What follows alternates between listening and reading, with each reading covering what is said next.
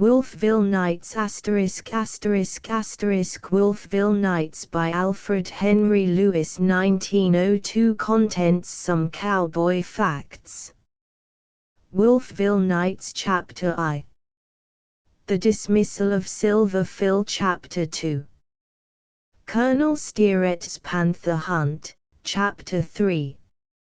How Pharaoh Nell Dealt Bank Chapter 4.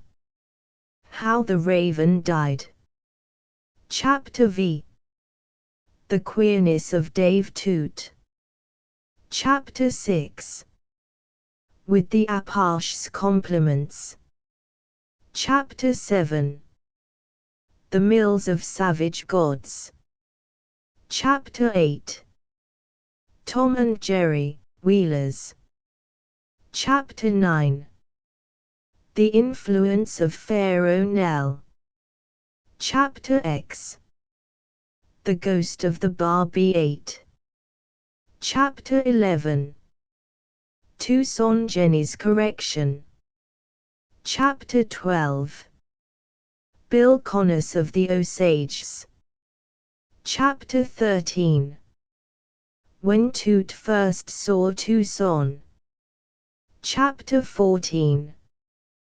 The Troubles of Dan Boggs Chapter 15. Bowlegs and Major Ben Chapter 16. Toad Allen's Elopement Chapter 17. The Clients of Aaron Green Chapter 17. Colonel Steerett Relates Marvels Chapter 19. The Luck of Hardrobe Chapter XX.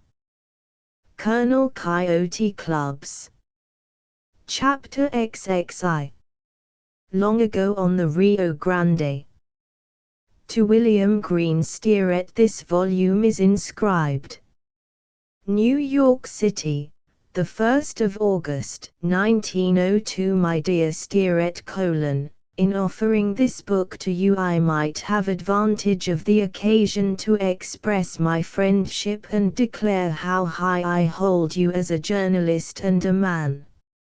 Or I might speak of those years at Washington when in the gallery we worked shoulder to shoulder. I might recall to you the wit of Hannum, or remind you of the darkling Barrett, the mighty Decker, the excellent Cohen, the vivid Brown, the imaginative Miller, the volatile Angus, the epigrammatic Merrick, the quietly satirical Splain, Rooser the earnest, Boynton the energetic, Carson the eminent, and Dunnell, famous for a bitter, frank integrity.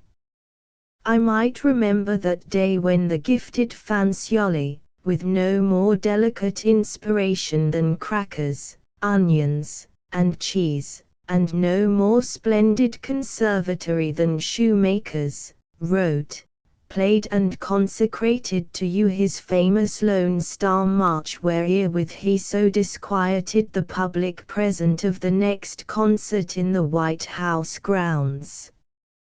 Or I might hark back to the campaign of '92, when together we struggled against national politics as evinced in the city of New York. I might repaint that election night when, with 100,000 whirling dervishes of democracy in Madison Square, dancing dances, and singing songs of victory, we undertook through the hubbub to send from the 23rd Street Telegraph Office half-hourly bulletins to our papers in the West. How you, accompanied of the dignified Richard Bright, went often to the Fifth Avenue Hotel, and how at last you dictated your bulletins, a sort of triumphant blank verse.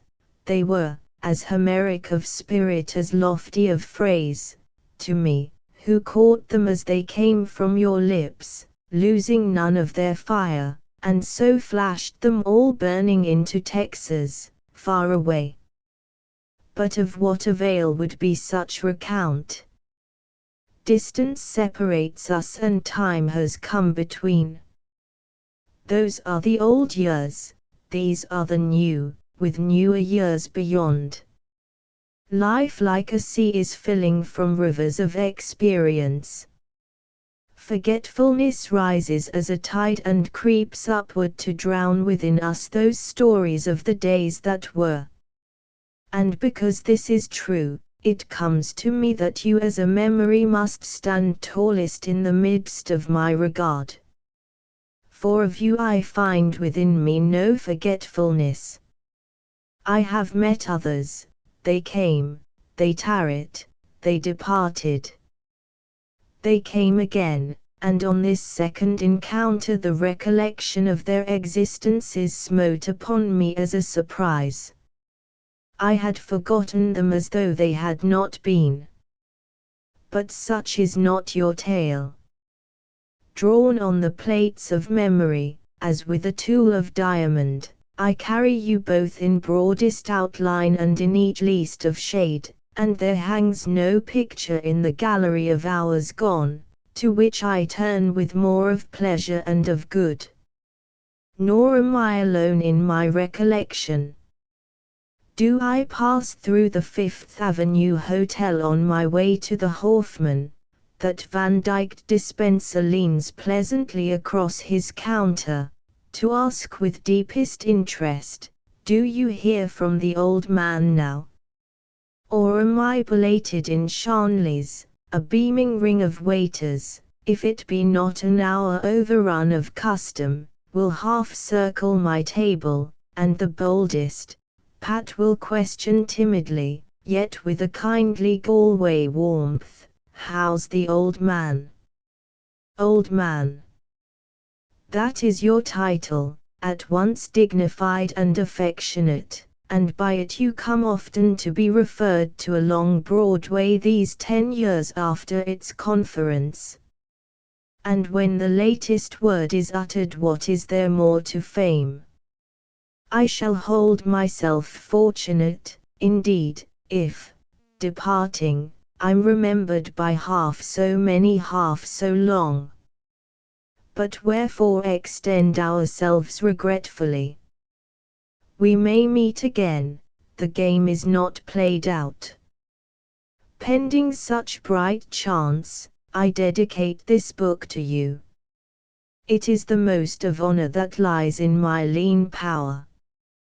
And in so doing, I am almost moved to say, as said Goldsmith of Johnson in his offering of She Stoops to Conquer, by inscribing this slight performance to you, I do not mean to so much compliment you as myself.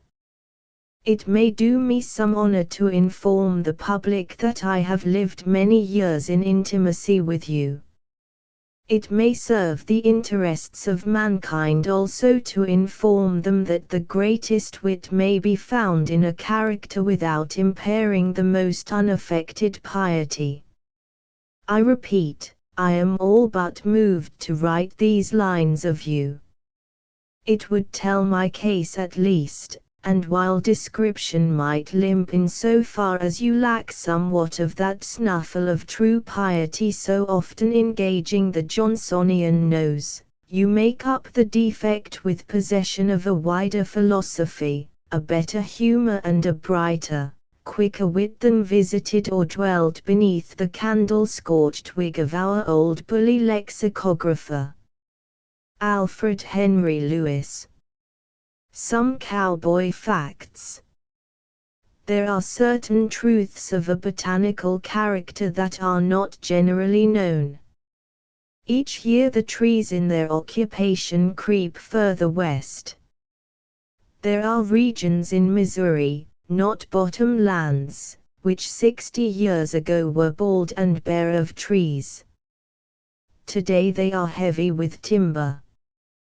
Westward, beyond the trees, lie the prairies, and beyond the prairies, the plains.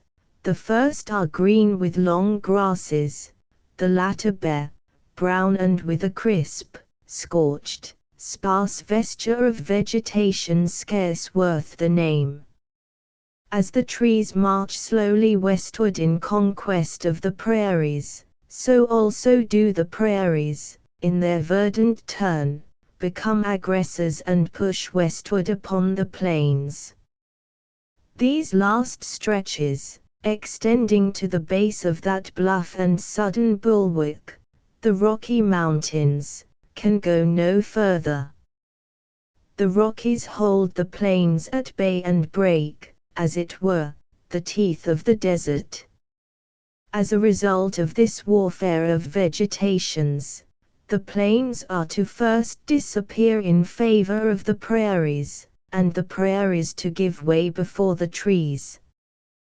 These mutations all wait on rain, and as the rain belt goes ever and ever westward, a strip of plains each year surrenders its aridity, and the prairies and then the trees press on and take new ground. These facts should contain some virtue of interest, the more since with the changes chronicled, come also changes in the character of both the inhabitants and the employments of these regions. With a civilized people extending themselves over new lands, cattle form ever the advance guard. Then come the farms. This is the procession of a civilized, peaceful invasion, thus is the column marshaled. First, the pastoral, next, the agricultural, third and last, the manufacturing, and per consequence, the big cities, where the treasure chests of a race are kept.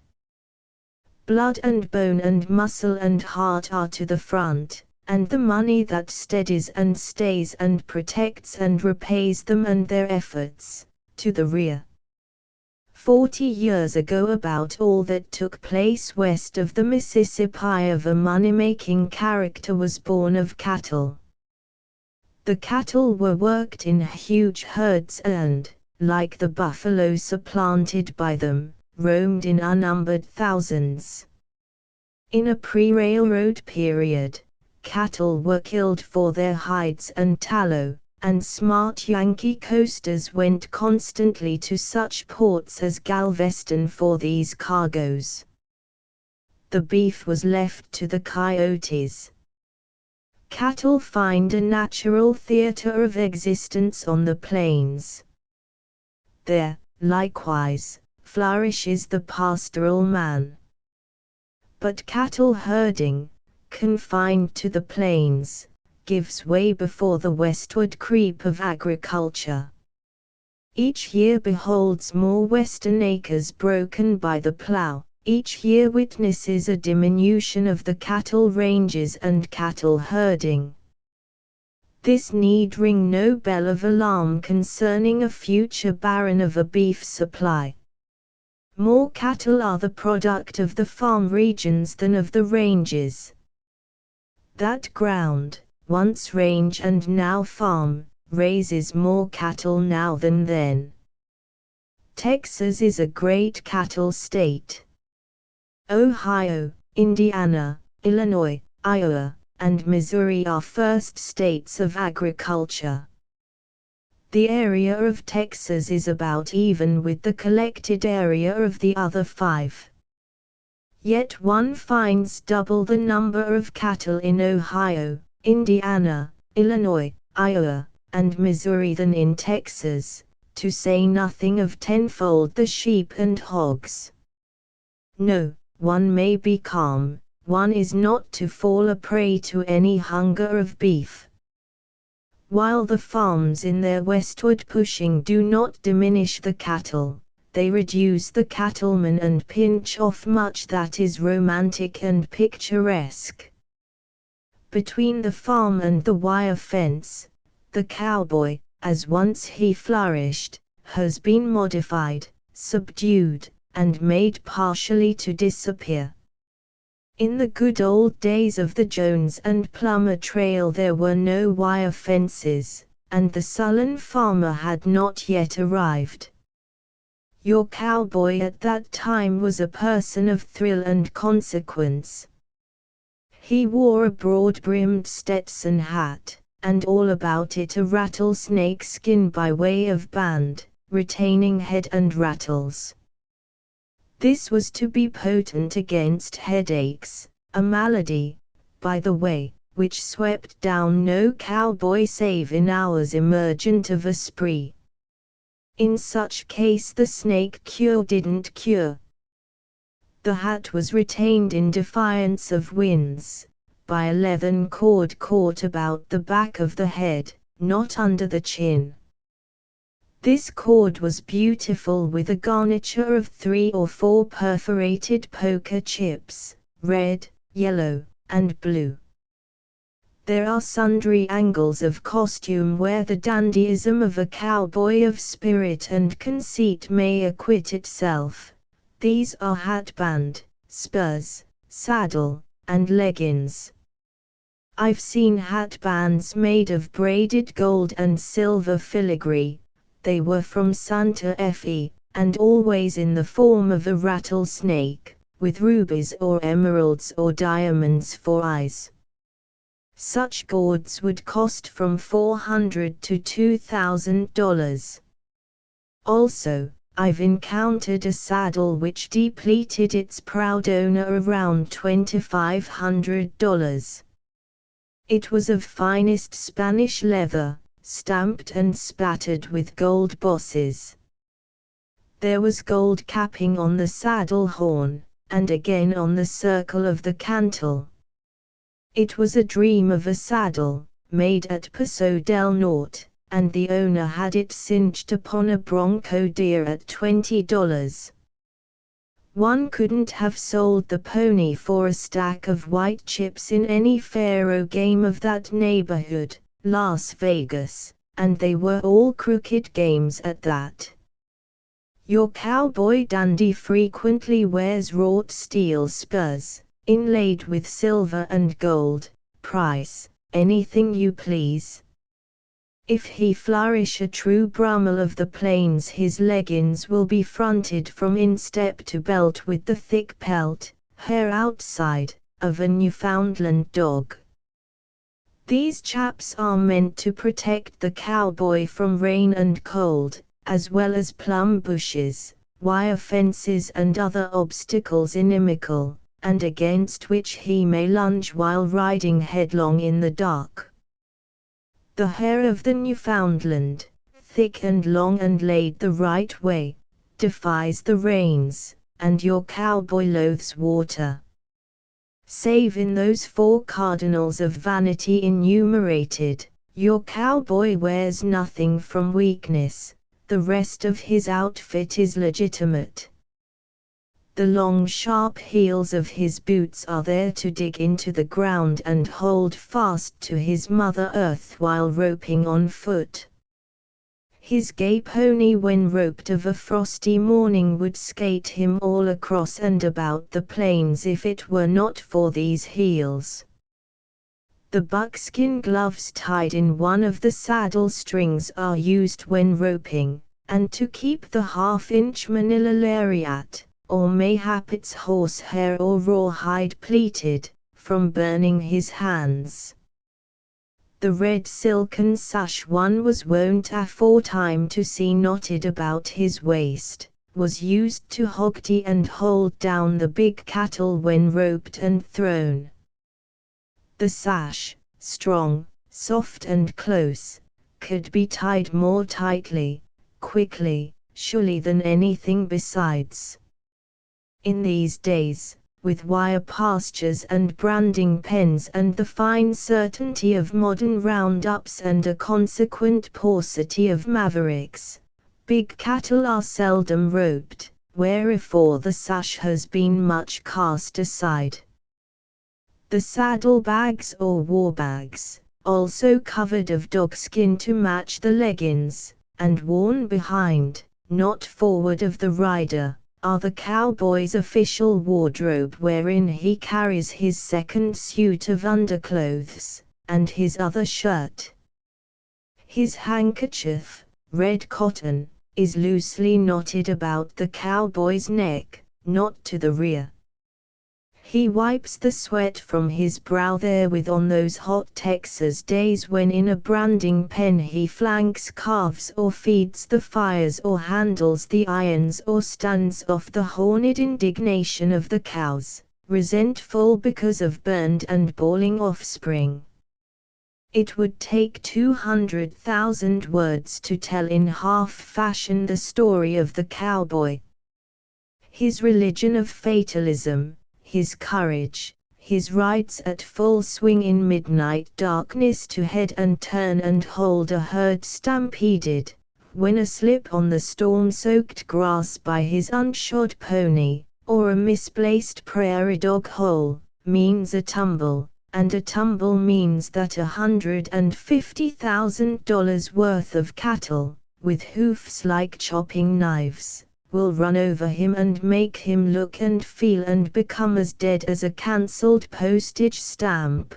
His troubles, his joys, his soberness in camp, his drunkenness in town, and his feuds and occasional gun plays are not to be disposed of in a preface. One cannot in such cramped space so much as hit the high places in a cowboy career. At work on the range and about his camp, for, bar accidents, wherever you find a cowboy you will find a camp. The cowboy is a youth of sober quiet dignity. There is a deal of deep politeness and nothing of epithet, insult or horseplay where everybody wears a gun. There are no folk inquisitive on the ranges. No one asks your name. If driven by stress of conversation to something akin to it, the cowboy will say, "What may I call you, sir?" And he's as careful to add the sir as he is to expect it in return. You are at liberty to select what name you prefer. Where you hail from? Where going? Why? Are queries never put? To look at the brand on your pony, you, a stranger, is a dangerous vulgarity to which no gentleman of the Panhandle or any other region of pure southwestern politeness would stoop. And if you wish to arouse an instant combination of hate, suspicion and contempt in the bosom of a cowboy, you have but to stretch forth your artless eastern hand and ask, "Let me look at your gun." Cowboys on the range or in the town are excessively clannish. They never desert each other, but stay and fight and die and storm a jail and shoot a sheriff if needs press, to rescue a comrade made captive in their company. Also they care for each other when sick or injured, and set one another's bones when broken in the falls and tumbles of their craft. On the range the cowboy is quiet, just and peaceable. There are neither women nor cards nor rum about the cow camps.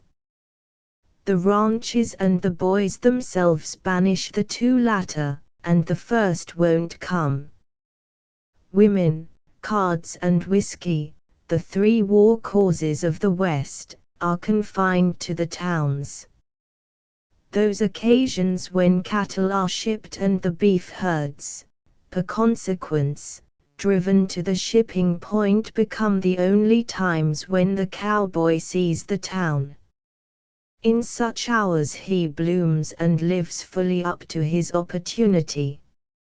He has traveled perhaps 200 miles and has been 20 days on the trail, for cattle may only be driven about 10 miles a day. He has been up day and night and slept half the time in the saddle. He has made himself hoarse singing some bass and the dying ranger to keep the cattle quiet and stave off stampedes. He has ridden 10 ponies to shadows in his 20 days of driving, wherefore, and naturally, your cowboy feels like relaxing.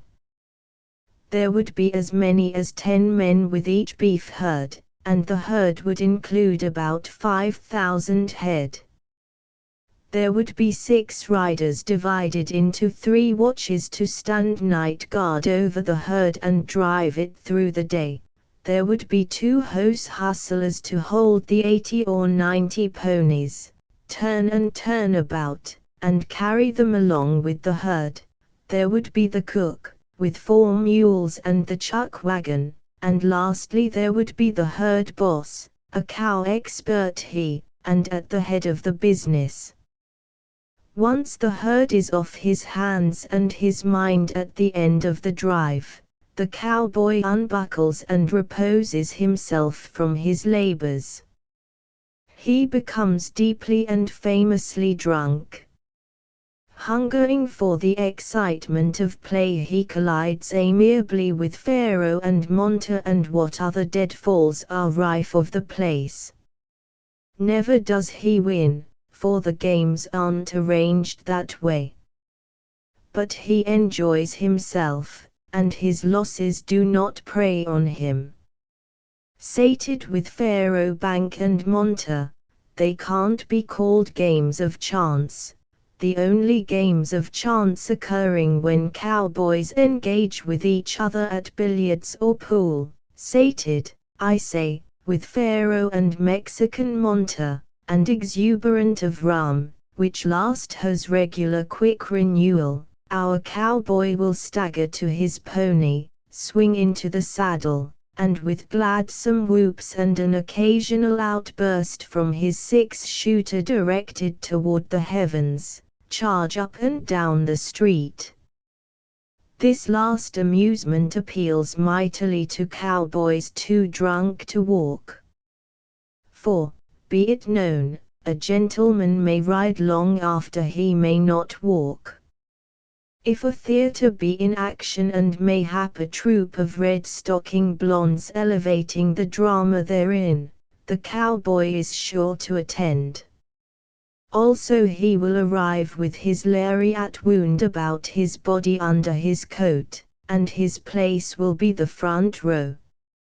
At some engaging crisis, such as the March of the Amazons, having first privily unwound and organized his lariat to that end, he will arise and rope an Amazon. This will produce bad language from the manager of the show, and compel the lady to sit upon the stage to the detriment of her wardrobe if no worse, and all to keep from being pulled across the footlights. Yet the exercise gives the cowboy deepest pleasure. Having thus distinguished the lady of his admiration, later he will meet her and escort her to the local dance hall. There, mingling with their frank companions, the two will drink, and loosen the boards of the floor with the strenuous dances of our frontier till daylight does appear. For the matter of a week, or perchance 2, it depends on how fast his money melts. In these fashions will our gentleman of cows engage his hours and expand himself. He will make a deal of noise, drink a deal of whiskey, acquire a deal of what he terms action, but he harms nobody, and, in a town toughened to his racket and which needs and gets his money, disturbs nobody. Let him whoop it up, he's paying for it, ain't he, will be the prompt local retort to any inquiry as to why he is thus permitted to disport. So long as the cowboy observes the etiquette of the town, he will not be molested or called down by marshal or sheriff or citizen. There are 4 things your cowboy must not do. He must not insult a woman, he must not shoot his pistol in a store or barroom, he must not ride his pony into those places of resort, and as a last proposal he must not ride his pony on the sidewalks. Shooting or riding into barrooms is reckoned as dangerous. Riding on the sidewalk comes more under the head of insult, and is popularly regarded as a taunting defiance of the town marshal. On such occasions the marshal never fails to respond, and the cowboy is called upon to surrender. If he complies, which to the credit of his horse sense he commonly does, he is led into brief captivity to be made loose when cooled. Does he resist arrest, there is an explosive rattle of 6-shooters, a mad scattering of the careful citizenry out of lines of fire, and a cowboy or marshal is added to the host beyond. At the close of the festival, if the marshal still lives he is congratulated, if the cowboy survives he is lynched, if both fall, they are buried with the honors of frontier war, while whatever the event, the communal ripple is but slight and only of the moment, following which the currents of Western existence sweep easily and calmly onward as before. A.H.L. Wolfville Nights Chapter I. The dismissal of Silver Phil. His name, complete, is Silver City Philip. In them social observances of the Southwest wherein haste is a fetcher and breath the bull's eye aimed at, said cognomen gets shortened to Silver Phil. The old cattleman looked thoughtfully into his glass, as if by that method he collected the scattered elements of a story. There was a pause. Then he lifted the glass to his lips as one who, being now evenly equipped of information, proposed that it arrive hand in hand with the inspiration which should build a tale from it. Sure, this Silver Phil is dead now, and I never yet crosses up with the gent who's that superfluous as to express regrets. It's Dan Boggs who dismisses Silver Phil. Dan does it in efforts he puts forth to faithfully represent the right. Doc Pete's allers allows this Silver Phil is a degenerate, leastwise that's the word Pete's uses. And while I freely concedes I ain't none too clear as to jest what a degenerate is, I stands ready to back Pete's description to win. Pete's is, bar Colonel William Green Steeret, the best educated sharp in Arizona, also the wariest as to express in views. Therefore when Pete's puts it up, on flinchin', that this year Silver Phil's a degenerate, you all can spread your blankets and go to sleep on it that a degenerate he is. Silver Phil is a little, dark, ignorant, tousled hard party, none too neat in costume. He's as black and small an evil seaman as a Mexican, still, you sees at a glance he ain't no greaser neither. And with all this yer surface wickedness, Silver Phil has a quick, hysterical way like a woman or a bird, and that's ever a grin on his face. You can smell bad off Silver Phil, like smoke in a house, and folks who's on the level, and most folks is, conceives a notion agin him the moment him and they meets up. The first time I observe Silver Phil, he's walking down the liquor room of the Red Light. As he goes by the bar, Black Jack, who's rearranging the nose pine on the shelf so it shows to advantage, gets careless and drops a bottle. Crash, it goes onto the floor. With the sound, and the unexpected suddenness of it stampeding his nerves, that away, Silver Phil leaps into the air like a cat, and when he lights, he's frontin' Black Jack and a gun in each hand. Which I won't be took, says Silver Phil, all flustered. His eyes is gleamin' and his face is pallin' and his ugly grin gets even uglier than before. But like a flash, he sees there's nothing to go in the air about, nothing that means him, and he puts up his hardware and composes himself. You all conducts yourself like a sport who has something on his mind, says Texas Thompson, who's there present at the time, and can't refrain from commenting on the start that bottle smashing gives Silver Phil. This Silver Phil makes no response, but sorto grins plenty ghastly, while his breath comes quick. Still, while you all note's easy that this person's scared, it's plain he's a killer just the same. It's frequent that a way. I'm never much afraid of one of your cold game gents like Cherokee Hall. You can gamble the limit they'll never put a 6-shooter in play till it's surely come their turn.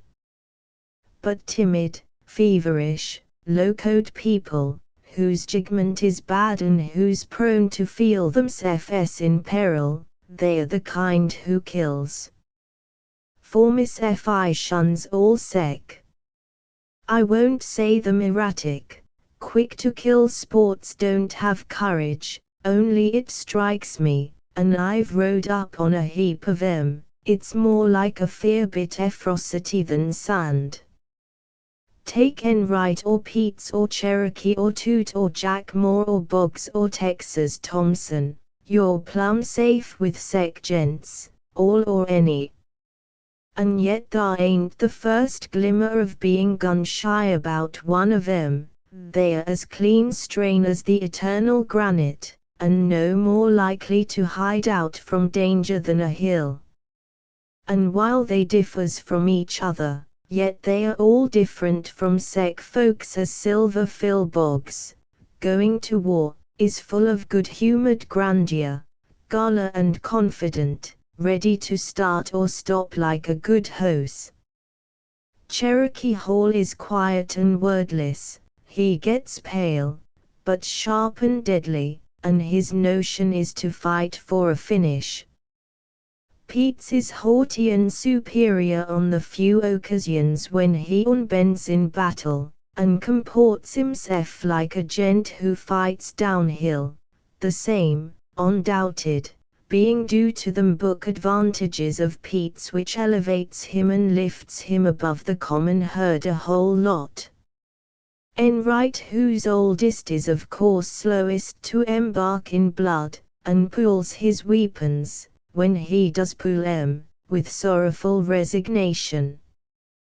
Which I'm surely saddest when I shoots, says Enright to me, as he reloads his gun one time. These yer humane sentiments, however, don't deter him from shootin' soon and aimin' low, which latter habits makes Wolfville's honored chief a highly desperate game to get against. Jack Moore, being as I explains former, the executive of the Stranglers, and responsible for law and order, has a heap of shootin' shoved on to him from time to time.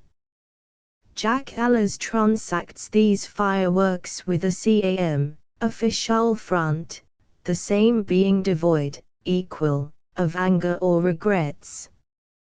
Toot, particular after he weds to son Jenny, and more particular still when he reaps new honors as the originator of that blessed infant Enright. Pete's Toot carries on what shootin' comes his way in a manner a lot dignified and lofty, while Texas Thompson, who's maybe morbid about his wife down in Lair do demandin' she be divorced that time, although he picks up his hand in a fracas, ready and irritable and with no delays, after all is that well balanced he's bound to be each time plumb right.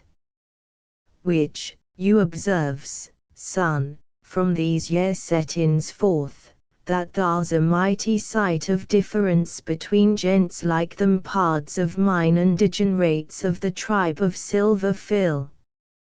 It's the difference between right and wrong, one works from a impulse of pure justice, the other is moved of a spirit of crime, and there you be.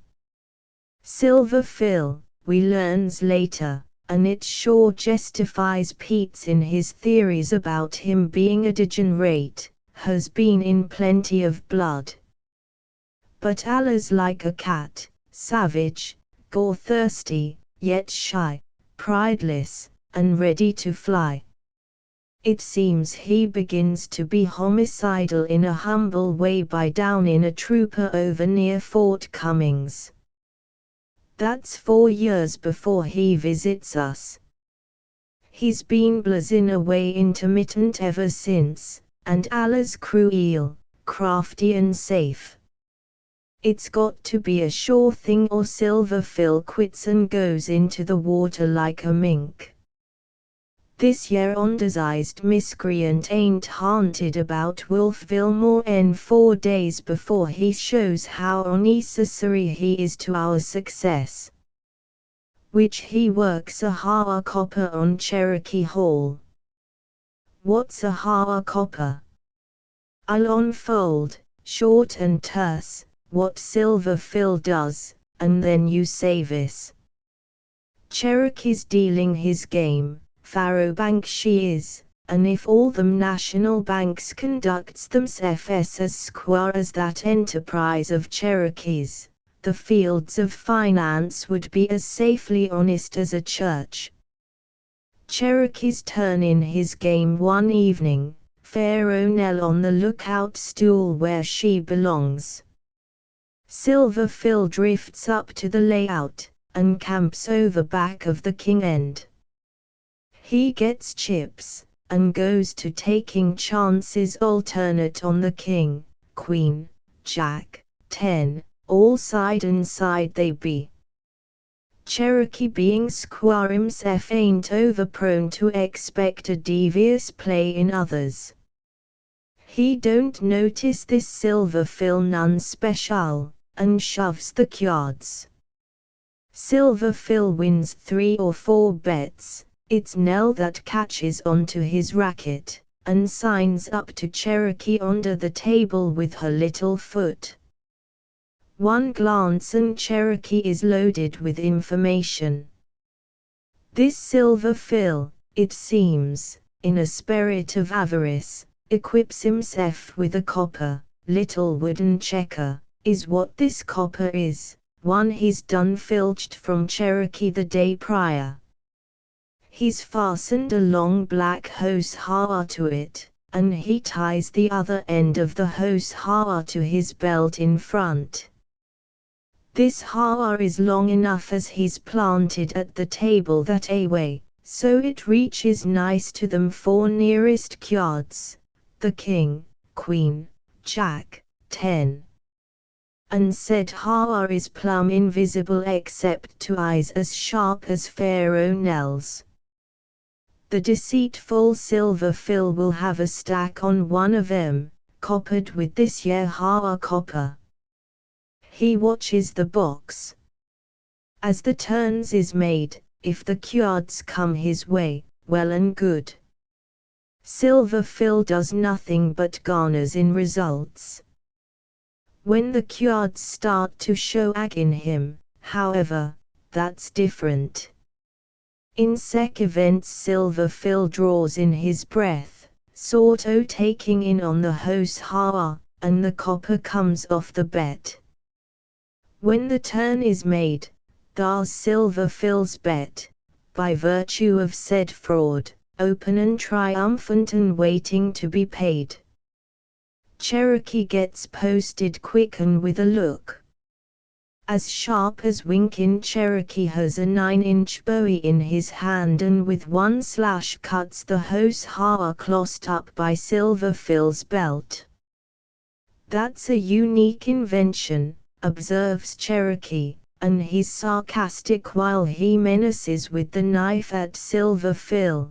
That contraption is surely plenty sagacious. But it don't go here. Shove in your chips. Silver Phil obeys, and he shows furtive, ugly, and alarmed, and all of 'em at once. He don't say a word. Now pull your freight, concludes Cherokee. If you ever drifts within 10 foot of a game of mine agin, I'll throw this knife plumb through you, through and through. And Cherokee, by way of lustration, lets fly the knife across the barroom. It comes like a flash. Chuck. There's a picture paper pasted onto the wooden wall of the red light, displaying the lineaments of some party.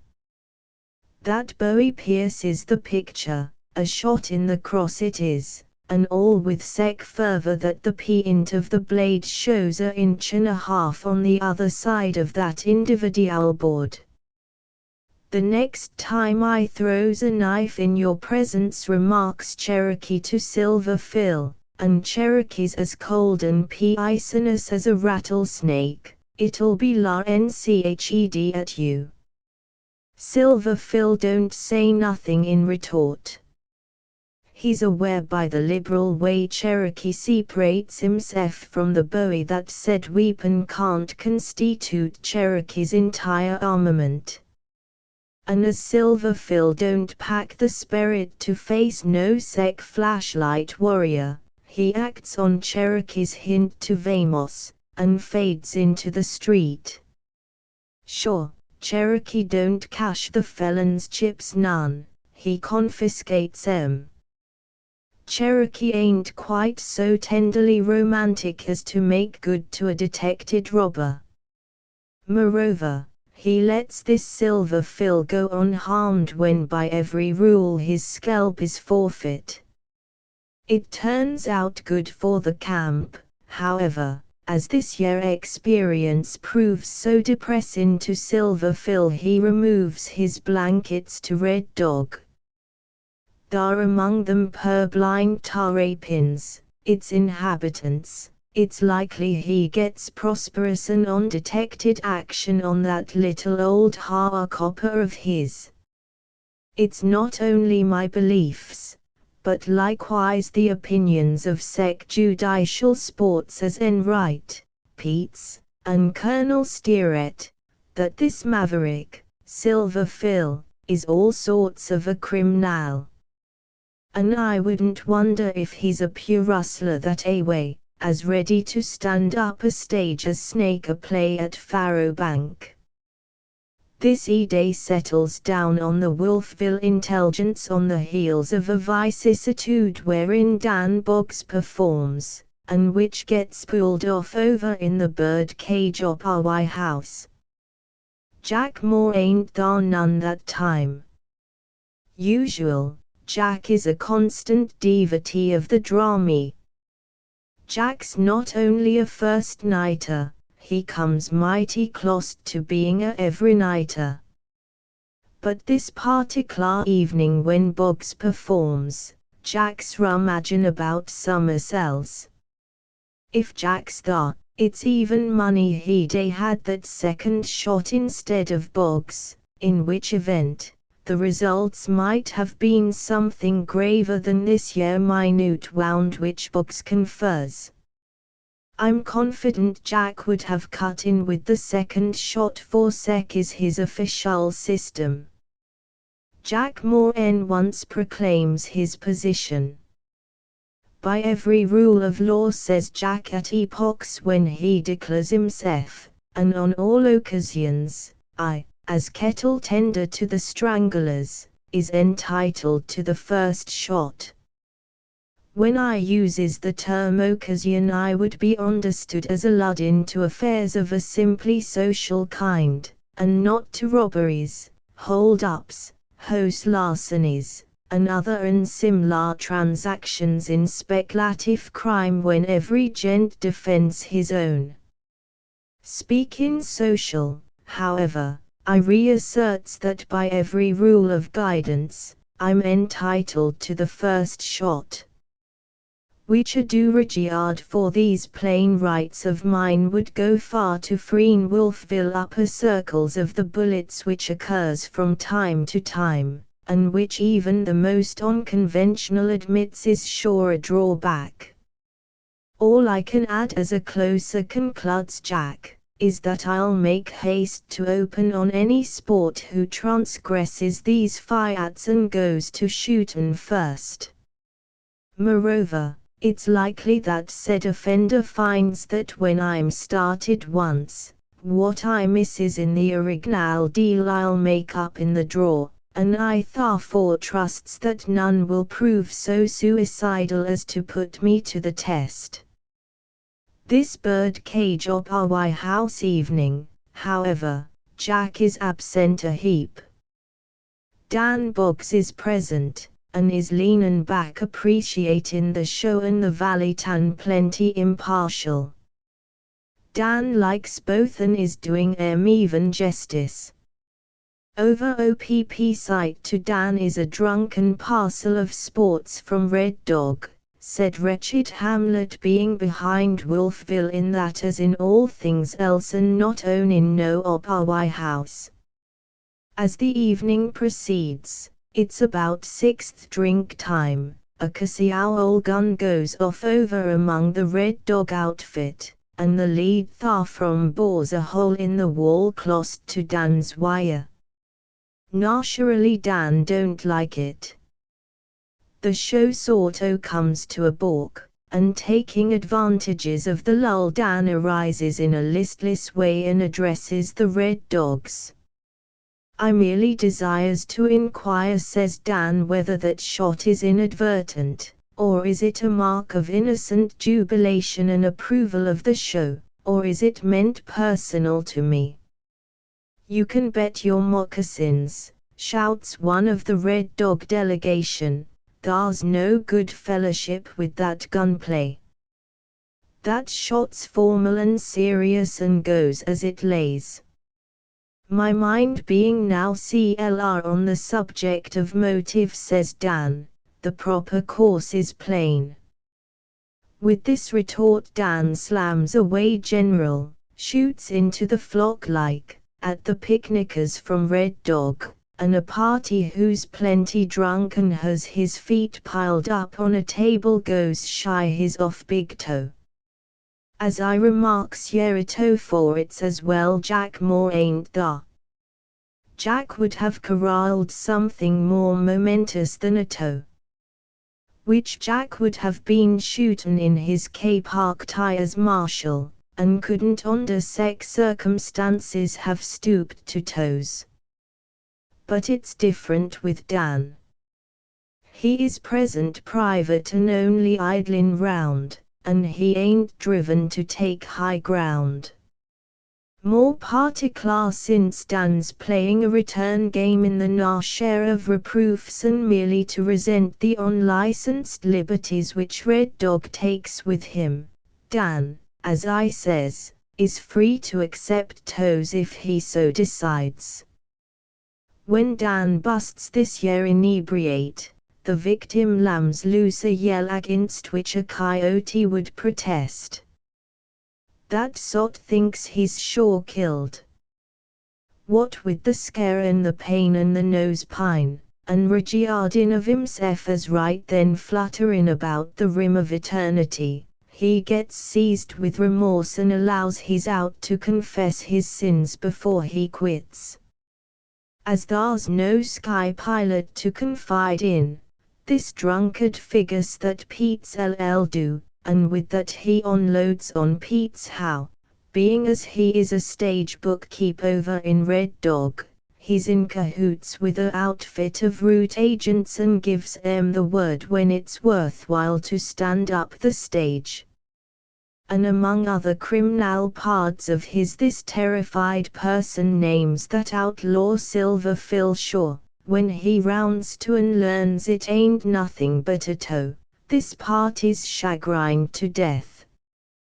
This year confidin' sports arrested and taken Summers, Prescott maybe, to be tried in a sure enough county for the robberies, the Red Dog stranglers not being game to butt in and hang him a lot themselves.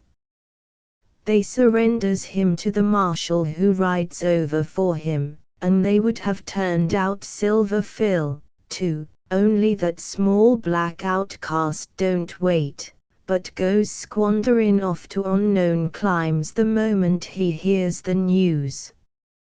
His vamoosed red dog before this penitent bookkeep ceases yelping and sobbing over his absent toe. It ain't no time, however, before we hears further of Silver Phil, that is, by way of rumor. It looks like a couple of big cow outfits summers in the San Simon country, they are the 3D and the K&A box brands, takes first to stealing each other's cattle, and, final, goes to war. Each side retains bands of murderers and proceeds buoyantly to lay for one another. Which Silver Phil enlists with the 3D and sneaks and prowls and bushwhacks and shoots himself into more or less bloody and ignoble prominence. At last the main war chiefs of the territory declares themselves in on the riot and chases both sides into the hills, and among other excellent deeds they makes captive Silver Phil. It's a great error they don't string this Silver Phil instanter. But no, after the procrastinating fashion of real law, they permits the villain, who's no more use on the surface of Arizona that a way than one of them hydrophobe polecats whose bite is death, to get a law sharp to plead and call for a showdown before a judge and jury. It takes days to try Silver Phil, and marshals and sheriff gents is 2 weeks squandering about getting witnesses, and all to as much trouble and loss of time and dinero as would suffice to round up the cattle of Cochise County. Enright and the Stranglers would have turned the trick in 20 minutes and never left the New York store until with Silver Phil and a lariat they repairs to the windmill to put the finishing touches on their lucubrations. Still, doomed slow and shiftless as they sure be, at the wind-up Silver Phil's found guilty, and is put in nomination by the presiding alcalde to be hanged, the time being set in a crazy house fashion for a month away. As Silver Phil, which he's that bad and hard he comes mighty close to being, game, is leaving the coty room with the marshal who's riding herd on him, he says, "I ain't paying much attention at the time, Silver Phil's talking to that marshal gent, being I'm thinking of something else. But do I understand that old grey sport on the bench to say you all is to hang me next month?" "That's whatever," assents this marshal gent, "and you can gamble a blue stack that hanging you is a bet we ain't none likely to overlook. Which we're out to put our whole grateful souls into the duty." "Now I thinks of it," observes Silver Phil, "I'm some averse to being hanged.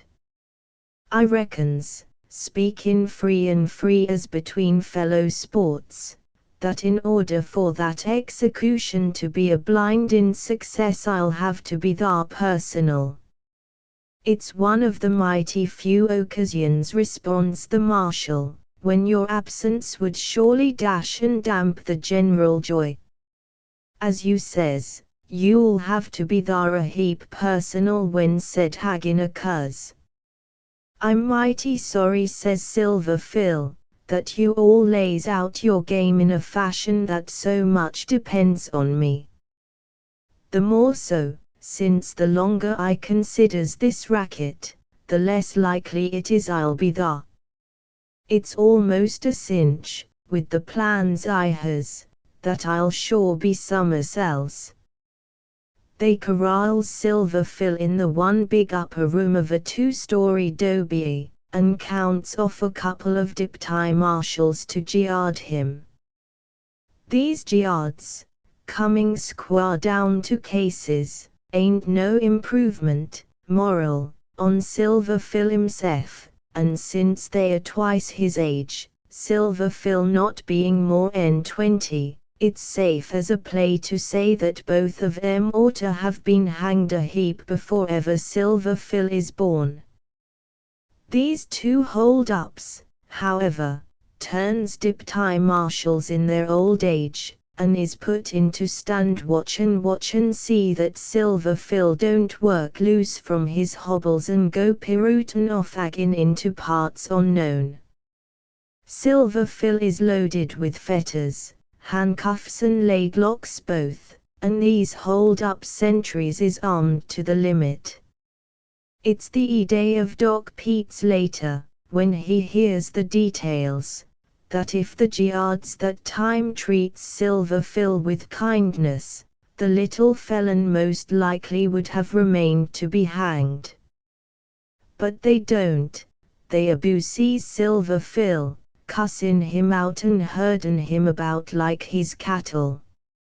They're a evil-tempered couple, them deputies, and they don't give Silver Phil no sort o' peace.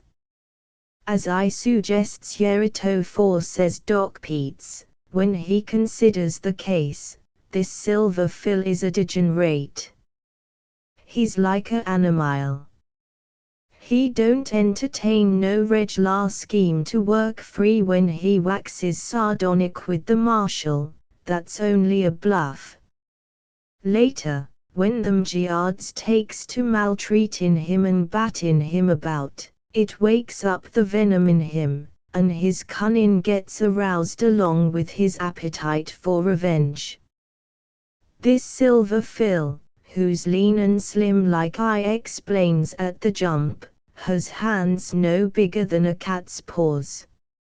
It ain't no time when he discovers that by cutting himself a bit on the irons, he can shuck the handcuffs whenever he's disposed. Even then, he don't outline no campaign for liberty, just sorta ruminates and waits. It's one particular morning, some 2 weeks after Silver Phil's sentenced that away. The marshal gent himself ain't about, being on some duty over to Tucson. Silver Phil is upstairs on the top floor of the dobe with his Giards. Which he's hotter than a wildcat. The Giards and him has been having a cussin' match, and as Silver Phil outplays em talking, one of em's done whacked him over the scalp with his gun. The blood's tricklin' down Silver Phil's forehead as he sits glowerin'. One of the Giards is loadin' a 10-gauge greener, a whole mouthful of buckshot in each shell. He's grinnin' at Silver Phil as he shoves the shells in the gun and slams her shet. Which I'm loadin' that weapon for you, says the Giard, contemplatin' Silver Phil derisive. You be you, replies Silver Phil, his eyes burnin' with rage. Which you better look out a whole lot, you all may get it yourself. The Giard laughs ugly and exasperatin' and puts the 10-gauge in a locker along with 2 or 3 Winchesters. Then he turns the key on the firearms and goes caperin' off to his feet. The other Giard, his compadre, is settin' on a stool looking out a window. Maybe he's considerin' of his sins. It would be more in his hand at this time if he thinks of Silver Phil, who's full of wrath at the taunts of the departed Giard, slips his hands free of the irons. Most of the hide on his wrists comes with em, but Silver Phil don't care. The Giard's back is to him as that gent sits gazin' out and off along the dusty trail where it winds grey and hot toward Tucson. Silver Phil organizes, stealthy and cat-cautious, he's out for the Giard's gun as it hangs from his belt, the butt all temptin' and suggestive. As Silver Phil makes his first move, the leg locks clanks. It ain't louder than the jingle of a brace of copper centers knocking together. It's enough, however, it strikes on the wire of that thoughtful Giard like the roar of a 44. He emerges from his reverie with a start, the play comes clr as noonday to him in a moment. The Giard leaps, without even looking round, to free himself from the clutch of Silver Phil. Which he's the splinter of a second too late. Silver Phil makes a spring like a mountain lion, leg locks and all, and grabs the gun. As the Giard goes clattering downstairs, Silver Phil pumps 2 loads into him and curls him up at the foot. Then Silver Phil hurls the 6-shooter at him with a volley of maledictions. Without pausing a moment, Silver Phil grabs the stool and smashes to flinders the locker that holds the 10-gauge greener. He ain't forgot none, and he's fair locoed to get that particular weapon for the other Giard. He rips it from the rack and shows at the window as his prey comes running to the rescue of his pod. "Oh, you Virg Sanders!" yells Silver Phil. The second Giard looks up, and as he does, Silver Phil gives him both barrels. 42 buckshot, and that Giard's so close he stops 'em all. As he lays dead, Silver Phil breaks the greener in 2, and throws, one after the other, stock and barrel at him. "Which I'll show you all what happens when folks loads a gun for me," says Silver Phil naturally. This artillery practice turns out the entire plaza. The folks is standing about the doby which confines Silver Phil, wondering whatever that enthusiast's going to do next. No, they don't come after him, and I'll tell you why. Sure, there's 20 gents looking on, any one of whom, so far as personal apprehensions is involved, would trail Silver Phil single-handed into a wolf's den. Which he'd feel plumb confident he gets away with Silver Phil and the wolves thrown in to even up the odds. Still, no one stretches forth to capture Silver Phil on this year violent occasion. And these is the reasons. There's no regular official present whose duty it is to rope up this Silver Phil. If Sec had chanced to be there, you can put down a stack he'd come a-running, and him or Silver Phil would have caught up with the 2 Giards on their journey into the beyond. But when it gets down to private people volunteering for duty as marshals, folks in the Southwest goes some slothful to work. There's the friends of the accused, and as a rule he ain't none friendless, who would mighty likely resent Sec zeal. Also, in the case of Silver Phil, his captivity grows out of a cattle war. 1/3 the public so far as it stands about the doby where Silver Phil is hived that time is 3D adherents, maybe another third is K&A box folks, while the last third is mighty likely neutral. Whichever way it breaks, however, there's a tacit standoff, and never a sport of 'em lifts a finger or voice to head off Silver Phil, which she's the inalienable right of Americans under the Constitution to escape with every chance they get, says one.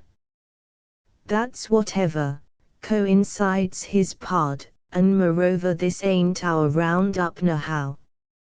It's in that fashion these private citizens adjusts their duty to the state while pausing to look on, in a spirit of curiosity while Silver Phil makes his next play. They don't wait long. Silver Phil comes out on the roof of a stoop in front. He's got a Winchester by now, and promptly throws the muzzle thereof on a leaden citizen. Silver Phil allows he'll plug this dignitary if they don't send up a sport with a file to cut loose the leg locks. Tharu pulling the pop lace, full of a warm interest by this time, does better. They gropes about in the war bags of the Vergsunders sharp, who stops the buckshot and gets his keys. A moment after, Silver Phil is free. Still, this untiring hold-up goes on menacing the leaden citizen as former. Which now Silver Phil demands a bronco, bridled and saddled. He gives the public 10 minutes. If the bronco is absent at the end of 10 minutes, Silver Phil allows he'll introduce about a pound of lead into where that village father does his cogitating. The bronco appears with 6 minutes to spare. As it arrives, the vivacious Silver Phil jumps off the roof of the stoop, the same being low, and is in the saddle and out o' sight while as practised a hand as Huggins is pouring out a drink.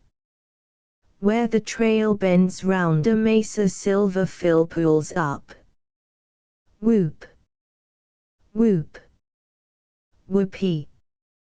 For Silver Phil he shouts. Then he waves the Winchester, and as he spurs round the corner of the hill, it's the last that spellbound outfit ever sees of Silver Phil. Naturally now, remarked my old friend, as he refreshed himself with a mouthful of scotch, you all is waiting and trying to guess wherever does Dan Boggs get in on this year deal. And it won't take no time to post you, the same being a comfort. Not one word do we all wolves of Wolfville hear of the divertin' adventures of Silver Phil, shootin' up his yards and fetchin' himself free, until days after. No one in camp has got Silver Phil on his mind at all, at least if he has, he deems him safe and sure in hock, waiting to be stretched. Considering what follows, I never experiences trouble in adopting Doc Pete's arguments that the episodes wherein this unhappy Silver Phil figure sorto aggravates his intellects until he's locoed. Being this Silver Phil's a degenerate declares Pete's explanatory, he's easy and soon to loco. His mind as well as his moral nature is unbalanced congenital. Any trifling jolt, much less than what that Silver Phil runs up on, and his fretful wits is sure to leave the saddle. Now that Silver Phil's free, but lunatic like Pete says, and doubly vicious by them tantalizing yards, it looks like he thinks of nothing but wreaking reprisals on all who's crossed his trail. And so with vengeance eating at his criminal heart, he paints that bronco's muzzle straight as a bird flies for Wolfville. Whoever do you all reckon now he wants? Cherokee Hall. Son, you've followed off the wrong wagon track. Silver Phil, imagine the turpitude of Seca ornery wretch, is out for the lovely scalp of Pharaoh Nell, who detects him in his hawa copper frauds that time. Which the first intimations we has of Silver Phil after that escape, is one evening about 5th drink time, or as you all says 4 o'clock. The sun's still hot and high over in the west. There's no game going, but being it's as convenient there as elsewhere and some cooler, Cherokee's set in back of his layout with Pharaoh Nell as usual on her lookout perch. Dan Boggs is across the street in the dance hall door, and his pet best bronco is waiting saddled in front.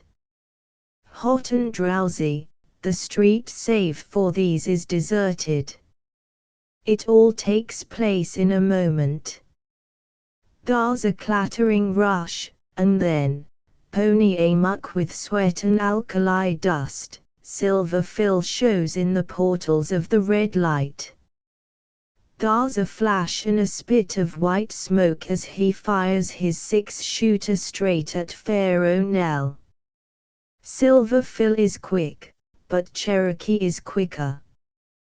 Cherokee sweeps Pharaoh Nell from her stool with one motion of his arm, and the bullet that's searching for her lifts Cherokee's haw a trifle where he most gets his head in its way. Undoubted, this Silver Phil allows he selects on Pharaoh Nell as planned. He don't shoot twice, and he don't tarry none, but wheels his wearied pony, gives a yell, and goes surging off. But Silver Phil's got down to the turn of that evil deal of his existence. He ain't 200 yards when Dan Boggs is in the saddle and riding hard. Dan's bronco runs 3 foot for every one of the pony of Silver Phil's, which that beaten and broken chaos is 80 miles from his last mouthful of grass.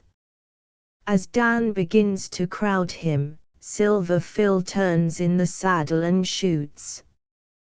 The lead goes way off yonder, wild. Dan, grim and silent, rides on without returning the fire. Which I wouldn't dishonor them guns of mine, says Dan, explainin' later the phenomenon of him not shootin' none. Which I wouldn't dishonor them guns by usin' 'em on varmints like this yere Silver Phil. As Silver Phil reorganizes for a second shot, his bronco stumbles. Silver Phil pitches from the saddle and strikes the grass to one side. As he half rises, Dan lowers on him like the swoop of a hawk. It's as though Dan's going to snatch a handkerchief from the ground. As Dan flashes by, he swings low from the saddle and his right hand takes a true full grip on that outlaw's shoulder. Dan has the thews and muscles of a cinnamon bear, and Silver Phil is only a scrap of a man. As Dan straightens up in the stirrups, he heaves this Silver Phil on high to the length of his long arm, and then he dashes him against the flint-hard earth, which the maneuver, we all witnesses it from maybe a quarter of a mile, which the maneuver that way is sure remorseless. This Silver Phil is nothing but shattered bones and bleeding pulp. He strikes the plains like he's crime from the clouds and is dead without a quiver. Bury him. No, says old man Enright to Dave Toot, who asks the question. Let him find his bed where he falls. While Enright speaks, and as Dan rides up to us at the red light, a prompt raven drops down over where this Silver Phil is laying.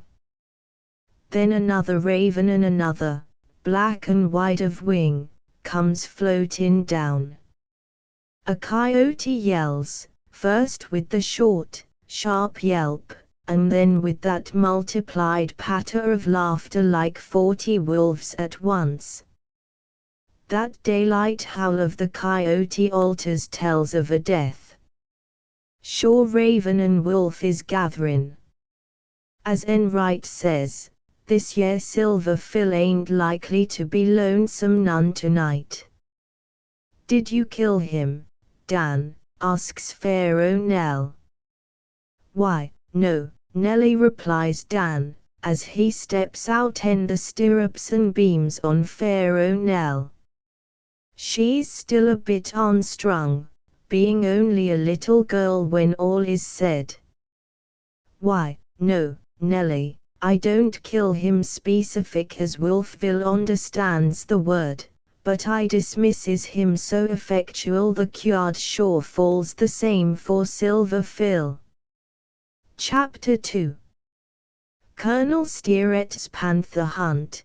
Panthers, what we all calls mountain lions, observed the old cattleman, wearing meanwhile the sapient air of him who feels equipped of his subject, is plenty furtive, not to say mighty sedulous to skulk.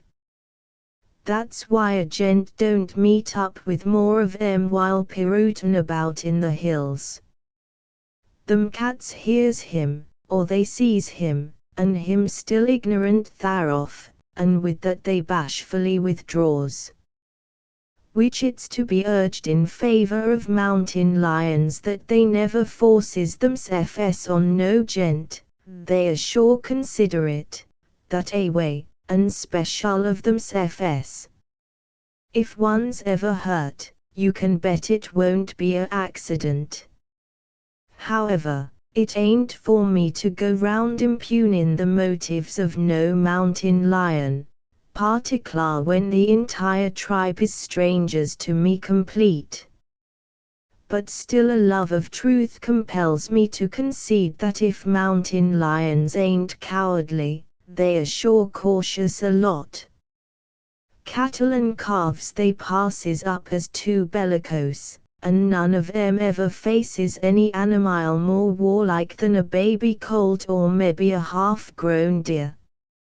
I'm riding along the Cayley end once when I hears a crashin' in the bushes on the bluff above, 200 foot high, she is, and as sheer as the walls of this yere tavern. As I lifts my eyes, a fear-frenzied mare and colt comes charging up and projects themselves over the precipice and lands in the valley below. They are dead as Julius Caesar when I rides on to 'em, while a brace of mountain lions is skirtin' up and down the edge of the bluff they leaps from, mewing and lashing their long tails in hot enthusiasm. Sure, the cats has been chasin' the mare and foal, and they locos 'em to that extent they don't know where they are heading and makes the death jump I relates. I bangs away with my 6-shooter, but beyond giving the mountain lions a convulsive start I can't say I does any execution. They turns and goes streaking it through the pine woods like a drunkard to a barn raisin. Timid. Sure. They're that timid seminary girls compared to 'em is as sternly courageous as a parcel of buccaneers. Out in Mitchell's Canyon a couple of the Lee Scott riders cuts the trail of a mountain lion and her 2 kittens. Now whatever do you all reckon this old tabby does? Basely deserts her offsprings without even baring a tooth, and the cowpunchers takes 'em gently by their tails and beats out their juvenile brains. That's straight, that mother lion goes swarming up the canyon like she ain't got a minute to live. And you can gamble the limit that where a animal sees its children perish without fronting up for war, it don't possess the commonest rudiments of sand. Son, is mountain lions. It's one evening in the red light when Colonel Steeret, who's got through his day's toil on that coyote paper he's editor of, unfolds concerning a panther roundup which he pulls off in his youth. This panther hunt, says Colonel Steeret, as he fills his 3rd tumbler, occurs when mighty likely I'm going on 17 winters. I'm a leader among my young companions at the time, in fact, I allers is. And I'm proud to say that my supremacy that a way is due to the dominant character of my intellects. I'm ever bright and sparkling as a child, and I recalls how my aptitude for learning promotes me to be regarded as the smartest lad in my set. If there's visitors to the school, or if the select men invades that academy to sort o size us up, the teacher allers plays me on 'em. I'd go to the front for the outfit, which I'm wont on sec harrowin' occasions to recite a ode, the teacher's done wrote it himself, and which is entitled Napoleon's Mad Career.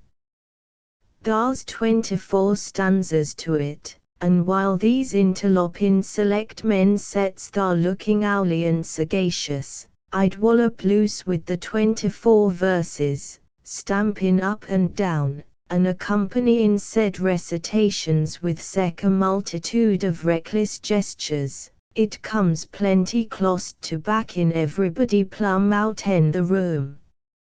Here's the first verse. I'd drink an SWR and RR and TR and fall down in the mud, while the earth for 40 miles about is kivered with my blood.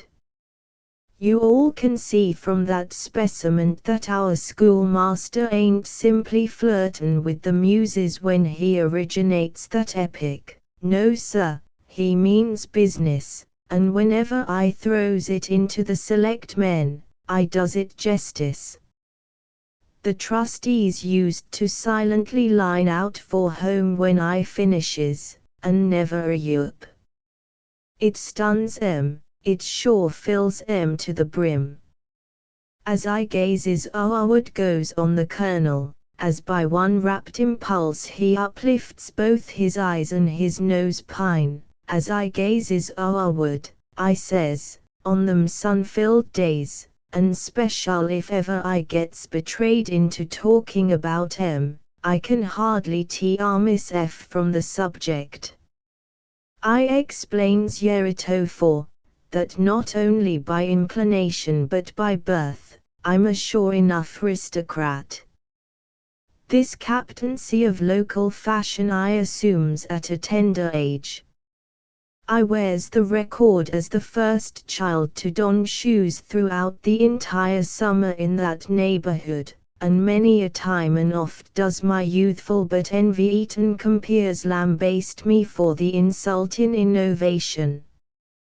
But I sticks to my moccasins, and today shoes in the blue grass is almost as universal as the liquor habit.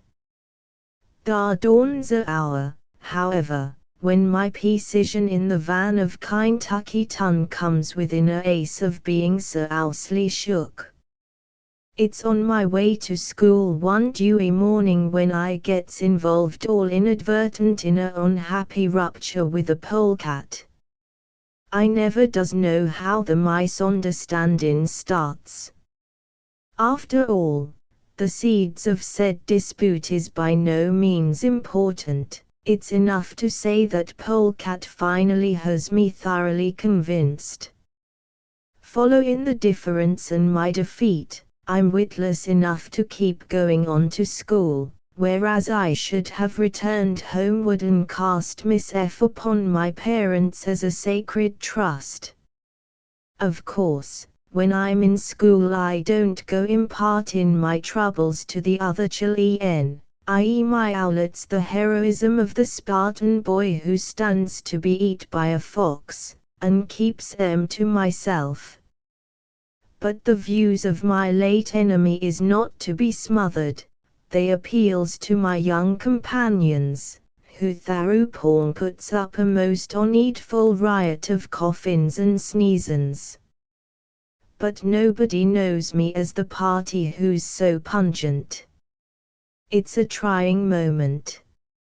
I can see that, once I'm located, I'm going to be as unpopular as a bear in a hog pen. I'll come tumbling from my pinnacle in that proud community as the glass of fashion and the mold of form.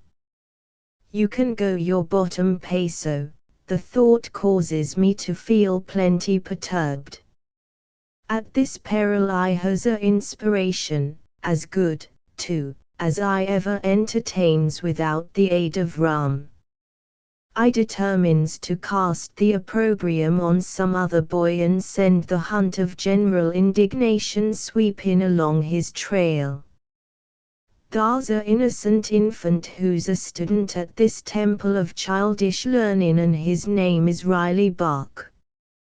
This Riley is one of them giant children who's only 12 and weighs 300 pounds. And in proportions as Riley is a son of Anak, physical, he's dwarfed mental. He ain't half as well upholstered with brains as a shepherd dog. That's right, Riley's intellects is like a fly in a saucer of syrup, they struggles round plumb slow. I decides to uplift Riley to the public eye as the felon who's disturbing that seminary's serenity. Coming to this decision, I peeints at him where he's planted 4 seats ahead, all tangled up in a spelling book, and says in a loud whisper to a child who's sitting next, "Throw him out." That's enough. No gent will ever realize how easy it is to direct a people's sentiment until he take a whirl at the game. In 2 minutes by the teacher's bullseye copper watch, every soul knows it's poor Riley, and in 3, the teacher's done drug Riley outdoors by the hair of his head and chased him home. Gents, I look back on that youthful feat as a triumph of diplomacy. It sure saves my standing as the Beau Brummel of the bluegrass. Good old days, them, observes the colonel mournfully, and one's never to come again. My sternest studies is romances, and the prusels of old tales as I tells you all prior fills me full of moss and mockingbirds in equal parts. I reads deep of Walter Scott and waxes to be a sharp on Moslem's special.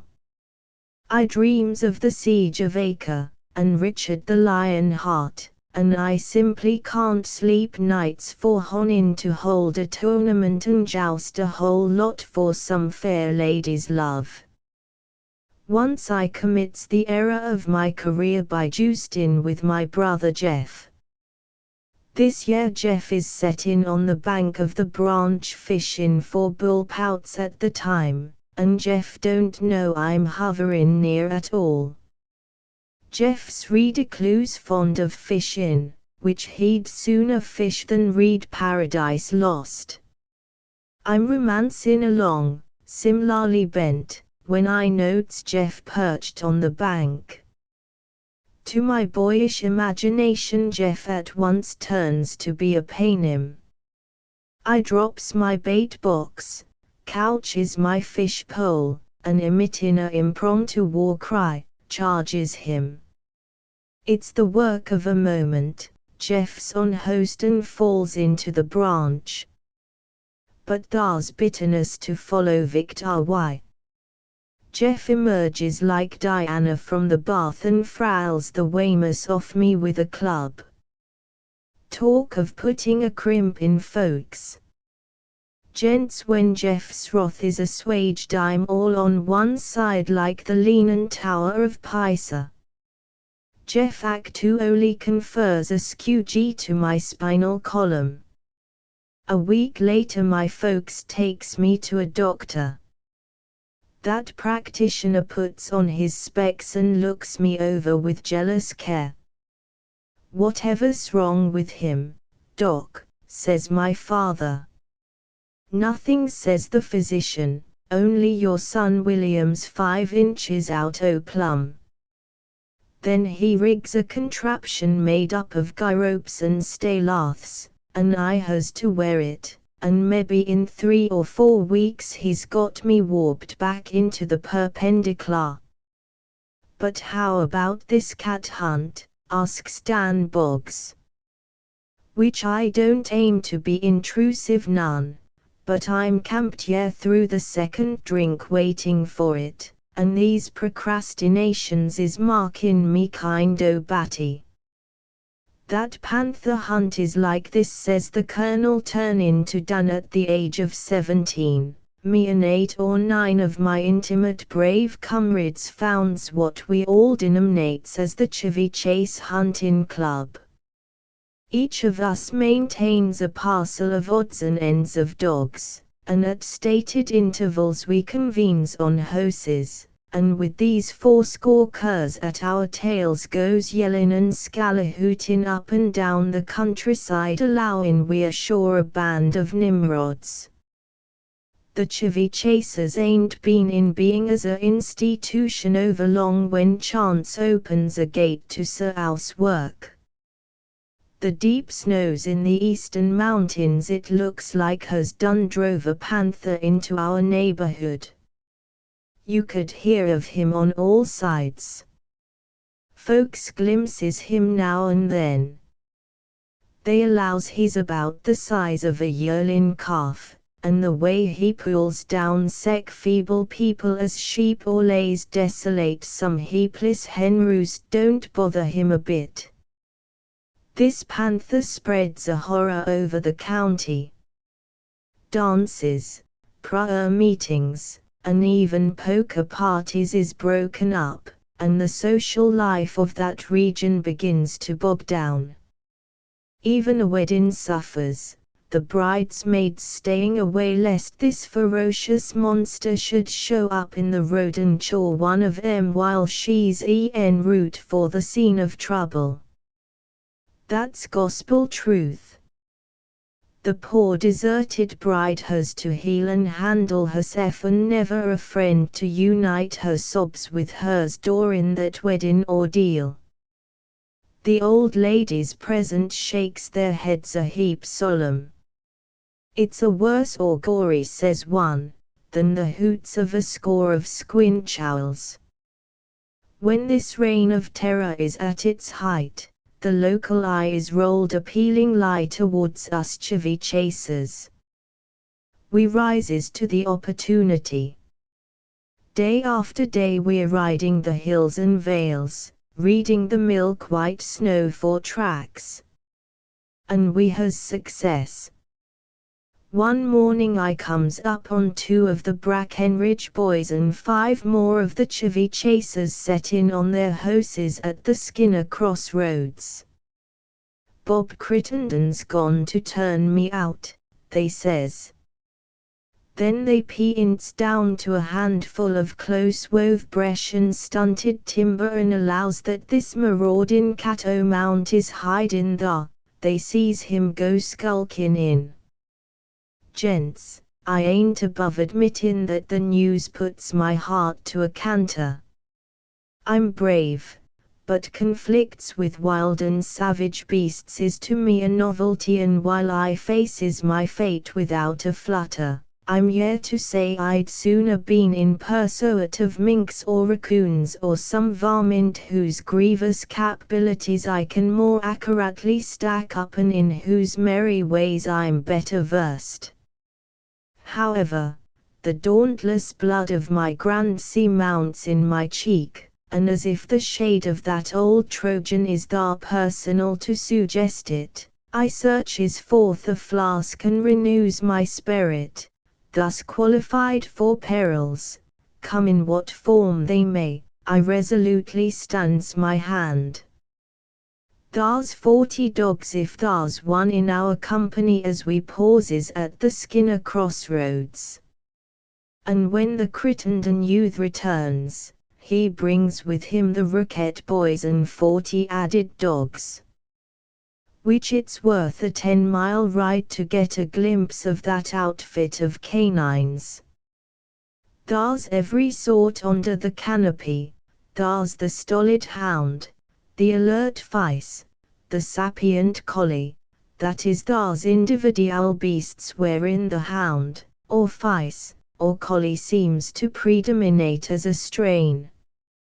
The truth is there's not that dog a whining about our hosses fetlocks who ain't proudly descended from 15 different tribes, and they surely makes a motley mass meeting.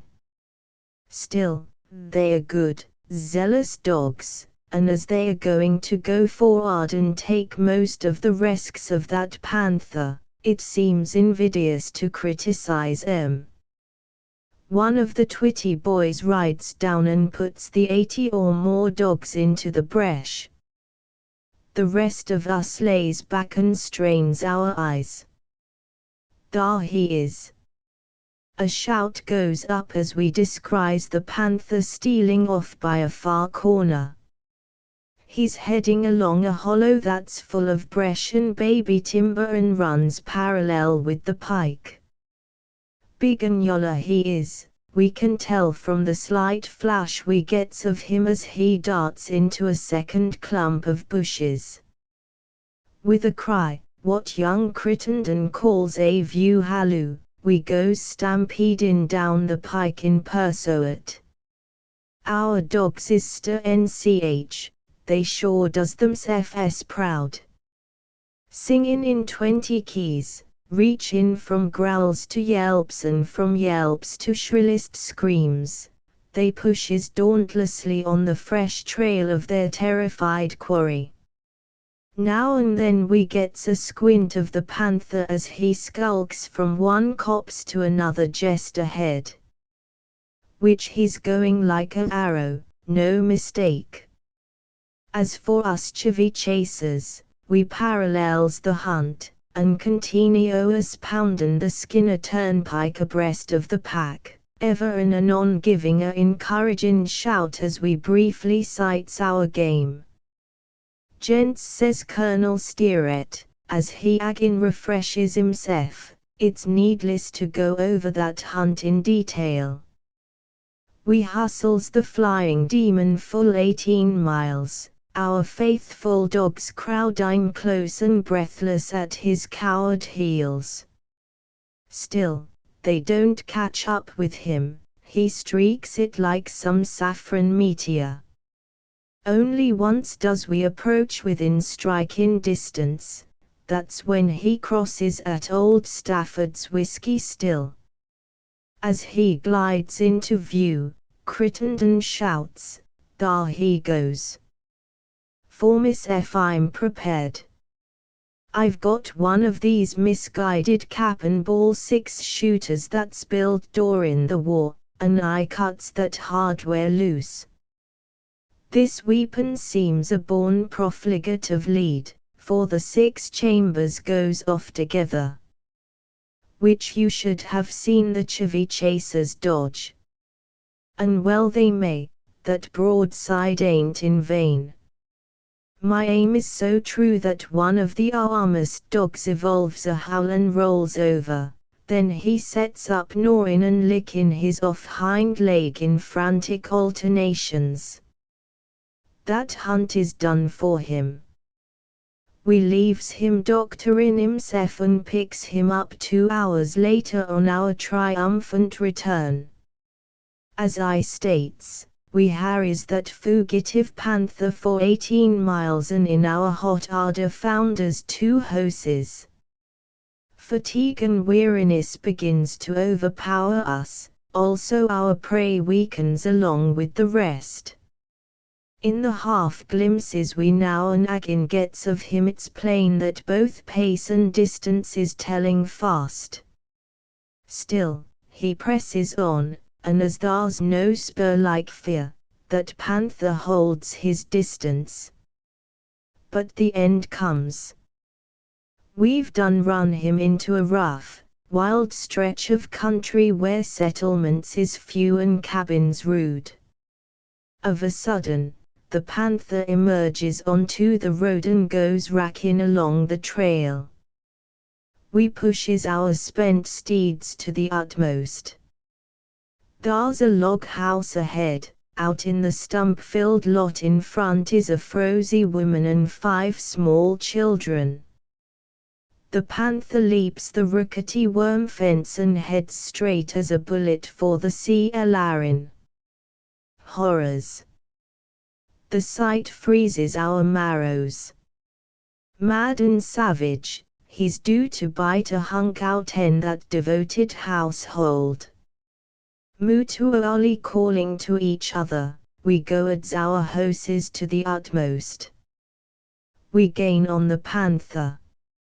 He may wound, but he won't have time to slay that family. Gents, it's a supreme moment. The panther makes for the female squatter and her litter, we pant in and press in close behind. The panther is among 'em, the women and the children seems transfixed by the awful spectacle and stands rooted with open eyes and mouths. Our emotions sure beggars descriptions. Now ensues a scene to smite the hardiest of us with dismay. No sooner does the panther find himself in the midst of that heapless bevy of little ones, than he stops, turns round abrupt, and sets down on his tail, and then uplifting his muzzle he busts into shrieks and yells and howls and cries, a complete case of dog hysterics. That's what he is, a great yellow dog. His reason is now a rack because we harasses him the 18 miles. Thar's a ugly outcast of a squatter, mattock in hand, comes tumbling down the hillside from summers out back of the shanty where he's been grubbing. What be you all idiots chasin' my dog for? Demands this unkempt party. Then he menaces us with the implement. We makes no retort but stands passive. The great orange brute whose nerves has been torn to rags creeps to the squatter and with mournful howls explains what we've made him suffer. No, thar's nothing further to do unless to be said. That cavalcade, erstwhile so gala and buoyant, drags itself wearily homeward. The exhausted dogs in the are walking stiff and sore like their legs is wood. For more 'n a mile the complain and howls of the hysterical yellow dog is wafted to our ears. Then they ceases, and we figures his sympathizing master has done took him into the shanty and shet the door. No one comments on this adventure, not a word is heard. Each is silent until we mounts the Big Murray Hill. As we collects ourselves on this eminence, one of the Brackenridge boys holds up his hand for a halt. Gents, he says, as, horses, hunters and dogs, we all gathers round. Gents, I moves you the Chevy Chase Hunting Club hereby stands adjourned signed die. Thar's a moment's pause, and then as by one impulse every gent, hose and dog, says it's unanimous, and from that hour till now the Chevy Chase Hunting Club ain't been nothing save tradition. But that panther sure disappears, it's the end of his vandalage, and agin does quadrilles, prowess, and poker resume their wonted sway. That's the end, and now, gents, if Black Jack will caper to his duties we'll uplift our drooped energies with the usual 40 drops. Chapter 3. How Pharaoh Nell dealt bank. Riches, remarked the old cattleman, riches says you. Neither you all nor any other gent is competent to state whether in the future he amasses wealth or not. The question is far beyond the throw of your rope. My friend's tone breathed a note of strong contradiction while his glance was the glance of experience. I had said that I carried no hope of becoming rich, that the members of my tribe were born with their hands open and had such hold of money as a riddle has of water. It was this which moved him to expostulatory denial. This matter of wealth, that a way he continued, is a mighty sight a question of luck. Sure, a gent has to have capacity to grasp a chance and savvy sufficient to get his chips down right. But this chance, and whether it offers its F to any specific sport, is frequent accident, and its coming or failure to come depends on conditions over which the party about to be enriched ain't got no control. That's straight, son. You backtrack any fortune to its beginning and summers along the trail, or at the farthest end you'll come up with the fact that it took a accident or two, what we all darkened mortals calls luck, to make good the play. It's like gettin' shot, gettin' riches. All you has to do is be present personal at the time, and the bullet does the rest. You distrusts these doctrines. You sure won't if you sets down hard and thinks. Suppose 20 gents has made us around and is huntin' a bear. Only one is going to down him. And in his clumsy blunderin' the bear is going to select his executioner himself. That's a fact.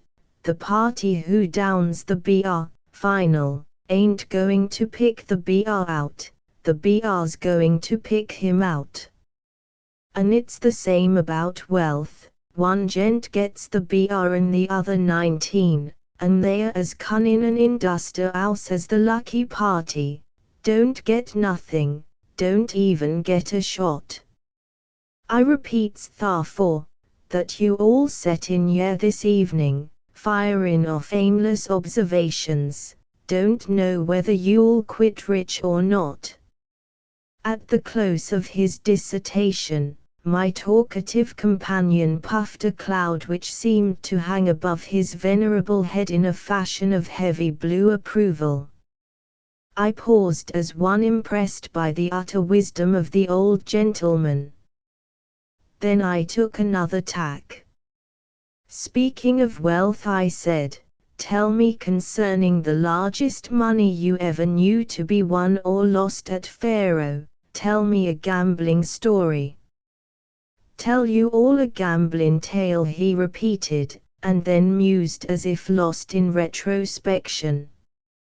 If I hesitates, it's because of a multitude of incidents from which to draw. I've beheld some mighty curs doiness at the gambling tables.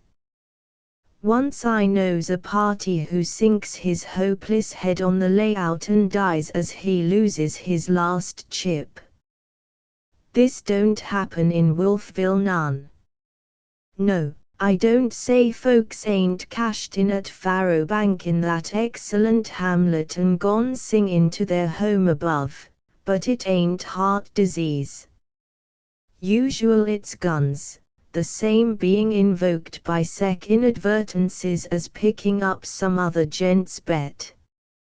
Tell you all a story about gambling. Now I reckons the time Pharaoh Nell rescues Cherokee Hall from ruin is when I sees the most dinero changed in at one play. You can gamble that's a thrilling episode when Pharaoh Nell steps in between Cherokee and the destroyer. It's the gossip of the camp for days, and when Wolfville discusses anything for days that outfit's plumb moved. This gent who crowds Cherokee to the wall performs the feat deliberate. He organizes a sort o' campaign agin Cherokee, what you might term a fiscal duel, and at the finish he has Cherokee corralled for his last peso. It's at that point Nell cuts in and redeems the city our ocean a heap. It's all on the square. This invading sport simply outlucks the bank. That, and the egregious limit Cherokee gives him, is what does the trick. In Wolfville, we all allers recalls that sharp-set gent who comes after Cherokee with respect. In fact, he wins our encomiums before he sets in agin Cherokee, before ever he gets his second drink at the red light bar. He comes ramblin' over with old Monta from Tucson one evening, that's the first glimpse we has of him. And for an hour, maybe, followin' his advent, seeing the general herd is busy with the mail, he has the red light to himself. On this year occasion, thar's likewise present in Wolfville, he's been infringin' round some 3 days, a unsettled and migratory miscreant whose name is Ugly Collins. He's in a heap of ill repute in the territories, this Ugly Collins is, and only he contributes the information when he arrives in camp that his visit is to be mighty temporary. Enright would have signed up Jack Moore to take his guns and stampede him a lot. At the time I'm talking of, as thar's no one who's that abandoned as to go writin' letters to Ugly Collins, it befalls he's plenty footloose. This leesure on the part of Ugly Collins turns out some disastrous for that party. Not having no missives to read leaves him free to go weavin' about promiscuous, and it's while he's strayin' here and thar that he tracks up on this stranger who's come after Cherokee. Ugly Collins sees our pilgrim in the red light and, except Black Jack, who of course is present official, the stranger's alone. He's weak and meek and shook by a cough that sounds like the overture to a funeral. Ugly Collins, whose a tyrannizing cowardly form of outcast, sizes him up as a easy prey. He figures he'll have a heap of evil fun with him, Ugly Collins does. Thereupon he approaches the consumptive stranger. You all seems plenty ailin', pard, says Ugly Collins. Which I sure ain't overpert none, retorts the stranger. And you all can put down a bet, returns Ugly Collins, I learns of your ill health with regrets. It's this a way, I ain't had no exercise yet this evening, and as I tracks in yer, I registers a vow to wallop the first gent I meets up with to whom I've not been introduced, merely by way of stretchin' my muscles. Now I must say, and I admits it with sorrow, that you all is that unhappy sport. It's no use, I knows I'll loathe myself for crawlin' the hump of a gent who's totterin' on the brink of the grave. But whatever else can I do? Vows is vows and must be kept, so you might as well prepare yourself for a cloud of sudden and painful vicissitudes. As Ugly Collins says this, he kinda reaches for the invalid gent where he's camped in a chawa. It's a unfortunate gesture. The invalid, as quick as a rattlesnake, produces a doinger, same as Doc Pete's Allah's packs, from his surtout, and the bullet carries away most of Ugly Collins' lower jaw.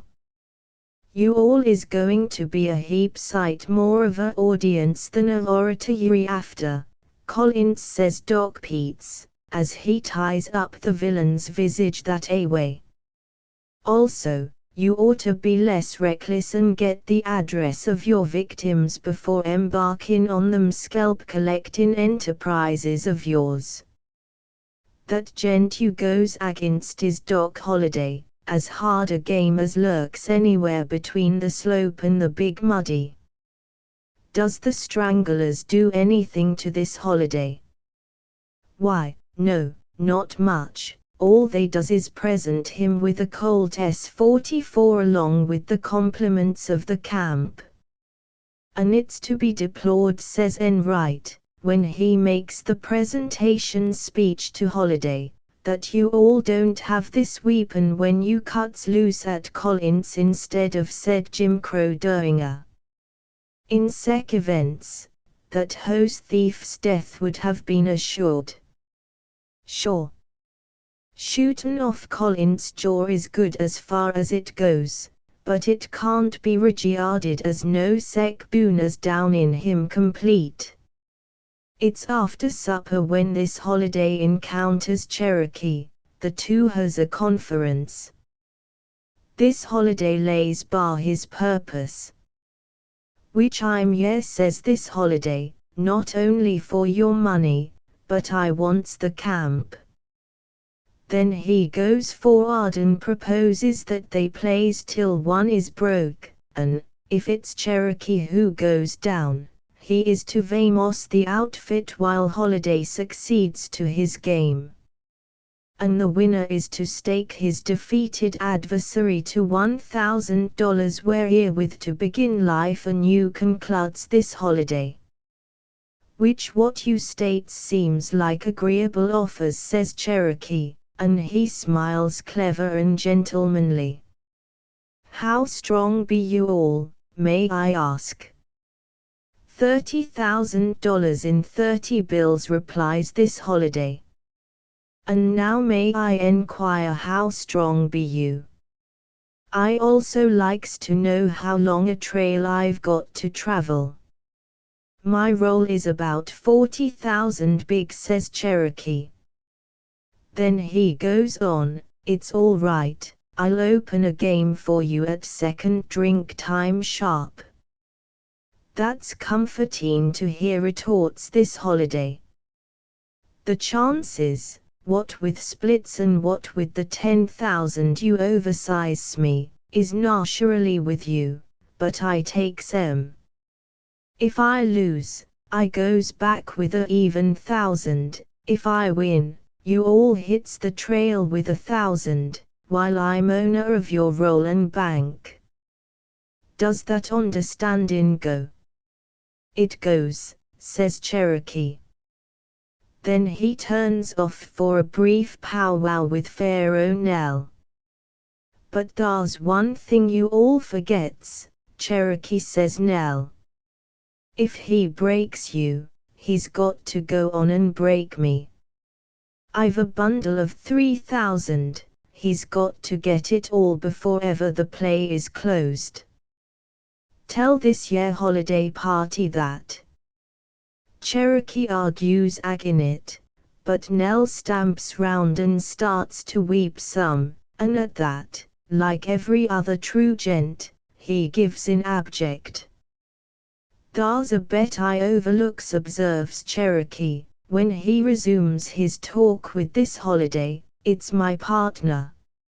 It's only a little matter of 3,000, but the way the scheme frames itself up, after I'm down and out, you'll have to break my partner before Wolfville's all your own.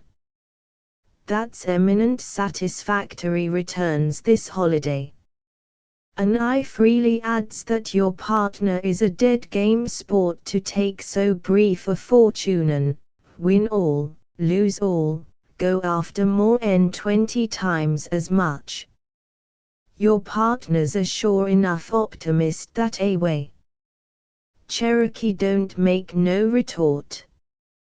This holiday ain't posted none that the partner Cherokee's mentionin' is Pharaoh Nell, and Cherokee allows he won't unbosom himself on that p'int unless his hand is forced.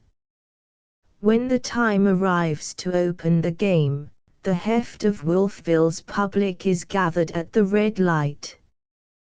The word goes round as to the enterprise in holiday being out for Cherokee's entire game, and the prospect of seeing a limit higher than a cat's back, and a duel to the death, proves mighty popular. The play opens to a full house, sure. What limit do you give me, says this holiday, with a sort o' cough, at the same time setting in opposite to Cherokee.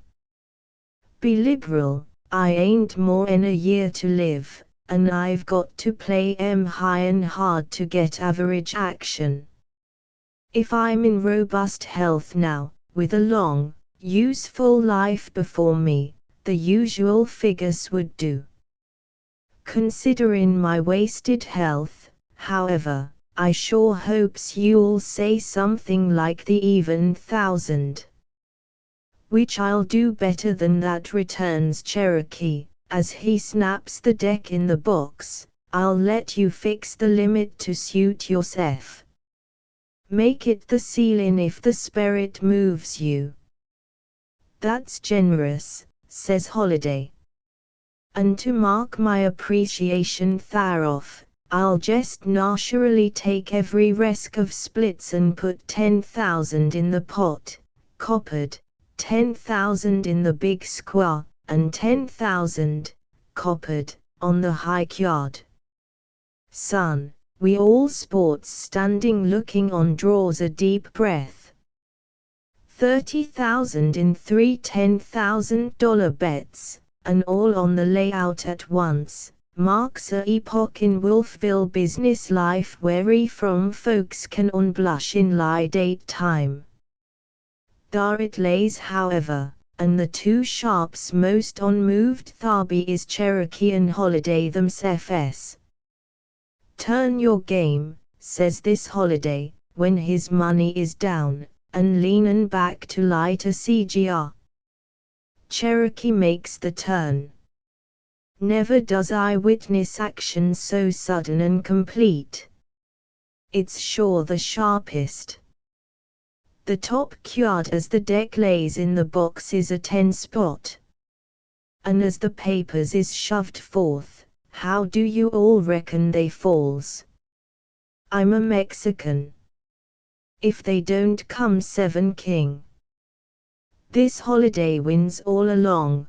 Cherokee is out 30,000 and only 3 cards showed. How's that for perish in flesh and blood? I looks at Cherokee, his face is as calm as a Injun's, he's too finely fibered a sport to so much as let a eyelash quiver. This Holiday is equally one emotional. Cherokee shoves over 3 $3 chips. Call 'em 10,000 each, says Cherokee. Then he waits for this Holiday to place his next bets. Since you all has exactly that sum left in your treasury, observes this Holiday, puffin' his CGR, I reckons I'll let one of these $1 tokens go, coppered, on the high card agin. You all doubles or breaks, right? Yeah. The turn falls tray 8. Cherokee takes in that $10,000 chip. Beings that I'm still playing on velvet, remarks this Holiday, and his tone is listless and languid like he's only half interested. I'll go 20,000 on the high card, open. This trip we omits the copper. The first card to show is a deuce. It's better than 10-1 Cherokee will win. But disappointment chokes the camp. The next card is a ace, and Cherokee's swept off his moccasins. The bank is broke, and to signify as much, Cherokee turns his box on its side, counts over $40,000 to this Holiday and gets up from the dealer's chair. As Cherokee rises, Pharaoh Nell slides off the lookout stool and into the vacated chair. When Cherokee loses the last bet, I hears Nell's teeth come together with a click. I don't dare look towards her at the time, but now, when she turns the box back, takes out the deck, riffles and returns it to its place, I gives her a glance. Nell's as game as Cherokee. As she sets over against this lucky invalid, her color is high and her eyes like 2 stars. And now you've got to break me, says Nell to this Holiday. Also, we restores the statu quo, as Colonel Steerett says in that coyote paper, and the limit retreats to a even $100. Be you all the partner Mr. Hall mentions, asks this Holiday, at the same time taking off his sombrero and throwing away his cigar. Nell says she is. Miss says this holiday, I feels honored to find Miss F across the layout from so much spirit and beauty. A limit of 100, says you, and your word is law. As a first step then, give me $3,000 worth of chips and make 'em $50 each. I'll take the same chance with you on that question of splits I does former, and I wants 100 on every card, middle to win ag in the ends. The deal begins. Nell is winner from the jump, she takes in 3 bets to lose 1 plumb down to the turn. This holiday calls the turn for the limit, and loses. The cards go into the box again and a next deal ensues. So it continues, and Nell beats this holiday hard for half an hour. Nell sees she's in luck, and she feels that strong she concludes to press it some. The limit's 500, says Nell to this holiday. Come after me. Holiday bows like he's complimented. I'm after you, and I comes a-running, he says. Down goes his money all over the layout, only now it's 500 instead of 100. It's no avail, this holiday still loses. At the end of an hour Nell sizes up her roll, she's a little over 40,000 strong, just where Cherokee stands at the start. Nell pauses as she's about to put the deck in the box for a deal. She looks at this holiday a heap thoughtful. That look excites Dan Boggs, who's been on the brink of fits since ever the play begins, he's that motional. Don't raise the limit, Nell, says Dan in a awful whisper.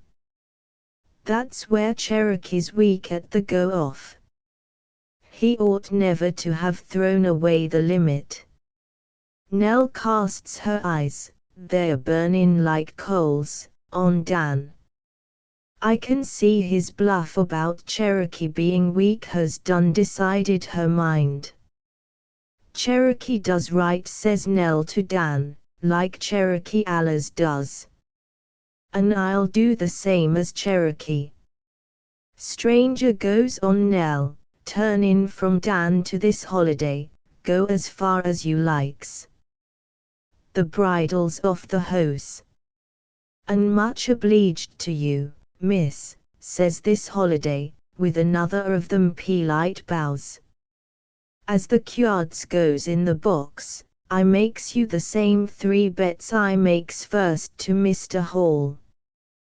10,000, coppered, in the pot, 10,000, open, in the big square, and 10,000 on the high card, coppered.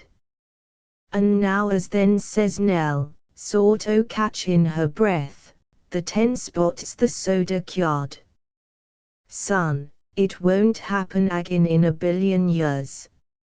Nell's right hand shakes a trifle, she's only a child, mind, and ain't got the nerves that goes with case-hardened sports, as she shoves the 10 spot forth. But it's coming her way, her luck holds, as certain as we all sets here drinking toddy. The same 2 cards shows for her as for Cherokee, but this time they falls King 7, the bank wins, and poor holiday is cleaned out. Da, Cherokee, says Nell, and thar's a soft smile and a sigh of deep content goes with the observation. Thar's your bank agin, only it's 30,000 stronger than it is 4 hours ago. Your bank, Ladybird, you means, says Cherokee. Well, our bank, then, retorts Nell. What's the difference?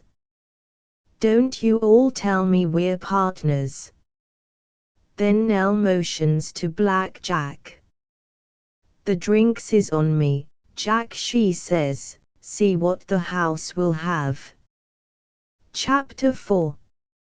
How the Raven Died. Which if you all is out to hear of Injuns, son, observed the old cattleman, doubtfully, the best I can do is shet my eyes and push along regardless, like a chaos in a storm of snow. But I don't guarantee no facts, none whatever. I never does bend myself to severe study of savages, and what notions I packs concerning 'em is the casual fruits of what I accidental hears and what I sees. It's only now and then, as I observes former, that Injuns invades Wolfville, and when they does, we all scowls 'em out en camp, sort o' makes a sour front, so as to break 'em early of habits of visitin' us. We sure don't hone none to have 'em hankerin' round. Naturally, I makes no doubt that if you goes close to Injuns and studies their little game, you finds some of 'em good and some bad, some gaudy and some sedate, some serious and some indifferent, same as you finds among sure enough folks. It's so with mules and broncos, wherefore, then, may not these differences exist among Injuns? Come square to the turn, you all finds white folks separated the same. Some gents follows off one wagon track and some another, some even makes a new trail. Speaking of what's opposite in folks, I one time and agin sees two white chiefs of scouts who frequent comes pirootin' into Wolfville from the fort. Each has maybe a score of Injuns at his heels who pertains to him personal. One of these scout chiefs is all buckskins, fringes, beads and feathers from ears to hocks, while t'other goes garbed in a stiff hat with a little Jim Crow rim, one of them kind you denominates as a derby, and a diagonal overcoat. One chief looks like a dime novel on a spree, and t'other as much like the Far East as he savis how. And yet, son, this violent person in buckskins is a second lieutenant, a mere boy, he is, from West P'int, while that outcast in the recluse hat is foaled on the plains and never does go that close to the rising sun as to glimpse the old Missouri. The last form of maverick bursts frequent into western bloom. It's their ambition, that a way, to delude you into demon 'em as fresh from the States as one of them to matter airtights. Thar's old gent Jeffords, he's that sort. Old Jeffords lives for long with the Apaches. He's found among 'em when General Crook, the old gray fox, and civilization and Gatling guns comes into Arizona arm in arm. I used to note old Jeffords hibernating about the Oriental over in Tucson. I sure reckons he's procrastinating about thar yet, if the Great Spirit ain't done called him in. As I says, old Jeffords is that long among the Apaches back in Cochise time that the memoir of man don't run none to the contrary. And yet no gent ever sees old Jeffords wearing anything more savage than a long-tail black surtout and one of them stovepipe hats. Is Jeffords dangerous? No, you all couldn't call him a distinct peril. Still, folks who goes devoting themselves to stirring Jeffords up just to see if he's alive gets disastrous action. He has long grey hair and a tangled white beard halfway down his front, and with that old plug hat and black coat he's a sight to frighten children or sour milk. Still, Jeffords is all right. As long as tourists and other inquisitive people don't go pesterin' Jeffords, he sure lets 'em alone. Otherwise, you might as well be up the same saplin' with a cinnamon bee, which you'd most likely hear something drop a lot. For Miss F, I likes old Jeffords, and considers him a pleasin' conundrum. About 10th drink time he'd take a chaw and go camp by himself in a far corner, and thar he'd warble hymns. Many a time as I files away my nose pine in the Oriental have I been regaled with, Jesus, lover of my soul, let me to thy bosom fly, while the nearer waters roll, while the tempest still is high, as emanating from Jeffords where he's art back conducting some personal services. Folks never goes buttin' in interferin' with these concerts, which it's cheaper to let him sing. Speakin' of Injuns, as I suggests, I never does see over much of 'em in Wolfville. And my earlier experiences ain't thronged with 'em neither, though while I'm working cattle along the Red River I does carrom on Injuns more or less. Thar's one old hostile I recalls special, he's a fool Injun called Black Feather, Choctaw, he is. This Black Feather's weakness is firewater, he thinks more of it than some folks does of children. Black Feather used to cross over to where Dick Stockton maintains a store and liquor house on the Upper Hog Thief. Of course, no gent sells these Injuns liquor. It's agin the law, and unless you all is owners you'll eager to make a trip to Fort Smith with a marshal riding herd on you durin' said visit, impartin' of nose pine to aborigines is a good thing not to do. But Black Feather, he'd come over to Dick Stockton's and linger round the bar-ls of Valley Tan, and take a chance on stealing a snifter or two while Stockton's busy. At last Stockton gets tired and allows he'll lay for Black Feather. This year Stockton is a mighty reckless sport, he ain't carin' much whatever he does do, he hates Injuns and shotguns, and loves liquor, 7-Up, and sin in any form, them's Stockton's prime characteristics. And he gets mighty weary of the whiskey-thievin' Black Feather, and lays for him. One evening this aggravatin' Black Feather crosses over and takes to hauntin' about Dick Stockton's liquor room as is his wont.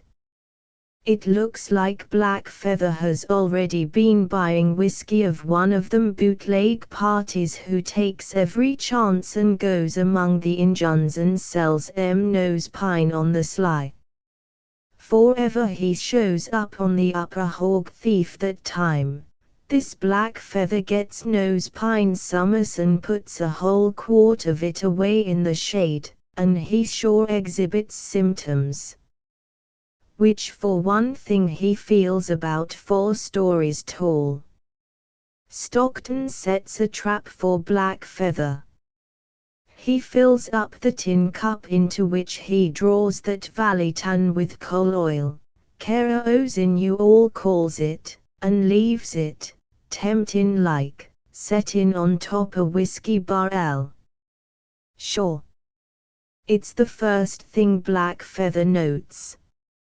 He sees his chance and grabs and downs the kerosene, and Stockton sort-o starting for him. This Black Feather gulps her down plump swift. The next second he cuts loose the yell of that year, burns up about 10 acres of land, and starts for Red River. No, I don't know whether the kerosene hurts him none or not, but he certainly goes squatterin' across the old Red River like a wounded wild duck, and he never does come back no more. But, son, as you sees, I don't know nothing special or much touchin' in Juns, and if I'm to dodge the disgrace of ramblin' along in this desultory way, I might better shift to a tale I hear Sue Sam relate to Doc Pete's one time in the red light. This Sam is a Sioux, and a mighty decent buck, considerin' he's Injun. Sam is servin' the Great Father as a scout with the diagonal coat, Darby hat sharp eye mentions. Pete's gives this saddle-tinted longhorn a 4-bit piece, and he tells this yarn. It sounds plenty childish, but you oughta bear in mind that savages, mental, ain't no bigger nor older than 10-year-old young ones among the pale faces. This is the story my mother tells me, says Sue Sam, to show me the evils of curiosity. The Great Spirit allows to everyone the right to ask only so many questions, says my mother, and when they ask one more than is their right, they die. This is the story of the fate of Corcorchi, the Raven, a Sioux chief who died long ago exactly as my mother told me. The Raven died because he asked too many questions and was too curious. It began when Sublet, who was a trader, came up the Mitchie, the Big Muddy, and was robbed by the Raven's people. Sublet was mad at this, and said next time he would bring the Sioux a present so they would not rob him.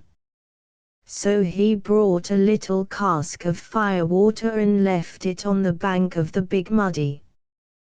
Then Sublet went away, and 20 of the Raven's young men found the little cask. And they were greedy and did not tell the camp.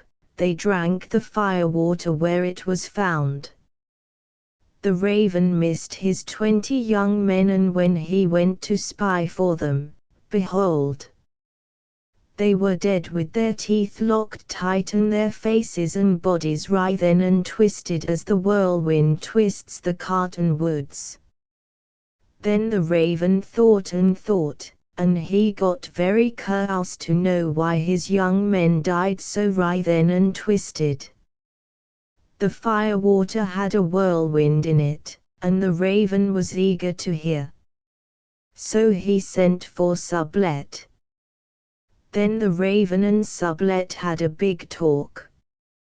They agreed not to hurt each other, and Sublet was to come and go and trade with the Sioux, and they would never rob him.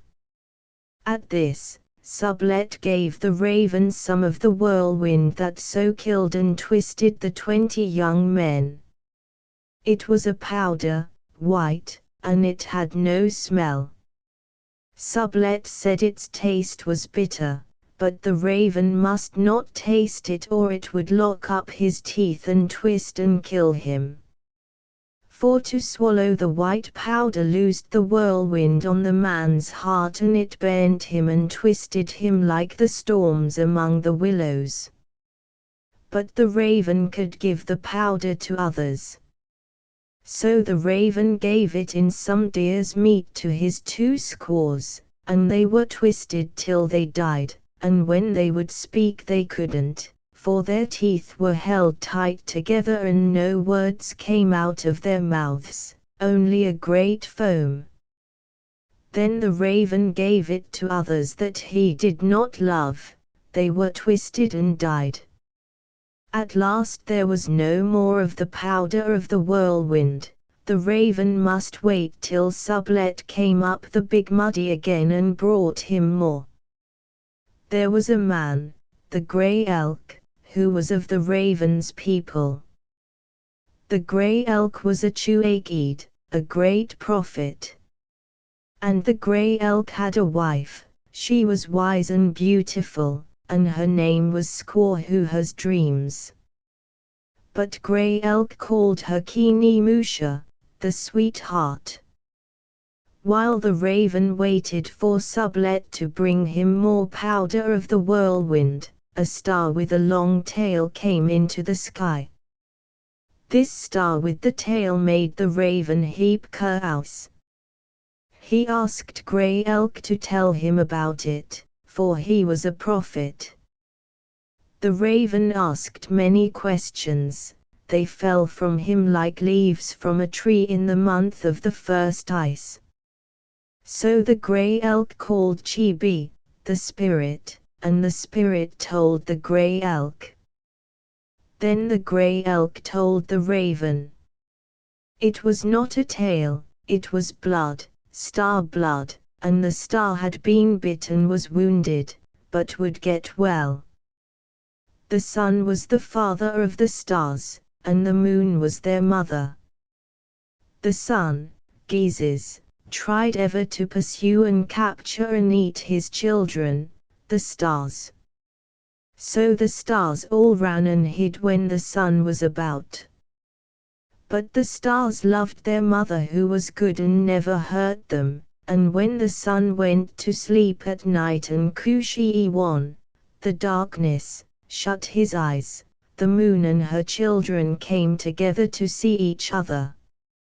But the star that bled had been caught by the sun, it got out of his mouth but was wounded.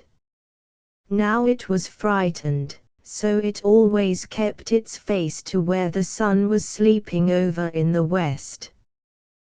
The bleeding star, Kuda, would get well and its wound would heal. Then the raven wanted to know how the Grey Elk knew all this. And the Grey Elk had the raven into the medicine lodge that night, and the raven heard the spirits come about and heard their voices, but he could not understand. Also, the raven saw a wolf all fire, with wings like the eagle which flew overhead. Also he heard the thunder, boom-wah-wah, talking with the Grey Elk, but the raven couldn't understand. The Grey Elk told the raven to draw his knife and stab with it in the air outside the medicine lodge. And when he did, the raven's blade and hand came back covered with blood. Still, the raven was curious and kept asking to be told how the Grey Elk knew these things. And the Grey Elk at last took the raven to the great bachelor sycamore that lived alone, and asked the raven if the bachelor sycamore was growing. And the raven said it was. Then Grey Elk asked him how he knew it was growing. And the raven said he didn't know. Then Grey Elk said he did not know how he knew about Kuda, the star that was bit. This made the raven angry, for he was very curious, and he thought the Grey Elk had 2 tongues. Then it came the month of the first young grass and Sublet was back for furs. Also he brought many goods, and he gave to the raven more of the powder of the whirlwind in a little box. At once the raven made a feast of ducks for the Grey Elk, and he gave him of the whirlwind powder, and at once his teeth came together and the Grey Elk was twisted till he died. Now no one knew that the raven had the powder of the whirlwind, so they could not tell why all these people were twisted and went to the Great Spirit. But the squaw who has dreams saw that it was the raven who killed her husband, the Grey Elk, in a vision. Then the squaw who has dreams went into the mountains 4 days and talked with Mokwa, the bear who is the wisest of the beasts. The bear said it was the raven who killed the Grey Elk and told the squaw who has dreams of the powder of the whirlwind. Then the bear and the squaw who has dreams made a fire and smoked and laid a plot. The bear did not know where to find the powder of the whirlwind which the raven kept always in a secret place. But the bear told the squaw who has dreams that she should marry the raven and watch until she found where the powder of the whirlwind was kept in its secret place, and then she was to give some to the raven, and he, too, would be twisted and die. There was a great danger, though. The raven would, after the one day when they were wedded, want to kill the squaw who has dreams. So to protect her, the bear told her she must begin to tell the raven the moment she was married to him the story that never ends.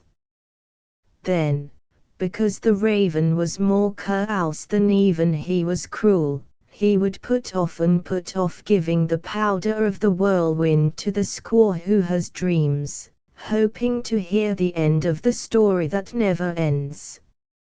Meanwhile the squaw who has dreams was to watch the raven until she found the powder of the whirlwind in its secret place. Then the wise bear gave the squaw who has dreams a bowl full of words as seed, so she might plant them and raise a crop of talk to tell the story that never ends. And the squaw who has dreams planted the seed words, and they grew, and she gathered 16 bundles of talk and brought them to her wigwam. After that she put beads in her hair, and dyed her lips red, and rubbed red on her cheeks, and put on a new blanket, and when the raven saw her, he asked her to marry him. So they were wedded, and the squaw who has dreams went to the teepee of the raven and was his wife. But the raven was old and cunning like Yamiki, the beaver, and he said, "He is not wise who keeps a squaw too long." And with that he thought he would kill the squaw who has dreams the next day with the powder of the whirlwind.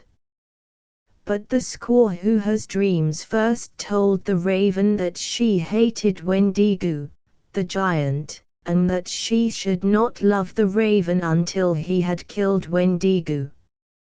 She knew the giant was too big and strong for the raven to kill with his lance, and that he must get his powder of the whirlwind. She would watch him and learn its secret place.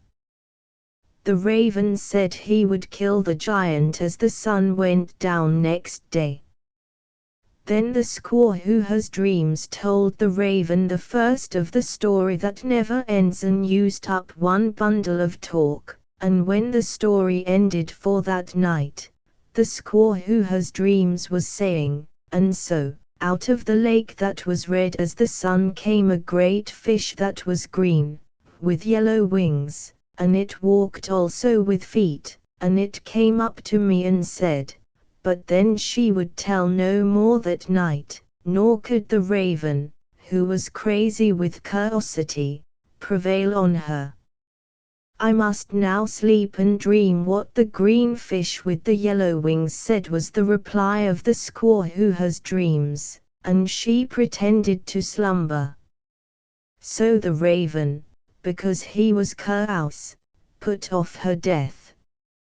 All night she watched, but the raven did not go to the secret place where he had hidden the powder of the whirlwind. Nor the next day, when the sun went down, did the raven kill the giant. But the squaw who has dreams took up again the story that never ends and told what the green fish with the yellow wings said, and she used up the second bundle of talk. When she ceased for that time, the squaw who has dreams was saying, and as night fell, Mokwa, the bear, called to me from his canyon, and said for me to come and he would show me where the great treasure of fire water was buried for you who are the raven. So I went into the canyon, and Mokwa, the bear, took me by the hand and led me to the treasure of fire water which was greater and richer than was ever seen by any Sioux. Then the squaw who has dreams would tell no more that night, while the raven ate his fingers with curiosity.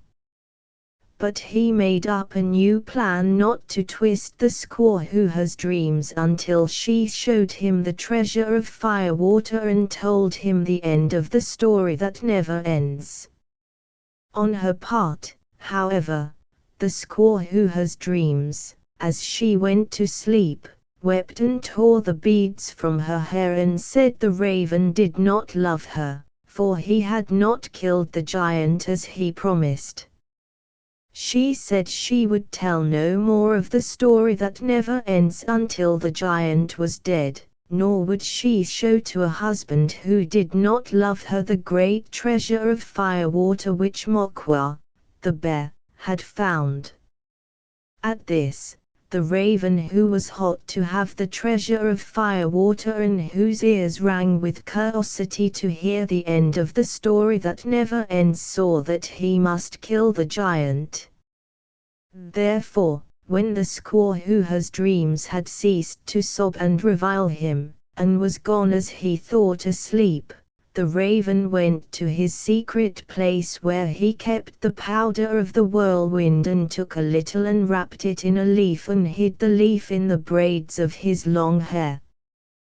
Then the raven went to sleep. When the raven was asleep, the squaw who has dreams went also herself to the secret place and got also a little of the powder of the whirlwind. And the next morning she arose early and gave the powder of the whirlwind to the raven on the roast buffalo, the pezhiki, which was his food. When the raven had eaten, the squaw who has dreams went out of the teepee among the people and called all the Sioux to come and see the raven die. So the Sioux came gladly, and the raven was twisted and writhen with the power of the whirlwind wrenching at his heart, and his teeth were tight like a trap, and no words, but only foam, came from his mouth, and at last the spirit, the chibi, was twisted out of the raven, and the squaw who has dreams was revenged for the death of the grey elk whom she loved and who always called her Kini Musha, the sweetheart, because it made her laugh. When the raven was dead, the squaw who has dreams went to the secret place and threw the powder of the whirlwind into the big muddy, and after that she distributed her 14 bundles of talk that were left among all the Sioux so that everybody could tell how glad he felt because the raven was twisted and died. And for a week there was nothing but happiness and big talk among the Sioux, and Mokwa, the bear, came laughing out of his canyon with the wonder of listening to it, while the squaw who has dreams now, when her revenge was done, went with Wendigo, the giant, to his teepee and became his squaw. So now everything was ended save the story that never ends. When Sioux Sam gets this far, concluded the old cattleman, he says, and my mother's words at the end were, and boys who ask too many questions will die, as did the raven whose curiosity was even greater than his cruelty. Chapter V. The Queerness of Dave Toot.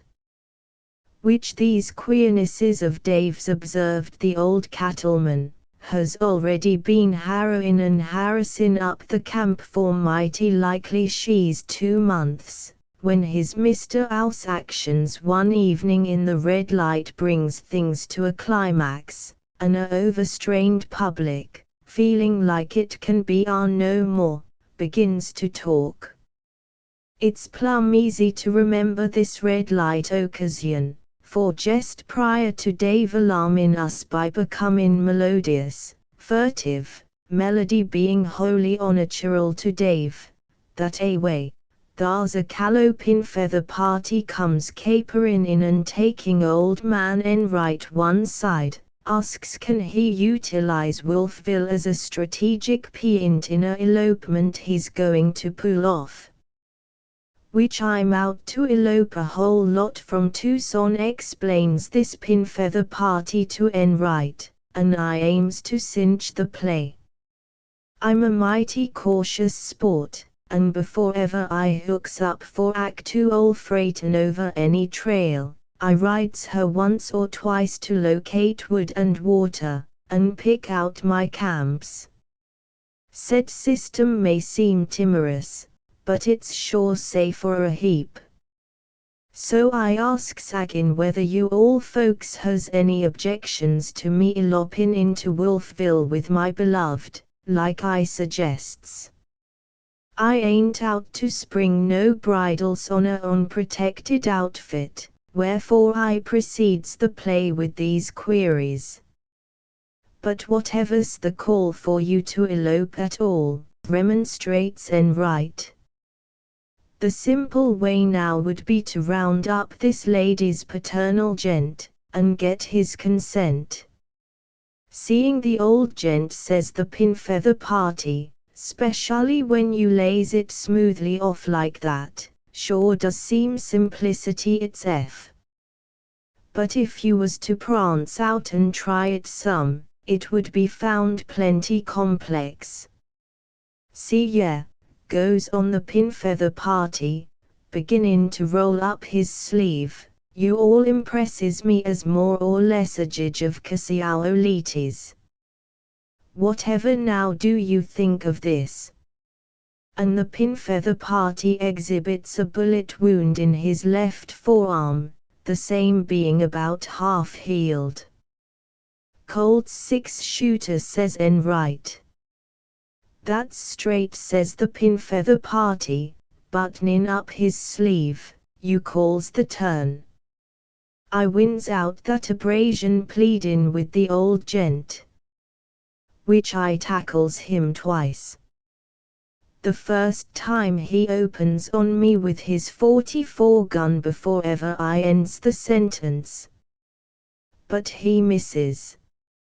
Naturally, I abandons the marital intentions for what you all might call the nonce to sort o' look over my hand agin and see be I right. Do my best, I can't on earth discern no reasons agin the nuptials. Moreover, the lady, who takes after her old gent a heap, cuts in on the play with a bluff that while she don't aim none to crowd my hand, she's due to begin shootin' me up herself if I don't show more passionate anxiety about leadin' her to the altar.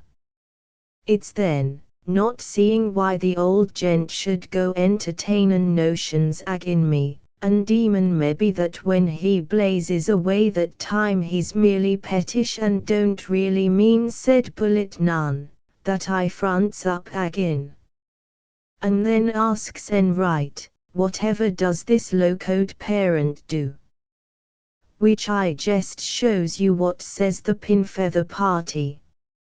He gets the range before ever I opens my mouth, and plugs me. At that I begins to half despair of winning his endorsements. I leaves it to you all, be I right? Why, says Enright, rubbing his forehead some dubious, it would look like the old gent is a leetle set agin you. Still, as the responsible chief of this camp, I would like to hear why you reckons Wolfville is a good place to elope to. I don't suppose it's on account of them drunkards over in Tucson markin' free with our good repute and letting on we're light and immoral that a way. None whatever, says the pin-feather party. It's on account of you wolves being regarded as peaceful, staid, and law-abiding that I first considers you. Then agin, there ain't a multitude of places clost about Tucson to elope to nohow, and I can't elope far on account of my role. The replies of this pin-feather party soothes Enright and engages him on that side, so he ups and tells the swain as Colonel Steerett calls him later in the Coyote, to grab off his inamorator and come a-running. Which, giving my consent says en right when explainin' about it later, is needed to protect this tempest-tossed lover in the possession of his scalp. The old gentleman that made an FAR has got him between 'em, and unless we opens up Wolfville as a refug, it looks like they'll cross-lift him into the promised land. But to go back to Dave. Here my old friend paused and called for refreshments. I seized the advantage of his silence over a glass of peach and honey, to suggest an eagerness for the finale of the Tucson love match. No, responded my frosty friend, setting down his glass, we'll pursue the queernesses of Dave. That Tucson elopement is another story a heap, as some wise maverick says summers, and I'll unload it on you on some other day. When Dave evolves the cadences in the red light that evening, thar's en right, more'n me along with Dan Boggs, being entertained by hearin' Cherokee Hall tell us about a brace game he gets against in Las Vegas one time. This deadfall, this brace I'm mentionin', says Cherokee, is over on the plaza. Of course, I calls this crooked game a brace in speakin' tharoff to you all sports who ain't really gamblers none. That's to be polite.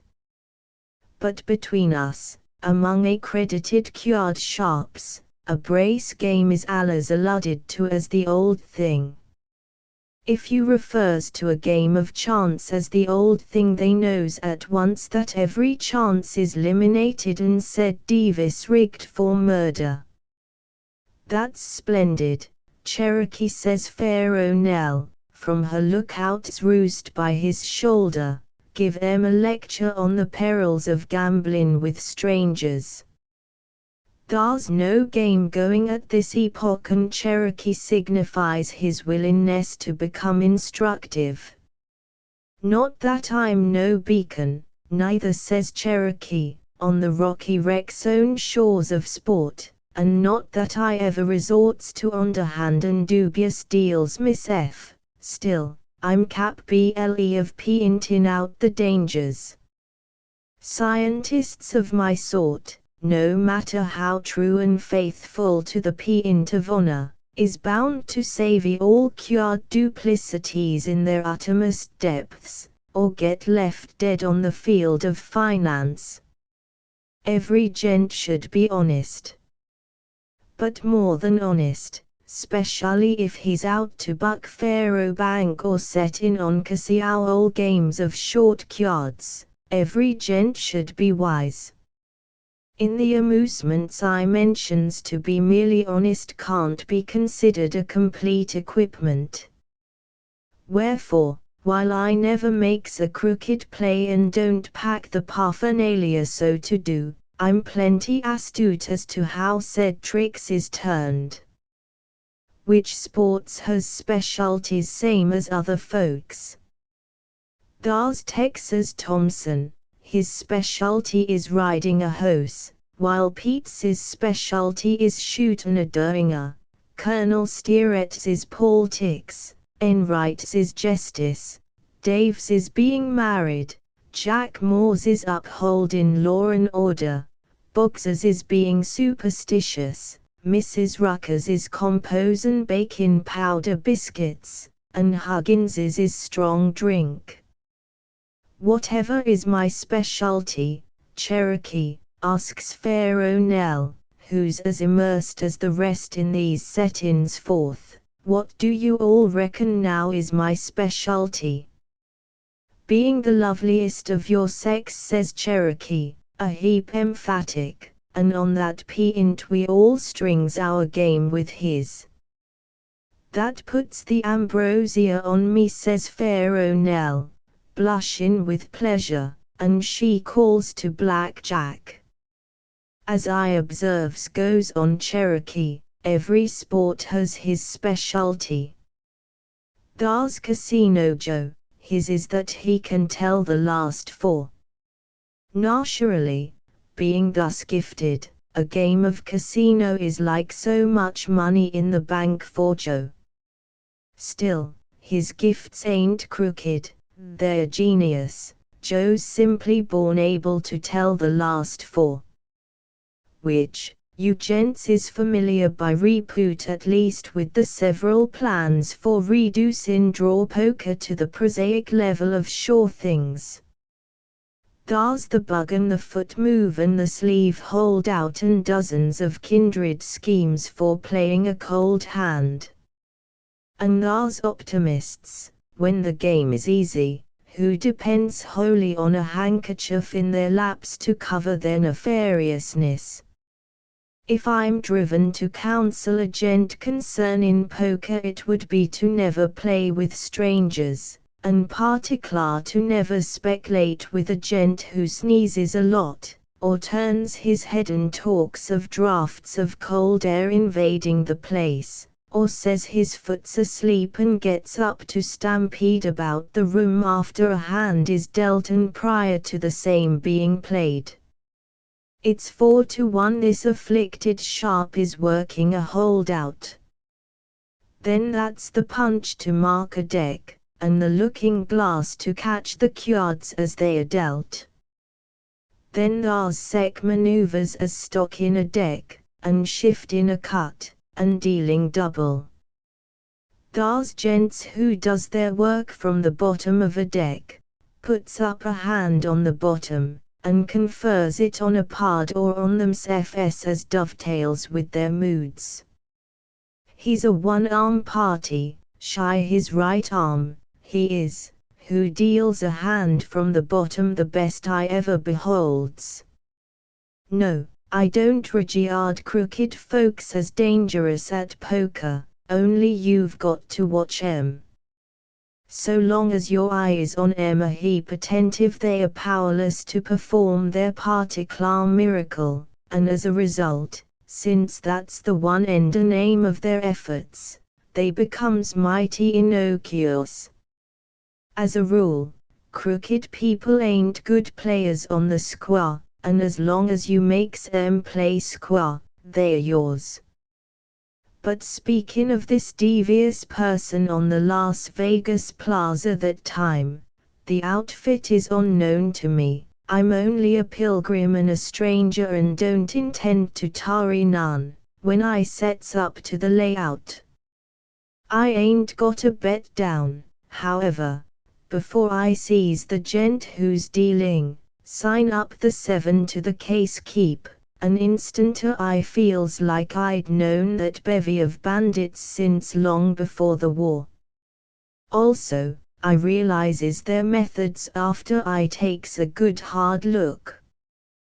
That dealer's got what post-graduates in Faro bank robbery calls a end squeeze box. The deck is trimmed, wedges is the name, to put the odds ag in the evens, and sanded so as to let 2 cards come at a clatter whenever said phenomenon is demanded by the exigencies of their crimes, and there you be. No, it's a 52 card deck all right, and the dealer depends on putting back to keep all straight. And I'm driven to concede that the put-back work of said party is like a romance. Putting back's his specialty. His left hand would sort-o settle as light as a dead leaf over the card he's after that away, not a 10th part of a second, and that pasteboard would come along, palmed, and as his hand floats over the box as he's going to make the next turn, the card would reassume its cunning place inside. And all as smoothly serene as prayer meetings. And, naturally, you denounces this felon, says Colonel Steeret, who's comin' and whose integrity is of the active sort. Naturally, I don't say a word, retorts Cherokee. I ain't for years inhabited these rude and sand-blown regions, remote as they be from best ideals and high examples of the East, not too long before have learned the excellence of that maxim about letting every man kill his own snakes. I says nothing, I merely looks about to locate the victim of the machinations with a view of going against his play. It's when Cherokee arrives at this place in his recitals that Dave evolves his interruptions. He's camped by himself in a remote corner of the room, and he ain't been noticing nobody and nobody's been noticing him. All at once, in tones which is low but a heap discordant, Dave hums to himself something that sounds like, "By oh babe, lie still in slumber, holy angels guard thy bed." At this, Cherokee in a horrified way stops, and we all looks at each other. Enright makes a despairing gesture towards Dave and says, "Gents, first calling your attention to the fact that Dave ain't overdrinked and that no nose pine there is possible in accountin' for his acts, I asks you for your opinions. As you knows, this thing's been going forward for some time, and I desires to hear if from any standpoint of public interest do you all figure that steps should be took. In order to fully understand Enright in all he means, I ought to lay bar that Dave's been conducting himself in a manner not to be explained for mighty likely she's 8 weeks. Heretofore, there's no more sociable sport and none whose system is easier to follow in all Wolfville than Dave. While holding himself at what you might call par on all occasions, Dave is still plenty minglesome and fraternal with the balance of the herd, and would no more think of donning airs or putting on dog than he'd think of blasting away at one of us with his gun. Yet 8 weeks prior there surely dawns a change.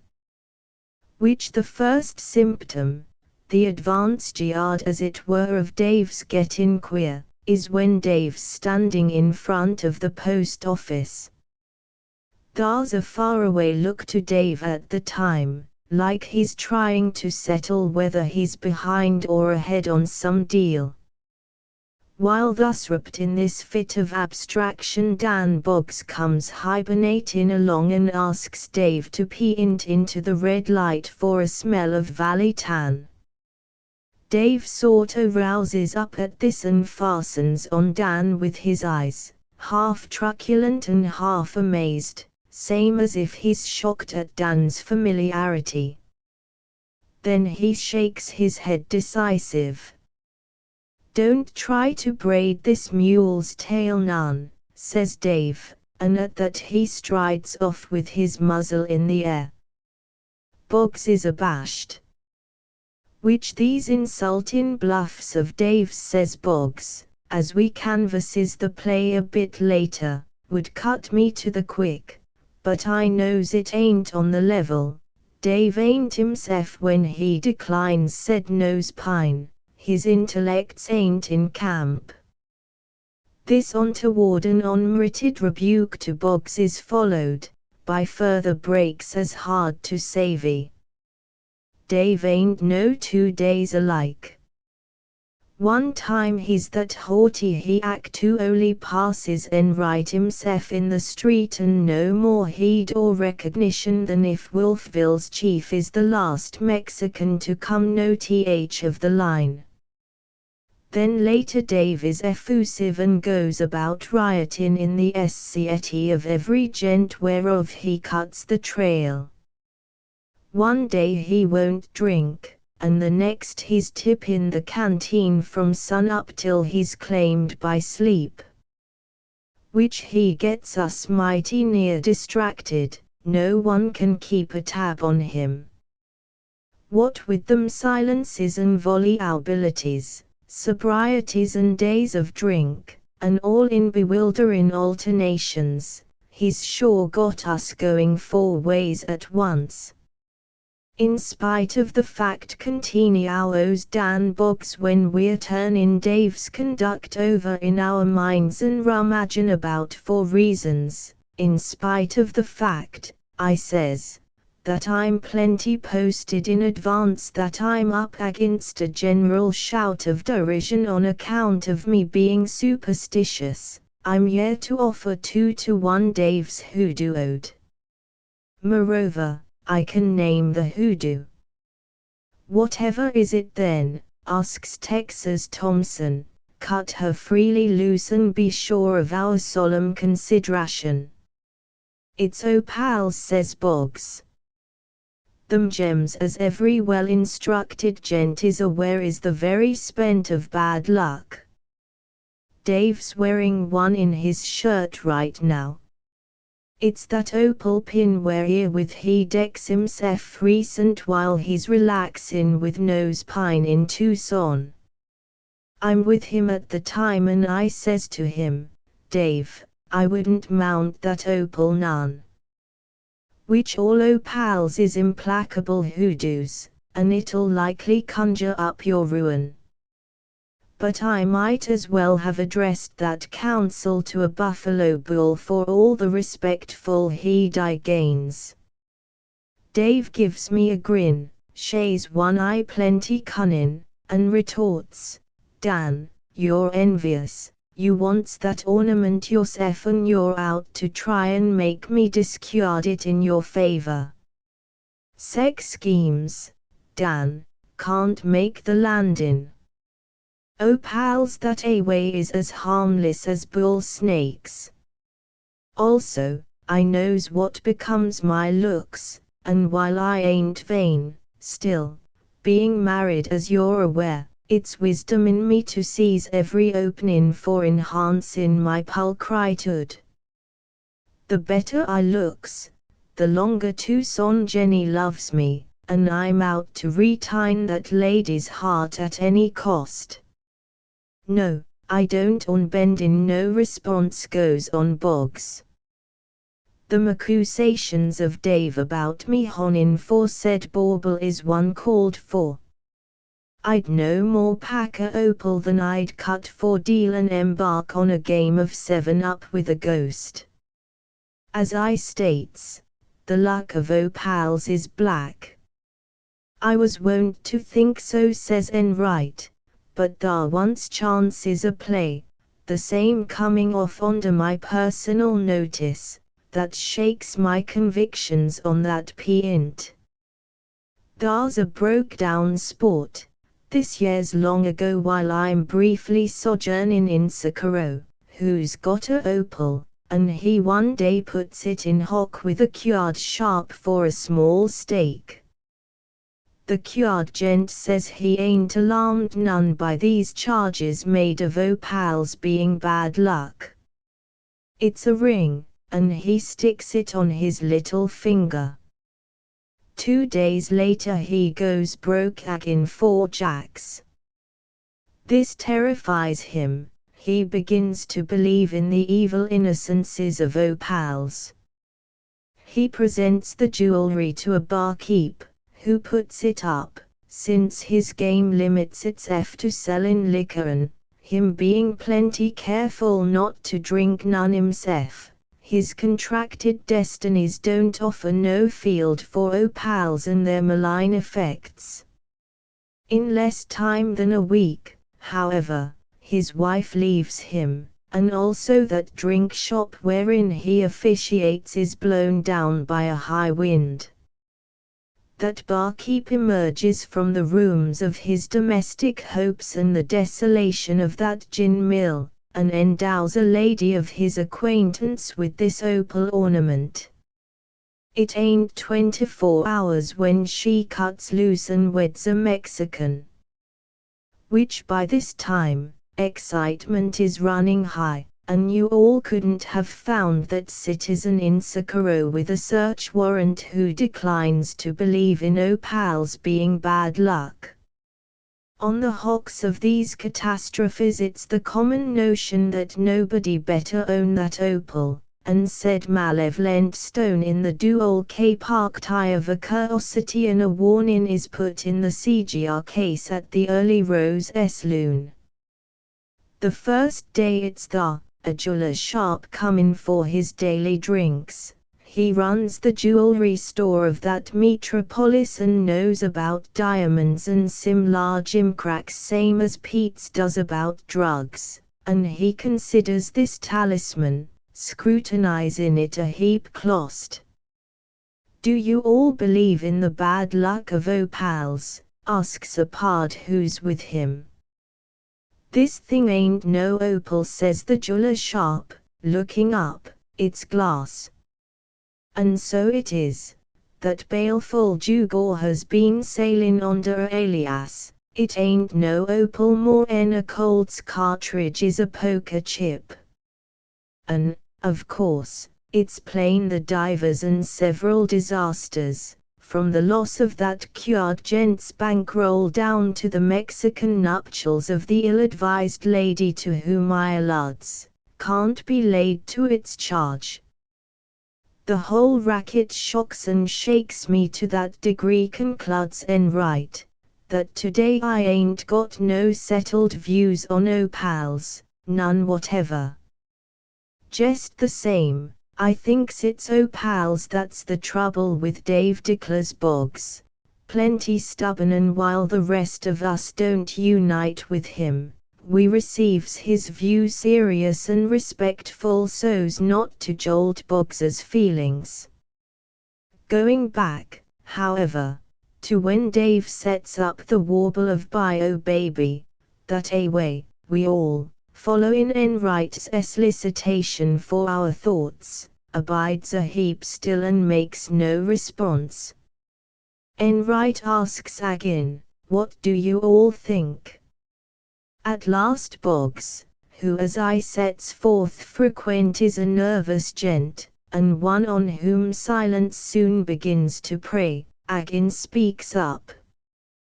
Being doubtful and mindful of Enright's argument agin his opal bluff, however, Boggs don't advance his conclusions this time at all emphatic. In a tone like he's out riding for information himself, Boggs says, "Mebbe, if it ain't opals, it's a case of straight loco." While I wouldn't want to readily think Dave locoed, says Enright, seeing he's uncommon firm on his mental feet, still he's sure got something on his mind. And being it is something, it's possible as you says that Dave's intellects is on host. Whatever for a play would it be, says Cherokee, to go and ask Dave himself right now? I'd be some slow about propoundin' sex surmises to Dave, says Boggs. He might get hostile, you can put a wager on it. He'd turn out disagreeable to a degree, if he did. No, you all has got to handle a lunatic with gloves. I knows a gent who entangles himself with a lunatic, asking questions, and he gets all shot up. I reckons, however, says Cherokee, that I'll assume the risk. Dave and me's friends, and I allows if I goes after him in ways both soft and careless, so as not to call forth no suspicions, he'll take it good-humored even if he is locoed.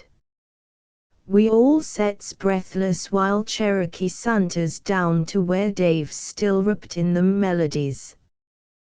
Whatever be you hummin' tunes for, Dave? Asks Cherokee all accidental like. Which I'm rehearsin', says Dave, and he shows he's made impatient. Don't come infringin' about me with no questions, goes on Dave. I'm like the ancient Romans, I've got troubles of my own, and no sport who calls himself my friend will go aggravatin' me with untimely inquisitiveness. Then Dave gets up and pulls his freight and leaves us more unsettled than at first. For a full hour, we does nothing but canvass this year question of Dave's aberrations. At last a day seizes us.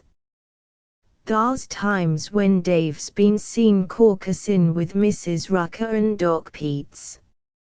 Most likely one of them would be able to shed a ray on Dave. By a excellent coincidence, and as if to help us out, Peets comes in as Texas Thompson suggests that maybe the doc's qualified to unravel the mystery.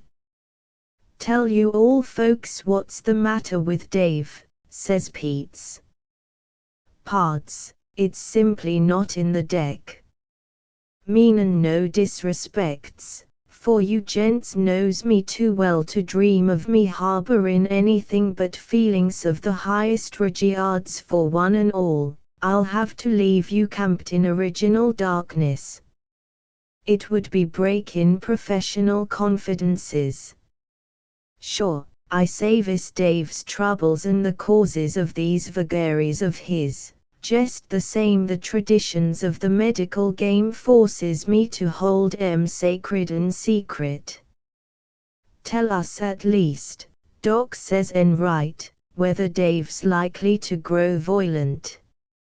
If he is, it's only proper that we arranges to tie him down. Dave may be boisterous later, says Peets, and his reply comes slow and thoughtful. Like he's considerin', he may make a joyful uproar, but he won't wax dangerous. This year's as far as Peets'll go. He declines to talk longer, on professional grounds.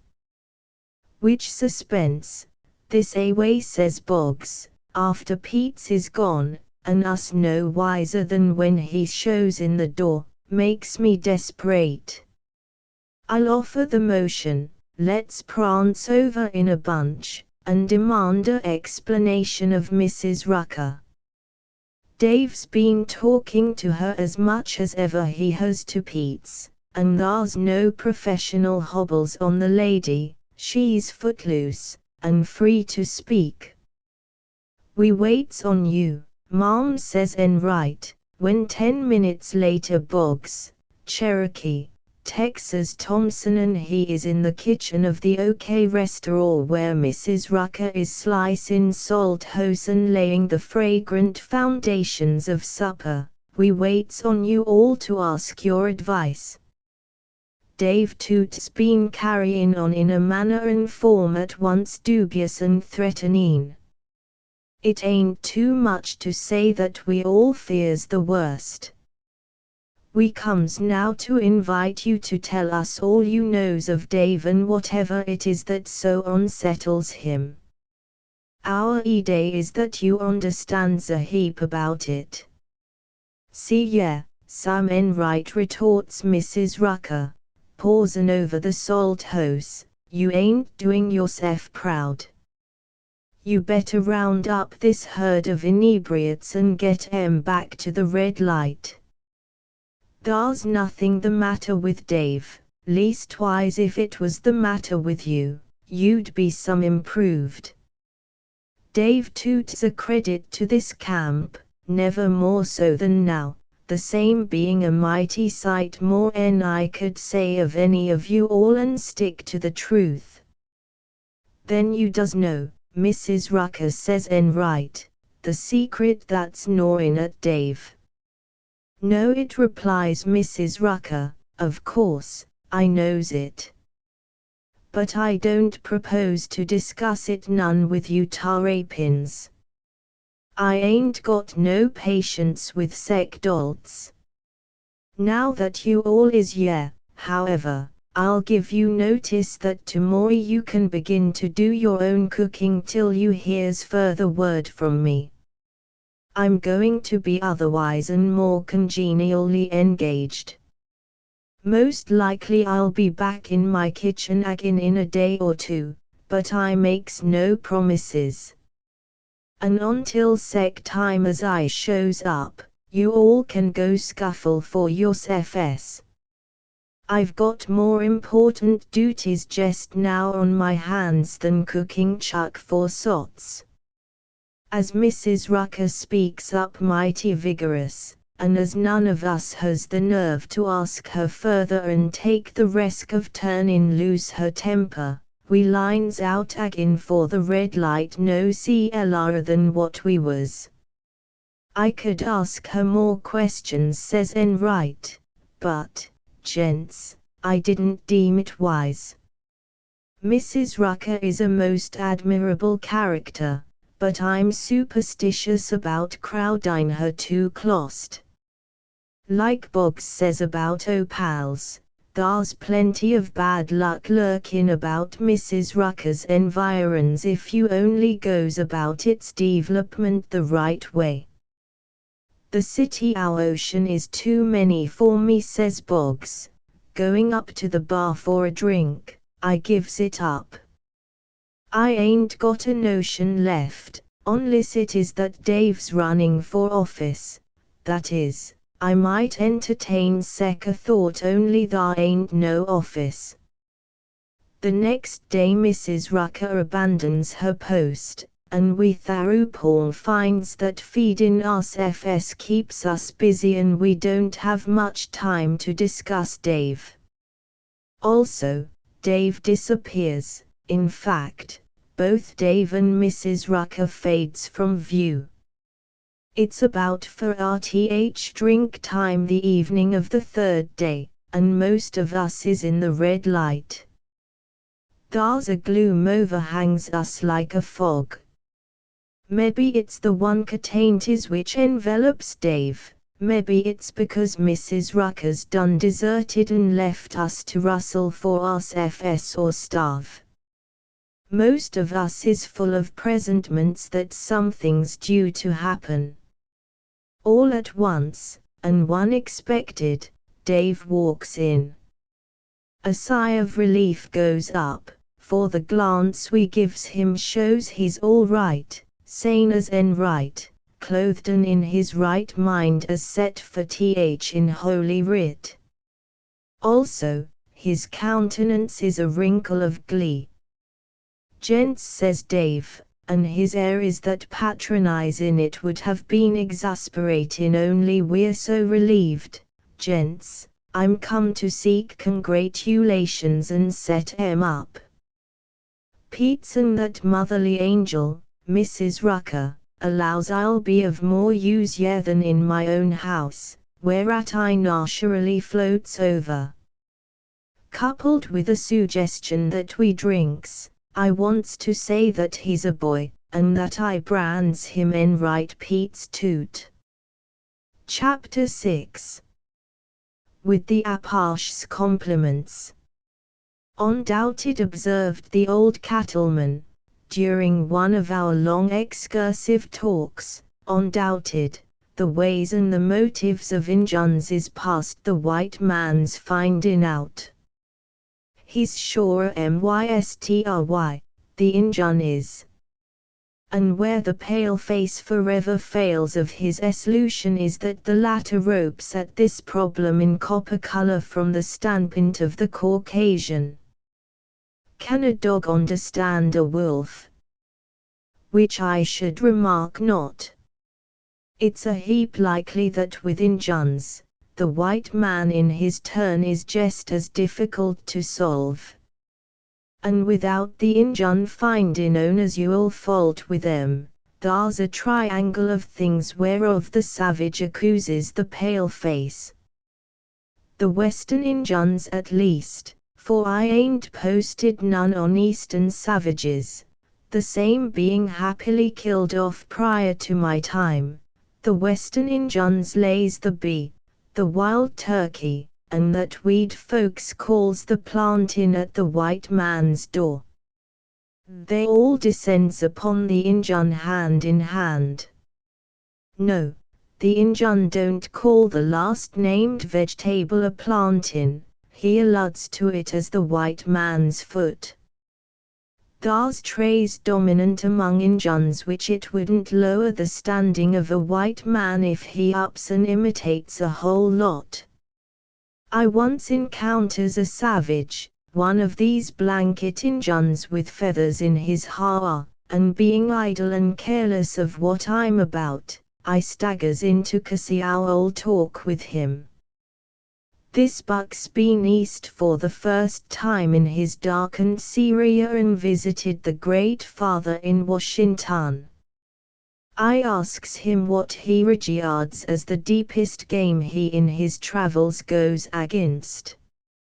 At first he allows that pie, that away, makes the most profound impression. But I bars pie, and tells him to suggest the biggest thing he strikes, not on no bill of fare. Thereupon, abandoning menus and wonders of the table, he ruminates a moment and declares that the steamboat, now that pie is excluded, ought to get the nomination.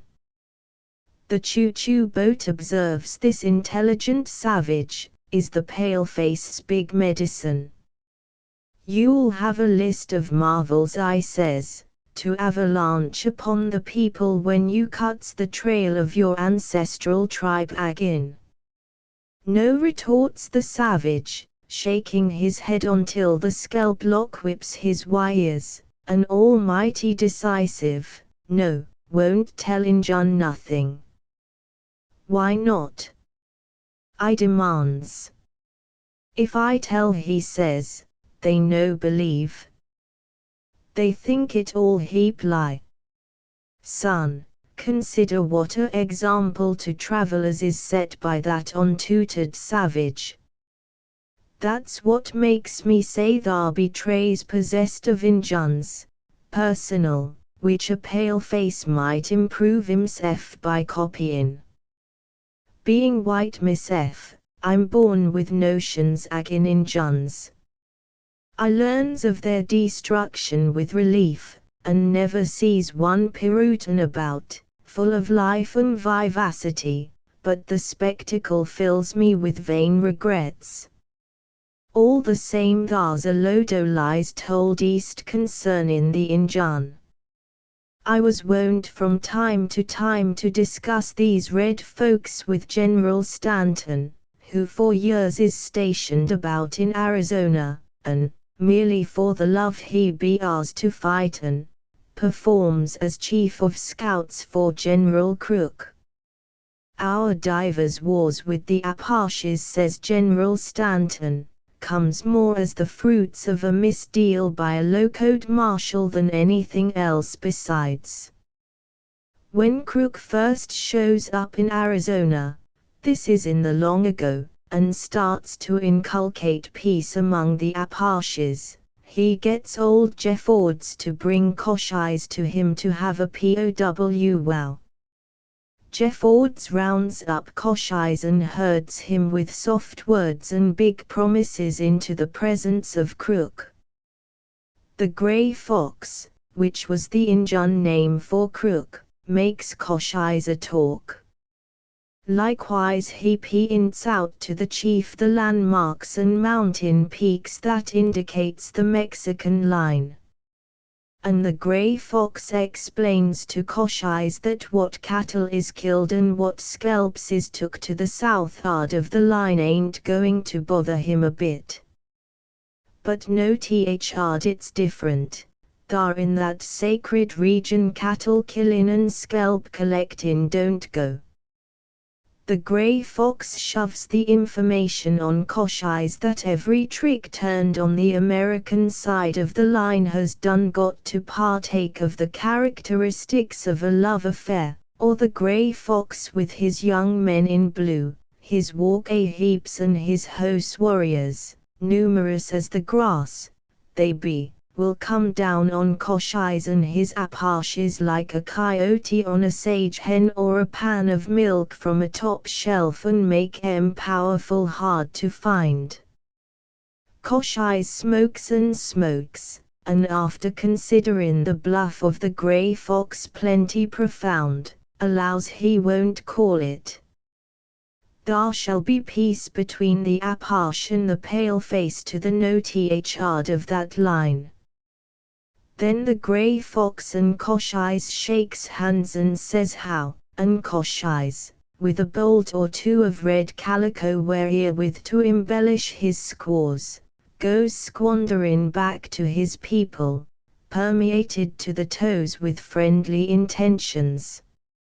Sek is Koshai's reverence for his word, coupled with his fear of the grey fox, that years float by and every defile and canyon of the southwest is as safe as the aisles of a church to the moccasins of the paleface.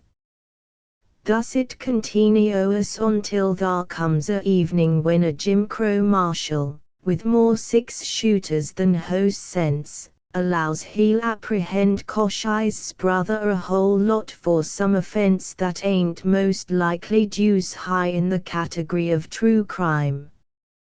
This idiot official reaches for the relative of Koshai's, and as the latter, being a savage and therefore plumb afraid of captivity, leaps backward like he's met up with a rattlesnake, the marshal puts his gun on him and plugs him so good that he cashes in right there.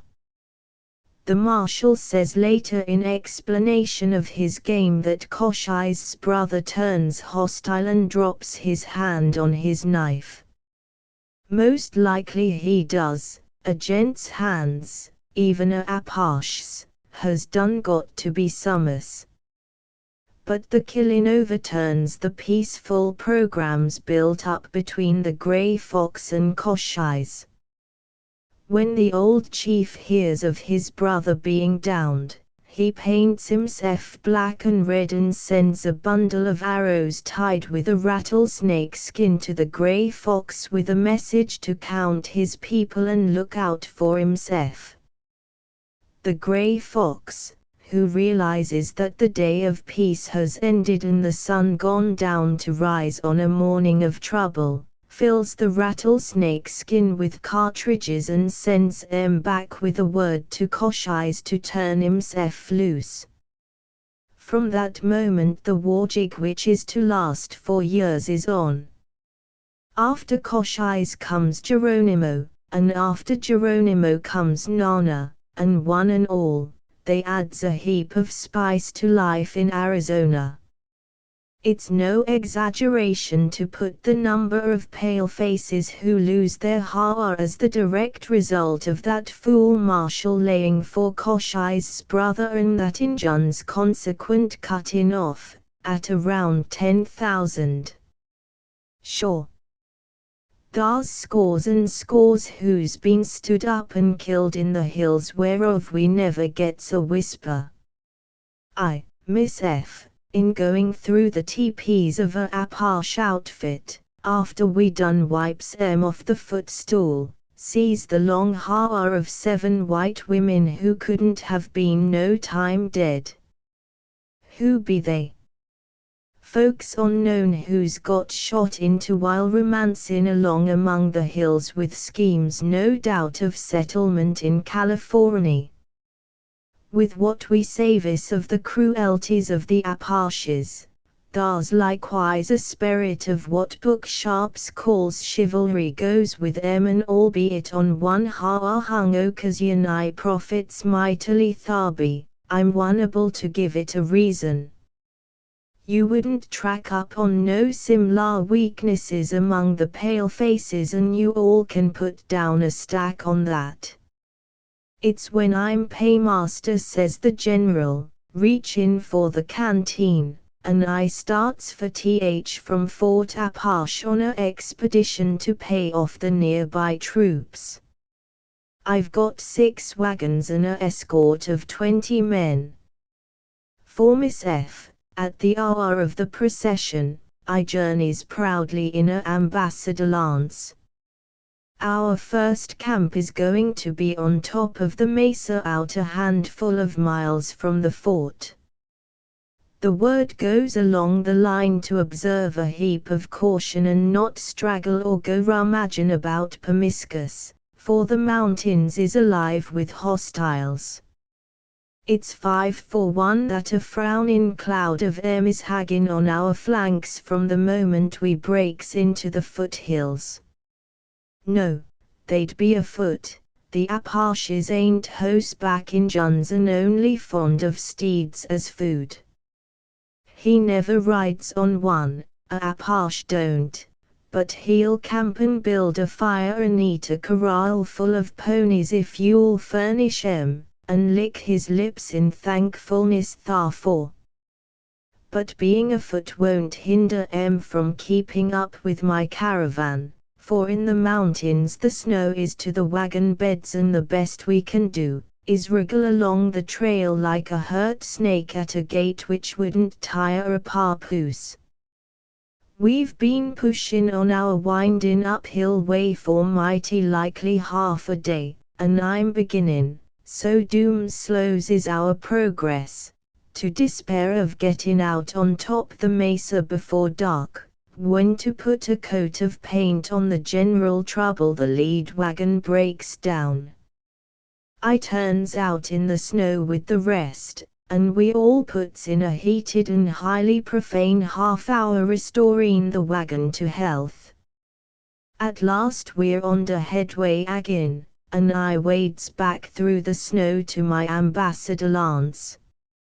As I arrives at the hour of my official wagon, it occurs to me that I'll fill a pipe and smoke some by virtue of my nerves, the same being torn and frayed with the many exasperations of the day. I gives my driver the word to wait a bit, and searching forth my tobacco outfit loads and lights my pipe. I'm planted waist deep in the mountain snows, but having on horseman boots the snow ain't no hardship. While I'm fussin' with my pipe, the 6 wagons and my 20 men curves round a bend in the trail and is hid by a corner of the canyon. I reflects at the time, though I ain't really expectin' no perils, that I'd better catch up with my escort, if it's only to set the troops a example. As I exhales my first puff of smoke and is on the verge of telling my driver to pull out, this yer mule Skinner is set in so that matters to the hour is cut off from his gaze by the canvas cover of my wagon. A slight noise attracts me, and casting my eye along the trail we've been climbin', I notes with feelings of disgust a full dozen Apaches coming. And it ain't no hyperbole to say they're sure coming all spiddled out. In the lead for all the deep snow, and risin' up on me like the wind, is a big befeathered buck, painted to the eyes, and in his right fist, raised to hurl it, is a 12-foot lance. As I surveys this pageant, I realizes how heapless, utter, I be, and with what sameness I may, adjusts my mind to the fact that I've come to the end of my trails. Heapless. Sure. I'm stuck as firm in the snow as one of the pines about me, my guns is in the wagon out in immediate reach, thar I stands as certain a prey to that Apache with the lance as he's likely to go up against durin' the whole campaign. Why, I'm a pick-up. I remembers my wife and babies, and sort-o says goodbye to 'em, for I'm as certain of my finish as I be of the hills, or the snows beneath my feet. However, since it's all I can do, I continues to smoke and watch my executioners come on. The big lance Injun is the dominating spirit of the bunch. As he draws up to me, he's 50 foot in advance of the others. He makes his lance shiver from point to butt. It fairly sings a death song. I can feel it go through and through me a score of times. But I stands thar facing him, for, of course, I wants it to go through from the front. I don't allow to be picked up later with anything so unfashionable as a lance wound in my back. That would be mighty unprofessional. You understands that what now requires minutes in the recital don't cover seconds as a play. The lance in Jun runs up to within a rod of me and holds. His arm goes back for a mighty cast of the lance. The weapon is vibrant with the very spirit of hate and malice. His eyes, through a fringe of hair that has fallen over glows out like a cat's eyes in the dark. We stands there, I still puffin my pipe, he with his lance raised, and we looks on each other, I in that paint-daubed buck. I can't say whatever is his notion of me, but on my side I never beholds a savage who appeals to me as a more evil and forbidding picture. As I looks him over, a change takes place. The fire in his eyes dies out, his face relaxes its ferocity, and after standing for a moment and as the balance of the band arrives, he turns the lance over his arm and with the butt presented, surrenders it into my hand. You can gamble I don't lose no time in arguing the question, but accepts the lance with all that it implies. Bringing the weapon to a right shoulder and with my mind relieved, I gives the word to my mule Skinner, who's unconscious of the transactions in life and death going on behind his back, and with that, we all takes up our march and soon comes up on the escort where it's agin fixed firm in the snow about a furlong to the fore. My savages follows along with me, and each of 'em as grave as squinchals and tame as tabby cats. Joke. No, the Mapaches was as hostile as Gila monsters. But behold in me, as they regards it, for they don't in their untaught simplicity make allowance for me being implanted in the snow, gunless and heapless, so brave, awaiting destruction without a quiver. Their admiration mounts to sec heights, it drowns within every thought of cancelling me with that lance, and thereupon they pays me their savage compliments in manner and form described. They don't regard themselves as surrendering neither. They esteems passing me the lance as inaugurating a armistice and looks on themselves as guests of honor and under my safeguard, free to say how, and vamos back to the war path again whenever the spirit of blood begins to stir within their breasts. I knows enough of their ways to be posted as to what they expects, and being, I hopes, a gent of integrity, I accedes to that exact status which they believes they enjoys. They travels with me that day, eats with me that evening when we makes our camp, has a drink with me all round, sings savage hymns to me throughout the night, loads up with chuck in the morning, offers me no end of flattery as a dead game gent whom they respects, says adios, and then they scatters like a flock of quail. Also, having resumed business on old-time lines, they takes divers shots at us with their Winchesters during the next 2 days, and kills a host and creases my sergeant. Why don't I corral and hold 'em when they're in my clutch? It would have been breaking the truce as Injuns and I understands sec things. Moreover, they let me go free without conditions when I was loser by every rule of the game. Chapter 7. The Mills of Savage Gods.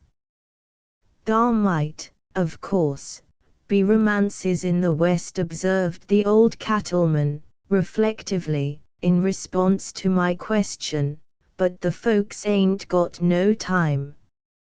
Romance that way demands leisure, and a party has to be more or less idling about to get what you all might style romantic action.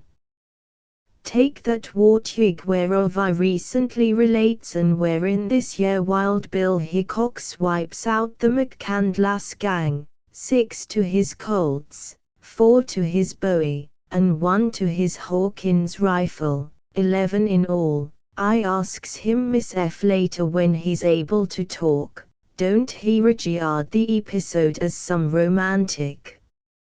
And Bill says, no, I don't notice no romance therein. What impresses me most is that she's sure a zealous fight, also, mighty busy. Injuns would be romantic, only they're so plumb ignorant they never once savis. Thar's no Injun word for romantic. Them benighted savages never tumble into such a thing as romance being possible. And yet said aborigines engages in plays which are educated Eastern taste with leisure on its hands and groping about for entertainment would pass on as romantic. When I'm pestering among the Osages on that one occasion that I'm trying to make a roundup of my health, the old buck Strikeaxe relates to me a tale which I allers looks on as possessing elements. Sure, and it's as simple and straight as the sights of a gun. It's about a squaw and 3 bucks, and thar's enough blood in it to paint a wagon. Which I reckons now I'll relate it plain and easy and free of them frills wherewith a professional raconteur is so prone to overload his narratives. The Black Cloud is a Osage medicine man and has high repute about Greyhouse where he's pitched his teepee and abides. He's got a squaw, Sunbright, and he's plenty jealous of this year little Sunbright. The Black Cloud has 3 squaws, and Sunbright is the youngest. The others is Sunbright's sisters, for a Osage weds all the sisters of a family at once, the oldest sister going to the front at the nuptials to deal the wedding game for the entire outfit. Now this Sunbright ain't over enamored of Black Cloud. He's only a half-blood Injun for one thing, his father being a Buffalo man, Negro, who's joined the Osages, and Sunbright don't take kindly to his nose which is some flatter than the best rules of Osage beauty demands, and likewise thar's kinks in his hair. Still, Sunbright sorto keeps her aversions to herself. And if it ain't for what follows she most likely would have traveled to her death blankets and been given a seat on a hill with a house of rocks built round her, the same being the usual burial play of a Osage, without Black Cloud ever saying that so far from interest in Sunbright, he only makes her tired. Over south from Black Cloud's Greyhouse campin' across the Arkansas and summers between the Polecat and the Cimarron thar's living a young creek buck called the Lance. He's straight and slim and strong as the weapon he's named for, and he like Black Cloud is a medicine sharp of celebration and stands way up in the papers. The Creeks is never weary of talking about the Lance and what a marvel as a medicine man he is. Also, by way of insulting the Osages, they declares unhesitating that the Lance lays over Black Cloud like 410s, and offers to bet hoses and blankets and go as far as the Osages likes that this is true. By what Strikeaxe informs me, and he ain't none likely to overplay in his statements, by what Strikeaxe tells me, I says, the Lance must sure have been the high cured as a medicine man. Let it get dark with the night and no moon in the skies, and the Lance could take you all into his medicine lodge, and you'd hear the spirits flapping their pinions like someone flapping a blanket. And there'd be whisperings and goings on outside the lodge and in, while fire eyes would show and burn and glower up in the peak of the teepee, and all plenty scary and mystifying.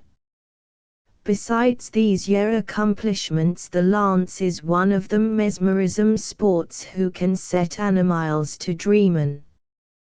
He could call a coyote or a fox, or even so fitful and nervous a proposition as a antelope, and little by little, snuffin' and snortin', or if it's a coyote, whinin', them beasts would approach the lance until they that clost he'd tickle their heads with his fingers while they stands shiverin' and sweatin' with apprehensions.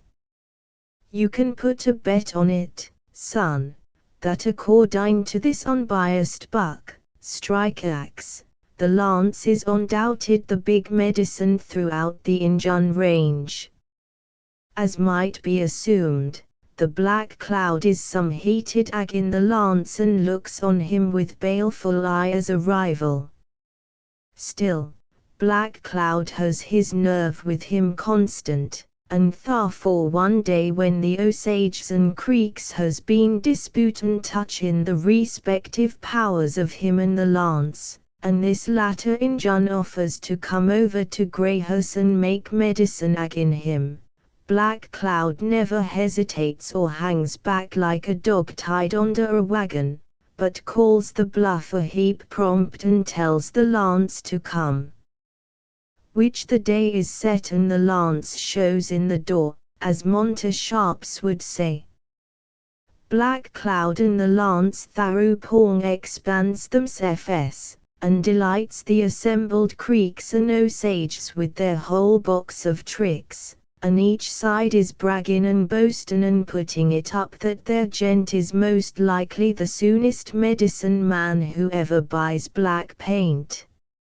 It's about hose and hose between the two. Black Cloud accompanies himself to this contest with a pure white pony which has eyes red as rubies, a kind o' albino pony, and he gives it forth that this milk-colored bronco is his big medicine or familiar spirit. The lance observes that the little red-eyed hose is mighty impressive to the savages, be they Creeks or Osages. At last he says to Black Cloud, "To show how my medicine is stronger than yours, tomorrow I'll make your red-eyed big medicine bronco go lame in his off hind leg." Black Cloud grins scornful at this. He allows that no sport can make his white pony go lame. He's plumb wrong. The next morning the white pony is limpin' and draggin' his off hind hoof, and when he's standing still he peints the toe down like something's fetched loose. Black Cloud is sore, but he can't find no cactus thorn nor nothing to bring about the lameness, and he don't know what to make of the racket.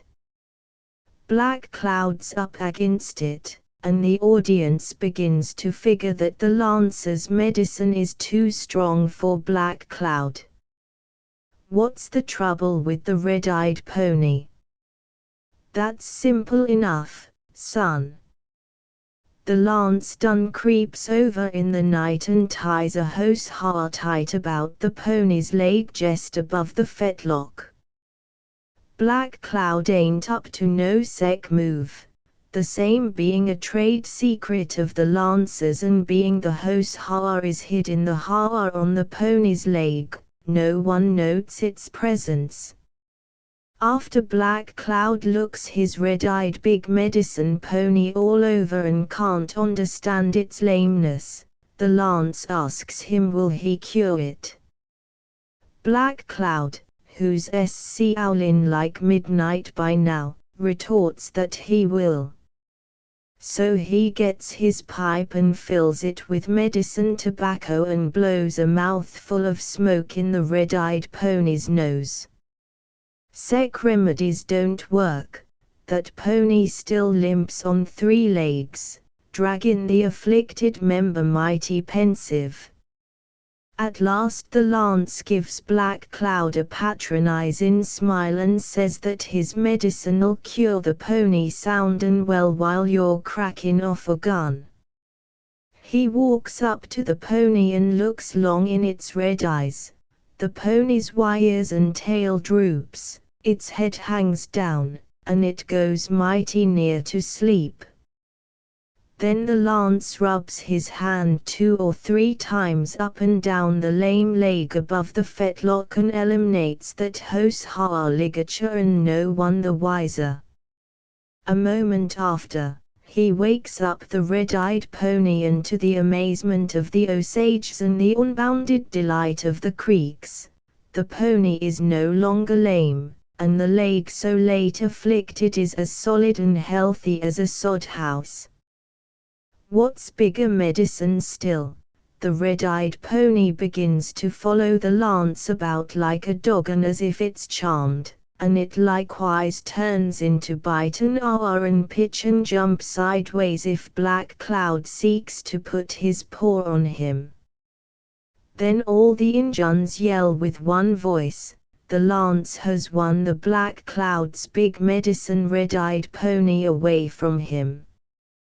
The lance is sure the fashion, and Black Cloud discovers he ain't a four-spot by comparison. His reputation is gone, and the lance is regarded as the great medicine along the Arkansas. Sunbright is looking on at these maneuvers and her heart goes out to the lance. She falls more deeply in love with him than even the red-eyed bronco does. That evening as the lance is going to his camp under the cottonwoods, he meets up with Sunbright standing still as a tree in his path with her head bowed like a flower that's gone to sleep.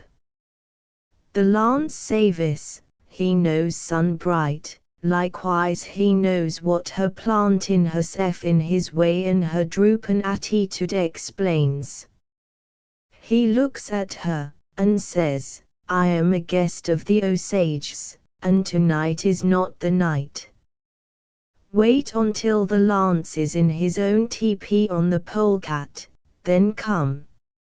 Sunbright never moves, never looks up, but she hears and she knows this is right. No buck should steal a squaw while he's a guest. The lance walks on and leaves her standing, head bowed and motionless. 2 days later the lance is again in his own teepee. Sunbright counts the time and knows that he must be there. She skulks from the camp of Black Cloud and starts on her journey to be a new wife to a new husband. Sunbright is a mile from camp when she's interrupted. It's Black Cloud who heads her off. Black Cloud may not be the boss medicine man, but he's no fool, and his eyes is like a wolf's eyes and can see in the dark. He guesses the new love which has stampeded Sunbright. Injuns is a mighty curhouse outfit. Now if Sunbright had succeeded in getting to the lodge of her new husband, the divorce between her and Black Cloud would have been complete.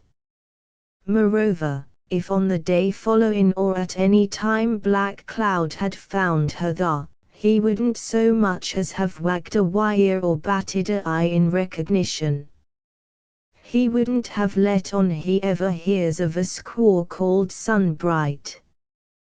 This sameness would be born of 2 causes. It would be agin Injun etiquette to go tracking about marking a unseemly uproar and disturbing the general peace for purely private causes. Then agin it would be beneath the dignity of a high-grade savage and a big medicine sharp to conduct himself like he'd miss so trivial a thing as a squaw. But until Sunbright fulfills her elopement projects and establishes herself under the protecting wing of her new love, she's running risks.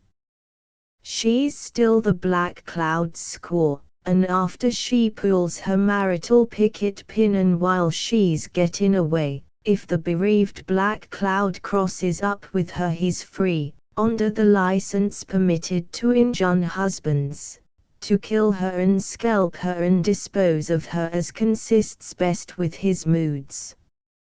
Sunbright knows this, and when she runs agin the black cloud in her flight, she seats herself in the long prairie grass and covers her head with her blanket and speaks never a word. Does Sunbright so love me, says Black Cloud, turning a heap ugly, that she comes to meet me? Is it for me she has combed her HR and put on a new feather and beads? Does she wear her new blanket and paint her face bright for Black Cloud? Or does she dress herself like the sun for that creek coyote, the lance? Sunbright makes no reply.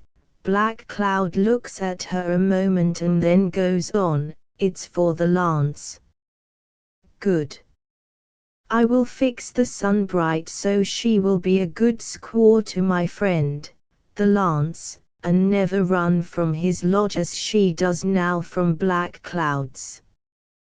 With that he stoops down, and a slash of his knife cuts the heel tendons of Sunbright's right foot. She groans, and writhes about the prairie, while Black Cloud puts his knife back in his belt, gets into his saddle again and rides away. The next day a creek boy finds the body of Sunbright where she rolls herself into the grey hearse and is drowned. When the lance hears the story and sees the knife slash on Sunbright's heel, he reads the truth. It gives him a bad heart. He paints his face red and black and thinks how he'll be revenged. Next day he sends a runner to Black Cloud with word that Black Cloud has stole his horse. This is to arrange a fight on virtuous grounds. The lance says that in 2 days when the sun is overhead Black Cloud must come to the 3 cottonwoods near the mouth of the Cimarron and fight, or the lance on the 3rd day and each day after will hunt for him as he'd hunt a wolf until Black Cloud is dead. The Black Cloud's game, and sends word that on the 2nd day he'll be there by the 3 cottonwoods when the sun is overhead. Also, that he will fight with 4 arrows. Then Black Cloud goes at once, for he has no time to lose, and kills a dog near his lodge. He cuts out its heart and carries it to the rocky canyon where the rattlesnakes have a village. Black Cloud throws the dog's heart among them and teases them with it, and the rattlesnakes bite the dog's heart again and again until it's as full of poison as a bottle is of rum. After that, Black Cloud puts the poisoned heart in the hot sun and lets it fret and fester until just before he goes to his duel with the lance. As he's about to start, Black Cloud dips the 4 steel arrowheads over and over in the poisoned heart, being careful to dry the poison on the arrowheads, and now whoever is touched with these arrows so that the blood comes is sure to die. The biggest medicine in the nation couldn't save him. There's 40 Osage and 40 creek bucks at the 3 cottonwoods to see that the duelists get a square deal. The lance and Black Cloud is there. Each has a bow and 4 arrows, each has made medicine all night that he may kill his man. But the duel strikes a obstacle. There's a somber, sullen sport among the Osages whose true name is the bobcat but who's called the knife thrower. The bobcat is one of the Osage 40. Unknown to the others, this year bobcat, who it looks like is a mighty impressionable savage, is himself in love with the dead sun bright. And he's hot and cold because he's fearful that in this battle of the boughs the lance'll down black cloud and cheat him, the bobcat, of his own revenge. The chance is too much, the bobcat can't stand it and resolves to get his stack down first. And so it happens that as Black Cloud and the lance, painted in their war colors, is walking to their places, a 9-inch knife flickers like a gleam of light from the hand of the bobcat, and merely to show that he ain't called the knife thrower for fun, catches Black Cloud flush in the throat, and goes through and up to the yard at the knife haft. Black Cloud dies standing, for the knife point bites his spine. No, son, no one gets arrested. Injuns don't have jails, for the mighty excellent reason that no Injun culprit ever vamooses and runs away. Injun criminals, that away, allers stands their hands and takes their hemlock. The Osages, who for Injuns is some shocked at the bobcat's interruption of the duel, it being mighty unparliamentary from their standpoints, tries the bobcat in their tribunals for killing Black Cloud and he's decided on as guilty according to their law.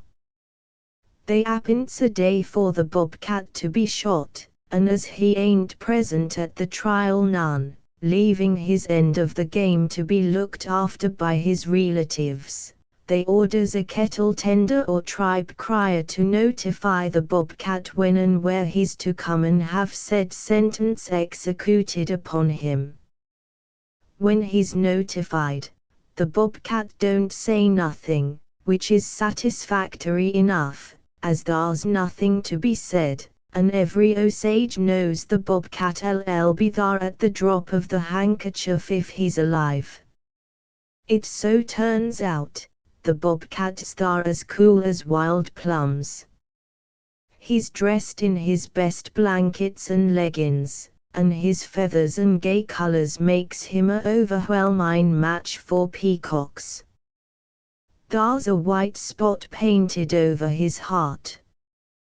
The chief of the Osages, who's present to see justice done, motions to the bobcat, and that gent steps to a red blanket and stands on its edge with all the blanket spread in front of him on the grass. The bobcat stands on the edge, as he saves when he's plugged that he'll fall forward on his face. When a gent gets the gaff for sure, he falls forward. If a party is hit and falls backwards, you needn't get excited none. He's only creased and LL get over it. Wherefore, as I states, the bobcat stands on the edge of the blanket so it's spread out in front to catch him as he drops. There's not a word spoke by either the bobcat or the onlookers, the latter opening out into a lane behind so the lead can go through. When the bobcat's ready, his cousin, a buck whose name is Little Feather, walks to the front of the blanket and comes down careful with his Winchester on the white mark over the bobcat's heart. There's a moment's silence as the bobcat's cousin runs his eye through the sights. There's a flash and a hatful of grey smoke, the white spot turns red with blood, and then the bobcat falls along on his face as soft as a sack of corn. What becomes of the lance? It's 2 weeks later when that scientist is waited on by a delegation of Osages. They reminds him that Sunbright has 2 sisters, the same being now widows by virtue of the demise of that egregious Black Cloud. Also, the Black Cloud was rich, his teepee was sumptuous, and he's left a buckskin coat with ivory elk teeth sewed onto it plenty as stars at night. The coat is big medicine, moreover thar's the milk-white big medicine bronco with red eyes. The Osage delegation puts forth these truths while the lance sets cross-legged on a bearskin and smokes willow bark with much dignity. In the finish, the Osage outfit pins up to the fact that their tribe is Shire medicine man, an agent of the lancer's accomplishments who can charm animals and lame broncos will be a mighty welcome addition to the Osage body politic. The lance lays down his pipe at this and says, "It is enough." And the next day he sallies over and weds them 2 relicts of Black Cloud and succeeds to that dead necromancer's estate, and both at one fell swoop. The 2 widows chuckles and grins after the manner of ladies, to get a new husband so swift, and abandon in his lodge on the polecat the lance sets up his game at Greyhouse, and unless he's petered, he's thar dealing it yet. Chapter 8. Tom and Jerry, Wheelers. Obstinacy or love, that a way, when folks pushes 'em to excess, is sure bad medicine. Which I'd be a heap loath to count the numbers them 2 attributes harries to the tomb. Why, son, it's them sentiments that kills off my 2-wheel mules, Tom and Jerry. The old cattleman appeared to be on the verge of abstract discussion. As a metaphysician, he was not to be borne with. There was one method of escape. I interfered to coax the currents of his volubility into other and what were to me, more interesting channels. Tell me of the trail, or a story about animals, I urged. You were saying recently that perfect systems of oral if not verbal communication existed among mules, and that you had listened for hours to their gossip. Give me the history of one of your freighting trips and what befell along the trail, and don't forget the comment thereon, wise, doubtless, it was, of your long-eared servants of the rein and trace chain. Tell you what chances along the trail.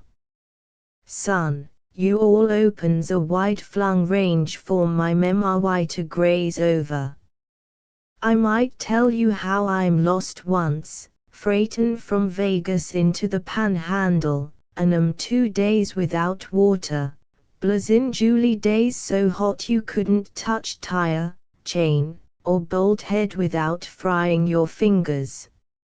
And how at the close of the 2nd day when I hauls in at Cabra Springs, I lays down by that cold and blessed fountain and drinks till I aches. Which them 2 days of thirst terrorizes me to sec degrees that for 1 plum year thereafter, I never meets up with water when I don't drink a quart, and act like I'm laying in agin another parched spell. Or I might relate how I stops over one night from Springer on my way to the Canadian at a triangle camp called Kingman. This year is a 1-room stone house, stark and sullen and alone on the desolate plains, and no scenery worth namin' but a half-grown feeble spring. This Kingman ain't got no windows, its door is 4-inch thick of oak, and thar's loopholes for rifles in each side, which shows the sports who builds that edifice in the stormy long ago is looking for more trouble than comfort and prepares themselves. The 2 cowpunchers I finds in charge is scared to a standstill, they allows this Kingman's haunted. They tells me how 2 parties who once abides thar, father and son they be, gets downed by a hold-up whose aim is pillage, and who comes cavortin' along and butchers said family in their sleep. The cowpunchers declares they hears the spooks go scattering about the room as late as the night before I trails in.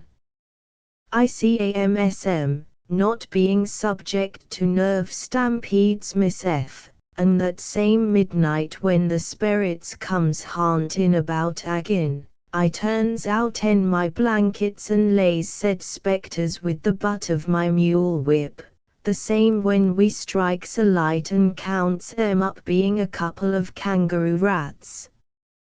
This year would front up for a mighty thrilling tale if I throws Miss F loose with its recital and daubs in the colour plenty vivid and free. Then thar's the time I swings over to the K-8 ranch for corn, being I'm out of said cereal, and runs up on a cow gent, spurs, gun belt, big hat and the full regalia, hagging to the limb of a cottonwood, dead as George III, and not 100 foot from the ranch door. And how inside I finds a half-dozen more cow folks, looking grave and saying nothing, and the ranch manager has a bloody bandage about his forehead, and another holding up his left arm, half bandage and half sling, the tout ensemble, as Colonel Steerett calls it, showing sec recent war that the blood's still wet on the cloths and drops on the floor as we talks.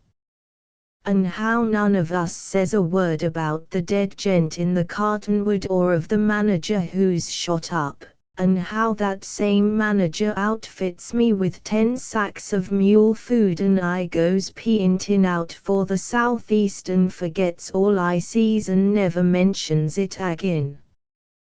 Then thar's Sim Booth of the frying pan outfit, who's one evening camped with me at Antelope Springs, and who saddles up and ropes onto the legs of a dead Injun where they are sticking forth, being washed free by the rains, and pulls and rolls that copper-colored departed out in his sepulchre lot, and then starts his pony off at a canter and sort o' fritters the remains about the landscape.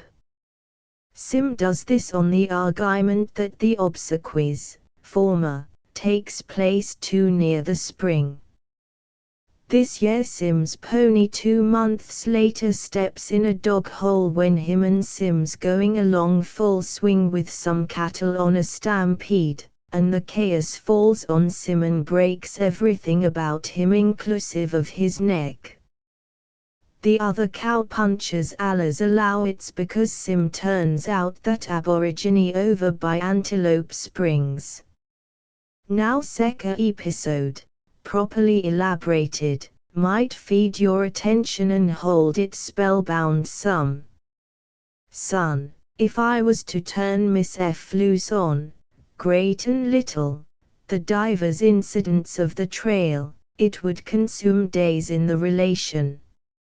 I could tell of cactus flowers, blazing and brilliant as a eye of red fire in the brown dusk of the deserts, or of mile-long fields of Spanish bayonet in bloom, or of some Mexican's dobie shining like a ruby in the sunlight a day's journey ahead, the same one unbroken mass from roof to ground of the peppers they calls chili, all reddening in the hot glare of the day.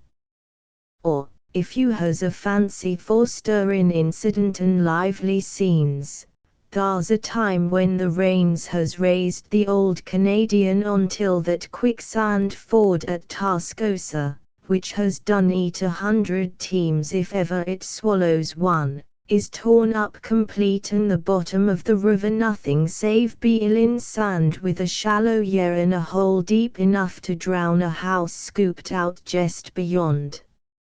And how since I can't pause a week or two for the river to run down and the ford to settle, I goes spuddling and tumbling and swimming across on Tom, my nigh-wheeler, opens negotiations with the Lit Ranch, and Bob Robertson has his riders round up the pasture, and comes charging down to the ford with a bunch of 1,000 ponies, all of 'em dancin' and buckin' and prancin' like chillin' out in school. Robertson and the lit boys throws the 1,000 Broncos across the ford for mighty likely it's 50 times. They'd flash 'em through, the whole band together, on the run, and then round 'em up on the OPP site bank, turn 'em and jam 'em through agin. When they ceases, the bottom of the river is tramped and beat out as hard and as flat as a floor, and I hooks up and brings the wagons over like the ford. Bottomless quicksand a hour prior, is one of these yer asphalt streets. Or I might relate about a cowboy tournament that's held over in the flat green bottom of Parker's Arroyo, and how Jack Coombs throws a rope and fastens at 104 foot, while Waco Simpson rides at the herd of cattle 100 foot away, ropes, throws and ties down a particular steer, frees his lariat and is back with the judges agin in 48 seconds. Waco wins the prize, a Mexican saddle, stamp leather and solid gold. She is worth $400, buy them on precedented alacrities. Or, I might impart about a Mexican funeral where the hearse is a blanket with 2 poles along the edge, the same as one of these battle litters, of the awful songs the mournful Mexicans sings about departed, of the candles they burns and the dozens of baby white pine crosses they sets up on little Jim Crow stone heaps along the trail to the tomb. Meanwhiles, howlin' dirges constant. Now I thinks of it, I might bresh up the recollections of a morning when I rolls over, blankets and all, onto something that feels as big as a bootleg and plenty squirmy, and how I shows zeal get into my feet, knowin' I'm reposin' on a rattlesnake who's bunked in agin my back all sociable to warm himself. It's worth any gent's while to see how heated and indignant that serpent takes it because of me turnin' out so early and so swift. Then thar's a morning when I finds myself not 5 miles down the wind from a prairie fire, and it crackin' and roarin' in flame sheets 20 foot high and markin' forward jumps of 50 foot. What do? Go forward down the wind, set fire to the grass myself, and let her burn ahead of me. In 2 minutes I'm over on a burnt district of my own, and by the time the original flames works down to my fire line, my own special fire is 3 miles ahead and I myself am ramblin' along cool and salubrious with a safe, sure area of burnt prairie to my hour. And thar's a night on the Cerrita La Cruz door in a storm, when the lightnin' melts the tire on the wheel of my trail wagon, and me laying under it at the time. And it don't even wake me up. Thar's the time, too, when I crosses up at Chico Springs with 80 Injuns who's been buffalo huntin' over to the South Paladuro, and has with them 400-odd ponies loaded with hides and buffalo beef and all headed for their home camps over back of Taos. The bucks is restin' up a day or 2 when I rides in. Later me and a half-dozen jumps a band of antelopes jest round a p'int of rocks. Son, you all would have admired to see them savages shoot their arrows. I observes one young buck a heap clost. He holds the bow flat down with his left hand while his arrows in their cowskin quiver sticks over his right shoulder. The way he would flash his right hand back, yank forth an arrow, slam it on his bow, pull it to the head and cut it loose, is sure a heap earnest. The missiles would go sailing off for over 300 yards, and I sees him get 7 started before ever the first one strikes the ground. The Injuns acquires 4 antelope by this archery and shoots maybe some 40 arrows, all of which they carefully reclaims when the excitement subsides. She's truly a spirited exhibition and I finds it mighty entertainin'. I throws these hints loose to show what might be alluded to by way of stories, grave and gay, of sights peculiar to the trail if only some gent of experience ups and devotes himself to the relations. As it is, however, and recurring to Tom and Jerry, the same being as I informs you, my 2-wheel mules, I reckons now I might better set forth as to how they comes to die that time. It's his obstinacy that downs Jerry, while poor, tender Tom perishes the victim, volunteer at that, of the love he bears his contrary mate. The mules, Tom and Jerry, is obtained by me, original in Vegas. They're the wheelers of a 8-mule team, and I gives Frosty, who's a gambler and wins at monta of some locoed sport from Chaparita, $1,200 for the outfit. Which the same is cheap and easy at double the dinero.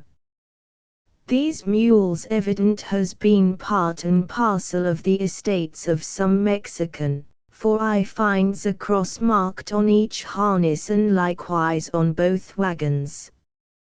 Mexicans employs this formal tie to run a bluff on any evil spirit who may come projecting round. Your American mule skinner never makes them tokens.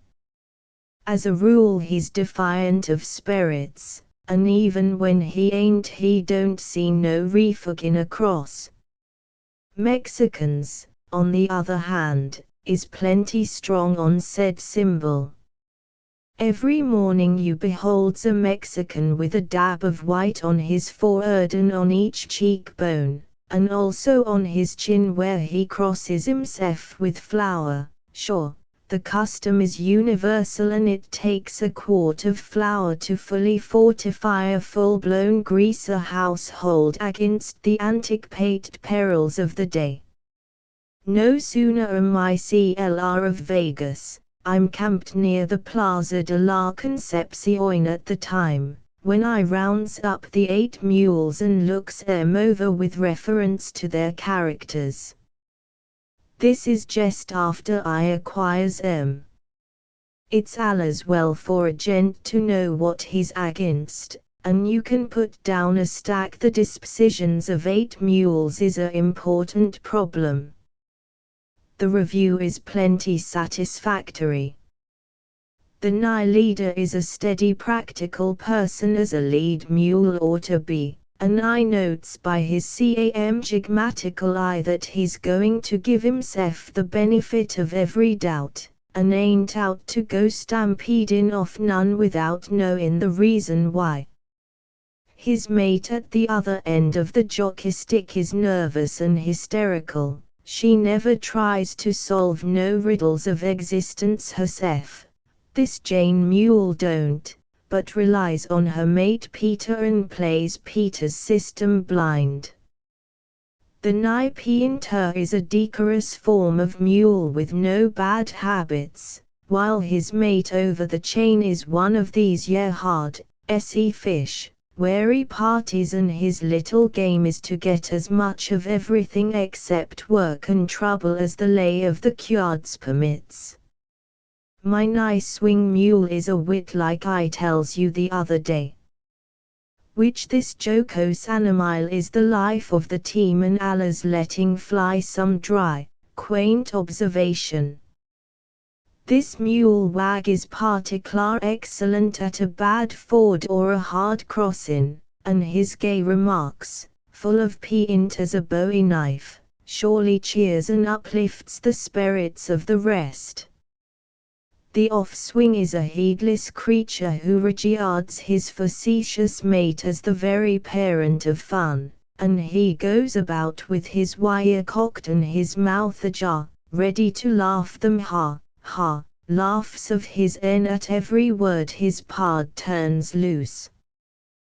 Tom and Jerry is different from the others. Being bigger and having besides the responsibilities of the hour piled onto them as wheel mules must, they cultivates a superior air and is distant and reserved in their attitudes towards the other six. As to each other their pose needs more description. Tom, the nigh-wheeler, the one I rides when driving, is infatuated with Jerry. I hears a sky-sharp aforetime preach about Jonathan and David. Yet I'm yet to assert, son, that them sacred people ain't on speaking terms compared to the way that poor old loving Tom Mule feels towards Jerry. This affection of Tom's is particular amazing when you all recalls the fashion in which the sullen Jerry receives it. During the several years I spends in their society I never once detects Jerry in any look or word of kindness to Tom. Jerry bites him and kicks him and cusses him out constant. He never tolerates Tom closer than 20 foot unless at times when he orders Tom to carry him. Sure, the imbecile Tom submits. On such occasions when Jerry issues a summons to go over him, using his upper teeth for a comb and brush, Tom is never so happy. Which he digs and delves at Jerry's ribs that away like it's a honor. After a half hour, maybe, when Jerry feels refreshed sufficient, he whirls on Tom and dismisses him with both heels. I track up on folks who's just the same, says Dan Boggs, one time when I mentions this unaccountable infatuation of Tom. This Jerry loves that Tom Mule mate of his, only he ain't letting on. I knows a lady whose treatment of her husband is a duplicate of Jerry's.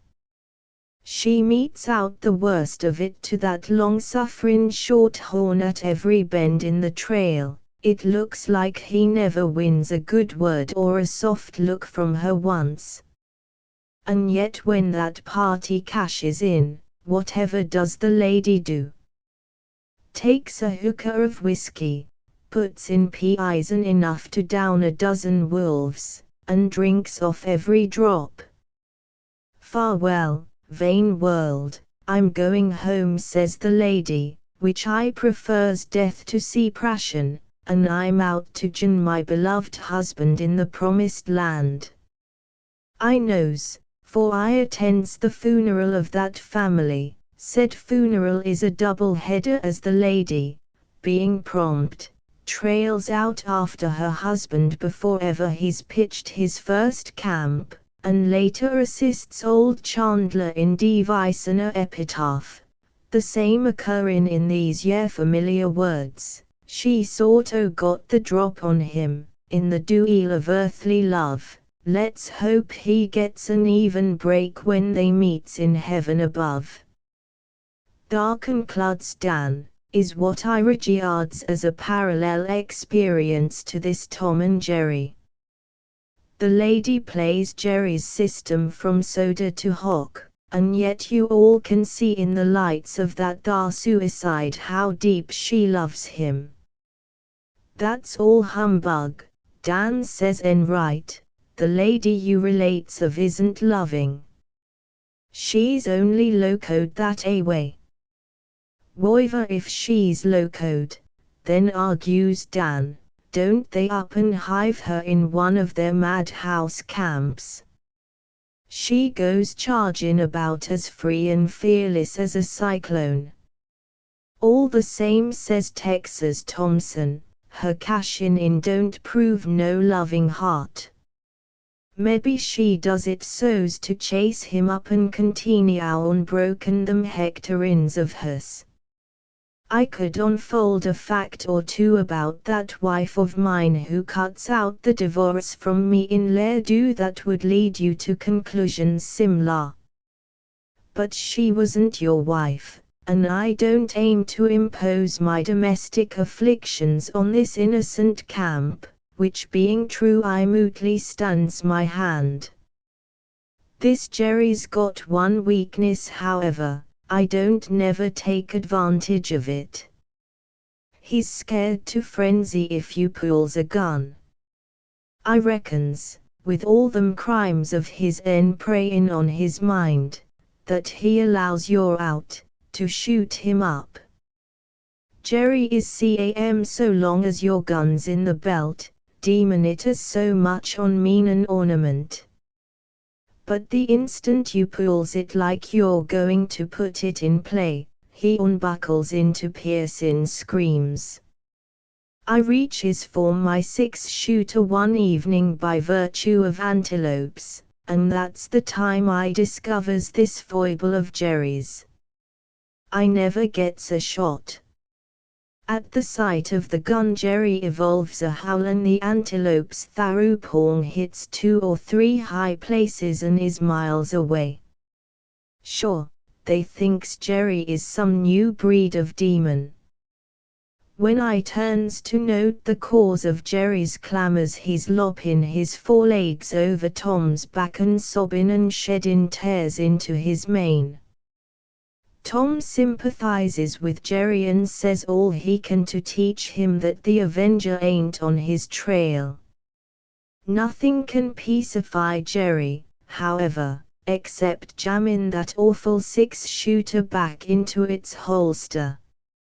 I goes over Jerry that evening patiently exploring for bullet marks, but there ain't none. No one's ever creased him. And I figures final by way of a solution of his fits that mighty likely Jerry's attended some killing between humans, inadvertent, and has the teeth of his apprehensions set on age. Jerry is that high and haughty he won't come up for corn in the morning unless I petitions him particular and calls him by name. To jest whoop mules, he holds don't include him. Usual I humors Jerry and shouts his title special, the others being called in a bunch. When Jerry hears his name he walks into camp, deliberate and dignified, and kicks every mule to pieces who tries to shove in ahead. Once, feeling some malignant misf, I tries Jerry's patience out. I don't call Jerry, merely shouts mules once or twice and lets it go at that. Jerry, when he notices I don't refer to him particular, lays his wires back, and although his elevation is towards me I can see he's hotter than a hornet. The faithful Tom abides with Jerry, though he tells him it's feed time and that the others with a nose bag on each of them is already at their repasts. Jerry only gets madder and lays for Tom and tries to bite him. After 10 minutes, sullen and sulky, hunger beats Jerry and he comes bumping into camp like a barrel downhill and eases his mind by walloping both hind hoofs into the mother blameless mules, peacefully munching their rations. Also, after Jerry's let me put the nose bag onto him he reverses his precision and swiftly lets fly at me. But I ain't in no trance and Jerry misses. I don't frail him, I say this it's because he feels humiliated with me not calling him by name. As a rule me and Jerry gets through our duties harmonious. He can pull like a lion and never flinches or flickers at a pinch. It's sure a victory to witness the heroic way Jerry goes into the collar at a hard steep hill or some swirling, rushing ford. Sec being Jerry's work habits, I'm prepared to overlook a heap of moral deficiencies and never lays it up agin Jerry that he's morose and repellent when I flings him any kindnesses.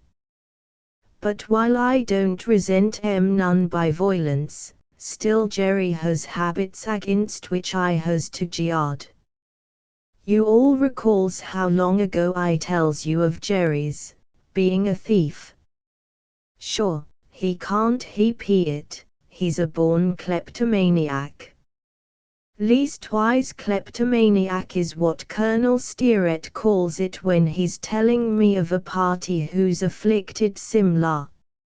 Otherwise this gent's a heap respectable, says the Colonel. Morally speaking there's plenty who's worse.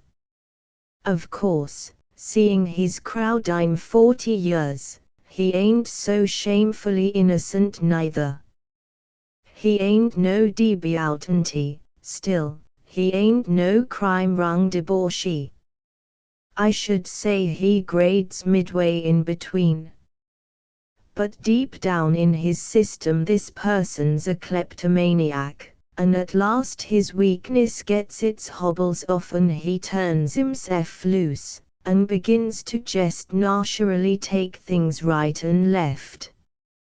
No, he don't get put away in Huntsville, they sees he's locoed and he's corralled instead in one of the asylums where there's nothing loose and little kicking round, and therefore no temptations.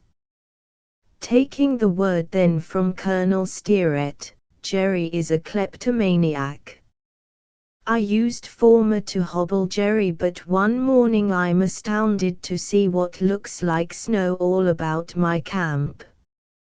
Being she's in June that snow there don't go. And it ain't snow, it's flour. This kleptomaniac Jerry creeps to the wagons while I sleeps and gets away, one after the other, with 15 50-pound sacks of flour.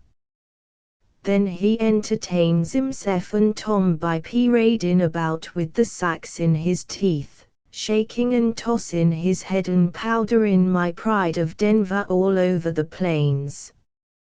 Which Jerry sure frosts that scenery plumb liberal.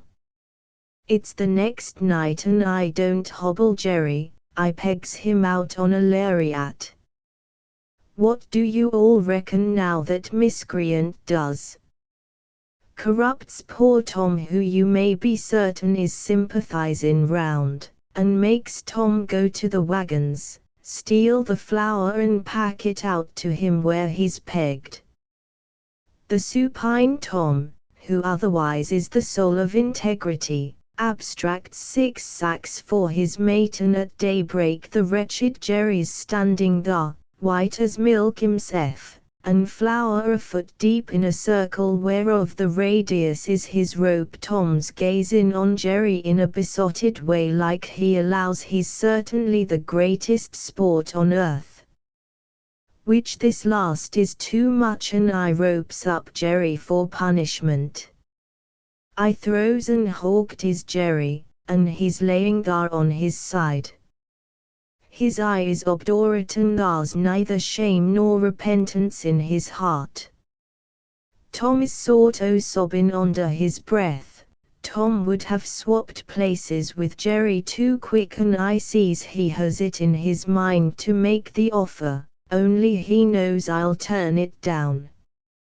The other 6 mules comes up and loafs about observant and respectful. They justifies my arrangements. Besides, Jerry is mighty unpopular with them by reason of his heels.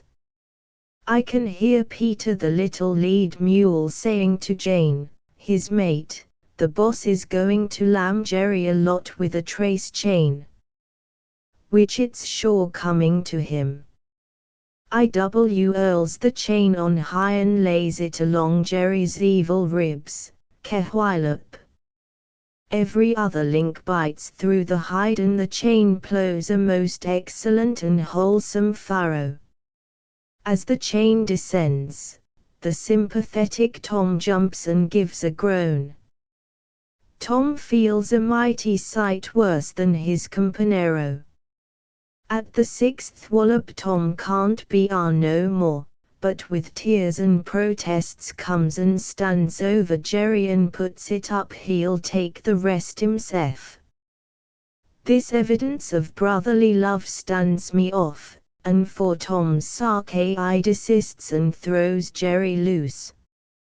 That old scoundrel, while I sees he's unforgivin' and a harbourin' of hatreds agin me, don't forget the trace chain and comports himself like a law-abiding mule for months. He even quits bitin' and kickin' Tom, and that loving beast seems like he's going to break his heart over it, 'cause he looks on it as a sign that Jerry's gettin' cold. But there comes a day when I loses both Tom and Jerry. It's about second drink time one August morning and me and my 8 mules goes scamperin' through a little Mexican plaza called Trampas on our way to the Canadian. Over by Adobe stands a old flea-bitten grey mare, she's sure hideous.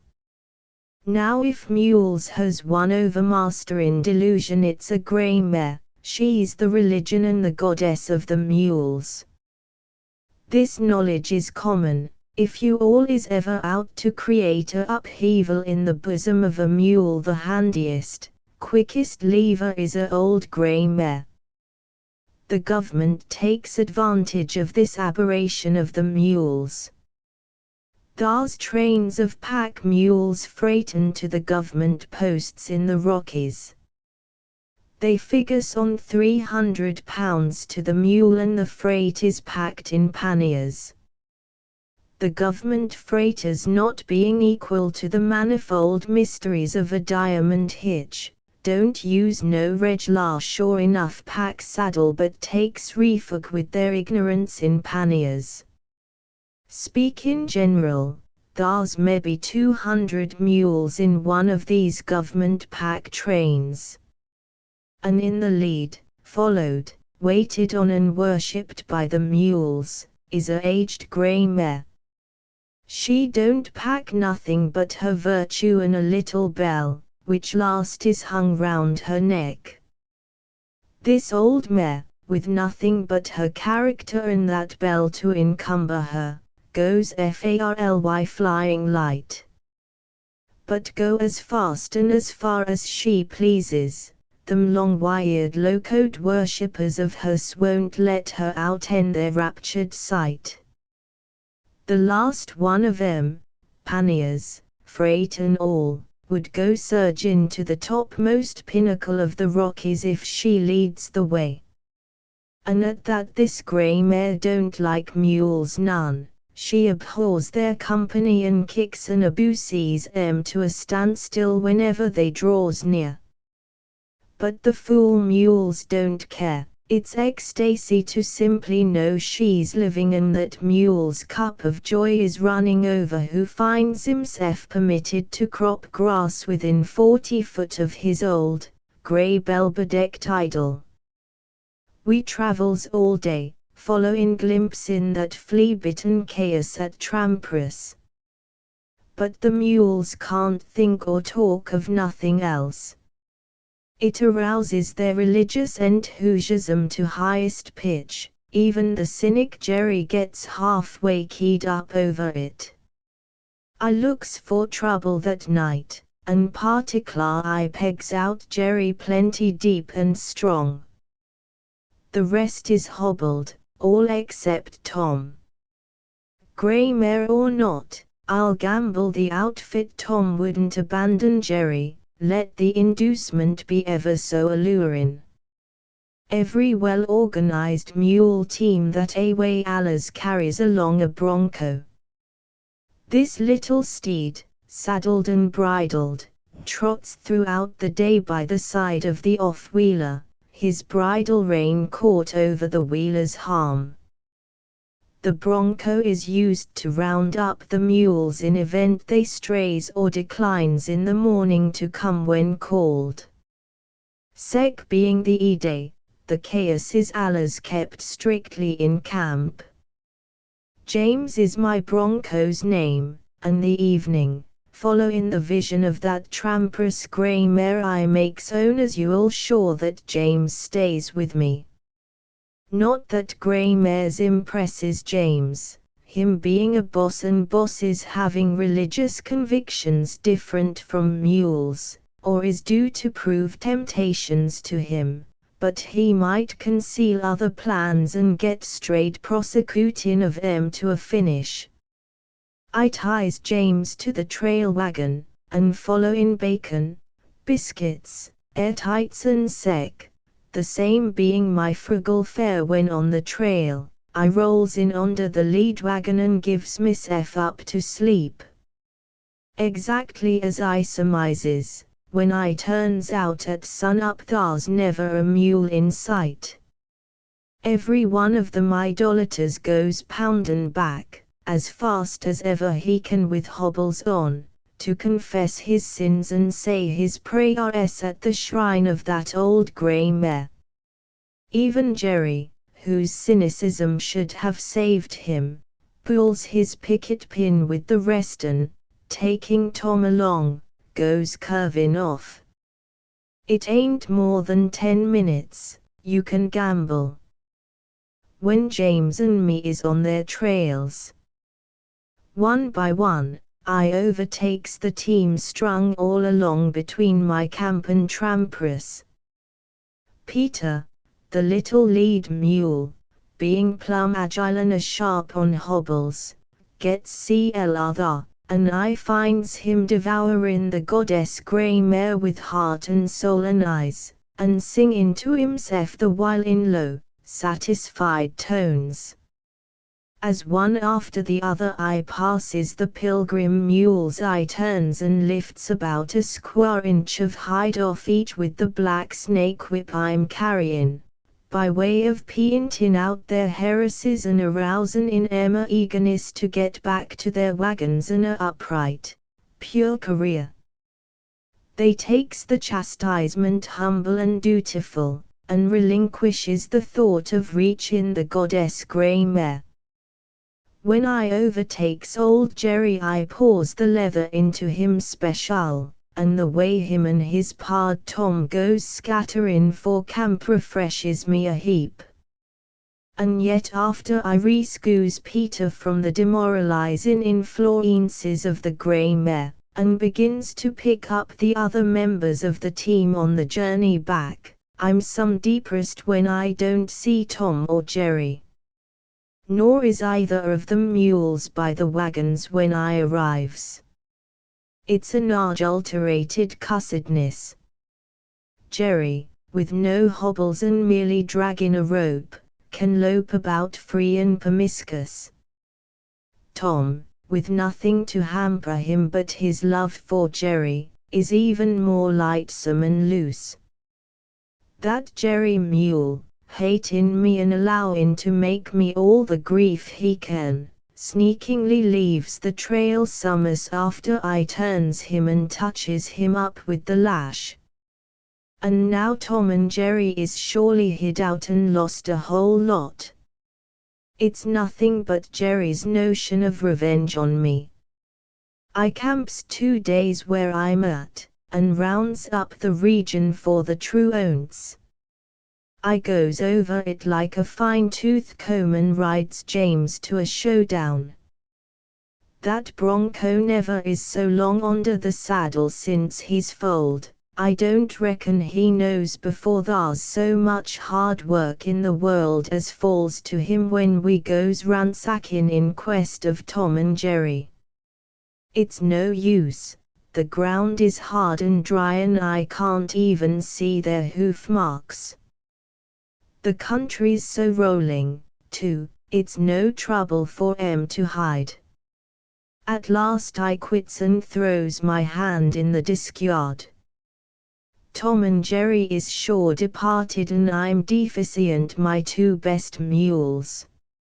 I hooks up the others, and seeing it's downhill and a easy trail I makes Tascosa and refits. I never crosses up on Tom and Jerry in this year life no more, but one day I learns their fate. It's a month later on my next trip back, and I'm camped about a half-day's drive of that same low-code plaza of Trampress.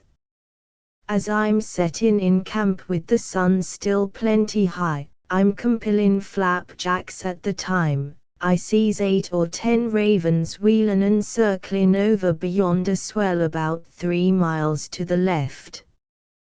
Tom and Jerry for a blue stack.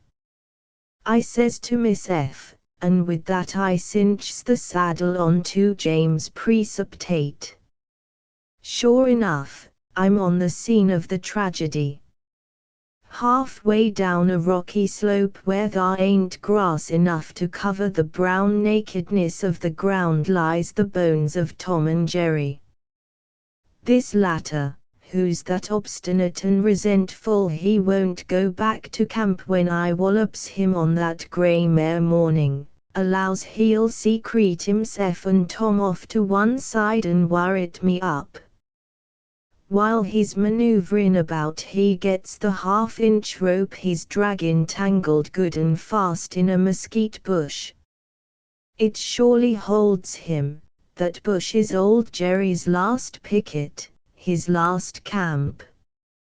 Which he'd a mighty sight better played his hand out with me, even if I does ring in a trace chain on him at needed intervals. Jerry jest naturally starves to death for grass and water. And what's doubly hard, the loving Tom, true to the last, starves with him. There's water within 2 miles, but Tom declines it, stays and starves with Jerry, and the ravens and the coyotes picks their frames. Chapter 9. The influence of Pharaoh Nell. There's no doubt about it, observed the old cattleman, apropos of the fairer, better sex, for woman was the gentle subject of our morning's talk. There's no doubt about it, females is a refinin' and ennoblin' influence. You all can hazard your chips on that and pile 'em higher than Cook's Peak. And when Pharaoh Nell prefers them requests, she's undoubted moved of feelings of mercy. They sure does her credit, said Motives does, and if she had asked Cherokee or Jack Moore, or even Texas Thompson, things would have come off as effective and a mighty sight more discreet. But since he's standing there handy, Nell ups and recruits Dan Boggs on the side of humanity, and Tharupong Dan goes tracking in without due reflection, and sets the Mexicans examples which, to give 'em a best description, is sure some bad. It ain't Nell's fault, but Dan is a gent of unusual impulses that you all don't know wherever Dan will land none. Once you goes pokin' up his hung sensibilities with suggestions that is novel to his game. Still, Nell can't heap it, and in view of what we knows to be the female record since ever the world begins, I reasserts unhesitatin' that the effects of woman is good. She subdues the reckless, subjugates the rebellious, sobers the frivolous, burns the ground from under the indolent moccasins of that male she's roped up in holy wedlock's bonds, and paints the way to a higher, happier life. That's whatever. And this drama of existence, as I once hears Colonel Steeret say, would be a frost and a failure and bog plumb down at that, if you was to cut out the leaden lady rolls and ring up the curtain with nothing but bucks in the cast. Narrow and contracted as you may deem said camp to be, Wolfville itself offers plenty proof on this head.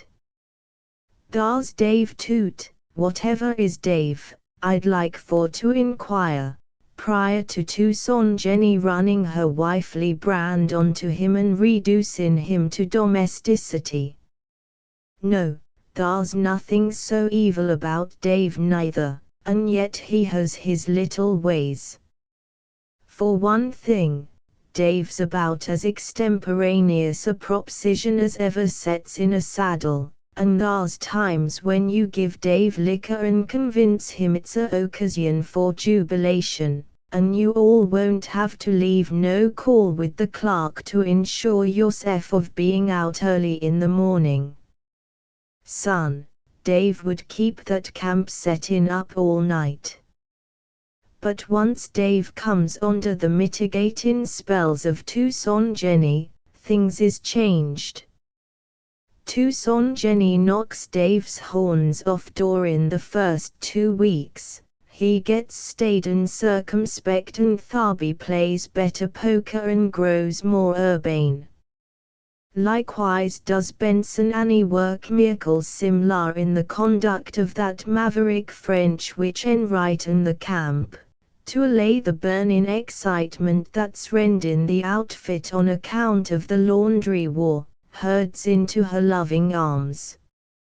Tenderfoot as he is, when we all ups and marries him off that time, this French already shows symptoms of becoming one of the most abandoned sports in Arizona. Benson Annie seizes him, purifies him, and makes him white as snow. And thar's Mrs. Rucker, as true a lady as ever bakes a biscuit. Even with the burdens of the OK restaurant upon her, she still finds energy to improve old Rucker to that extent he ups and rides off towards the hills one morning and never does come back no more. Doc, he says to Doc Peets, while he's filling a canteen in the red light prior to his start, I won't tell you what I'm aimin' to accomplish, because the stranglers might regard it as their duty to round me up. But thar's something coming to the public, Doc, so I hereby leaves word that next week, or next month, or maybe later, if doubts is expressed of my fate, I'm still flutterin' about the scenery some'as and am a long ways short of dead. And as I fades from sight, Doc, I'll take a chance and say that the clause in the Constitution which allows that all gents is free and equal wasn't meant to include no married man. And with these crude bluffs Rucker chases forth for the Floridas. No, the camp don't do nothing. The word gets passed round that old Rucker's gone prospectin' and that he will recur in our midst whenever thar's a reg'lar roll call. As for Mrs. Rucker, personal, from all we can judge by looking on, for thar's sure none of us who's that locoed we ups and asks, I don't reckon now she ever notices that Rucker's escaped. Yes, how it is the time when Pharaoh Nell, her heart bleedin' for the sufferings of dumb and heapless brutes, employs Dan Boggs in errands of mercy and Dan's efforts to do good gets ill-advised. Not that Dan is easily brought so he regards his play as erroneous, Enright has to rebook Dan outright in set terms and assume airs of severity before ever Dan allows he entertains a doubt.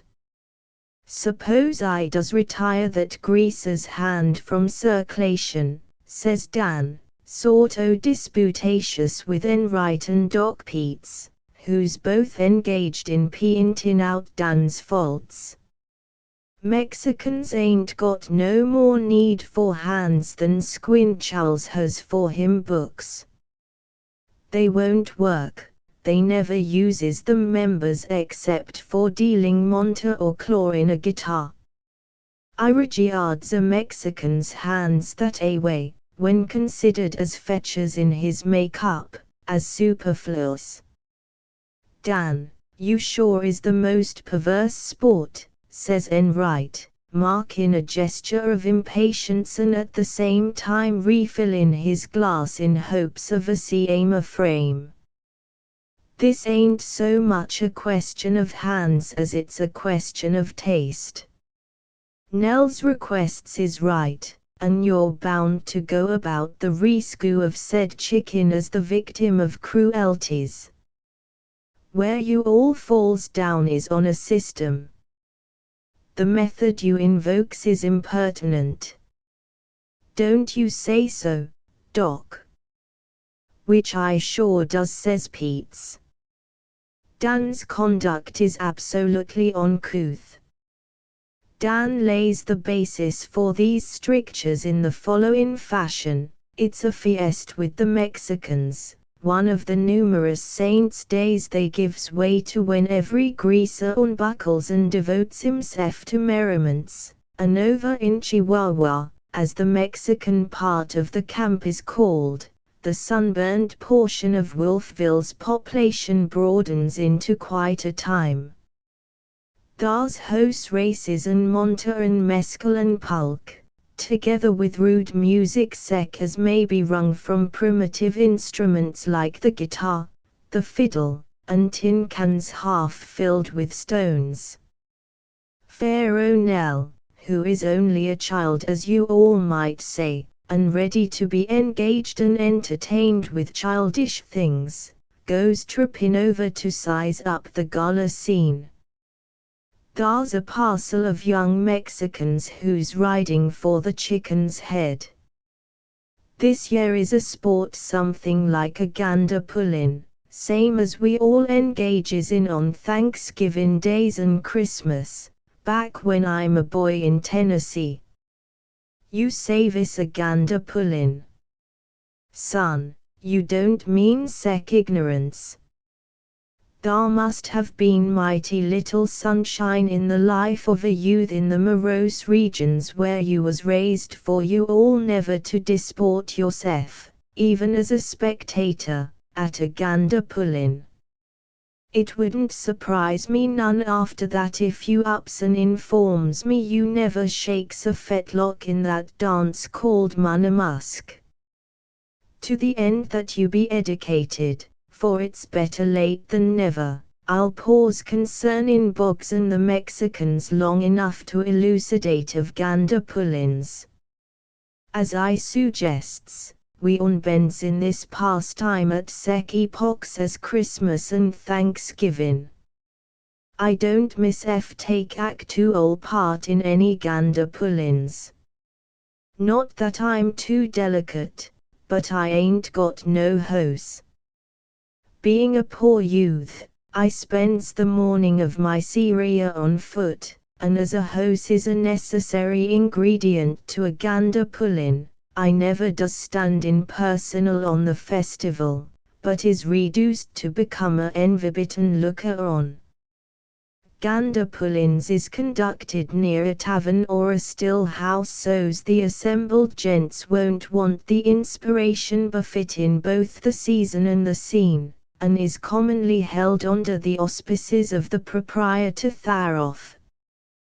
Thar's a track marked out in a circle like a little race course for the horses to gallop on. This course runs between two poles pinned into the ground, or maybe it's two trees. Thar's a rope stretched from pole to pole, taut and stiff she's stretched, and the gander who's the object of the meeting, with his neck and head greased a heap lavish, is hung from the rope by his two hind legs. As the gander hangs there, what Colonel Steeret would style the cynosure of every eye, you'll notice that a gent by standing high in the stirrups can get a grip of the gander's head. As many as determines to distinguish themselves in the amusement throws a 2-bit piece into a hat.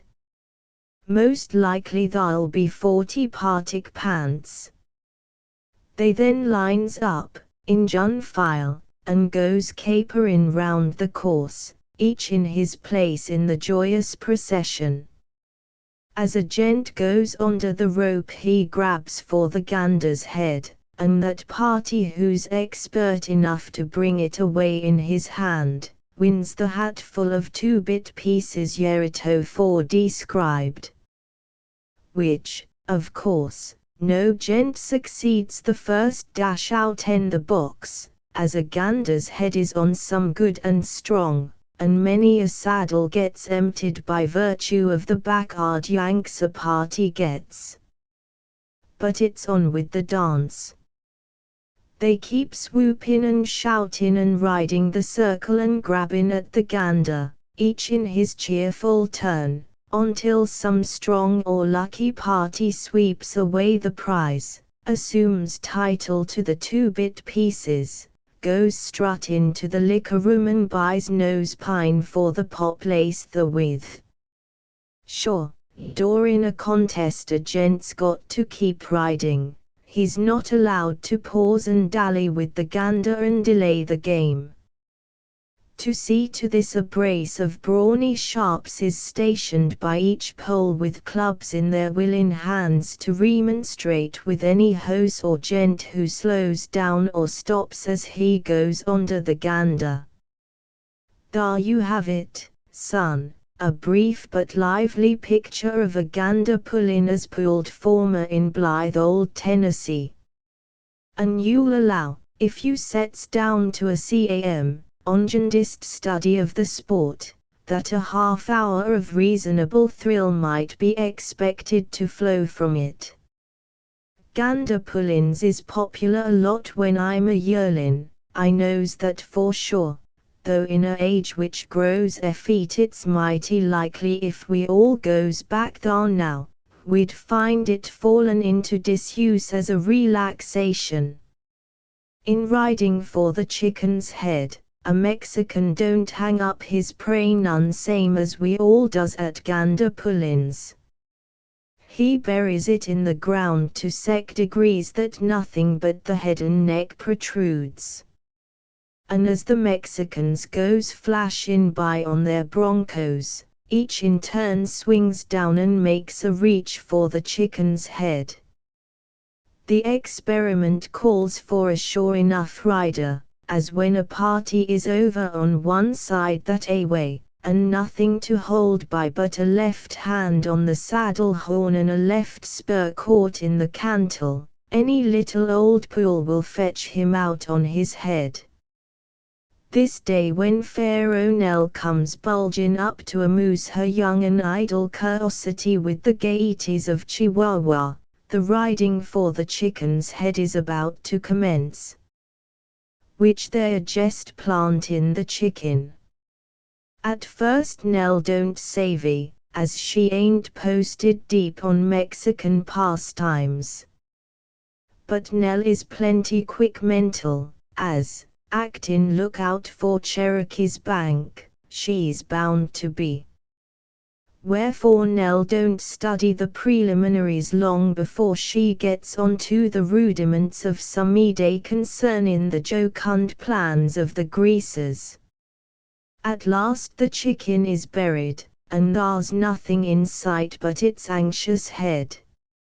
Except that it can turn and twist its neck some, it's fixed in the ground as firm and solid as the stumps of a mesquite bush.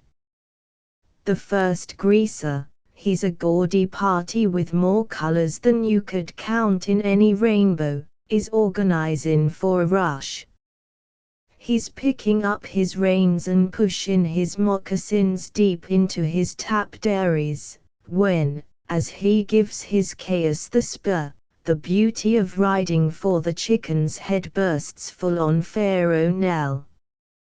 Coming on her unexpected, Nell don't see no pleasure in it. It don't present the attractions which so allures the heart of a greaser. Without pausing to think, and feeling shocked over the fate that's riding down on the buried chicken, Nell grips her little paws convulsive and snaps her teeth.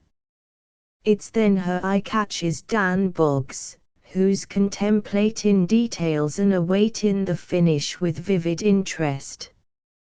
Oh, Dan," says Nell, grabbing Dan's arm, "I don't want that chicken hurt none. Can't you all make 'em stop?" "Sure," says Dan, prompt to Nell's cry. "I prevails on 'em to cease easy." As Dan says this, that radiant cavalier is sweeping upon the poor chicken like the breath of destiny. He's bending from the saddle to make a swoop as Dan speaks. There ain't a moment to lose and Dan's hand goes to his gun. "Watch me stop him," says Dan, and as he does, his bullet makes rags of the Mexican's hand not an inch from the chicken's head. For what time you all might need to slop out a drink, the onlooking Mexican stands still. Then the stupefying impressions made by Dan's pistol practice wears off and a howl goes up like 100 wolves. At this Dan gets his number 2 gun to bear, and with one in each hand, confronts the tan-colored multitude. "That's sure a nice shot, Nell," says Dan over his shoulder, roping for the congratulations he thinks is coming. But Nell don't hear him, she's 100 yards away and streaking it for the red light like a shooting star. She tumbles in on us with the brake off like a stagecoach downhill. "Dan's treed Chihuahua," gasps Nell, as she heads straight for Cherokee. "You all better rustle over thar plumb soon." Cherokee jumps and grabs his hardware where they're laying under the table. Being daylight and no game going, and the day some warm besides, he ain't been wearing 'em, being as you all might say in negligee. Cherokee buckles on his belts in a second and starts. The rest of us, however, since we're more accurately garbed, don't lose no time and is already halfway to done. It ain't a 2-minute run and we arrives in time. Thar's no more blood, though thar might have been, for we finds Dan frontin' up to full 200 greasers, their numbers increasing and excitement running a heap high. We cuts in between Dan and Mexican public opinion and extricates that over volatile sport. But Dan won't return until he exhumes the chicken, which is still bobbing and twisting its unharmed head where the Mexican buries it. Dan digs it up and takes it by the legs, Enright meanwhile cussing him out, fervent and nervous, for he fears some locoed greaser will cut loose every moment and maybe crease a gent, and so leave it incumbent on the rest of us to desolate Chihuahua. "It's for Nell," expostulates Dan, replying to Enright's criticisms. "I knows she wants it by the way she grabs my coat that time. Moreover, from the tones she speaks in, I reckons she wants it alive. Also, I don't discern no excuse for this tumult neither, which you all is sure the most peevish bunch, Enright, and that's whatever." "Peevish or no," retorts Enright, "as a judge of wartwigs I figures that we gets here just in time. Thar you be, up against the entire tribe, and each one with a gun. It's one of the defects of a Colt's 6-shooter that it hits as hard and shoots as true for a Injun or a greaser as it does for folks. Talk about us being peevish. What do you all reckon would have been results if we hadn't cut in on the bail at the time we does?" "Nothing," says Dan, with tones of supreme vanity, at the same time dusting the dirt off Nell's chicken, "nothing except I'd hung crepe on half the dobies in Chihuahua." About 2 hours after, when things agin simmers to the usual, and Nell is marking her chicken a coop out to the hour of the red light. Enright gives a half laugh. Dan, says Enright, when I reflects on the hole we drug you out of, and the way you all gets in, you reminds me of that Thomas Benton dog I owns when I'm a youthful child on the Cumberland. Which Thomas Benton that away is a mighty industrious dog and would turn over a quarter section of land any afternoon digging out a groundhog. But there's this drawback to Thomas Benton which impairs his market value. Some folks used to regard it as a foible, but it's worse, it's a defect. As I remarks, this Thomas Benton dog would throw his whole soul into the work, and dig for a groundhog like he ain't got another dollar. But there's this peculiarity. After that Thomas Benton dog has dug out the groundhog for a couple of hours, you all is forced to get a spade and dig out that Thomas Benton dog. He's dead now these 40 years, but if he's living I'd sure change his name and rebrand him Dan L. Boggs. Chapter X. The Ghost of the Barbie 8. Spectres. Never. I refuses my belief sutter, and with these emphatic words the old cattleman tasted his liquor thoughtfully on his tongue. The experiment was not satisfactory, and he dispatched his dark retainer Tom for lemons and sugar. And you all might better tote along some hot water, too, he commanded. This nose pine feels raw and over-fervid, a little dilution won't injure it none. But about ghosts? I persisted. Ghosts, he retorted. I never does hear of but one, that's a apparition which enlists the attentions of Pete's and old man Enright a lot. It's a spectre that takes to haunting about one of Enright's Barbie 8 sign camps, and scaring up the cattle and driving 'em over a precipice, and all to Enright's disaster and loss.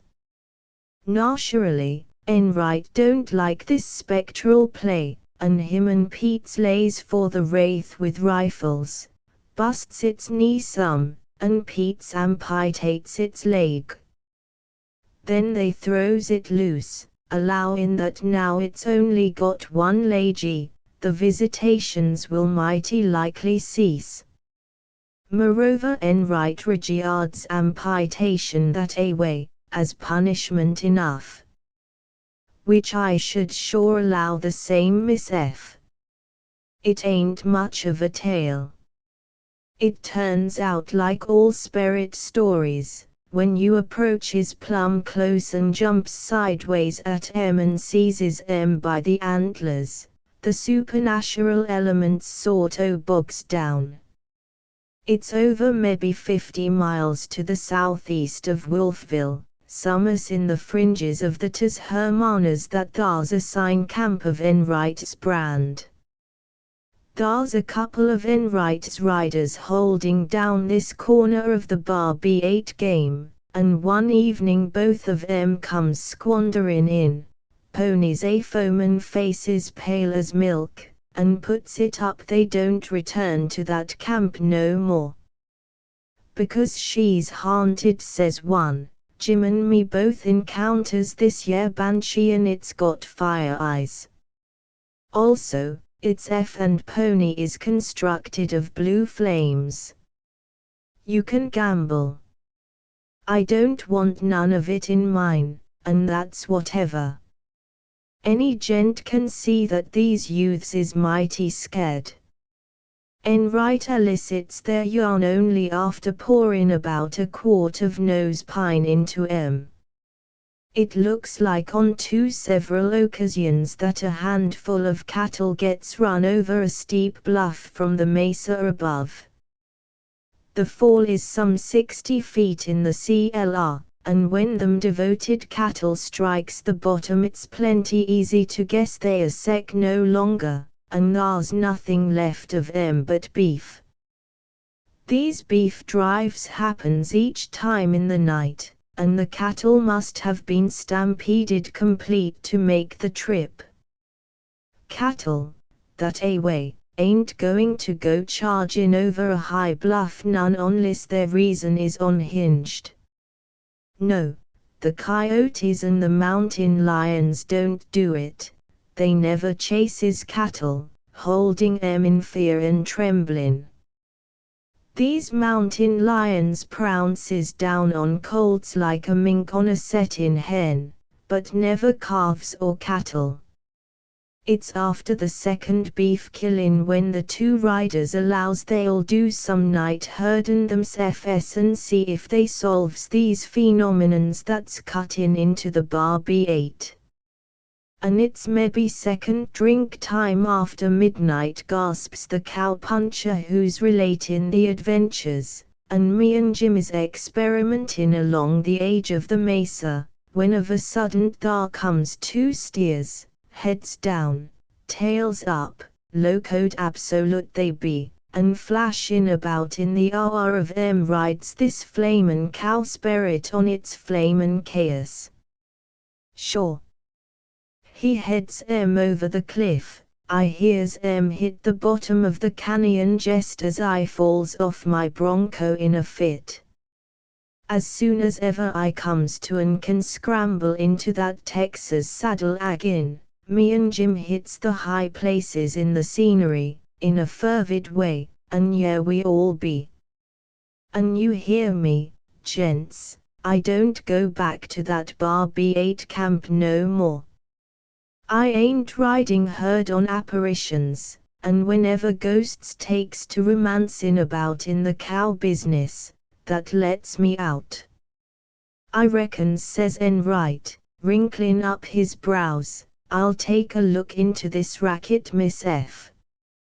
And if you all don't mind none, Enright, says Pete's, I'll get my chips in with yours. Thar's been no one shot for a month in either Red Dog or Wolfville and I'm redicluse free of patience. And if the boys'll promise to hold themselves and their guns in abeyance for a week or so, and not go framin' up excuses for my presence abrupt, I figures that a few days idling about the ranges, and maybe a riot or two roundin' up this cow demon, will expand me and do me good. You're looking for trouble, Doc, says Colonel Steerett, kinda laughing at Pete's. You reminds me of a unhappy sport I encounters long ago in Louisville. And wherein does this bluegrass party resemble me, asks Pete's. It's one evening, says Colonel Steerett, and a parcel of us is settin' about in the gatehouse bar, toyin' with our beverages. Thar's a smooth, good-looking stranger who's camped at a table near. Final, he yawns like he's sure weary of life and looks at us sharp and curous. Then he speaks up general as though he's addressin' the air. This is a mighty dull town, he says. Which I've been here a fortnight and I ain't had no fight as yet. And he continues to look us over plenty mournful. You all needn't gaze on us that way, says a gent named Granger, you can set down a stack on it, you ain't going to pull on no war with none of us. Sure, no, says the unhappy stranger. Then he goes on apologetic, gents, I'm unfortunately constituted. Unless I has trouble at reasonable intervals it preys on me. I've been here in your town 2 weeks and so far ain't seen the sign. Gents, it's beginning to tell, and if any of you all could direct me where I might get action it would be kindly took. If you're honin' for a muss, says Granger, All you has to do is go a couple of blocks to the east, and then 5 to the no th, and thar on the corner you'll note a mighty prosperous saloon. You caper in by the side door, it says family entrance over this yer portal. Saunter up to the bar, call for liquor, drink it, and then you remark to the barkeep, casual like, that you're thar to maintain that any outcast who'll sell sec whiskey ain't fit to drink with a nigger or eat with a dog.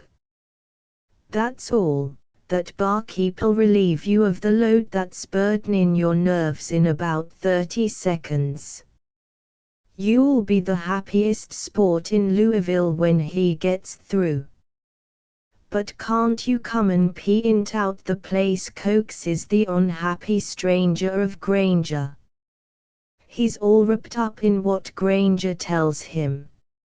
I don't know my way about good, and from your descriptions I surely wouldn't miss visiting that resort for gold and precious stones. Come and show me, pard, I'll take you thar in a carriage.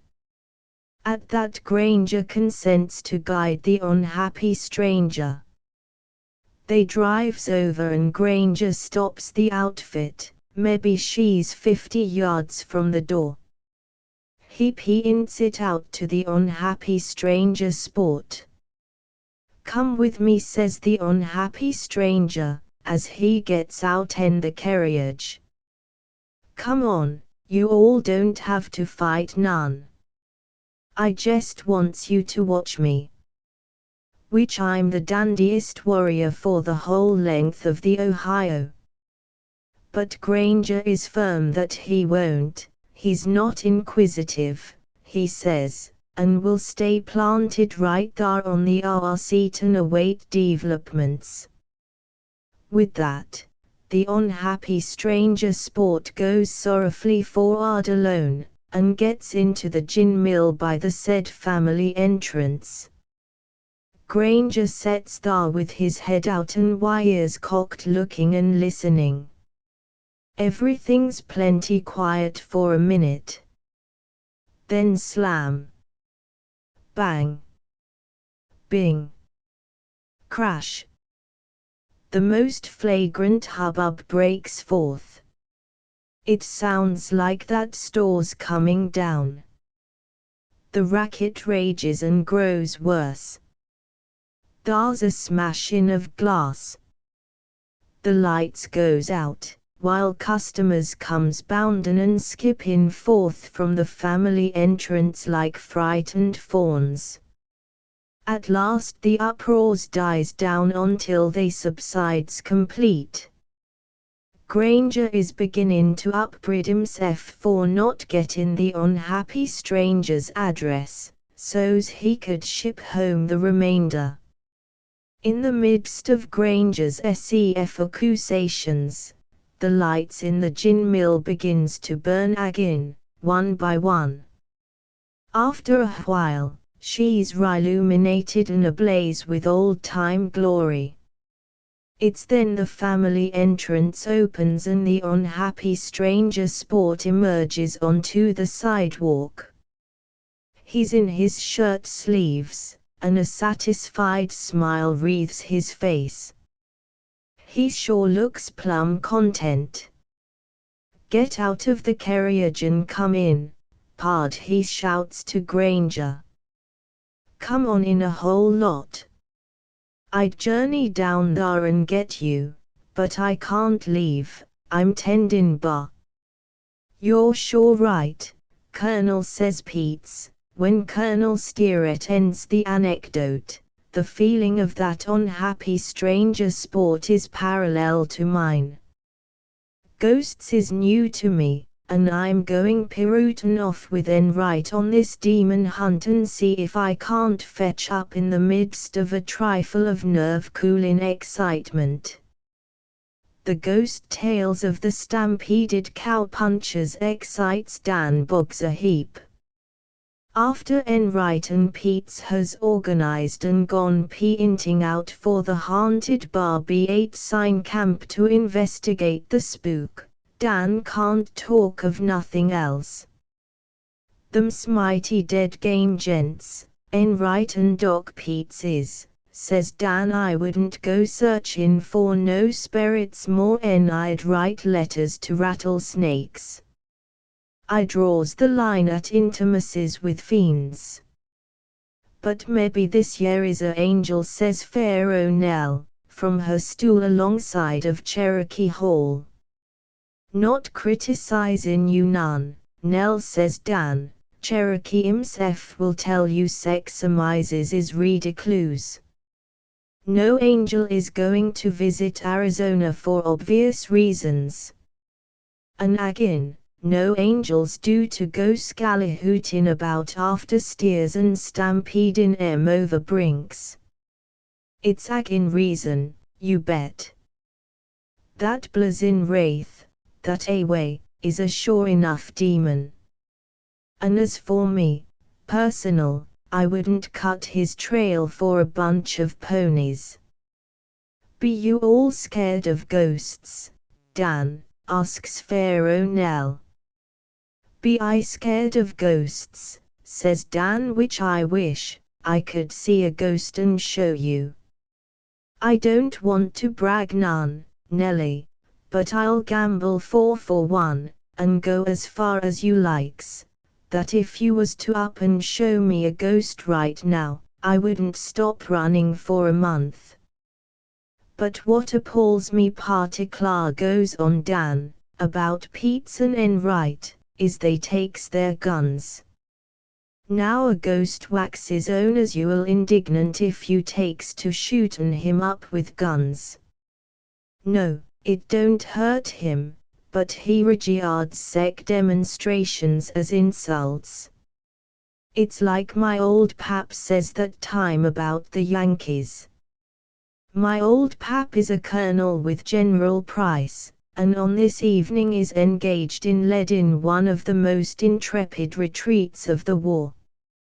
As he's prancing along at the head of his men where a great commander belongs, he's sure scandalized by hearing his RGR firing on the Yanks.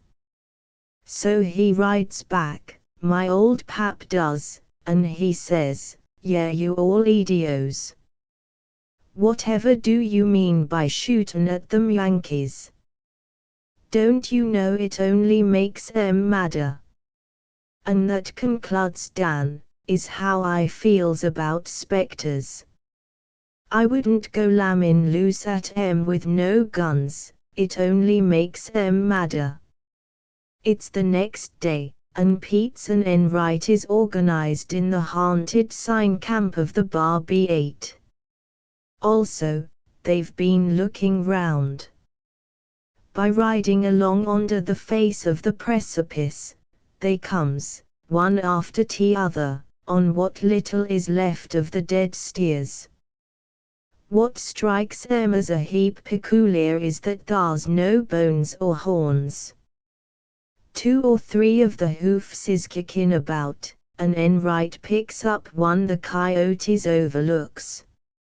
It shows it's been cut off at the fetlock joint by a knife. "This spectre," says Enright, passing the hoof to Pete's, "packs a bowie, and he likewise butchers his prey. Also, undoubted, he freights the meat off summers to his camp, which is why we don't notice no big bones laying round loose."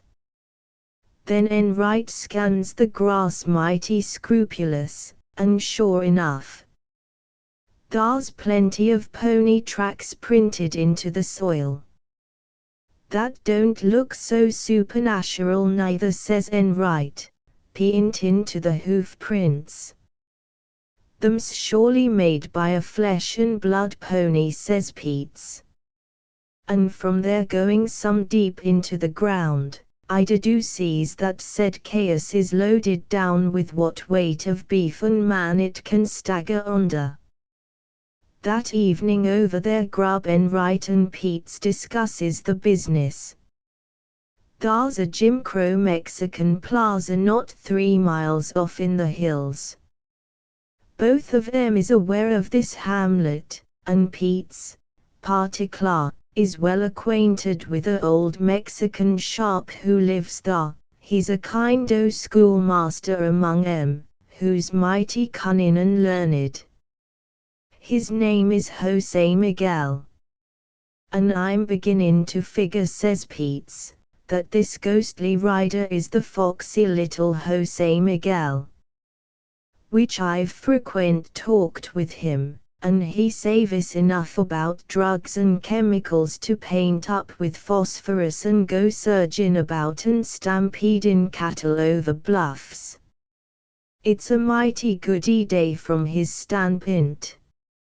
He can argue that the cattle kills themselves, sort o' commits suicide inadvertent, and if we all trades up on him with the beef, he insists on his innocence, and puts it up that his cutting in on the play after said cattle done slays themselves injures nobody but coyotes.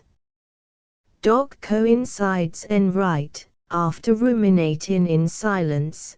Doc, the longer I ponders, the more them theories seems sagacious. That enterprise in Greaser is just about killing my beef and selling it to the entire plaza. Not only does this ghost play OPP rate to stampede the cattle and set 'em running Cimarron and locoed so they'll chase over the cliffs to their ends, but it serves to scare my cowpunchers off the range, which last, undoubted, this Miguel looks on as a desideratum. However, it's going to be good and dark tonight, and if we all has half luck I reckons that we fixes him. It's full 2 hours after midnight and while there's stars overhead there's no moon. Along the top of the mesa it's as dark as the inside of a jug. Pete's and Enright is in Junin about on the prowl for the ghost. They don't much reckon it'll be abroad, as maybe the plaza has beef enough. However, by tomorrow night, says Enright in a whisper, or at the worst, by the night after, we're sure to meet up with this marauder. Hesh, whispers Pete's, at the same time stopping Enright with his hand, he's out tonight. And there for sure is something like a dim blue light moving across the plains. Now and then, 2 brighter lights shows in spots like the blazes of candles, them's the fire eyes the locoed cowboys tells of. Whatever it is, whether spook or greaser, it's quartering the ground like one of these hunting dogs. Its gait is a slow canter. He's on the scout, says Enright, trying to start a steer or two in the dark, but he ain't located none yet. Enright and Pete slides to the ground and hobbles their broncos. They don't aim to have 'em go swarming over no bluffs in any blindness of a first surprise.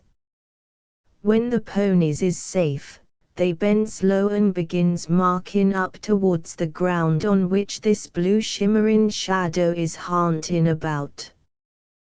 Things comes their way, they has luck. They've done crope about 40 rods when the ghost heads for 'em. They can easy tell he's coming, for the fire eyes shows all the time and not by fits and starts as former. As the blue shimmer draws nearer they makes out the vague shadows of a man on a horse. Son, she's sure plenty ghostly as a vision, and Enright allows later, it's no marvel the punchers vamous's sex scenes. How about it, whispers Pete's, shall I do the shootin'? Which your eyes is younger, says Enright. You cut loose, and I'll stand by to back the play. only aim plenty low. You can't heap he overshootin' in the dark. Hold as low as his stirrup. Pete pulls himself up straight as a sapling and runs his left hand along the barrel as far as his arm'll reach. And he hangs long on the aim as shootin' in the dark ain't no cinch. If this ghost is a bright ghost it would be easy. But he ain't, he's blue and dim like washed out moonlight, or when it's just gettin' to be dawn. Enright's 20 yards to one side so as to free himself of Pete's smoke in case he has to make a second shot. But Pete's calls the turn. With the crack of that sharps of his, the ghost sets up a screech. It proves he ain't white and also that he'll live through the evening's events. As the spectre yelps, the blue chaos goes over on its head and neck and then falls dead on its side. The lead, which only smashes the spectre's knee to splinters, goes plumb through the pony's heart. As Pete's foresees, the ghost ain't none other than the wise little Jose Miguel, schoolmaster, who's up on drugs and chemicals. The blue glimmer is phosphorus, and the fire eyes is two of these little old lamps like miners' packs in their caps. Enright and Pete strolls up. This Miguel is groanin' and mournin' and crying Marie, Madre de Dios. When he sees who downs him, he drags himself to Enright and begs a heap abject for his life. With that, Enright silently lets down the hammer of his rifle. Pete's, when the sun comes up, enjoys himself special with the OPP ration. Pete's is fond of amputations, that a way, and he lops off said limb with zest and gusto. I sure deplores, Jose says Pete's, to go shortening up a fellow scientist like this.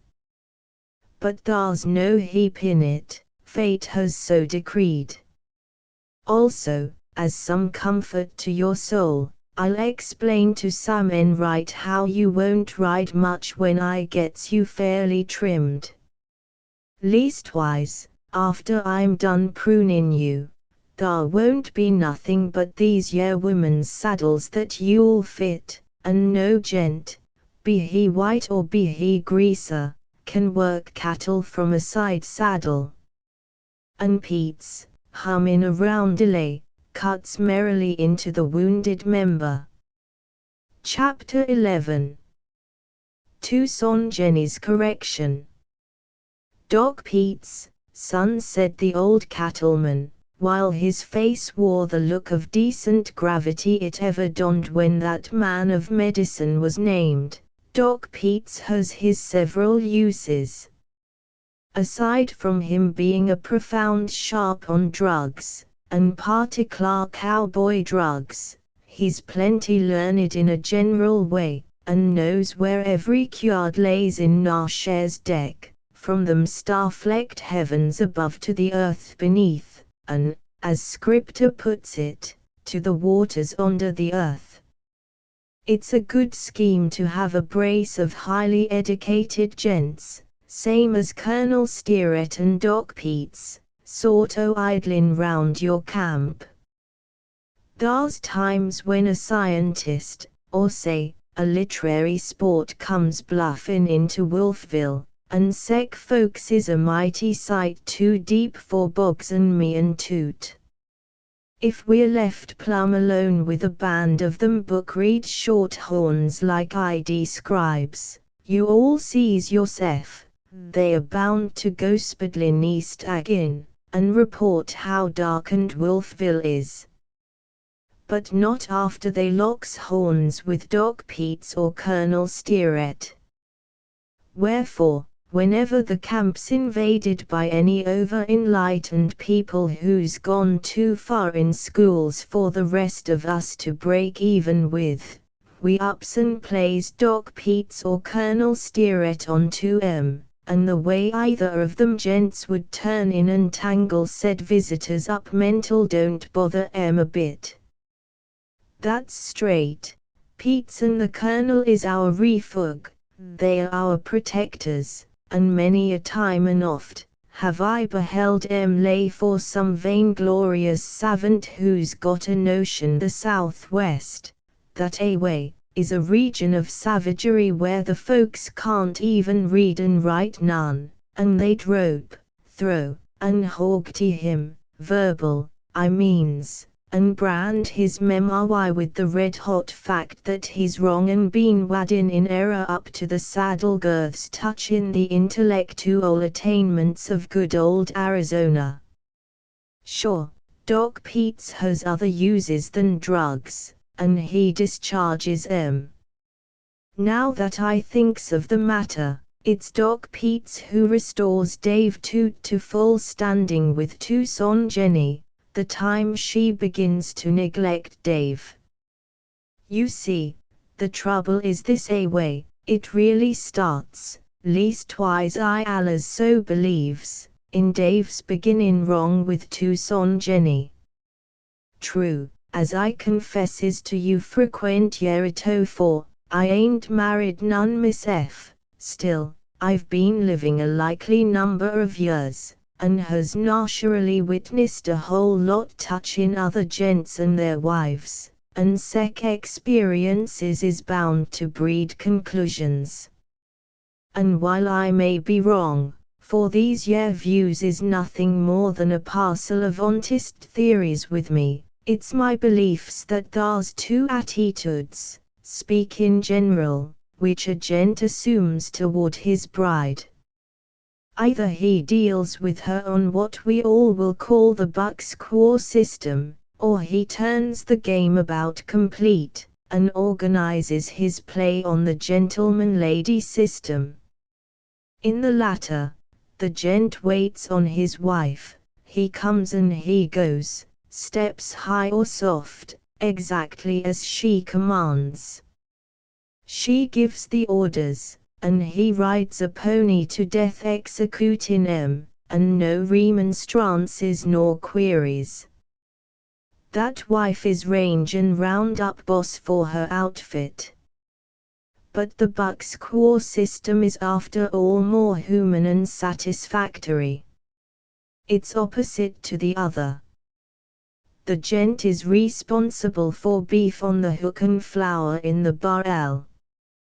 He's got to provide the blankets, make good in the household's hunger, and see to it thar's allers wood and water within easy throw of every camp he pitches. Beyond that, however, the gent who's playing the buck-squaw system don't wander. When he's in camp, he distinguishes himself by doing nothing. He wraps himself in his blankets, camps down by the fire, while his wife rustles his chuck and fills his pipe for him. At first glance, this yer buck-squaw system might strike a neophyte as a mighty brutal scheme. Just the same, it'll emerge winner 20 times to the gentleman-lady systems once. The women folks like it. Which they'll pretend they prefers the gentleman-lady system, where they sets still and the gent attends on 'em, but don't you credit it, none whatever. It's the good old patriarchal, buck-squaw day, where the gent does nothing and the lady goes prancing about like the ministering angel which she is, that tickles her to death. I states agin, that it's my notion, Dave who begins with Tucson Jenny, they being man and wife, on the gentleman-lady system, Tharby hatches cold neglect for himself. And if it ain't for the smooth savvy of Doc Peets, thar's no sport who could foretell the disastrous end. Dave, Himself thinks he'd have had eventual to resign his position as Jenny's husband and quit.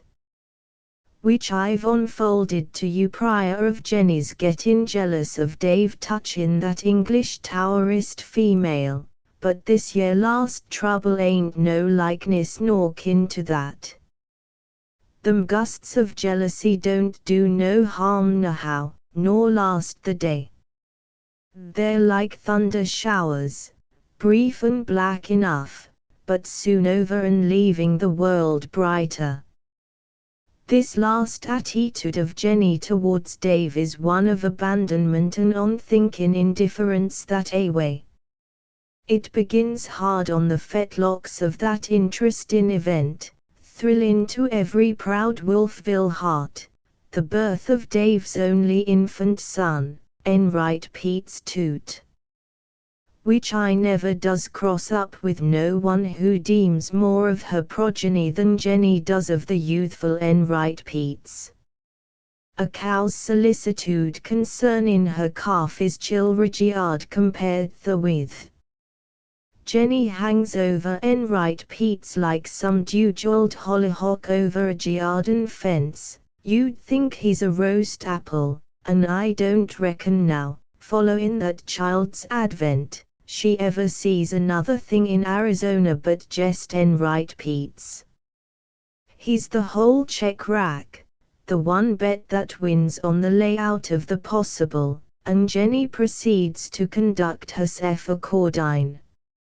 It's a good thing maybe for Enright Pete's, I won't set camp here and say it ain't, but it's mighty hard on Dave. Jenny not only neglects Dave, she turns herself loose frequent and assails him. If he shows up in his wigwam walking some emphatic, Jenny'll be down on him like a falling star and accuse him of waking Enright Pete's. And if you all wakes him, says Jenny to Dave, sort o' domineering at him with her forefinger, he'll be sick, and if he gets sick, he'll die, and if he dies, you'll be a murderer, the heartless destroyer of your own helpless offspring, which awful deed I sometimes thinks you're p'inting out to pull off. And then Jenny would put her apron over her head and shed tears a heap, while Dave, all harrowed up and unstrung, would come stampeding down to the red light and get consolation from Black Jack by the quart. That's the E-day, son. It's impossible to go into painful details, 'cause I ain't in Dave's or Jenny's confidence enough to round 'em up, but you understands what I means. Jenny's forever hectoring and pestering Dave about Enright Pete's, and beyond that she don't pay no more heed, and don't have him no more on her mind, than if he's one of these yer little Jim Crow ground owls you all sees in her biting about desolate and promiscuous with prairie dogs.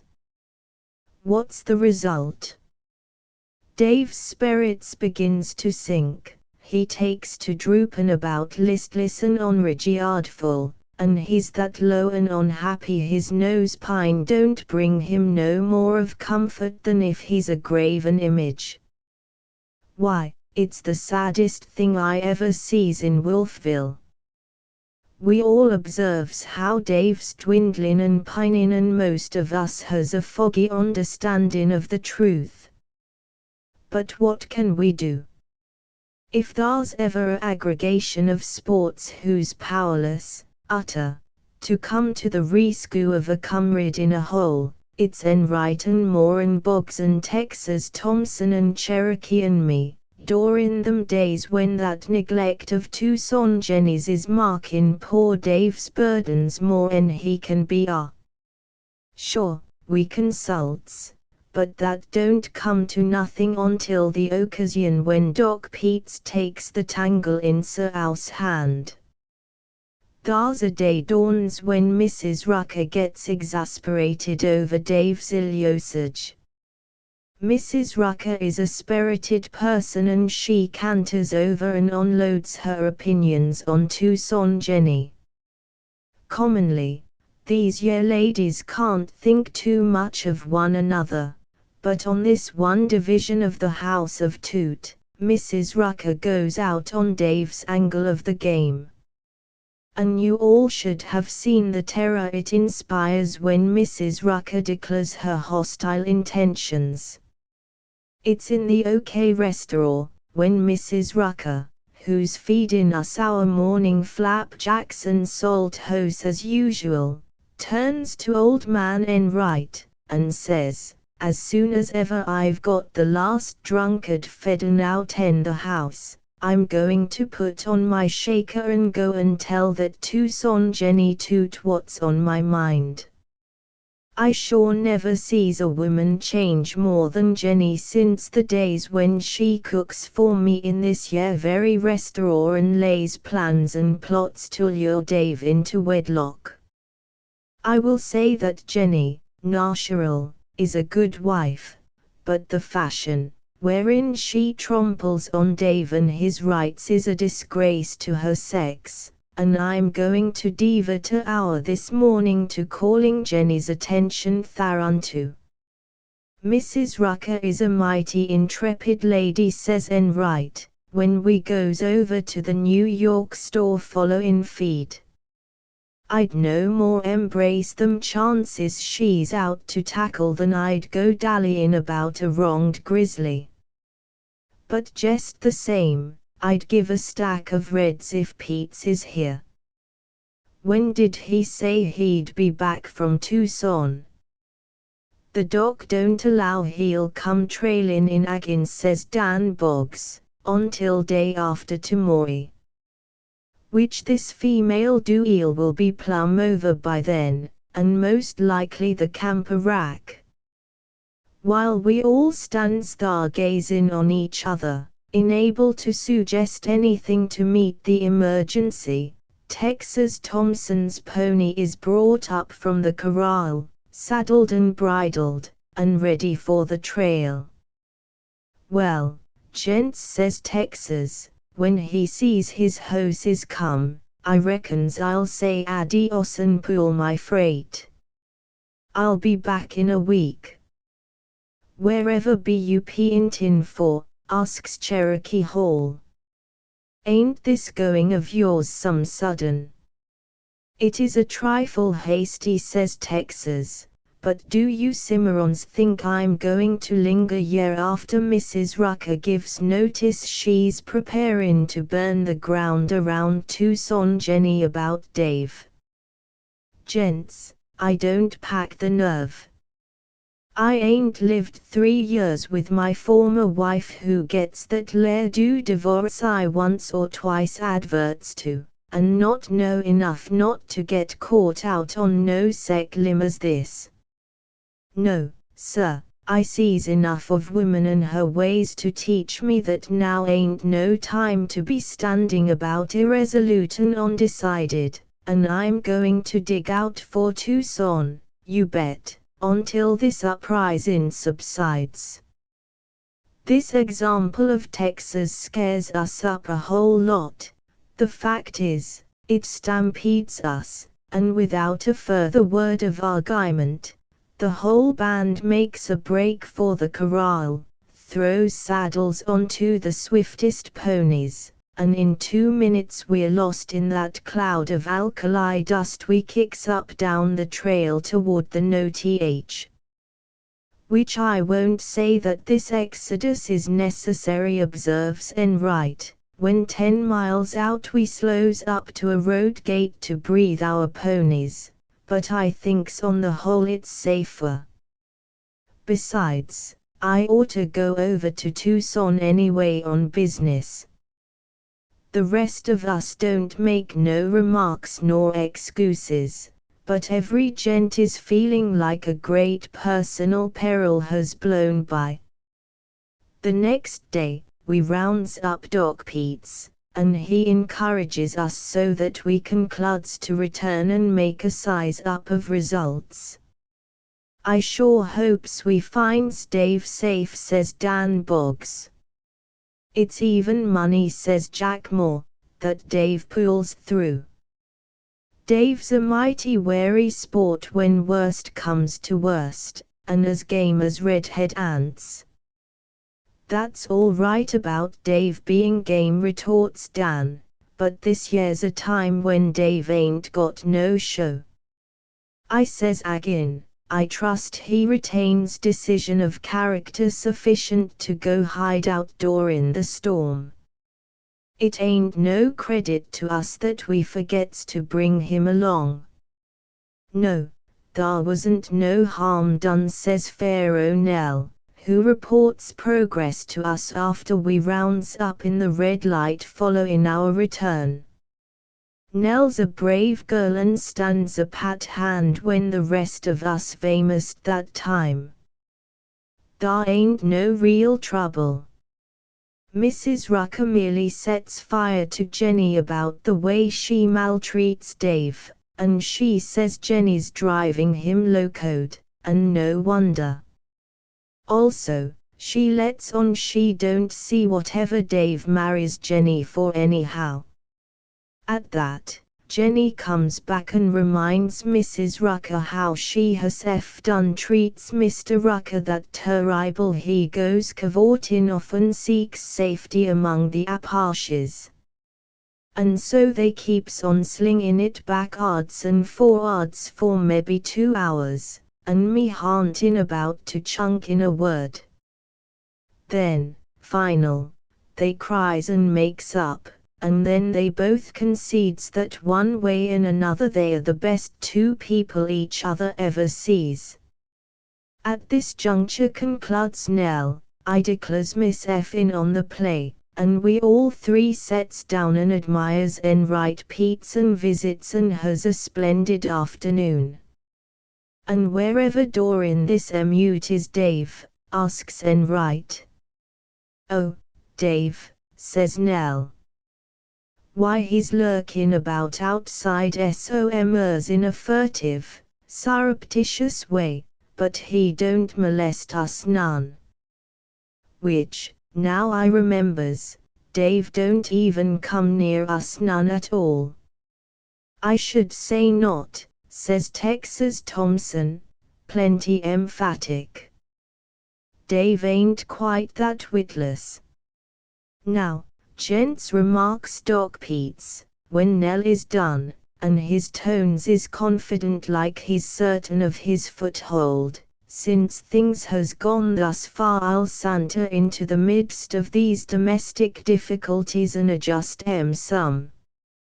I've thought up a solution, and it's apples to ashes that inside of 24 hours I has Jenny pettin' and cossettin' Dave to beat 4 of a kind.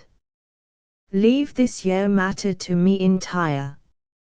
We all can't see just how Pete's is going to work these miracles, still, sec is our faith, we believes.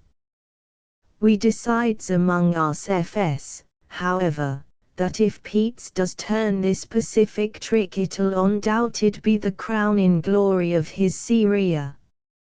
After Pete's hangs up his bluff, we goes about strainin' eyes and wires for any yells or signal smokes that denotes the advent of said changes. And, son, hard as it is to credit, it comes to pass like Pete's prognosticates. By next evening a great current of tenderness for Dave goes over Jenny all at once. She begins to call him Davy, a unheard of weakness, and hovers about him asking whatever he thinks he needs. In fact, she becomes that devoted, it looks like the little Enright Pete'll want he next to play his hand for him. That's the truth. Jenny goes mighty close to forgetting Enright Pete's now and then in her wifely anxieties concerning Dave. As for Dave himself, he don't understand his sudden and unmerited popularity, but wearing a dazed grin of satisfied ignorance, that away, he accepts the city our ocean without asking reasons, and proceeds to profit thereby. That household is the most reconciled model family outfit in all broad Arizona. And it so continuous to the end.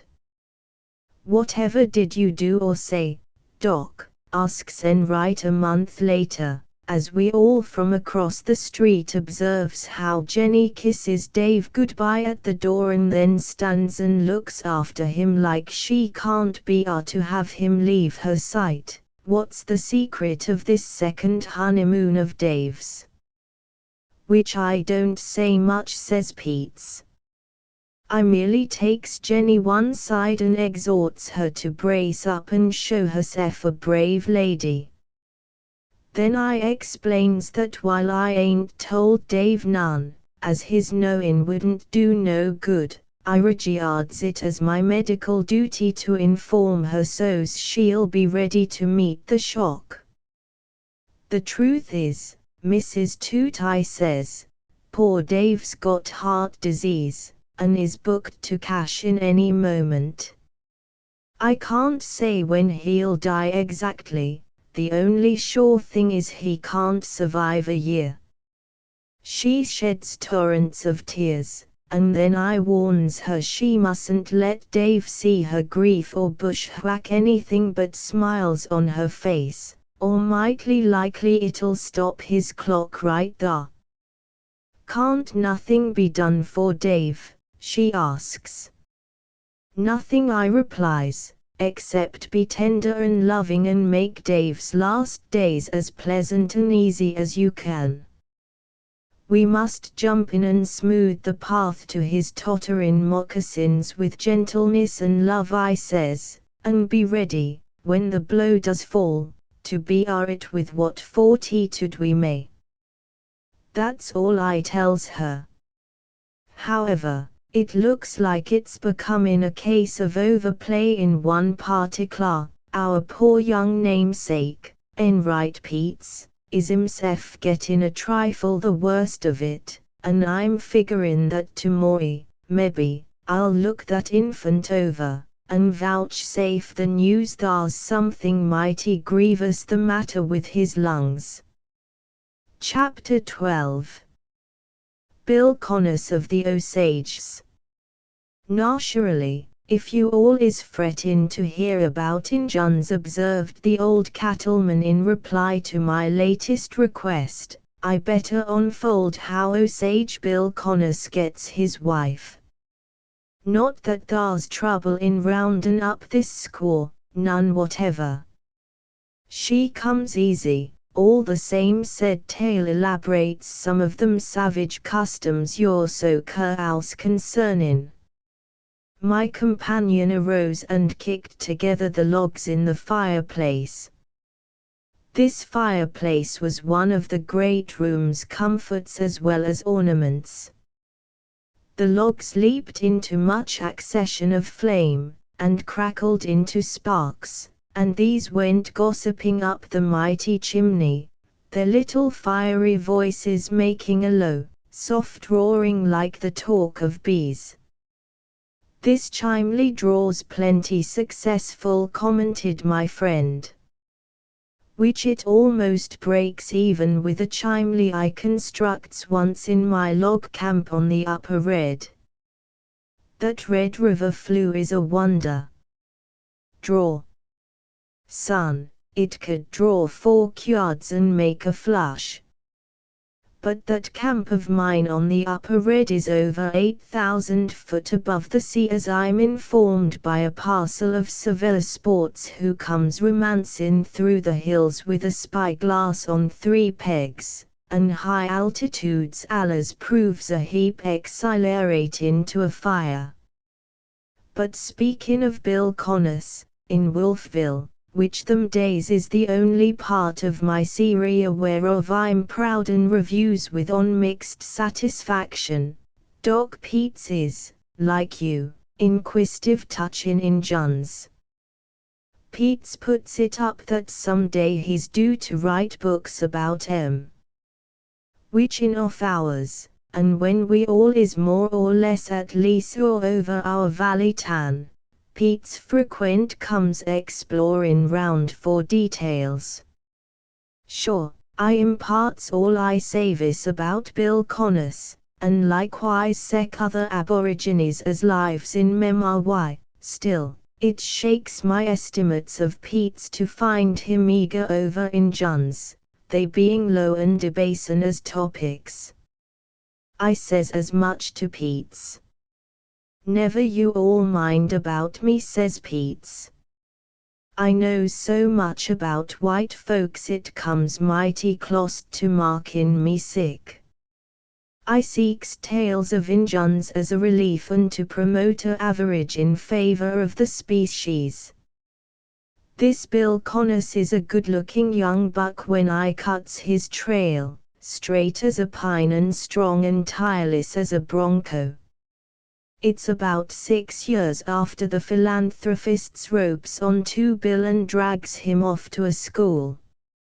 You all understands about a philanthropist, one of these sports whose allers improvin' some party's condition in a way the party who's improved don't like.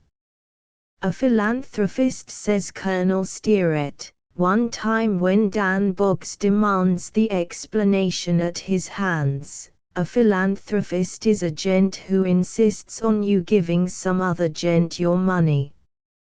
For Miss F, however, I regards the Colonel's definition as too narrow. True philanthropy has a heap of things to it that's just as unreasonable and which does not include the fiscal teachers mentioned by the Colonel. As I'm saying, these well-meaning though darkened sports, the philanthropists, runs Bill down, it's maybe when he's 14, only Injuns don't keep tab on their years none, and immures him in one of the government schools. It's thar Bill gets his name, Bill Connors. Before that he cavorts about, free and wild and happy under the Injun appellation of the Jackrabbit. Sure. Bill's sire, a savage who's way up in the picture cards, and who's called Crooked Claw because of his left hand being put out of line with a Ute arrow through it long ago, gives his consent to Bill Jain in that seminary. Crooked Claw can't he pee himself, he's powerless. The Great Father in Washington is back in the play of the philanthropists. Which the Great Father is too many for Crooked Claw, says this parent, commenting on his helplessness. Bill's gone canterin' to his old gent to remonstrate, not hungerin' for learnin', and Crooked Claw says this to Bill, the Great Father is too many for Crooked Claw, and too strong. You must go to school as the Great Father orders, it is right. The longest spear is right. Bill is rebranded, Bill Connors, and then he's done bound down to them books. After 4 years Bill Grady outs, he's got the limit and the philanthropists takes Bill's hobbles off and throws him loose with the idea that Bill will go back to his tribe folks and teach 'em to read. Bill comes back, sure, and is at once the Osage laughing stock for wearing pale-face clothes. Also, the medicine men tells Bill he'll die for talking pale-face talk and sporting a pale-face shirt, and these prophesies praise on Bill who's eager to live a heap and ain't ready to cash in. Bill gets back to blankets and feathers in about a month. Old Black Dog, a leaden sharp among the Osages, is going about with a dab of clay in his hawa, and wearing his most ornery blanket. That's because Black Dog is in mourning for a squaw who stampedes over the Big Divide, maybe it's 2 months prior. Black Dog's mourning has got dealt down to the turn like, and winding up his grief and tears, Osage fashion, he out to give a war dance. Sure, the savages rings in a war dance on all sorts of ceremonies. It don't allers mean that they're hostile, and about to spittle forth on missions of blood. Like I states, Black Dog, who's gone to the end of his mournful lariat about the departed squaw, turns himself on for a war dance, and he naturally invites the Osage nation to paint and get in on the festive ties. According to the rules, poor Bill, just back from school, has got to cut in. Or he has his choice between being fined a pony or taking a licking with mule whips in the hands of a brace of kettle tenders whose delight as well as duty it is to mete out the punishment. Bill can't afford to go shy a pony, and as he's loath to accept the larrapins, he wistfully makes ready to shake a moccasin at the bale. And as nothing but feathers, blankets, and breech clouts goes at a war dance, the same being Osage dress clothes, Bill shucks his pale-face garments and arrays himself after the breezy fashion of his ancestors.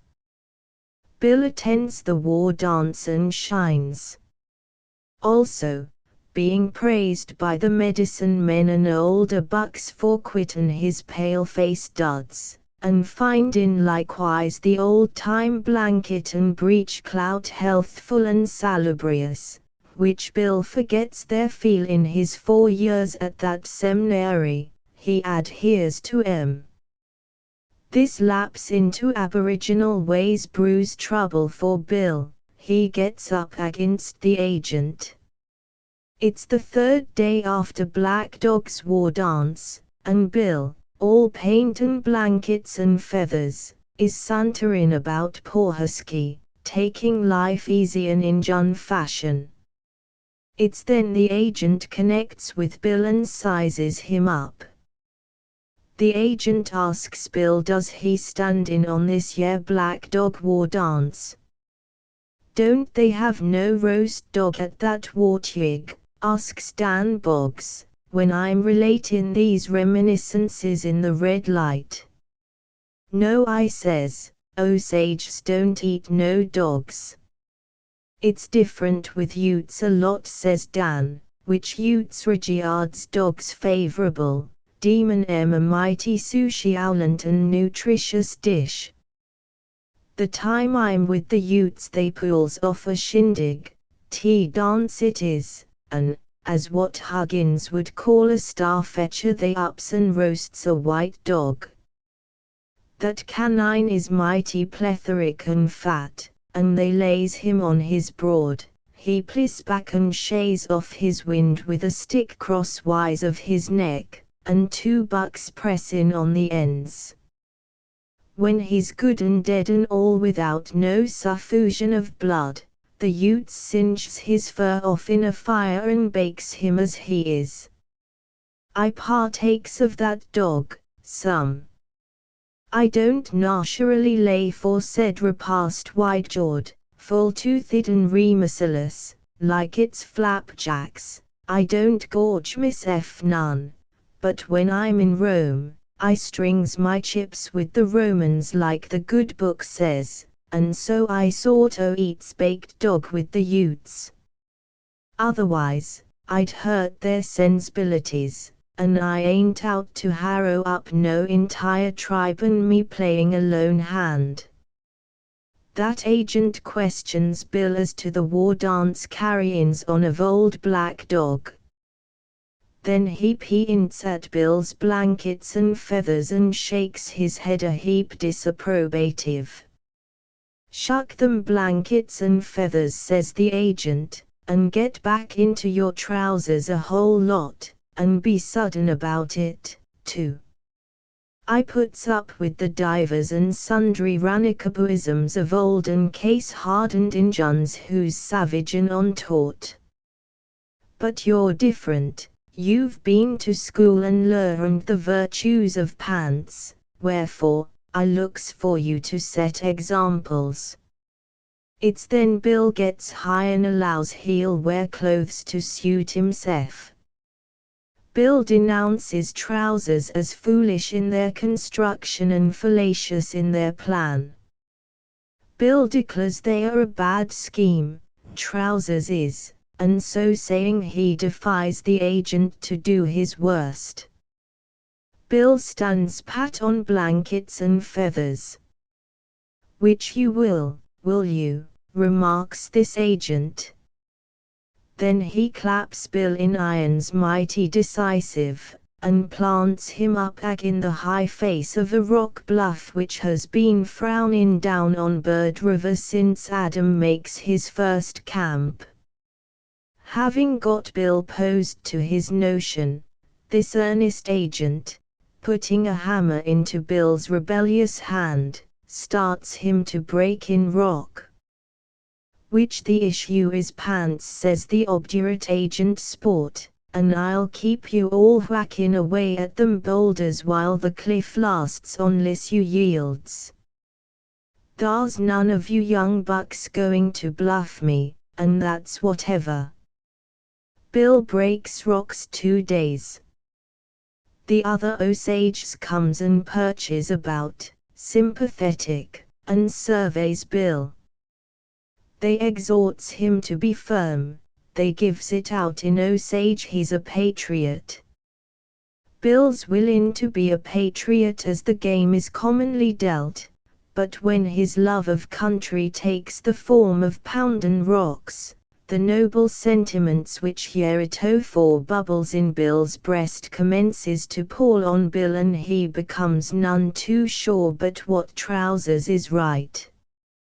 By second drink time, only savages don't drink, a paternal government barren knows pine on account of it marking too fitfully exuberant.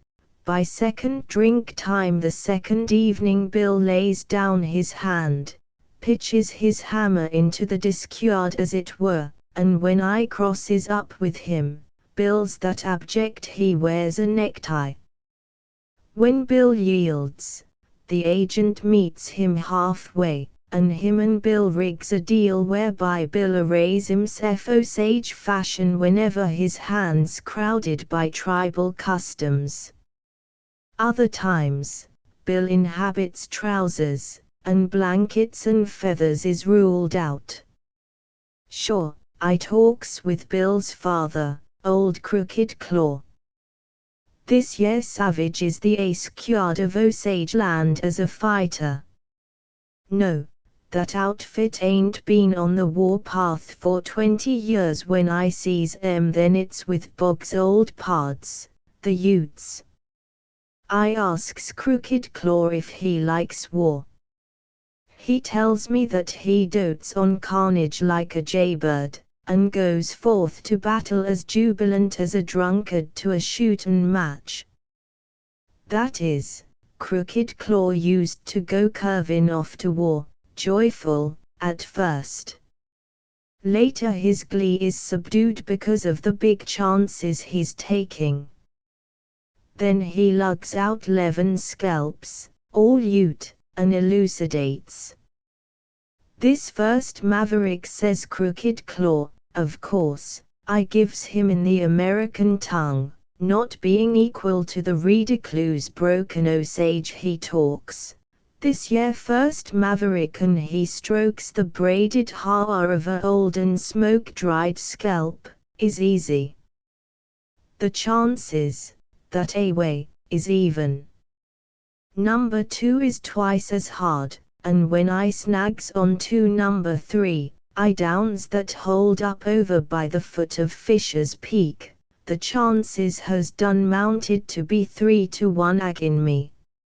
So it goes getting higher and higher, until when I corrals my 11th, it's 11-1 he wins unless he's got killings of his own to stand off mine. I don't reckon none he has though, says Crooked Claw, curling his nose contemptuous. He's heap big squaw, a coward, and would hide from me like a quail. He looks big and brave and strong, but his heart is bad. He is a poor knife in a good sheath. So I don't waste a bullet on him, seeing his fear, but kills him with my war axe. Still, he raises the chances against me to 12-1, and after that I goes careful and slow. I sends in my young men, but for myself I sort o' hungers about the suburbs of the racket, taking no risks and on the prowl for a cinch. Some sec pick up as a sleeper, maybe. But my 11th is my last. The great father in Washington gets tired with us and he sends his war-gay heaps and buffalo soldiers. These savages calls niggers buffalo soldiers being they are that woolly, and makes us love peace. Which we dey had the Utes too dead to skin if it ain't for the war-gay heaps and buffalo soldiers. And at this crooked claw tosses the bunch of Ute top knots to one of his squaws, fills up his redstone pipe with kinnikinnick and begins to smoke, looking as complacent as a catfish door in a June rise. Bill Connors has now been wandering through this vale of tears for maybe she's 20-odd years, and according to Osage tenets, Bill's due to get wedded. No, Bill don't make no move, he comports himself lethargic, the responsibilities of the nuptials devolves on Bill's family. It's one of the excellentest things about a Injun that he don't pick out no wife personal, demon himself as too locoed to beat so difficult a game. Or maybe, as I observes to Texas Thompson one time in the red light when him and me's discussin', or maybe it's because he's that callous he don't care, or that shiftless he won't take trouble. Whatever's the reason, says Texas, on that occasion, heaven aside, thar's much to be said in praise of the custom. If it only obtains among the whites, thar's one sport not unknown to me who would have sure passed up some heartaches. You can bet a hoss, no family of mine would pick out the lady who beats me for that divorce back in lair due to be the spouse of Texas Thompson. Said households got too much savvy to make sec a break.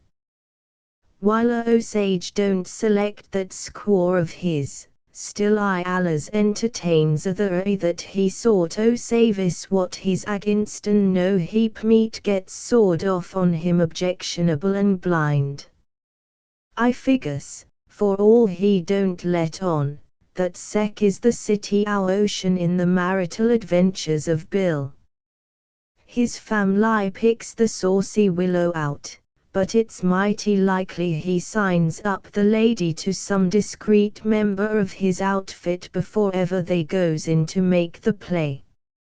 Saucy willow for a savage is pretty as a pinto horse. Her parent, Old Strikeaxe, is a morose but common form of Osage, strong financial, with a big bunch of cattle and more than 200 ponies. Bill gets his first glimpse, after he comes back from school, of the lovely saucy willow at a dance.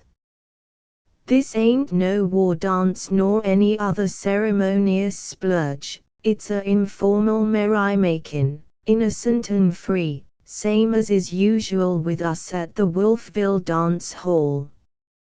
Sure, Osages lacks guitars and fiddles, and thar's no barkeep nor nose pine, none, in truth, of the favorable adjuncts wherewith we makes a evening in Hamilton's hurdy-gurdy a season of social elevation, and yet they pulls off their fandangos with a heap of verve, and I've no doubt they sure enjoys themselves. For 2 hours before sundown the kettle tenders is howling and calling the dance throughout the Osage camp. There's to be a full moon, and the dance, the Ingraska it is, a dance the Osage spies from the Poncas for 8 ponies, is to come off in a big, high-board corral called the Round House. Follow in the first yell of the kettle tenders, the young bucks begins to paint up for the hilarity. You might see 'em all over camp, for it's August weather and the walls of the tents and teepees is looped up to let in the cool, daubin' the arca on their faces and braidin' the feathers into their hair. This organizin' for a bale ain't no bagatelle, and 2 hours is the least wherein any SEF respectin' buck who's out to make a center shot on the admiration of the squaws and wake the envy of rival bucks, can lay on the pigments, so he paints away at his face, careful an ACC rate, sizing up results meanwhile in a Jim Crow looking glass. At last he's as radiant as a rainbow, and after gartering each leg with a belt of sleigh bells just below the knee, he regards himself with a favorable eye and allows he's undoubted the wildest wag in his set. Each buck arrives at the Round House with his blanket wrapped over his head so as not to blind the unwary with his splendors.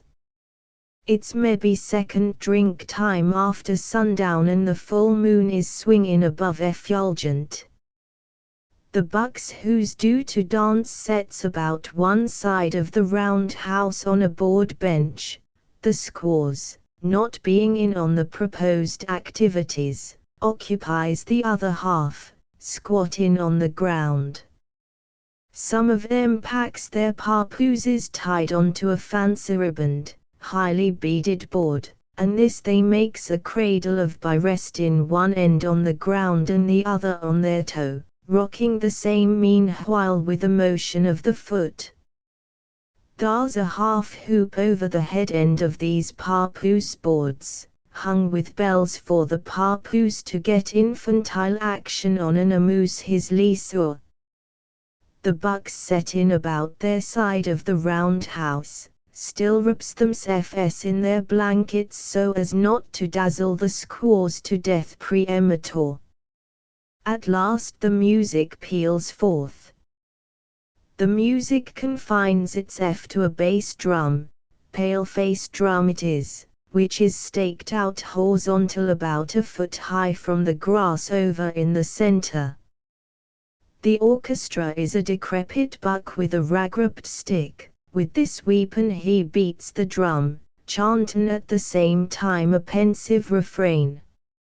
Maybe a half-dozen squaws, with no papooses yet to distract 'em, camps round this virtuoso with the ragstick, and unites their girlish howls with his. You all can put down a bet it don't remind you none of nightingales or mockingbirds, but the Injuns likes it, which their simple spirit swallows in said warblins. But to my notion they're more calculated to loco a hang-awk than furnish inspiration for a dance. Tunk, tunk, tunk, tunk, goes this ragstick buck, while the squaws chorus along with H-Y-ya, H-Y-ya, H-Y-ya-ya-ya, H-Y-ya, H-Y-ya, H-Y-ya-ya-ya, and all grievous, and make no mistake. At the first tunk, the bucks stiffen to their feet and cast off the blankets. Feathers, paint, and bells. They blaze and tinkle in the moonlight with a subdued but savage elegance. They skates out onto the grass, stilt-leg, and each buck for himself. They go scootin' about, and weave and turn and twist like these yer water bugs jiggin' it on the surface of some pond. Sometimes a buck'll lay his nose along the ground while he dances, sleigh bells jinglin', feathers tossin'. Then he'll straighten up until he looks like he's 8 foot tall, and they sure throws themselves with a heap of heart and spirit. It's as well they does. If you looks clost you observes a brace of bucks, and each packin' a black snake whip. Them's kettle tenders, floor managin' the bail they be, and if a buck who's dancin' gets preoccupied with thinking of something else and takes to prancin' and dancin' listless, the way the kettle tenders pours the leather into him to remind him his fits of abstraction is bad form, is like a religious ceremony. And it ain't no bad idea, said kettle tenders, sure promotes what Colonel Steeret calls the elan of the dancin' bucks no end. After your eyes gets used to this whirlin' and skatin' and scootin' and weavin' in and out, you notes 2 bucks, painted to a finish and feathered to the stars, who outscoots and outwhirls and outskates their fellow bucks like 4 to 1. They gets their nose a little lower one time and then stands higher in the air another, than is possible to the next best buck. The men who just ain't Osages at all, which they're niggers, full-blood Senegambians they be, who's done joined the tribe. These roundhouse festivals with the paint, the feathers, and the bells, fills their tropical hearts plumb full, and forgettin' all about the white folks and their gearded ways, they're the biggest Injuns to warm a heel that night. Saucy Willow is up by the damaged ragstick buck lendin' a mouthful or 2 of CLR, bell-like alto yelps to the harmony of the evening. Bill, who's a wonder in feathers and bells, and whose color scheme would drive a temperance lecturer to drink, while zipping about in the moonlight gets his eye on her. Mighty likely Bill's smitten, but he don't let on. The family like I relates, allers roppin' up a gent's bride. It's good bettin' this year Saucy Willow counts up Bill. If she does, however, no more than Bill, she never tips her hand. The Saucy Willow yelps on unconcerned, like her only dream of bliss is to show the coyotes what vocal failures they be. It's a week after the Ingraska, and Bill's family holds a round-up to pick Bill out a score. He ain't present, having the savvy to go squanderin' off to play Injun poker with some creek sports he hears has money over on the polecat. Bill's family makes quite a herd, bucks and squaws buttin' in on the discussion promiscuous and indiscriminate. Sure. The squaws has as much to say as the bucks among Injuns. They owns their own ponies and backs their own play and is as big a Injun as anybody, allowin' for that natural difference between squaw duties and buck duties. One keeps camp while the other hunts, or during war times when one protects the herds and plunder while the other faces the foe. You hears that squaws is slaves. However, is anybody going to be a slave where thar's as near nothing to do in the way of work as is possible and let a human live? Son, thar ain't as much hard labor done in a Injun camp in a week, ain't as much to do as gets transacted at one of them rural oyster suppers to raise money for the preacher. Bill's family comes trailin' into this powwow about picking out a squaw for Bill. Besides Crooked Claw, thar's Bill's widow aunt, the Wildcat. She's plumb cunnin', the Wildcat is, and just then being celebrated among the Osages for smoking ponies with black bear, a old buck, and smoking black beer out of his 2 best cases. Besides these 2, there's the man who bleeds, the man who sleeps, Tom 6 Killer, the man who steps high, and a dozen other squaws and bucks, inclusive of Bill's mother, who's called the Silent Comanche, and is taking the play a heap steady and living up to her name. The folks sets round and smokes Crooked Claw's kinnikinnick. Then the wildcat starts in to deal the game. She says it's time Bill's married, as a unmarried buck is a menace. At this the others grants agreement. Then they all turns in to overhaul the eligible young squaws, which they sure shows up them bells. One after the other they're drug over the coals. At last the wildcat mentions the saucy willow, just as every savage present knows will be done soon or late from the jump. The saucy willow obtains a special and known as you'll run for her money. But it's settled final that while the saucy willow ain't none too good, she's the best they can do. The saucy willow belongs to the Elk clan, while Bill belongs to the Bear clan, and that at least is correct. Injuns don't believe in inbreeding, so they allers marries out of their clan. As soon as they settles on the saucy willow as Bill's squaw, they turns in to make up the price. The wildcat, who's rich, donates a kettle, a side of beef, and the 2 cases she smokes out and the besotted black beer. The rest chucks in according to their means, Crooked Claw coming up strong with 10 ponies, and Bill's mother, the Silent Comanche, showing down with a bolt of calico, 2 buffalo robes, a sack of flour and a looking glass. This plunder is to go to the saucy willow's folks as a price for the squaw. No, they don't win on the play. The saucy willow's parents is out dinero on the nuptials when all is done.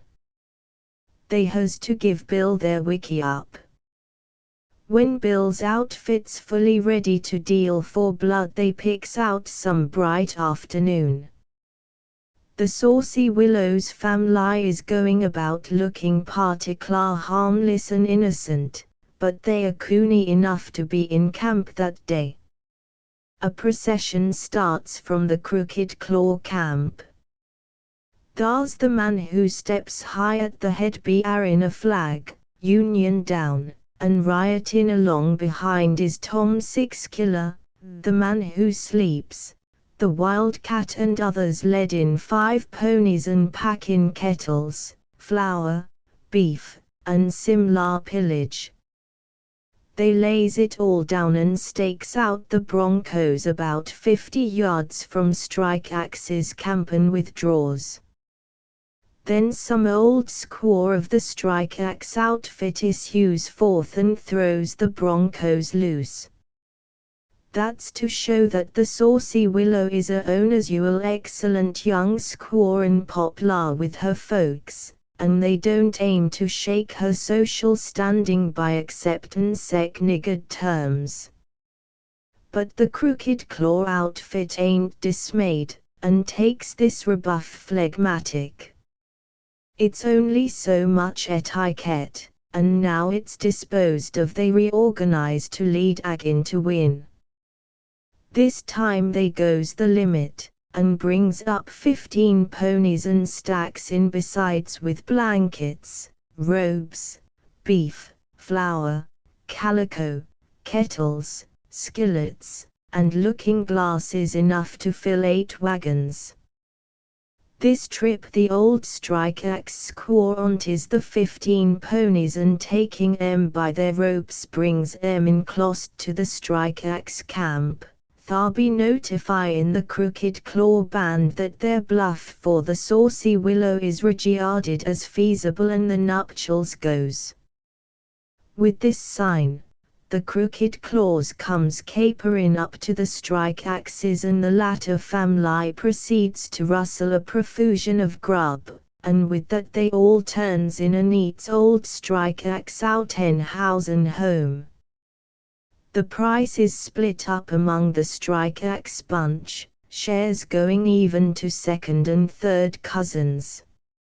Maybe she's a week later when dawns the wedding day. Bill, who's been looking a heap numb ever since these rites becomes acute, goes projecting off alone onto the prairie. The saucy willow is hid in the deepest corner of Strike Axe's teepee, which if she's visible, however, you'd be sure amazed at the foolish expression she wears, but all as shy and artless as a yearling antelope. But it grows time to wind it up, and one of the Strike Axe bucks climbs into the saddle and rides halfway towards the camp of Crooked Claw. Strike Axe and Crooked Claw in anticipation of these entanglements has done pitched their camps about half a mile apart so as to give the pageant spread and distances. When he's halfway, the Strike Axe buck fronts up and slams loose with his Winchester. It's a signal the bail is on.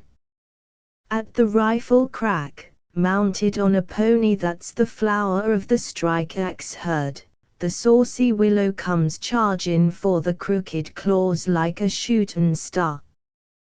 The saucy willow is a sunburst of Osage richness, and is packing about $500 worth of blankets, feathers, beads, calicos, ribbons, and buckskins, not to mention 6 pounds of brass and silver jewelry.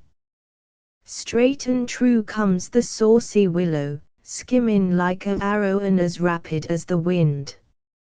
As saucy willow embarks on this expedition, Thar starts to meet her, afoot they be but on the run, Tom 6 Killer and a brace of squaw cousins of Bill's. Naturally, being he outlopes the cousins, Tom 6 Killer runs up on the saucy willow first and grabs her bronco by the bridle. The two young squaw cousins ain't far behind the 6 Killer, for they can run like rabbits, and they arrives all laughter and cries, and with one move searches the saucy willow out in the saddle. In less time than it takes to get action on a drink of liquor, the two young squaws has done stripped the saucy willow of every feather, bead and rag, and naked as when she's foaled they wraps her up, precious and safe in a blanket, and packs her gleefully into the camp of Crooked Claw. Here they redresses the saucy willow and piles on the gewgaws and adornments, until if anything she's more gorgeous than former. The pony which the saucy willow rides goes to the 6 Killer, while the two she cousins, as to the balance of her apparel that away, divides the pot. And now like a landslide upon the Crooked Claws comes the Strike Axe household, which they are to the 11th cousin, savages keeping exact cases on relatives a mighty sight further than white folks. The Crooked Claw family is ready. It's Crooked Claw's turn to make the feast, and that eminent Osage goes the distance. Crooked Claw surely does himself proud, while Bill's mother, the silent Comanche, is hospitable, but dignified. It's a great wedding. The wildcat is pirootin' about, marking mean and unfeeling remarks, as becomes a widow lady with a knowledge of the world and a bundle the size and shape of a roll of blankets. The two families goes squandering about among each other, free and fraternal, and thar's never a cloud in the sky. At last the big feed begins. "Son, you should have beheld them fool Osages throw themselves upon the crooked claws good cheer. It's a pint of honour to eat as much as you can, and bearing that in mind the revellers mows away about 20 pounds of beef to a buck, the squaws, not being so ardent, quits out on mighty likely it's the 13th pound. Tom 6 killer comes plenty close to sacrifice in himself utter. This last I knows, for the next day I sees the medicine men giving some sufferer one of their aboriginal steam baths. They're on the bank of Bird River. They've bent down 3 or 4 small saplings for the framework of a tent like, and thar's piled on blankets and robes a foot deep so she's plumb airtight. Thar's a fire going and they are heating rocks, same as Colonel Steeret tells about when they baptizes his grandfather into the church. When the rocks is red hot they takes one by one, and drops into a bucket of water to make her steam. Then they shoves this impromptu cauldron inside the little robe house where, as I'm aware, for I understands the signs from the start, thar's a sick buck coiled up awaiting relief. This year invalid buck stays in thar 20 minutes. The water boils and bubbles and the steam gets that abundant not to say urgent she half lifts the robes and blankets at the edges to escape. The ailing buck in the sweat tent stays on till he can't stay no more, and then with a yowl, he comes bursting forth, a reek of sweat and goes splashing into the cooling waters of Bird River. It's the 6 killer. That wedding feast comes mighty near to downing him, gives him a bad heart and he undergoes the steam bath for relief. But we're strayed from that wedding. Being now rearrayed in fullest feather the saucy willow is fetched into the ring and receives a platter with the rest. Then one of the bucks, looking about like he's amazed, says, "Wherever is the jackrabbit?" that being Bill's Osage title. Crooked Claw shakes his head and reckons most likely the jackrabbit's rummagin' about loose summers, not knowing enough to come in and eat. A brace of bucks and a young squaw starts up and figures they'll search about and see if they can't round him up. They goes out and thar's Bill setting off on a rock a quarter of a mile with his back to the camp and the futcher. The 2 sharps and the squaw herds Bill into camp and stakes him out, shoulder to shoulder, with the little saucy willow. Neither Bill nor the little saucy willow suggests by word, screech or glance that they savis either the game or the stakes, and eats on, taking no notice of themselves or any of the gluttons who surrounds them. Both Bill and the little saucy willow looks that witless you all would yearn to bat one with the butt of a mule whip if unfortunately you're present to be exasperated by sec exhibitions. At last, however, just as the patience of the audience is plumb played, both Bill and the little saucy willow gives a start of surprise, which they're pretending to be startled to find they're feeding off the same dish.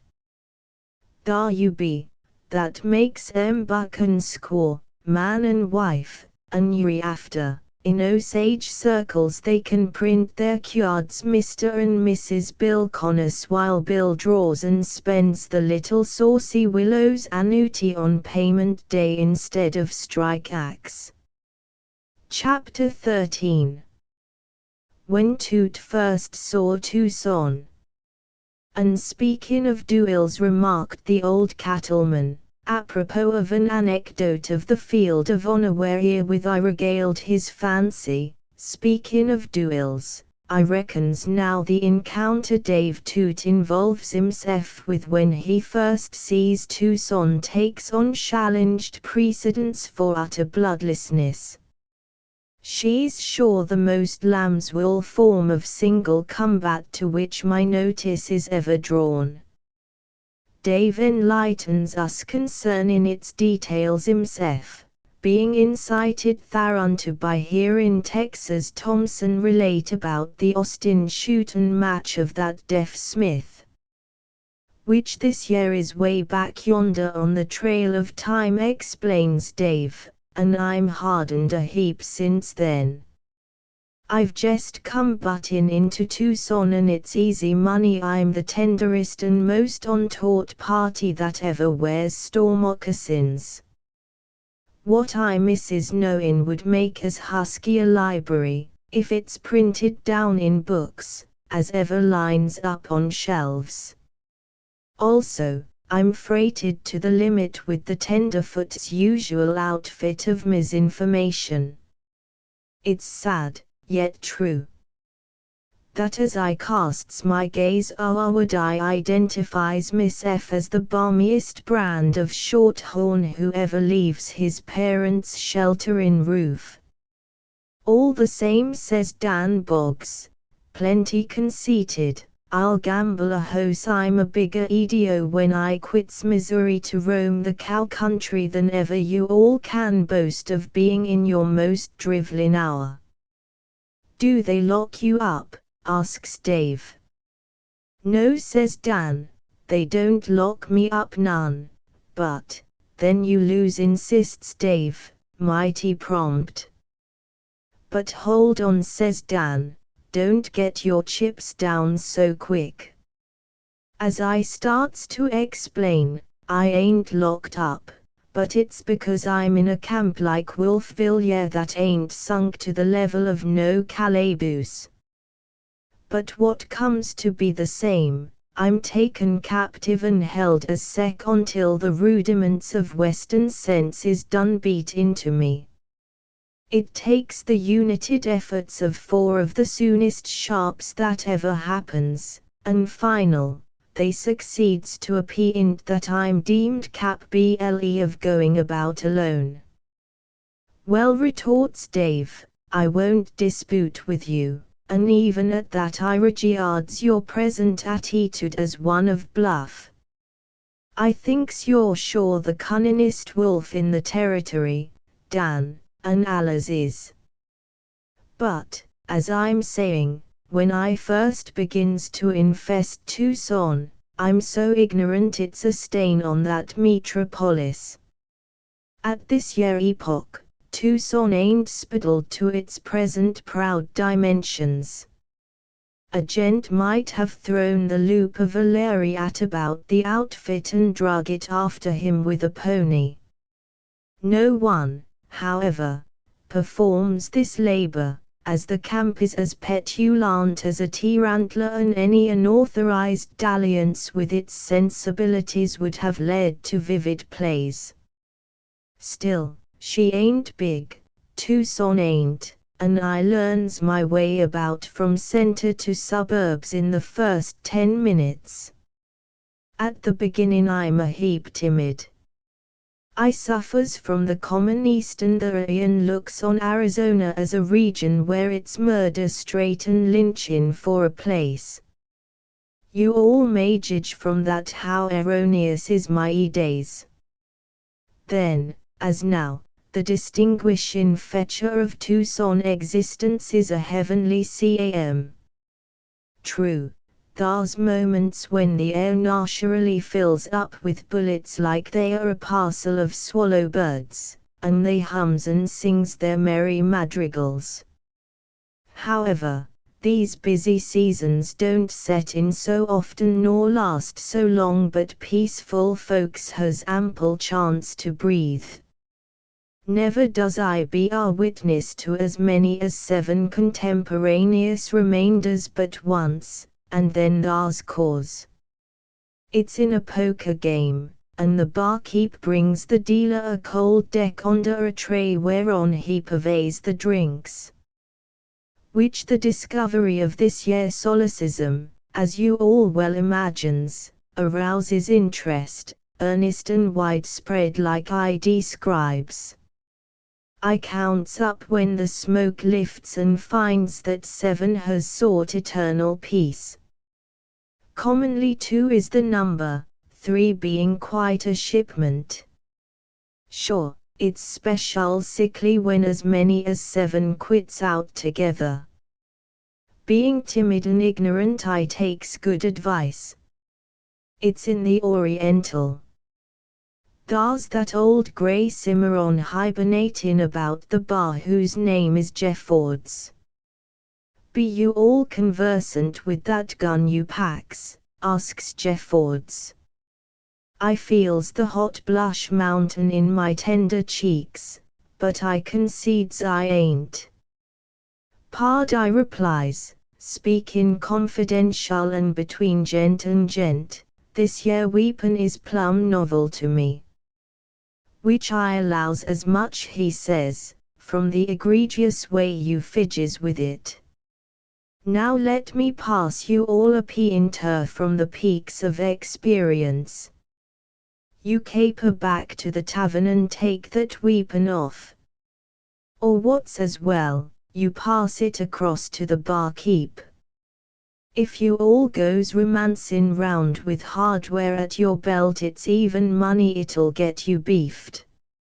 Allers remember while in Arizona that you'll never get plugged, unless by inadvertence, as long as you wander about in unhealed innocence. No gunless gent gets downed, sec is the unbreakable rule. After that I goes guiltless of arms, I ain't hungerin' for immortality abrupt. Old Jeffords is sure right, in the Southwest if you aims to be a charmed life, never wear a 6-shooter. This maxim goes anywhere this side of the Mississippi, east of that mighty river it's the other way. Being nimble-blooded in them days, I'm a heap arduous about the dance hall. I gets infatuated with the good fellowship of that hurdy-gurdy, and even after I leaves Tucson and is camped some miles away, I saddles up every other evening, rides in and, as says the poet, shakes on tirin' leg even into the wee small hours. Right, yeah, gents, and Dave pauses like he's pounced on by a solemn thought. I don't reckon I has to caution none of you all not to go repeatin' these memories of gay days done and gone, where my wife Tucson Jenny cuts their trail. I ain't afraid of Jenny, she's a kind, true heap meat, but ever since that unfortunate entanglement with the English tourist lady her suspicions sets up nervous in their blankets at the mere mention of frivolities wherein she hears my name. I asks you, therefore, not to go saying things to feed her doubts. With Tucson Jenny, my first business is to live down my past. You all can bet, says Texas Thompson, while his brow clouds, that I learns enough while enjoyin' the advantages of living with my former wife to make sec requests superfluous in my case. Specially since if it ain't for what the neighbors done tells the lady she'd never go ropin' round for that divorce. No, Dave, your secrets is plumb safe with a gent who's suffered.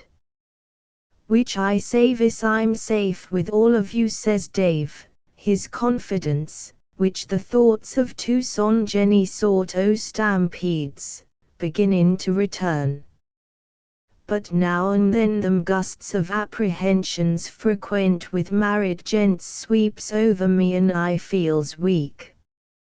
But coming back to the dance hall, as I suggests, there's many a serene hour I whiles away therein. Your days and your dinero sure flows plenty swift in that temple of merriment, and chilled though I be with the stiff dignity of a wedded middle age, If it ain't for my infant son, Enright Pete's toot, to whom I'm striving to set examples, I'd admire to prance out and live in them halcyon hours, that's whatever. Thar's quite a sprinkling of the elite of Tucson in the dance hall the evening I has in mind. The bar is busy, while up and down each side sec refreshing pastimes as faro bank, monte and roulette holds prosperous sway. Thar's no quadrille going at the moment, and a lady to the hour is Caroline Rosalie, the prairie flower. Fair as a lily blooming in May, sweeter than roses, bright as the day. Everyone who knows her feels her gentle power, Rosalie the prairie flower. On this year occasion I'm so far fortunate as to be 5 drinks ahead and therefore would sooner listen to Miss F talk than to the warbling of the cantatrice. As it is, I'm conversing with a gent who's standing hard by. At my elbow is posted a shaggy and forbidding outlaw whose name is Yuba Tom, and who's more harmonious than me. He wants to listen to Rosalie the prairie flower. Of a sudden, he whirls about, plenty peevish.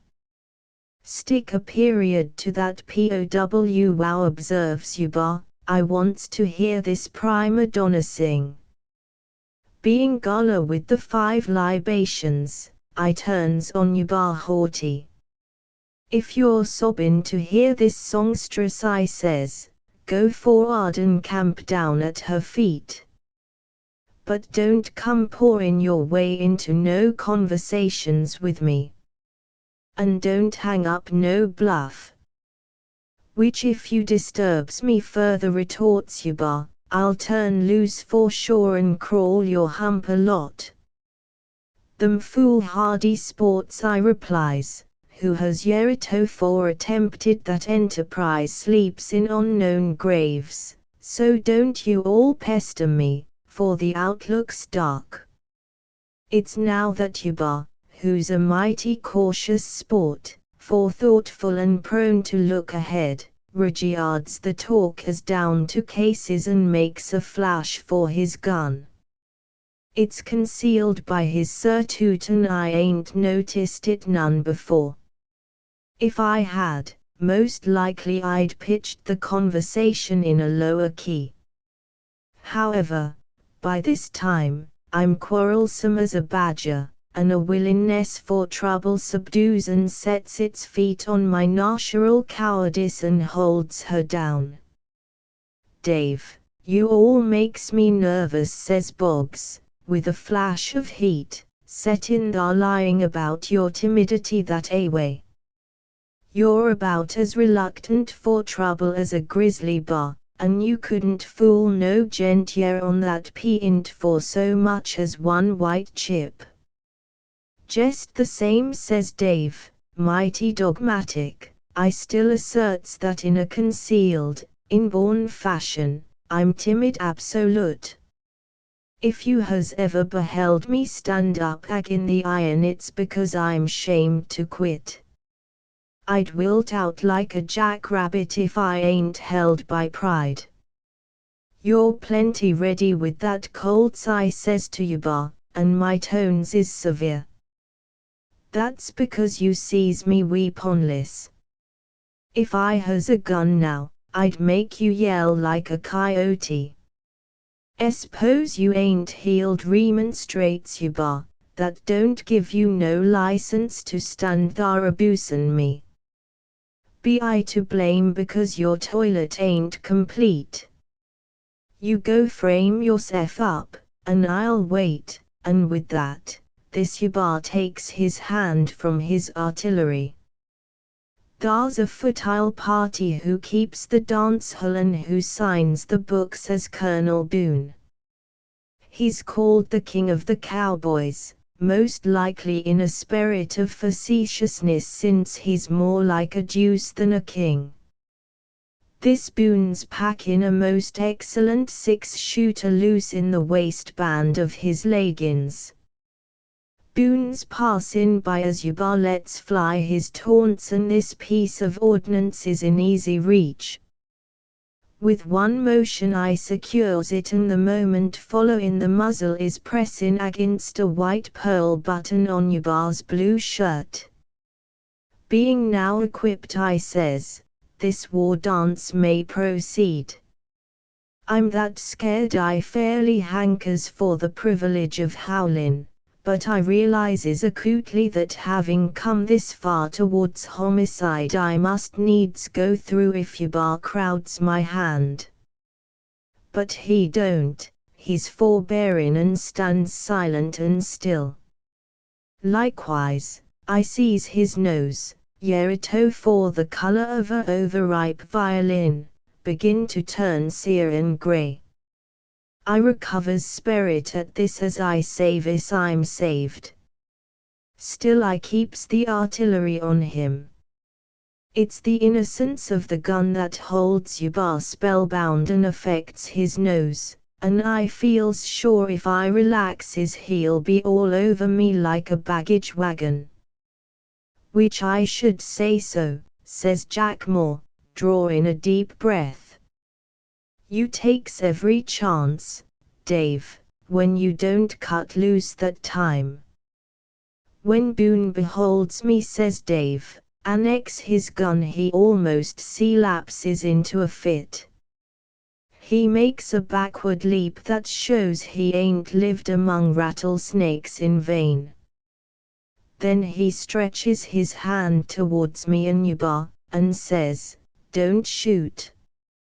Let's take a drink, it's on the house." Yuba, with his nose still a peaceful grey, turns from the gun and sidles for the bar. I follows along, thirsty, but alert.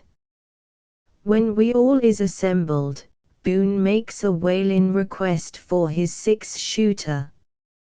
"Get his," I says, at the same time, animadvertin' at Yuba with the muzzle. Yuba passes his weapons over the bar and I follows suit with Boone's.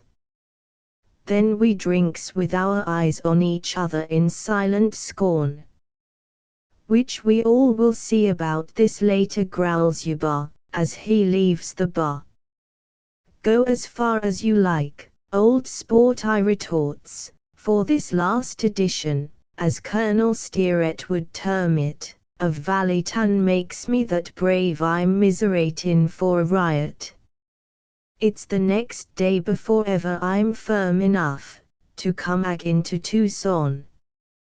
This stage wait in the tragedy is due to fear exclusive. I hears how Yuba is plumb bad, how he's got 2 notches on his stick, how he's filed the sights off his gun, and how in all respects he's a murderer of merit and renown. Sec news makes me timid 2 ways. I'm afraid Yuba'll down me some, and then again I'm afraid he's so popular I'll be lynched if I downs him. Sure, that felon Yuba begins to assume in my apprehensions the stern teachers of a whipsaw. At last I'm preyed on to that degree I'm desperate, and I makes up my mind to invade Tucson, cross up with Yuba and let him come a-running. The nervousness of extreme youth doubtless is what goads me to this decision. It's about second drink time in the afternoon when, having donned my weapons, I rides into Tucson. After leaving my pony at the corral, I turns into the main street. It's scorchin' hot and barrin' a dead burro, thar's hardly anybody in sight. Up in front of the Oriental, as luck has it, stands Yuba and a party of dubious morals who slays hay for the government, and is addressed as Lon Gillette. As I swings into the causeway, Gillette gets his eye on me and straightway fades into the Oriental, leaving Yuba alone in the street. This year strikes me as mighty ominous. I feels the beads of water come under my hatband, and begins to crowd my gun a little forward on the belt. I'm walking up on the OPP side from Yuba, who stands watching my approach with a serene mien. It's the sameness of the tiger crouching for a spring, thinks I as I arrives OPP site. Yuba stretches out his hand. Come on over, he sings out. Which he's assuming airs of friendship, I ruminates, to get me off my guard. I starts across to Yuba. I'm watching like a lynx, and I'm that harrowed. If Yuba so much as sneezes or drops his hat or makes a awkward move of his hand, I'm due to open on him. But he stands still as a hill and nothing more menacing than grins. As I comes clost, he offers his hand. It's prior to my shootin' quick and accurate with my left hand, so I don't give Yuba my right, holding the same in reserve for emergencies and in case there's a change of weather. But Yuba, who can see its fear that away, is too polite to make comments. He shakes my left hand with well-bred enthusiasm and turns and heads the way into the Oriental. As we fronts the bar and demands nose pine, Yuba gives up his arms, and full of a joke and light-heartedness as I realizes that I ain't marked for instant slaughter, I likewise yields up mine. We then has 4 drinks in happy and successful alternation, and next we seeks a table and subsides into 7-Up. Then there ain't going to be no duel between us, I says to Yuba. It's at a moment when he's turned Jack and I figures he'll be more soft and lenient. It's to be a evening of friendly peace. And why not, says Yuba. I've sure took all the scalps that's coming to me, and as for you all, you're young and my counsel is to never begin. That puerile spat we has don't count. I'm drinking at the time, and I don't reckon now you attaches importance to what a gent says when he's in liquor. Not to what he says, I replies, but I does to what he shoots. I looks with gravity on the gunplays of any gent, and the drunker he is the more so else I regards the episode. Well, she's a thing of the past now, explains Yuba, and this evening you're as popular with me as a demijohn at a camp meeting. Both our bosoms so wells with joy, set in there as we do in a atmosphere of unexpected yet perfect fraternalism and complete peace, that Yuba and me drinks a whole lot. It gets so final, I refuses to return to my own camp. I won't be separated from Yuba. When we can no longer drink, we turns in at Yuba's wiki up and sleeps.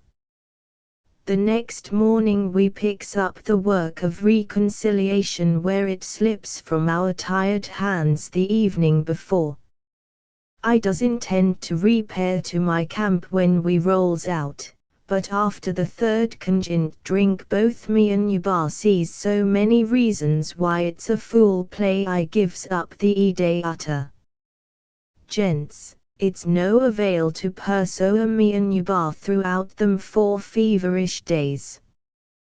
We drifts from one drink shop to the other, arm in arm, as peaceful and pleased a pair of sots as ever disturbs the better element. Which we're the scandal of Tucson, we all is that thickly amiable it's a insult to other men. Thus ends my first duel, a conflict as bloodless as she is victorious. How long it would have took me and Yuba to thoroughly cement our friendships will never be known. At the finish, we all is torn asunder by the Tucson marshal and I'm returned to my camp on the yard. Me and you bar before nor since never does wax that friendly with any other gent, we'd be like brothers yet, only the stranglers over to Shakespeare seizes on poor Yubar one morning about a hose and heads him for his home on high. Chapter 14. The Troubles of Dan Boggs.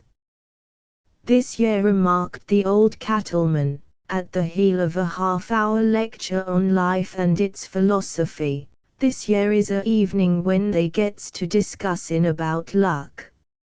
It's durin' the progress of this dispute when Cherokee Hall allows that luck don't alternate none, first good and then bad, but travels in bunches like cattle or in flocks like birds.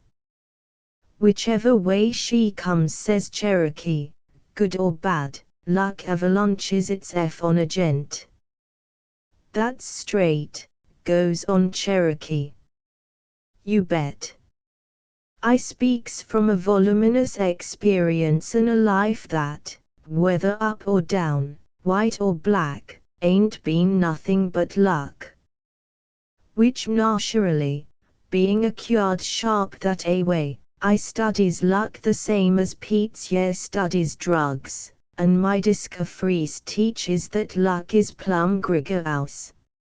Like misery in that proverb, luck loves company, it sure despises to be lonesome. Cherokee, I delights to hear you talk, says old man Enright, as he signs up blackjack for the Valley Tan. Them elucidations is meant to stiffen a gent's nerve and do him good. Sure, no one needs encouragement nor has to train for a conflict with good luck, but it's when he's out against the iron and the bad luck's swoop in and stoop in at him, beak and claw like 40 hawks, that your remarks is due to come to his aid and uplift his spirits some. And as you says a moment back, thar's bound in the long run to be a equilibrium. The lower your bad luck, the taller your good luck when it strikes camp.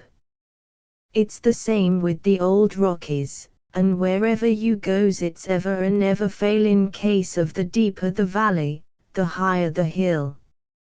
As is frequent with me, says Dan Boggs, after we sets quiet a moment, meanwhiles tastin' our nose pine thoughtful, for these outbursts of Cherokees and Enrights calls for considerations, as is frequent with me, says Dan, I reckons I'll string my chips with Cherokee. The more ready since throughout my own checkered career, and I've done most everything 'cept sing in the choir, luck has ever happened bunched like he asserts. Which I gets notice of these peculiarities of fortune early. While I'm simply doing nothing to provoke it, a gust of bad luck pounces on me and thwarts me in a noble ambition, ruins my social standing and busts 2 of my nigh ribs all in 1 week. I'm a colt at the time, and just about big enough to break. My folks is living in Missouri over back of the Sneabar Hills. By nah share I'm a heap musical, so I ups, giving that genius for harmony expression, and unites Miss F with the Sneabar Silver Cornet Band. Old Hickey is leader, and he puts me in to play the snare drum, the same being the second rung on the ladder of musical fame, and 1 rung above the big drum. Old Hickey suggests that I start with the snare drum and work up. Gents, you all should have heard me with that instrument. I'd sure light into her like a storm of hail. For a spell the Sneabar Silver Cornet Band used to play in the woods. This year Sneabar community is a mighty nervous neighborhood, And thar's folks whose word is above reproach who sends us notice they'll shoot us up if we don't, so at first we practices in the woods. But as time goes on we improves and plays well enough so we don't scare children, and then the Sneabar people consents to let us play now and then along the road. All of us virtuosos is locoed to do good work, so that Sneabar would get reconciled, and recognize us as a communal factor. Well do I recall the day of our first public appearance. It's at a political meeting and everything, so far as we're concerned at least, depends on the impression we all makes. If we goes to a balk or a breakdown, the Sneabar Silver Cornet band's got to go back and play in the woods. It's not needed that I tells you gents, how we all is on age. Old Hickey gets so perturbed he shifts me onto the big drum, and Catfish Edwards, Yerito custodian of that instrument, is given the snare. This play comes mighty close to break in my heart, for I'm ambitious, and it galls my soul to see Miss F going backwards that a way. It's the beginning of my bad luck, too. There's no chance to duck the play, however, as old Hickey's word is law, so I sadly buckles on the giant drum. We're just turning into the picnic ground where this meeting's being held and I've got thoughts of nothing but my art, as we musicians says, and elevating the local opinion of and concerning the melodious merits of the band. We're playing number 18 at the time, and I've got my eagle eye on the paper that tells me when to welt her, and I'm surely leathering away to beat a ace flush. Being I'm new to the big drum, and unduly eager to succeed, I've got all my eyes picketed on the notes. It would have been as well if I'd reserved at least one for scenery. But I don't. And so it befalls that when we all is in the very heart of the tune, and at what it's no exaggeration to call a crisis in our destinies, I walks straddle of a stump. And sec is my fatal momentum that the drum rolls up on the stump, and I rolls up on the drum. That's the finish. Next day the Silver Cornet Band by edict of the Sneabar populace is re-exiled to them woods. But I don't go, old Hickey excludes me, and my hopes of musical eminence rots down right there. It's maybe 2 days later when I'm over by the post office getting the weekly paper for my old gent. There's going to be a gander pull-in by torchlight that evening over to Hickman's Mills with a dance at the heel of the hunt. But I ain't allowing to be present none. I'm too deeply chagrined about my failure with that big drum, and then again, I'm scared to ask a girl to go. You all most likely has missed noticing it a heap. For I frequent forces Miss F to be gala and festive in company, but just the same, deep down under my belt, I'm bashful. And when I'm younger I'm worse. I'm bashful special of girls, for I soon discovers that it's easier to face a gun than a girl, and the glance of her eye is more terrifying than the glimmer of a bowie. That's the way I feels. It's a fact. I remembers a time when my mother, getting plumb desperate over my humility, offers me a running hose if I'd go courtesy a girl, on which occasion I feebly urges that I'd rather walk. On the evening of this your dance and gander pullin' I'm pirootin' about the centre when I meets up with Jewel James. Jewel being the village belle. Going to the dance, says Jewel. No, says I. Why ever don't you go? Asks Jewel. There ain't no girl weak-minded enough to go with me, I replies. I makes a bid for 2 or 3 but gets the mitten. This year last is a bluff. Which I reckons now, says Jewel, giving me a look. If you'd asked me, I'd been fool enough to go. Of course, with that I'm treed, I couldn't flicker, so I allows that if Jewel'll caper back to the house with me I'll take her yet. We all gets back to my old gents and I proceeds to hitch up a Dobbin hose we has to a sidebar buggy. It's dark by now, and we don't go to the house nor indulge in any runny-caboo uproar about it, as I figures it's better not to notify the folks. Not that they'd be out to put the kibosh on this enterprise, but they are powerful fond of talk, my folks is, and their long suit is never wanting you to do whatever you're out to execute. Wherefore, as I ain't got no time for a giant debate with my family over technicalities, I puts Jewel into the sidebar where it's standing in the dark under a shed, and then, hooking up old Dobbin a heap surreptitious, I gathers the reins and we goes softly peeintin' forth for Hickman's. As we all is sailin' thoughtlessly along the trail, Dobbin ups and bolts. Sec flights is unprecedented in the case of Dobbin, who's that sedate he's jest alive, and I'm sure amazed, but I yanks him up and starts anew.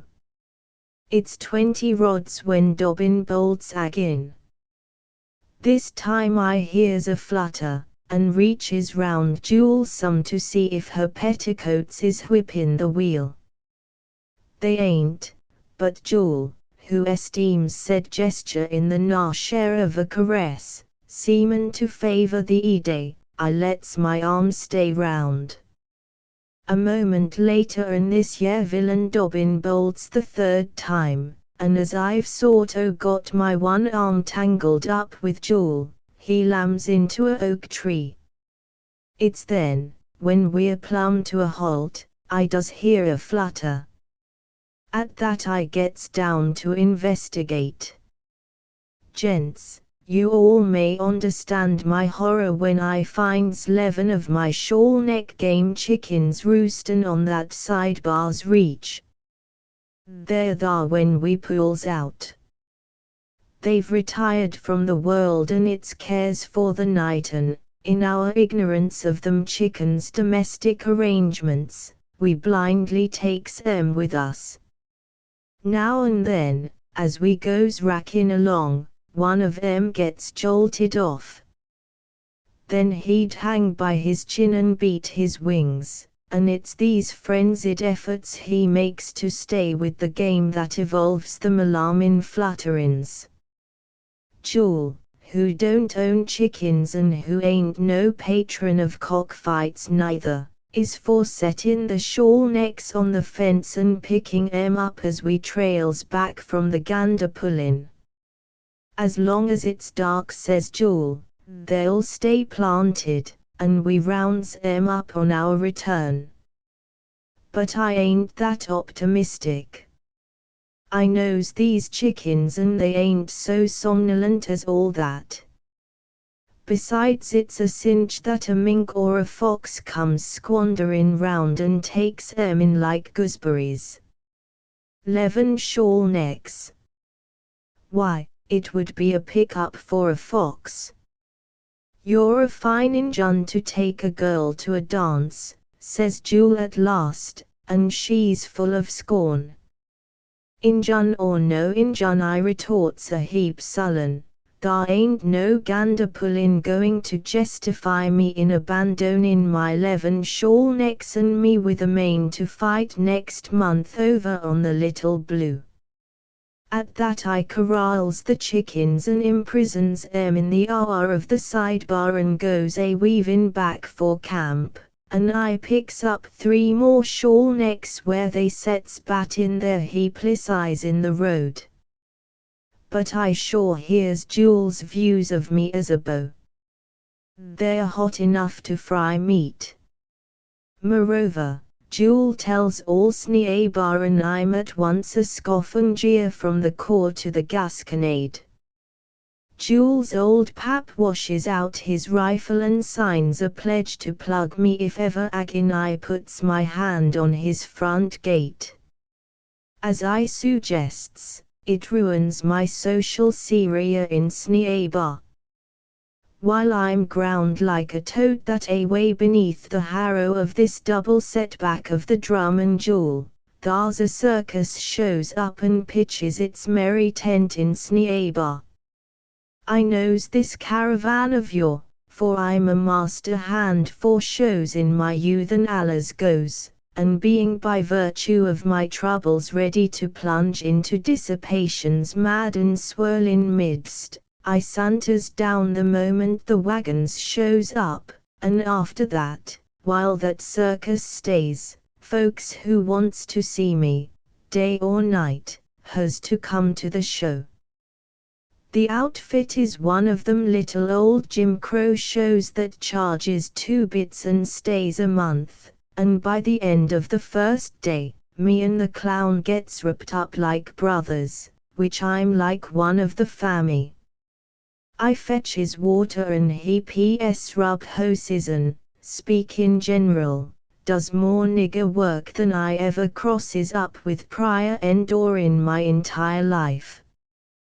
But knowin' the clown pays for all, sec trivial considerations as pullin' on tent ropes and spreadin' sawdust disappears before the honor of his acquaintance. It's my knowin' the clown that leads to disaster.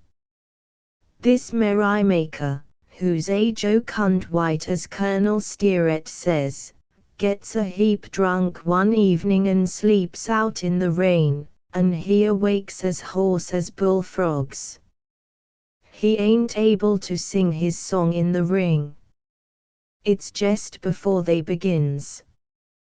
Dan he croaks, plenty dejected, I wish you'd clown up and go in and sing that song. This cantata he alludes to, is easy, it's Roll Jordan. Roll and I hears it so much at nigger camp meetings and similar distractions, that I carols it in my sleep. As the clown throws out his bluff I considers a while some souse. I feels like maybe I've cut the trail of a cunning day. When Jule and old Hickey and the balance of them Sneabar outcasts sees me in a clown's uniform, tyrannizing about, singing songs and leading up the warjig general, they'll regret the opinions they so freely expresses and take to standing about, hoping I'll bow. They'll regard knowing me as a boon. With that, I tells the clown to be of good cheer. I'll prance in and render that lay and his hoarseness won't prove no setback to the gaiety of nations. But I don't sing after all, and I don't pile up Jule and old Hickey and the sports of Sneabar neither in any all-round jumble of amazement at my genius. Dan says the ringmaster when we're in the dressing room, when the leap-in begins, you all go on with the others and do a somersault or 2. Sure. I says. I feels as confident as a kangaroo. Which I never does try it none, but I supposes that all you has to do is hit the springboard and let the springboard do the rest. That's where I'm barking at a knot. This year leap-in comes first on the bill. I ain't been in the ring yet, the tumblin' business is where I makes my debut. I've got on a white clown suit with big red spots, and my face is all flour. I'm as certain of my coming popularity as a wet dog. I sure allows that when Julian old Hickey observes my graceful agility and then hears me warble roll Jordan, roll I'll make 'em hang their heads. The tumblin' is about to begin, the band's playing, and all us athletes is ranged in jun file along a plank down which we're to run. I'm the last chicken on the roost. Even unto this day it's a subject of contention in circus circles as to where I hits that springboard. Some claims I hits her too high up, and some says too low. For Miss F, I concedes I'm ignorant on the p'int. I flies down the plank like a antelope. I hears the snarl of the drums. I jumps and strikes the springboard. It's at this juncture things goes queer. To my wonder I don't turn no flip-flap, but performs like a draw shot in billiards. I plants my moccasins on the springboard, and then instead of going on and over a chaos who's standing there awaitin' sec events, I shoots back'ard about 15 foot and lands in a undistinguishable heap. And as I strikes a plank it smashes a brace of my ribs. For a second I'm blurred in my intellects. Then I recovers, and as I'm being herded back into the dressin' room by the fosterin' hands of the ringmaster and my pard, the clown, over in the audience I hears Jules' silvery laugh and her old pap allowin' he'd give a hose if I'd only broke my neck. Also, I catches a remark of old Hickey, which that Bog's boy allers was a idiot, says old Hickey. Chapter 15 Bowlegs and Major Ben. Which this year Major Ben remarked the old cattleman, taken in conjunction with his bosom pard, Billy Bowlegs, frames up the only casualty which gets inaugurated in Wolfville. What? I interjected, don't you consider the divers' killings, the death of the stinging lizard and the dismissal of Silver Phil, to say nothing of the taking off of the man from Red Dog, don't you, I say, consider such bloody matters casualties? No, sir, retorted my friend, emitting the while sundry stubborn puffs of smoke, no, sir, I regards them as results. Therefore, I reiterates that this year Major Ben and Bowlegs accomplishes between them the only true casualty whereof Wolfville has a record. At this he paused and surveyed me with an eye of challenge. After a bit, perceiving that I proposed no further contradiction, he went on, this Billy Bowlegs at first is a cub bear, a black cub bear, and when he grows up to manhood, so to speak, he's as big, and mighty near as strong physical, as Dan Boggs. Naturally, however, Dan lays over Bowlegs mental like a ace full. It's Dave Toot who makes Bowlegs captive. Dave rounds Bowlegs up in his infancy one time when he's pesterin' about over in the foothills of the Floridas looking for black-tailed deer. Dave meets up with Bowlegs and the latter's mother who's out, evident, on a scout for grub. Bowlegs' mother has just upturned a rotten pine log to give little Bowlegs a chance to rustle some of these yer egregious white worms which looks like bald caterpillars, that away, when all at once around a p'int of rocks Dave heaves in view. This parent of Bowlegs is as besotted about her son as many human mothers. For while Bowlegs stands almost as high as she does and weighs close on to 200 pounds, the mother bear still has the idea tangled up in her intelligence that Bowlegs is that small and helpless, de old kittens is sef sustainen citizens by compass unto him. Acting on these yer errors, Bowleg's mother the moment she glimpses Dave grabs young Bowlegs by the scruff of the neck and goes capering off uphill with him. And to give that parent be full credit, she's getting along all right and conducting herself as though Bowlegs don't heft no more than one of them goose hair pillows, when, accidental, she bats poor Bowlegs in the bole of a tree, him hagging out in her mouth about 3 foot, and while the collision shakes that monarch of the forest some, Bowlegs gets knocked free of her grip and goes rolling down the mountainside agging like a sack of bran. It puts quite a crimp in Bowlegs. The mother bear, full of solicitude to save her offspring turns, and charges Dave, tharupong Dave downs her, and young Bowlegs becomes a orphan and a prisoner on the spot. Following the demise of Bowleg's mother, Dave sorto feels responsible for the cub's bringing up and he ties him hand and foot, and after peeling the pelt from the old mother bear, packs the entire outfit into camp. Dave's pony protests with green eyes in carrying a freight, but Dave has his way as he usually does with everything except Tucson Jenny. At first Dave allows he'll let Bowlegs live with him a whole lot and keep him until he grows up, and construct a pet of him.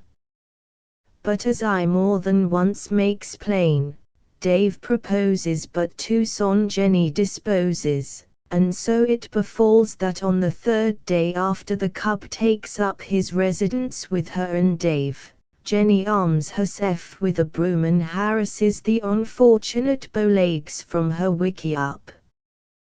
Jenny declares that she discovers Bowlegs organizing to devour her child Enright Pete's toot, who's at that epoch coming 3 the next spring roundup. I could read it in that Bowlegs bear's eyes, says Jenny, and it's mighty lucky a parent's faculties is plumb keen. If I hadn't got in on the play with my broom, you can bet that inordinate Bowlegs would have done eat little Enright Pete's all up. Sure, no one credits these yer apprehensions of Jenny's. Bowlegs would no more have chewed up Enright Pete's than he'd played table stakes with him, but a fond mother's fears once stampeded is not to be headed off or made, and Bowlegs has to shift his camp a heap. Bowlegs takes up his abode on the heels of him being run out by Tucson Jenny, over to the corral, that is, he bunks in there temporary at least. And he sure grows amazing, and enlarges during the next 3 months to such a degree that when he stands up to the counter in the red light, accepting of some proffered drink, Bowlegs comes close to being as tall as folks. He early learns throughout his wakeful moments, what I'd describe as his business hours, to make the red light a hangout. It's the nose pine he's hankering after, for in no time at all Bowlegs accumulates a appetite for rum that's a far match for that of either Huggins or Old Monta, and them two sots is for long known as far west as the Colorado and as far north as the Needles as the official drunkards of Arizona. No, Bowlegs ain't equal to pouring down the raw nose pine. But Black Jack humors his weakness and Bowlegs is wont to take off his libations about 2 parts water to 1 of whiskey and a lump of sugar in the bottom, out in one of these big tumbler glasses, meanwhile standing at the bar and holding the glass between his 2 paws and all as accurate and steady as the most talented inebriate. And Bowlegs has this distinction, says Black Jack, a lud into the sugar and water. He's sure the only gent for whom I so far unbends from reg'lar rules as to mix drinks. Existence goes flowing onward like some glad sweet song for bowlegs, for mighty likely it's 2 months and nothing remarkable eventuates. He camps in over to the corral, and except that new ponies, who ain't on 2 bowlegs, commonly has heart failure at the sight of him, he don't found no disturbances nor get in anybody's way. Throughout his waking hours, as I suggests former, bowlegs HNTS about the red light, laying guileful and cunning for invites to drink, and he executes besides small excursions to the OK restaurant for chuck, with now and then a brief journey to the post office or the New York store. These visits of bowlegs to the last 2 places, both because he don't get no letters at the post office and don't demand no clothes at the store, I attributes to motives of morbid curiosity, that way. The first real trouble that meets up with bowlegs, who's got to be a while old by now, since Jenny fights the duel with him with that broom, overtakes him at the OK restaurant. Mrs. Rucker for one thing ain't over fond of bowlegs, alleging as he grows older day by day he looks more and more like Rucker. Of course, Sec views his figments as much as the alarms of Tucson Jenny about bowlegs meditating getting away with little Enright Pete's, but Mrs. Rucker, in spite of whatever we gent folks can say in bowlegs's behalf, believes firm in her own slanders. She asserts that bowlegs as he unfolds looks like Rucker, and for her at least that settles the subject, and she assumes towards bowlegs attitudes which would perhaps have been proper had her charge been true. Still, I'll say for that most estimable lady, that Mrs. Rucker never lays for bowlegs or assaults him until one afternoon when he catches the dining room deserted and off its yard and goes romancing over, catfoot and surreptitious, and cleans up the tables of what chuck has been placed there in anticipation of supper. The first news Mrs. Rucker has of the raid is when bowlegs gets a half hitch on the tablecloth and winds up his play by yanking the entire outfit of spoons, tin plates and crockery off onto the floor. It's then Mrs. Rucker sallies from the kitchen and puts bowlegs to flight. Bowlegs, who's plumb scared, comes lumbering over to the red light and puts himself under our protection. Enright squaws it for him, for when Mrs. Rucker appears subsequent with a Winchester and a knife and gives it out cold she's going to get bowlegs hide and tallow and sell 'em to pay even for that dining room desolation of which he's the architect, Enright counts up the damage and pays over $23 in full settlement. Does bowlegs know it? You can gamble the limit he knows it, for all the time Mrs. Rucker is prancing about the red light denouncing him, he secretes himself, shivering, behind the bar, and when that lady withdraws, mollified and subdued by the money, he creeps out, bowlegs does, and cries and licks Enright's hand. Oh, he's a mighty appreciative br, poor bowlegs is, but his nerves is that unstrung by the perils he passes through with Mrs. Rucker. It takes 2 big drinks to recover his spirits and make him feel like the same br. It's Texas Thompson who buys the drinks. For I, of all gents, bowlegs says Texas, as he invites the fugitive to the bar, understands what you all's been through.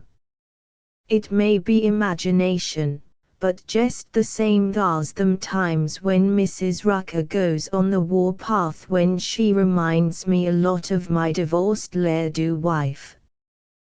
With that Texas pause a couple of hookers of Willow run into Bowlegs, and the latter is a heap cheered and his pulse declines to normal. It's rum, however, which final is the destruction of Bowlegs, same as it is of plenty of other good people who would have else lived in honor and died respected and been tearfully planted in manner and form to do 'em proud. Exclusive of that casualty which marks his wind-up, and which he combines with Major Ben to commit, there's but one action of Bowlegs a enemy might call a crime. He does prounce on a mailbag one evening when the postmaster ain't looking, and sure rends and worrits them letters scanned loose. Yes, Bowlegs gets arrested, and the Stranglers sort o' convenes informal to consider it.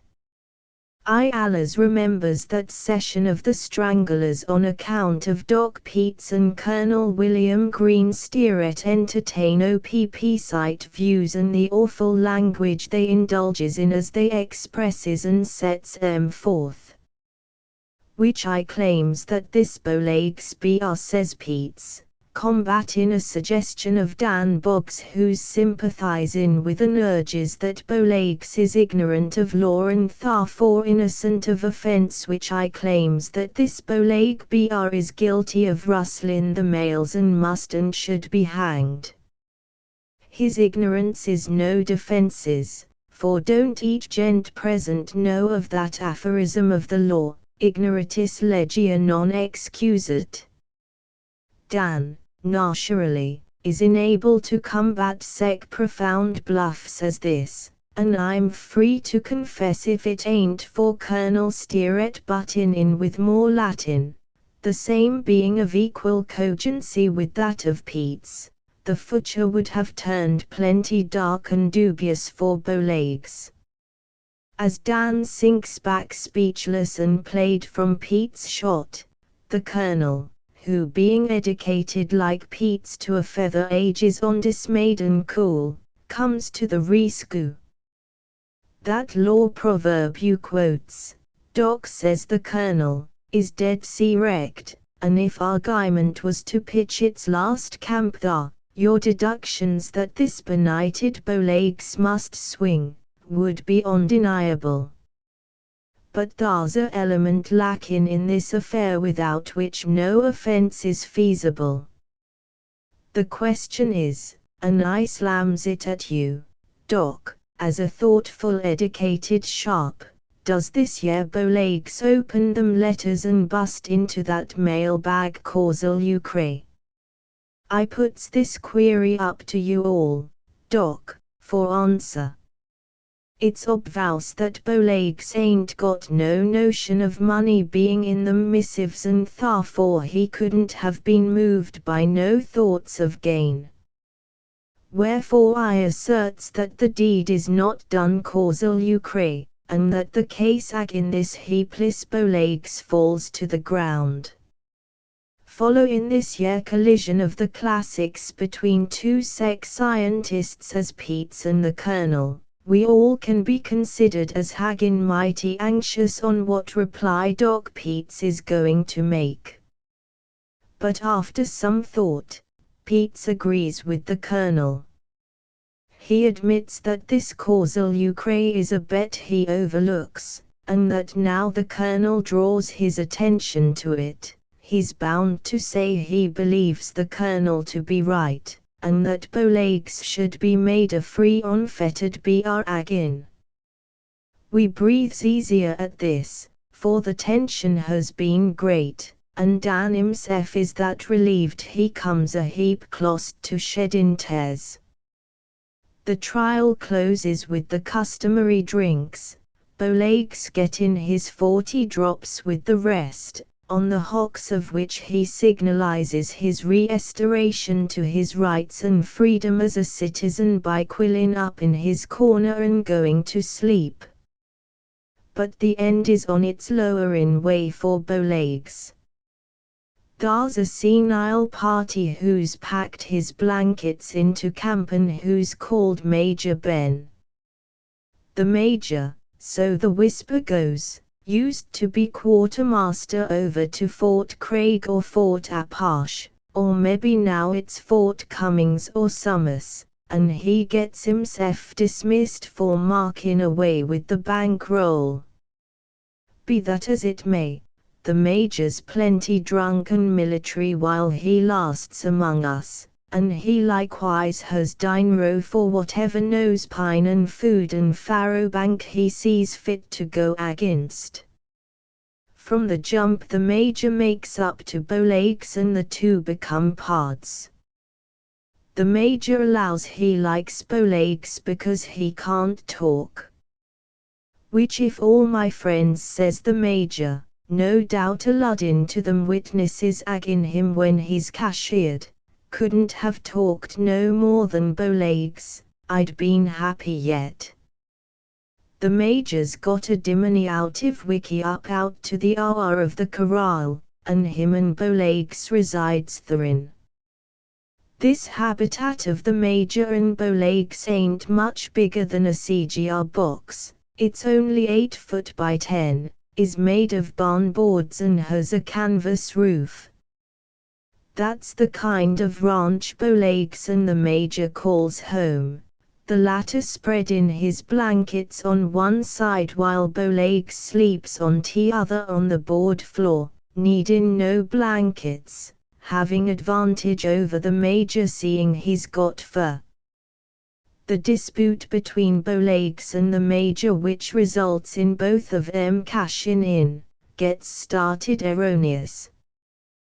The Major, who's sometimes too indolent and sometimes too drunk to make the play himself, instructs Bowleg how to go over to the red light and fetch a bottle of rum.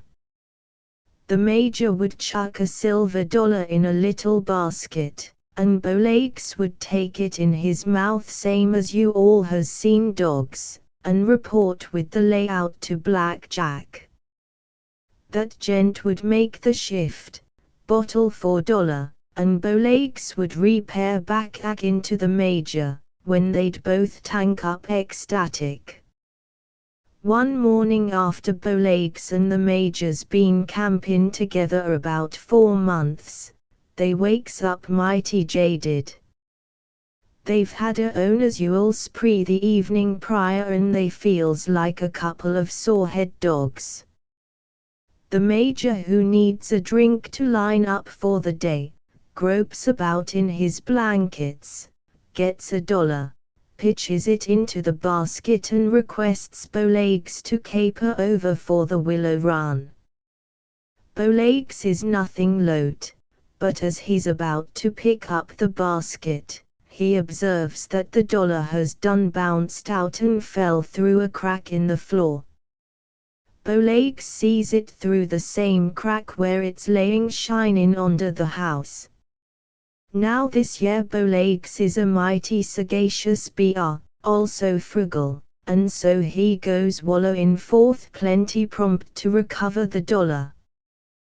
The Major, who's ignorant of what's happened, still lays there groaning in his blankets, feeling like a loser and nursing his remorse.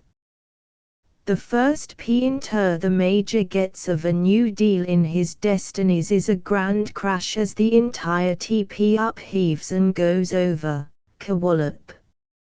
On its side, hurling the Major out through the canvas. It's the thoughtless Bowlegs does it. When Bowlegs gets outside, he finds he can't crawl under the teepee none, seeing it's set in too close to the ground, and Tharu Pong, being a one-eyed br, he sorta runs his right arm in beneath that edifice and upends the entire shebang, same as his old mother would a log when she's grub hunting in the hills. Bowlegs is picking up the dollar when the Major comes swarming round the ruins of his outfit, a bowie in his hand, and him fairly locoed with rage. Sure, thar's a fight, and the major gets the knife plumb to Bowlegs's honest heart with the first motion. But Bowlegs quits game. He turns with a war whoop and confers on the major a swat that would have broke the back of a bronco, and then he dies with his teeth in the major's neck. The major only lives a half hour after we gets thar. And it's to his credit that he makes a statement exonerating Bowlegs.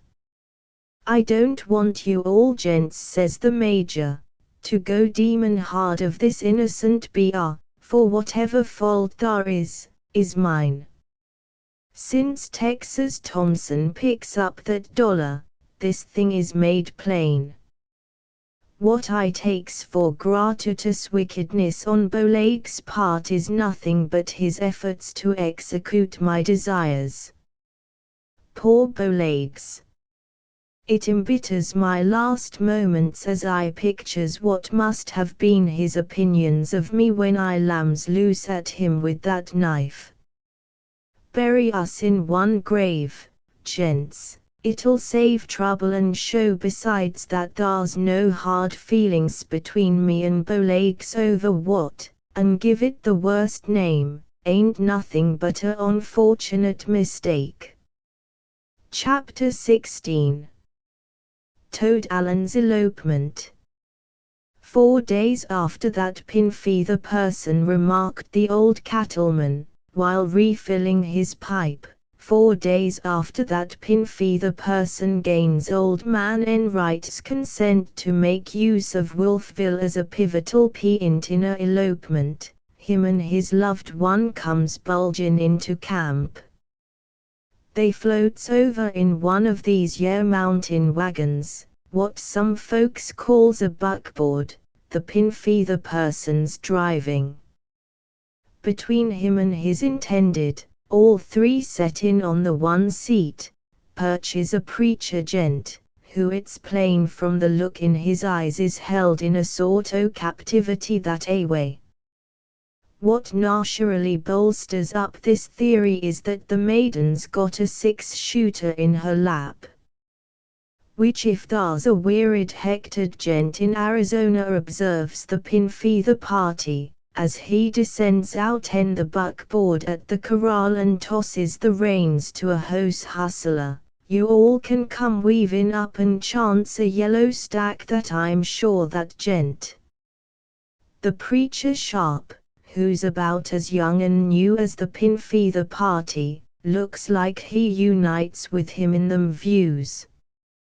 As they unload themselves, the Pinfee the person waves his hand to where we all's gathered to welcome 'em, and says by way of introduction, gents, yere's Abby, or as this Bible sport will say later in the sermony, Abigail Glegg. Of course, we, who represents the Wolfville public, comports ourselves as becomes gents of dignity, and after taking off our sombreros, plumb polite, Enright suggests the OK restaurant as a base of operations. Don't you all reckon, says Enright to the Pinfee the party, that pending hostilities, Abby had better go over to Mrs. Rucker's. There she gets combs and brushes and goes over her makeup and straightens out her game. The Pinfee the party allows this year is a excellent notion, only him and Abby don't seem clear as to what ought to be done about the preacher sharp. You see, he don't want to come, explains the Pinfee the party, and it's cost me and Abby a heap of trouble to round him up. I ain't none sure but he seizes on the first chance to go stampedin', and without him these rights we all is bankin' on would cripple down. No, friends, says the preacher sharp, I will promise to abide by you and embrace no opening to escape. Since I'm here I will unite you all as you wish, the more readily because I trusts that as man and wife you'll prove a mutual restraint one upon the other, and also for that I deems you both in your single-footed capacity as a threat to the community. Fear not, prepare yourselves and I'll bring you together in the happy bonds of matrimony at the drop of the hat. You notes, Dan, says Texas Thompson, who's off to one side with Dan Boggs. You notes he talks like his heart's resentful.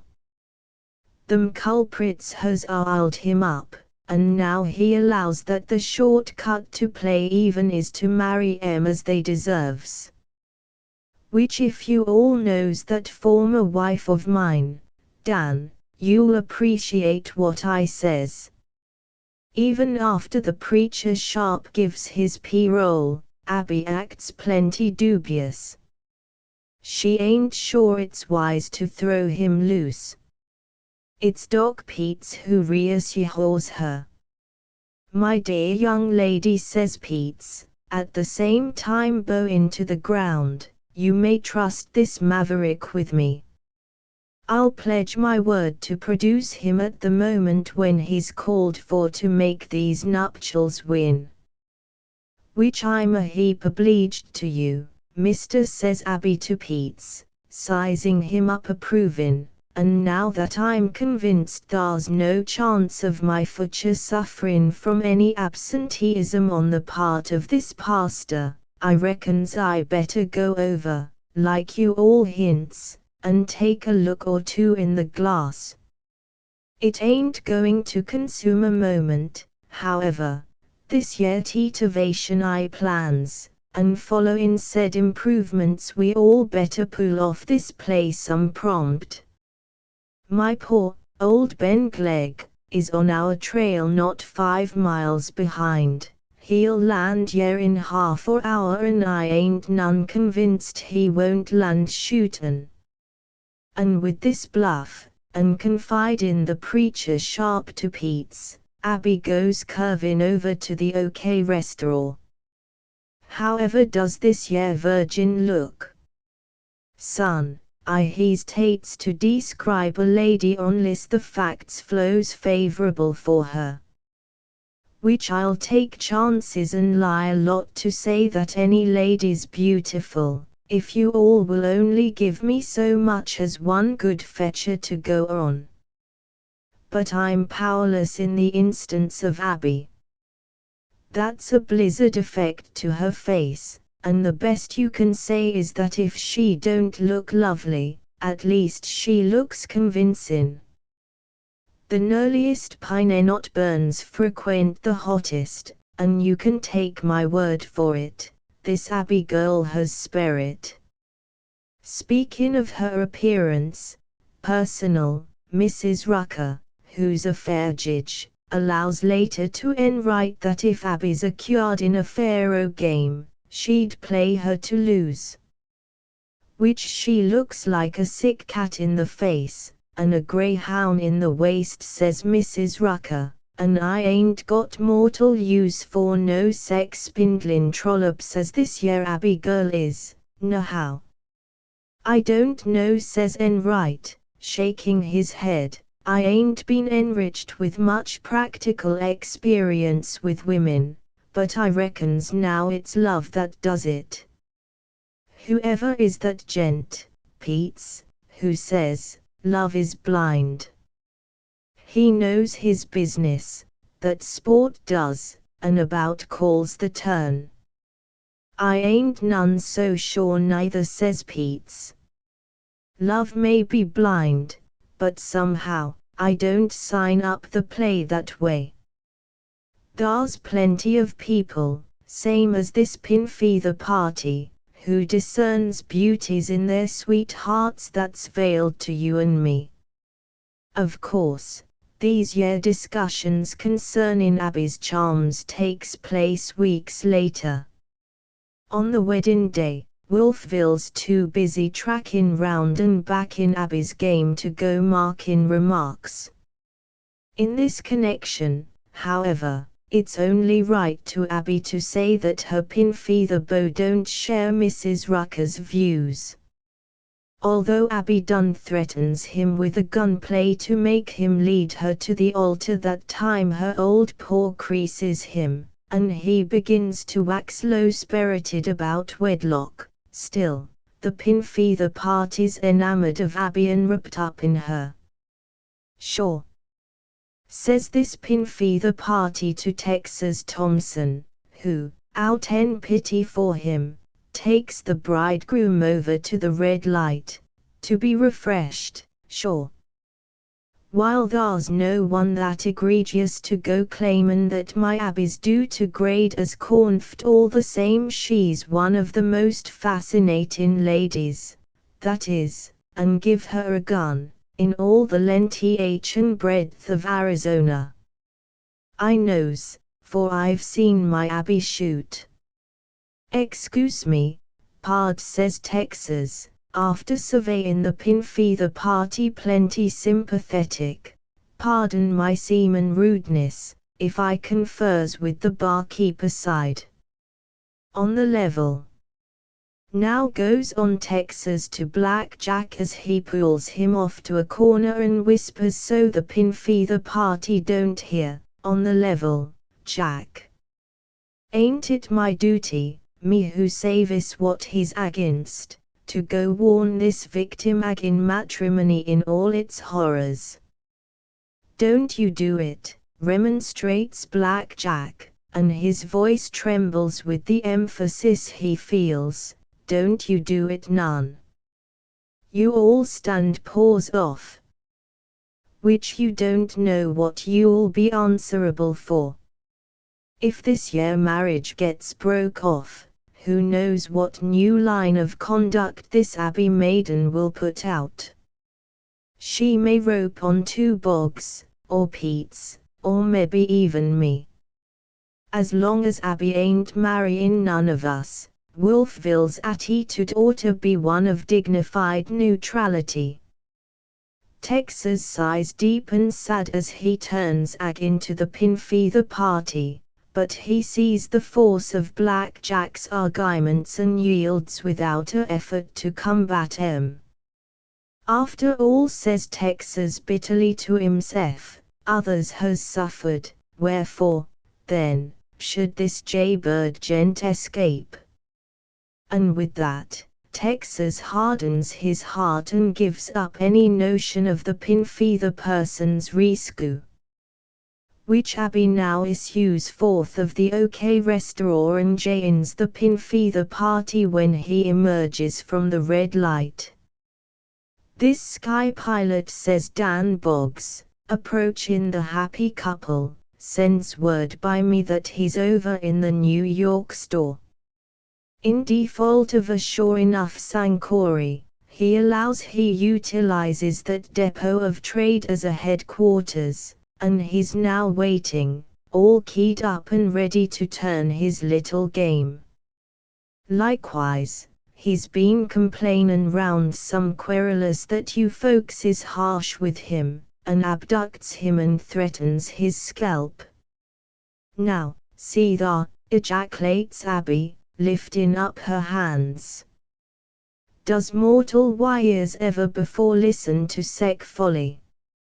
I suppose he takes that gun I has as threats. I'm a unprotected young female, and naturally, when I embarks on this yer elopement, I packs one of Pa's guns. Besides, this sweetheart of mine might get cold feet, and try to jump the game, and then I'd need said weapon to make good my precision. But it's never meant for that pastor. When I'm talking to him to prevail on him to come along, and that gun in my hand at the time, I does sort o' make references to him with the muzzle. But he needn't go gettin' bird-headed over it, thar's nothing hostile meant. Enright explains to him satisfactory," says Boggs. "And as you urges, it don't mean nothing. Folks on the brink of being married that a way gets so joyfully bewildered it comes mighty near the same as being locoed.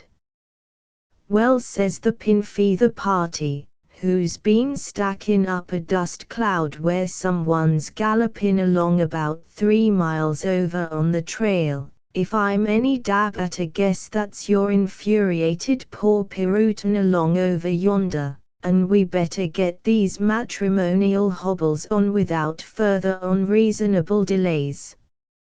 That old murderer would plug me, and no more he's tashin' than if I'm a coyote. But once I'm moved up into position as his son-in-law, a feeling of nearness and kinship mighty likely operates to stay his hand. Blood's thicker than water, and I'm in a hurry to get related to your paw. But Enright has his notions of what's proper, and he suggests the services be delayed until old Glegg gets in. Meanwhile he dispatches Jack Moore and Dan Boggs as a guard of honor to lead old Glegg to our tryst-in place in the New York store. And the first thing you all do, Jack, says Enright, as Jack and Dan rides away, you get that outcast's guns. It ain't no more end time for one drink when Jack and Dan returns in company of this Glegg. He's a fierce, grey old gent with a eye like a wolf. Just before he arrives, Enright advises the pin-feather person and the bride Abby to go camp in the our room so the sudden sight of them won't exasperate this parent Glegg to madness. Whatever's the meanin' of this here concourse, demands old Glegg, as he comes into the New York store, and peint into where Pete's and Texas and Cherokee Hall, along with Enright, is standing about, and why does these hold-ups, yeah, he indicates Dan and Jack, denude me of my hardware, I'd like to know. These gents, says Enright, is a quorum of that respectable body known as the Wolfville Stranglers, otherwise a vigilance committee, and your guns was took so as to reduce the chances of hagging you, the same being some abundant, natural, to minimum. Now who be you? Also, what's your little game? My name's Benjamin Glegg, responds old Glegg. I owns the Sunflower Brand and Ranch. As for my game, thar's a member of my family escapes this morning, comes streamin' over here, I understands, and I'm in the saddle trying to round her up. Gents, concludes old Glegg, and he displays emotion. I'm simply a harassed parent on the trail of his errant offspring. Then Enright makes old Glegg a long, soft talk, and seeks to imbue him with sameness. He relates how Abby and the pin-feather sport dotes on each other, and counsels old Glegg not to come pesterin' about with rude objections to the wedding. Which I says this as your friend, remarks Enright. It's as the scripter says, replies old Glegg, who's mollified a lot, it's as the good book says, a soft answer teneth away wrath, but more specially when the OPP-cision's got your guns. I begins to see things different. Still, I hates to lose my Abby that a way. Since my old woman dies, Abby, gents, has been the world and all to me. Is your wife dead? Asks Enright, like he sympathizes. Sure, says old Glegg, been out and gone these 2 years. She's with them cherubim in glory. But folks, you oughta seen her to understand my loss. 5 years ago we has a ranch over back of the Tas Hermanas by the Mexico line. The Injuns used to go lopin' by our ranch, no th and south, all the time. You all recalls when they pays $25 for scalps in Tucson. My wife's that thrifty them days that she buys all her own and my child Abby's clothes with the injuns she pots. Little Abby used to scout for her more. Here comes another, little Abby would cry, as she stampedes up all breathless, her childish face aglow. With that, my wife would take her hands out in the wash tub, snag onto that savage with her little old Winchester, and quit winner 25 right there.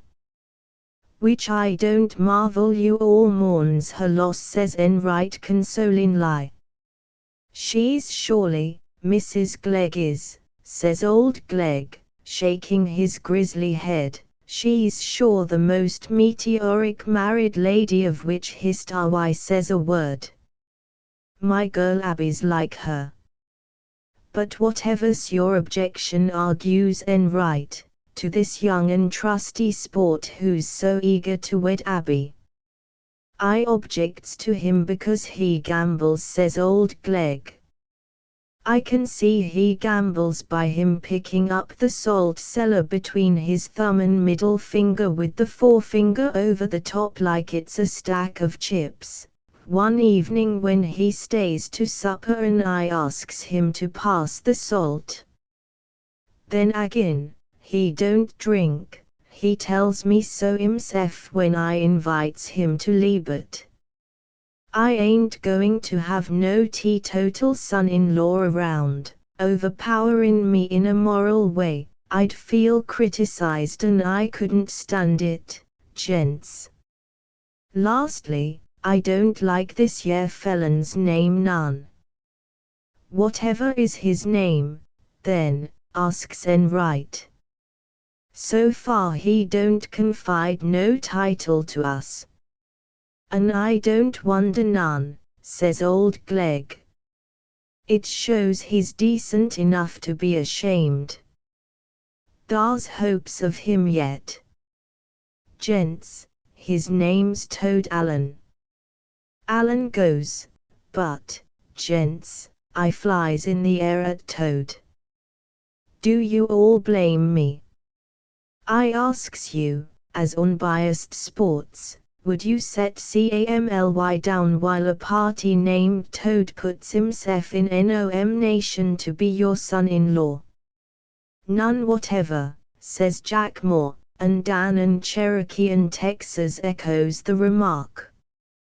You all camp down here with a tumbler of Valley Tans, says Enright, and make yourself comfortable with my colleagues, while I goes and consults with our Gretna Green outfit in the OR room.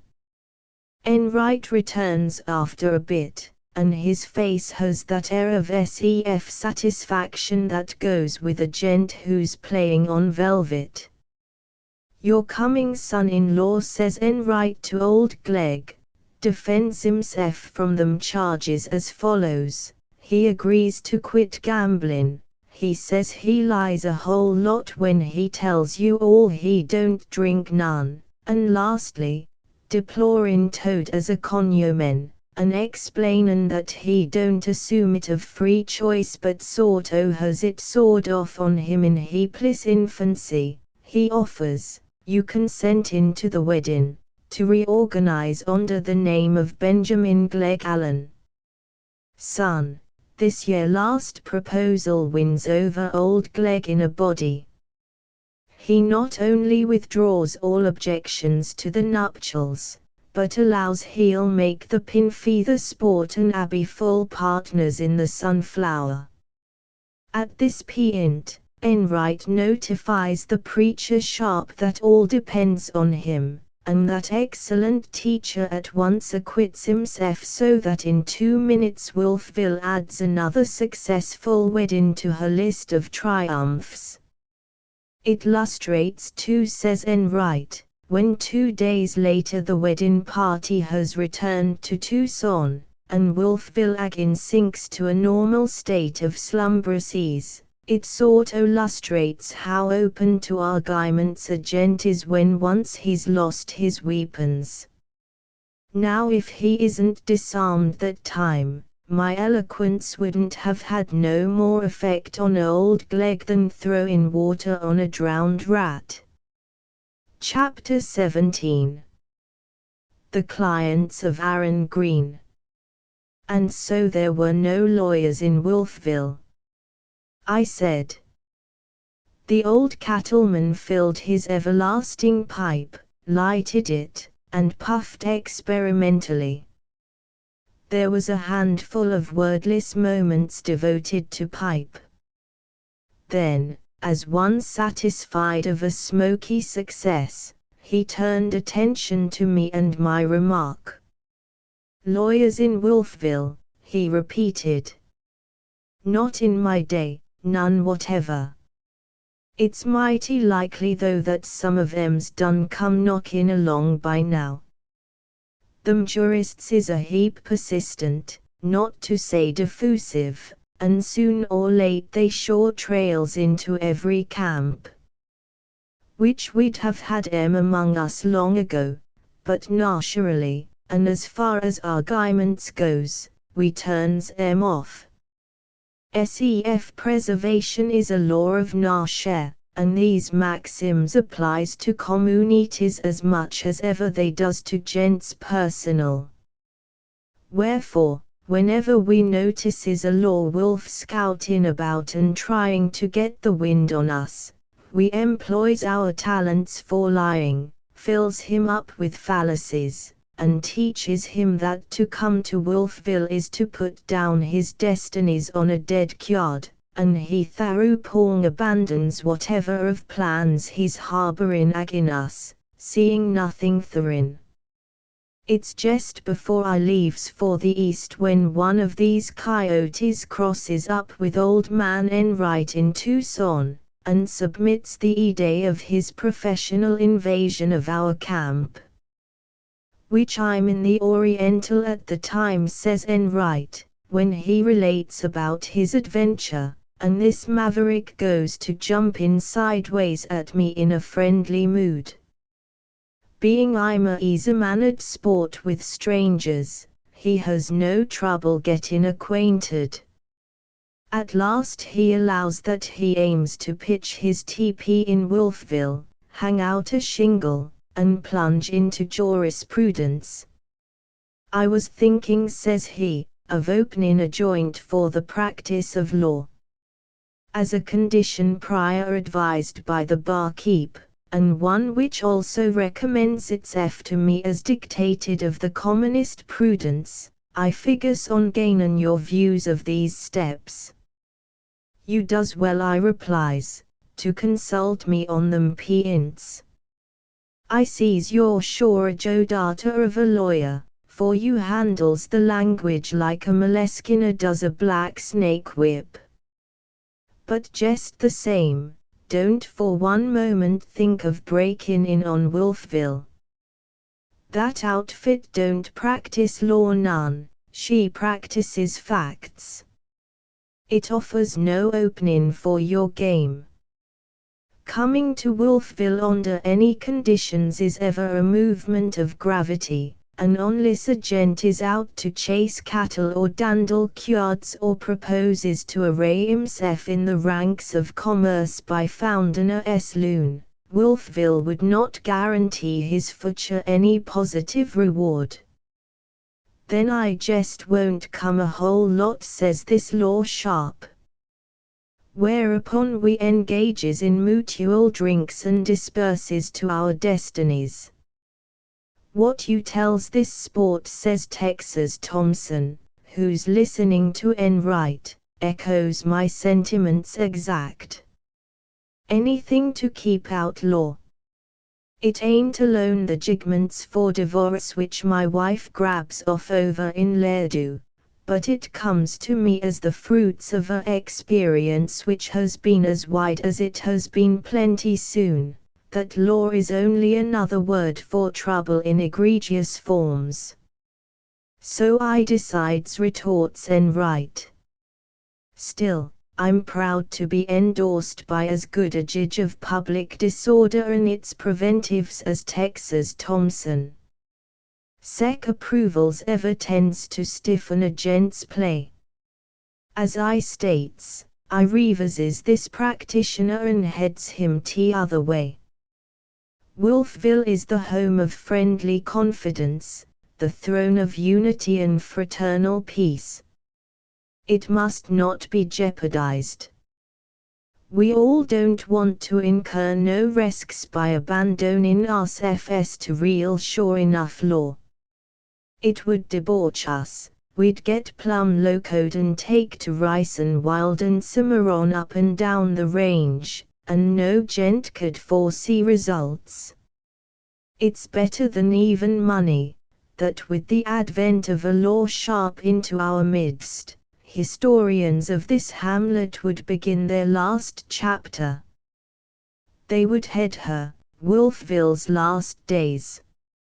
It's 20 years ago goes on en right, while I'm that season in Texas, that a sharp packs his blankets into Yellow City and puts it up he'll practice some law. No, he ain't wanted, but he never does give no gent a chance to say so.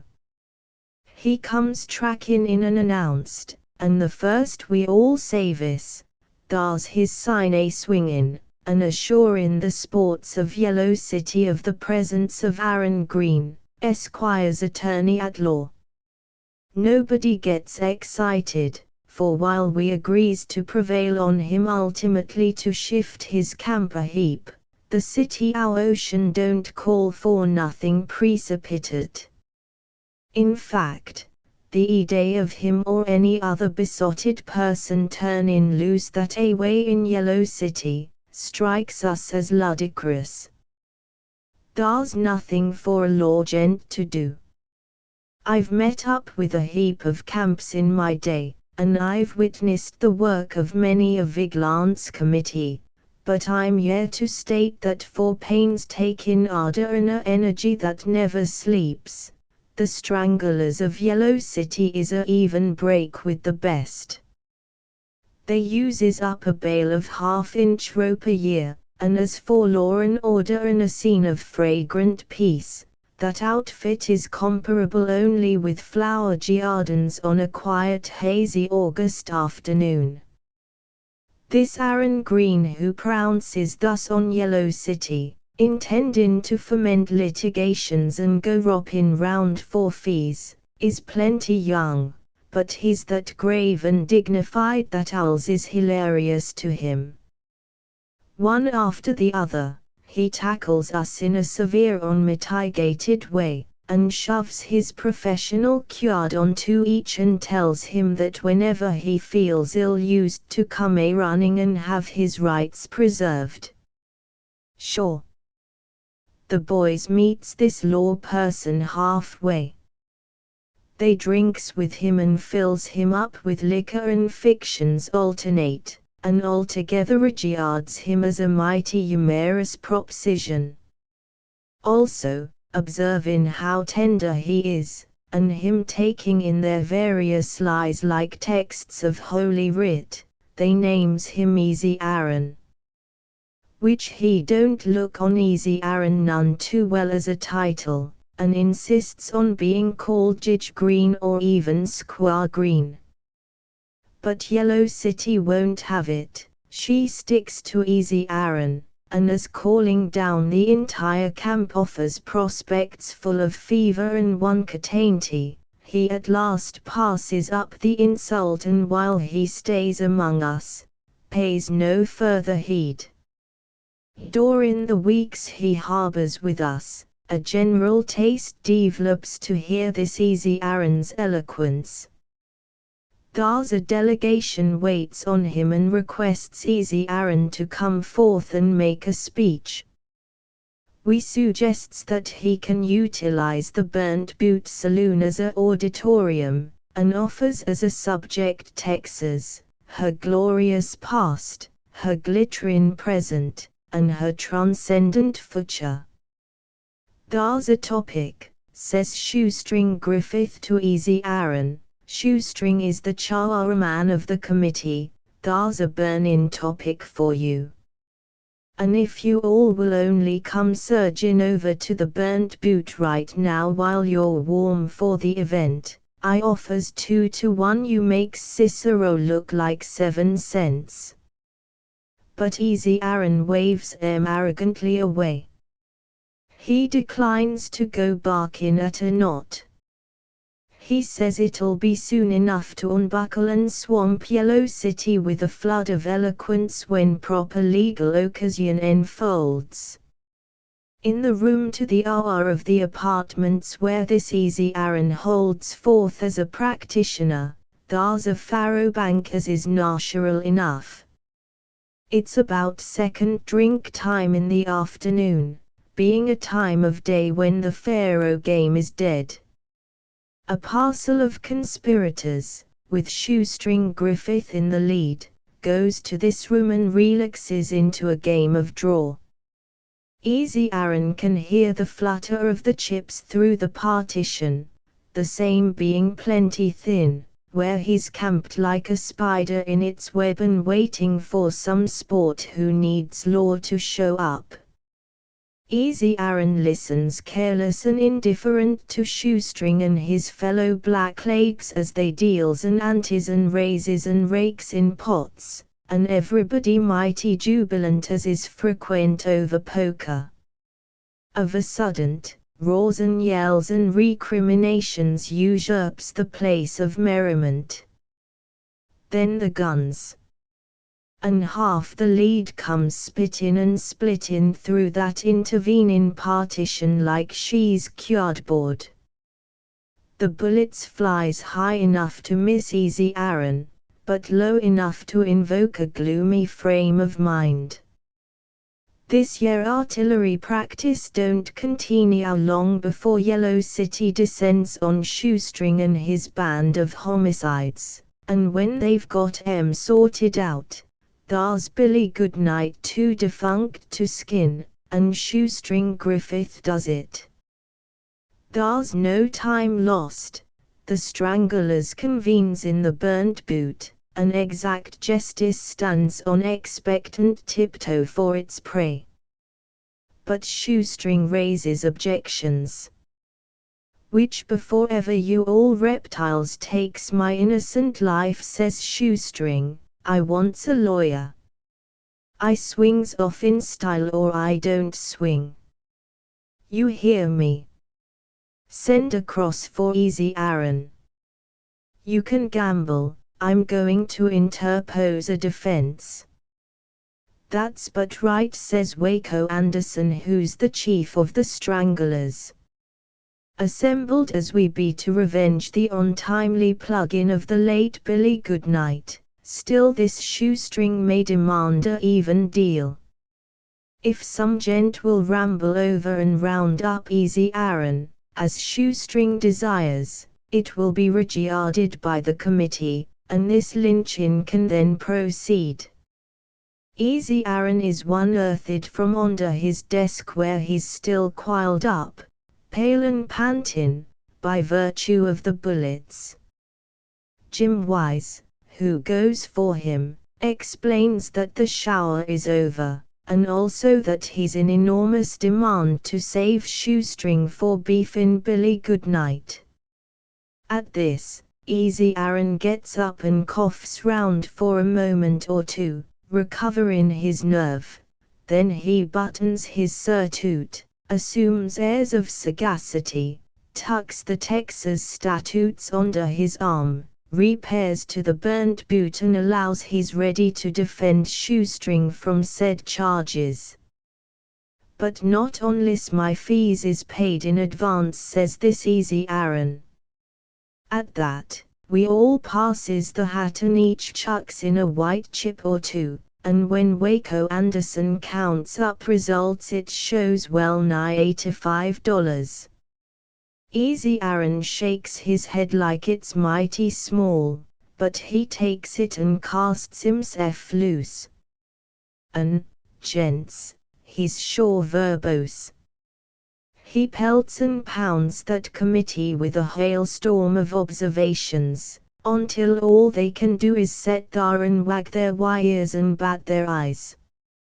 Waco Anderson himself allows, when discussing said oration later, that he ain't beheld nothing so muddy and so much since the last big flood on the Brazos.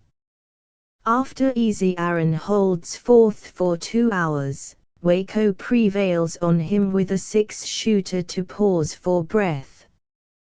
Waco's tried 20 times to get Easy Aaron to stop long enough to let the stranglers get down a verbal bet, but that advocate declines to be restrained. He treats Waco's efforts with scorn and rides him down like he, Easy Aaron, is a bunch of cattle on a stampede. There's no heading or holding him until Waco, in desperation, takes to tyrannizing at him with his gun. It's this, says Waco, when Easy Aaron's subdued. If the eminent gent will quit howling right here and never another yelp, the committee is willing to throw this villain shoestring loose. Every one of us is a slave to duty, but we pauses before personal destruction in a awful form. Billy Goodnight is gone, undoubted his murderer should win the doom meted out for sec atrocities, but duty or no duty, this committee ain't called on to be talked to death in its discharge. Yellow City makes no sec demands of its servants, wherefore, I repeats, that if this Easy Aaron sits mute where he is, we agrees to cut shoestrings bonds and restore him to that freedom whereof he makes sec florid use. At this, Easy Aaron stands up, puffs out his chest, bows to Waco and the others, and evolves them a patronizing gesture signifying that their bluff is called. Shoestring Griffith is saved. During the subsequent lineup at the bar which concludes the ceremonies, Easy Aaron waxes indignant and is harrowed to observe Billy Goodnight imbibing with the rest. I thought you all dead, says Easy Aaron, in tones of wrathful reproach. Which I was dead, says Billy, sort-o apologetic, but them words of fire brings me to. Easy Aaron don't make no answer, but as he jingles the fee the sour look relaxes. As I remarks, Easy Aaron ain't with us over long. Yellow City is that much worse off than Wolfville that she has a little old dobe calaboose that's been built since the old Mexico days. There's no sure enough judge and jury ever comes to Yellow City, and if the kyards was so run that we has a captive which the stranglers deems beneath them, he would be drug way over yonder to some county seat. It's but fair to say that no sec contretemps presents itself up to the advent of Easy Aaron, and while there's now and then a small accumulation of felons during sec seasons as the boys is off on the ranges or busy with the roundups, there never fails to come a clean-up in plenty of time. The stranglers comes back, justice resumes her sway, and the calaboose is again as empty as a church. It befalls, however, that during the 4 or 5 weeks to follow the acquittal of that homicide shoestring, and while Waco Anderson and a quorum of the committee is away teetering about in their own affairs, the calaboose gets filled up with 2 white men and either 4 or 5 Mexicans. I can't say the last for sure, as I ain't got a good memory for Mexicans. These parties is held for divers malefactions from shooting up a greaser dance hall to stealing a cow over on the honeymoon.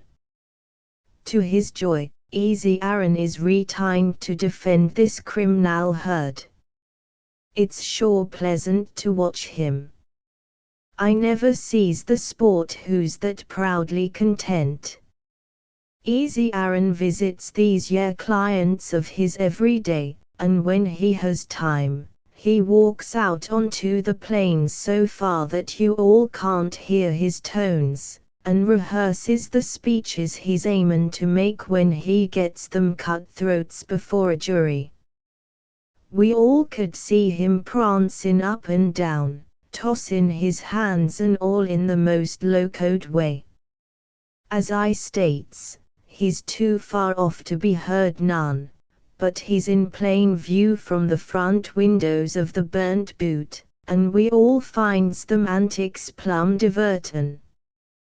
These cases, says Easy Aaron to me, for he's that happy and enthusiastic he's got to open up on some gent, these cases is bound to fix my fame as the modern Demosthenes. You knows how eloquent I am about shoestring. That won't be a marker to the oration I'll frame up for these miscreants in the calaboose. For why? Shoestring's time I ain't organized, also, I'm more or less shook by the late bullets buzzin' and hummin' like a parcel of blue bottle flies about my office. But now will be different. I'll be ready, and I'll be in a cool frenzy, the same being a mood which is excellent, particular if a gent is out to break records for rhetoric. I sure regards them malefactors as so many rungs for my clamberin' up the ladder of fame. And with that this Easy Aaron goes pirootin' forth upon the plains agin to resume his talking at a mark. It's maybe a week after this exaltation of Easy Aaron's, and Waco Anderson and the others is in from the ranges. Yellow City is own as usual vivacious and lively. You all made judge of the happy prosperity of local feeling when I assures you that the average changed in at Faro Bank each evening ain't less than $20,000. As for Easy Aaron, he's going about in clouds of personal and special delight. It's now crowding along towards the time when him and his clients will adjourn over to that county seat and give Easy Aaron the opportunity to write his name on the deathless calendars of fame. But black disappointment gets Easy Aaron square in the door. One morning he repairs to the calaboose to consult with the felons on whose interests he's riding herd. Horror seizes him, he finds the cells as vacant as a echo. "Where's these clients?" asks Easy Aaron, while his face grows white. "Vamust," says the Mexican who carries the calaboose keys, and with that he turns in mighty composed, to roll a cigarette. "Vamust, whereat?" pursues Easy Aaron. "Por el Inferno," says the Mexican, he's got his cigarette lighted, and is puffin' as contented as host thieves. "See thar, amigo," goes on the greaser, indicating down the street. Easy Aaron gazes where the Mexican points, and his heart turns to water. Thar swaying and swinging like tassels in the morning breeze, and each as dead as General Taylor, he beholds his entire docket tag into the windmill. Easy Aaron approaches and counts them up. Which they're all thar. The stranglers surely makes a house cleanin'. As Easy Aaron looks upon them late clients, he wrings his hands. "Thar hangs fame," says Easy Aaron, "thar hangs my chance of eminence. That eloquence, wherewith my heart is freighted, and which would have else declared me the Erskine of the Brazzers, is lynched with my clients." Then wheelin' on Waco Anderson who strolls over, Easy Aaron demands plenty ferocious, whoever does this dastard deed. Which this agitated sport observes Waco coldly to Shoestring Griffith, who comes lounging up likewise, asks whoever does these ye dastard deeds. Does you all recall the fate, Shoestring, of the last misguided shorthorn who gives way to such a query? My memoir is never accurate as to trifles, and I'm confused about whether he's shot or hung or simply burned alive. That prairie dog is hanged a lot, says Shoestring. Which the boys was going to burn him, but on its appearing that he puts the question more in ignorance than malice, they softens on second thought to that degree they merely gets a rope, adds him to the windmill with the others, and lets the matter drop. Easy Aaron don't crowd his explorations further. He can see there's what you all might call a substratum of seriousness to the observations of Waco and Shoestring, and his efforts to solve the mystery that disposes of every law case he has, and leaves him to begin life anew, comes to a halt. But it lets poor Easy Aaron out.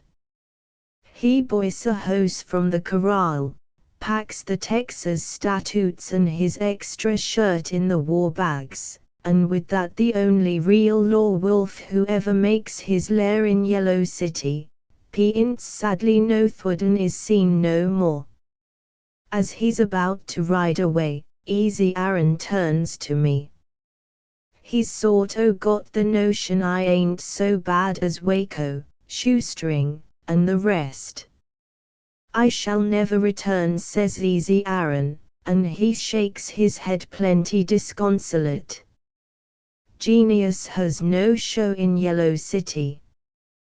This outfit hangs a gent's clients as fast as ever he's retained and offers no inducements, opens no opportunities, to a ambitious barrister.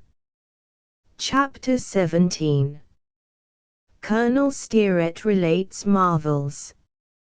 As I asserts frequent observed the old cattleman, the while delicately pruning a bit of wood he'd picked up on his walk, the funds of information, general and special, which Colonel William Green Steeret packs about would freight a 8-mule team. It's even money which of 'em saves the most, him or Doc Peets. For myself, after careful study, I inclines to the theory that Colonel Steeret's knowledge is the widest, while Peets's is the most exact. Both is college gents, and yet they differs as to the value of sex seminaries. The Colonel coppers colleges, while Peets plays 'em to win. Them temples of learning, says the Colonel, is a heap ornate, but they don't make good. This is doubted by Peets. One evening Dan Boggs, whose allers tantalizing round asking questions, it looks like a sleepless curiosity is proned into Dan, ropes at Peets concerning this topic. Whatever do they teach in colleges, Doc? Asks Dan. They teaches all of the branches, retorts Peets.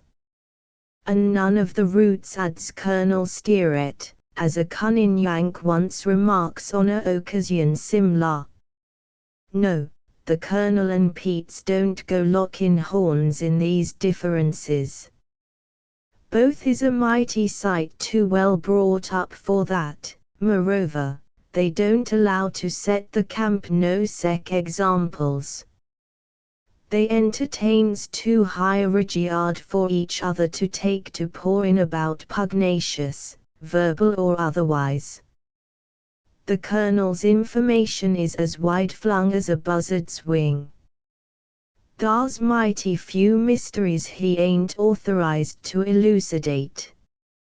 And from time to time, according as the Colonel's more or less in liquor, he enlightens Wolfville on a multitude of topics, which the Colonel is a profound educational innocence, that's whatever.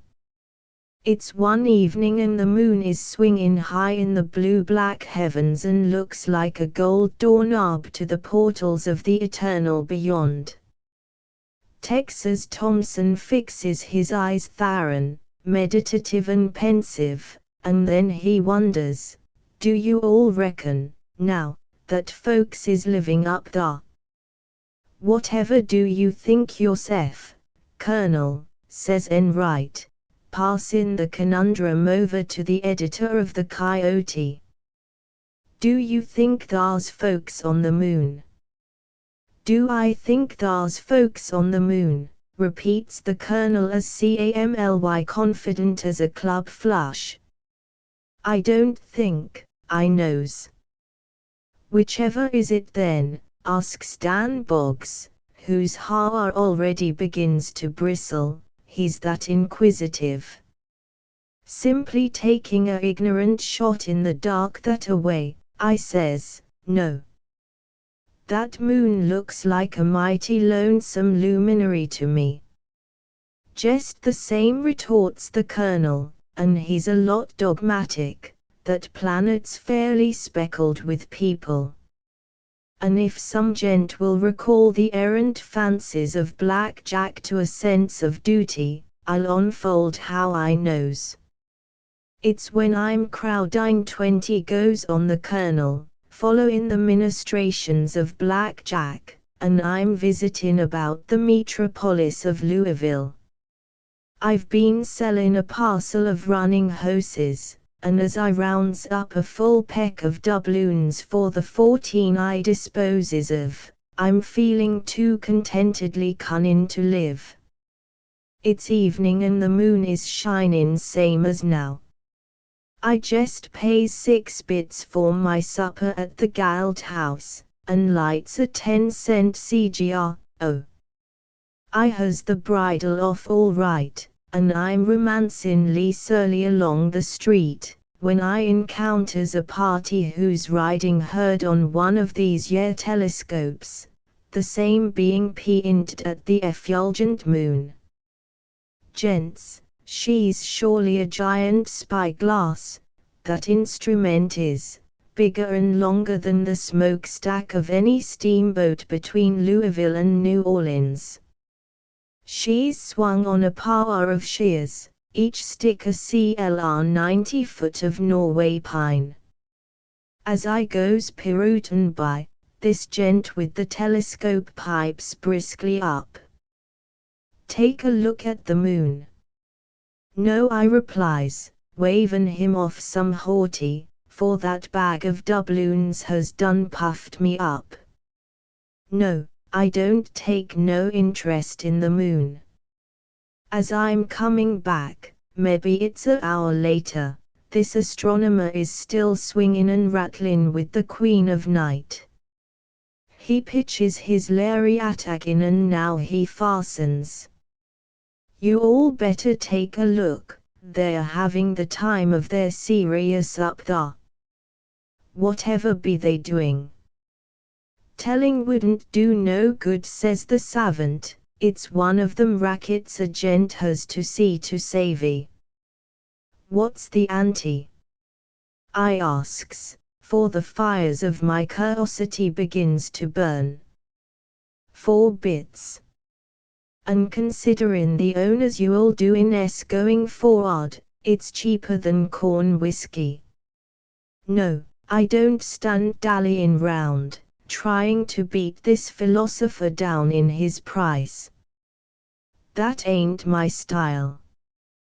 When I'm ready to commit myself to a enterprise, I butts my way in, makes good the tariff, and no delays.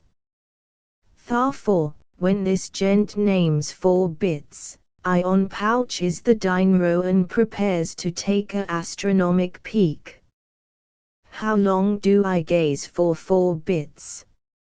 I asks, batting my right eye to get it into piercing shape. Go as far as you likes, retorts the philosopher, there's no limit. Gents, says the colonel, pausing to renew his valley tan, while Dan and Texas and even old man Enright hitches their chars a bit nearer. The interest is that intense, gents, you all should have took a squint with me through them lenses. Which if you enjoy said privilege, you can gamble Dan and Texas wouldn't be camped round ye none tonight, exposin' their ignorance and letting fly crude views concerning astronomy. That telescope actually brings the moon plumb into Kentucky, brings her within the reach of all. You could stretch to her with your hand, she's that clost. But is thar folks thar, says Dan, who's excited by the colonel's disclosures. Board the kyard, colonel, and don't hold us in suspense. Folks, returns the colonel. I wishes I has 2-bit pieces for every one of 'em. The face of that orb is simply festered with folks. She teems with life, and hills on election day means desertion by comparison. There's thousands and thousands of people, mobbing about indiscriminate. I sees 'em as near and plain as I sees Dan, and whatever be they doing, asks Dan. They are pulling off a horse race, says the colonel, looking steady in Dan's eye. And you hears me. I never sees sec betting in my life. Naturally we all feels refreshed with these experiences of Colonel Steeret's, for as Enright observes, it's by virtue of sec casual chunks of information that a party rounds out a education. It ain't what a gent learns in schools, says Enright, that broadens him and stiffens his mental grip. It's knowledge like this yer moon story from trustworthy sources that augments him and fills him full. Go on, Colonel, and unload another marvel or two. You all must sure have witnessed a heap. Them few sparse facts touchin' the moon, returns Colonel Steeret, cannot be deemed wonders in any proper sense. They're merely interesting details which any gent gets onto who brings science to his aid. But usin' the word wonders, I does once blunder upon a miracle which still waits to be explained. That's a sure enough marvel. And to this day, all I can state is that I sees it with these yer eyes. Let her roll, says Texas Thompson. That moon story prepares us for anything. Texas, observes the colonel, a heap severe. I'd hate to feel that your observations is the jeering offspring of distrust. Me distrust, replies Texas, hasty to square himself. I'd as soon think of distrusting that lair do divorce of my former heap meat. And as the sheriff drives off 200 head of my cattle by way of alimony, I deems the fact of that separation as fixed beyond cavil. No, Colonel, you has my fullest confidence. I'd go doubtin' the even-handed justice of Cherokee's faro game quicker than distrust in you. And I'm present to say, returns the colonel mighty complacent, that I looks on sec assurances as complimentary. To show which I unhesitatingly reels off that episode to which I adverts. I'm only a child, but I retains my impressions as sharp cut and clear as though she happens yesterday. It's a time when one of these legerdemain sharps pastes up his bills in our village and lets on he'll give a show in Liberty Hall on the coming Saturday evening. And gents, To simply read of the feats he threatens to perform would loco you.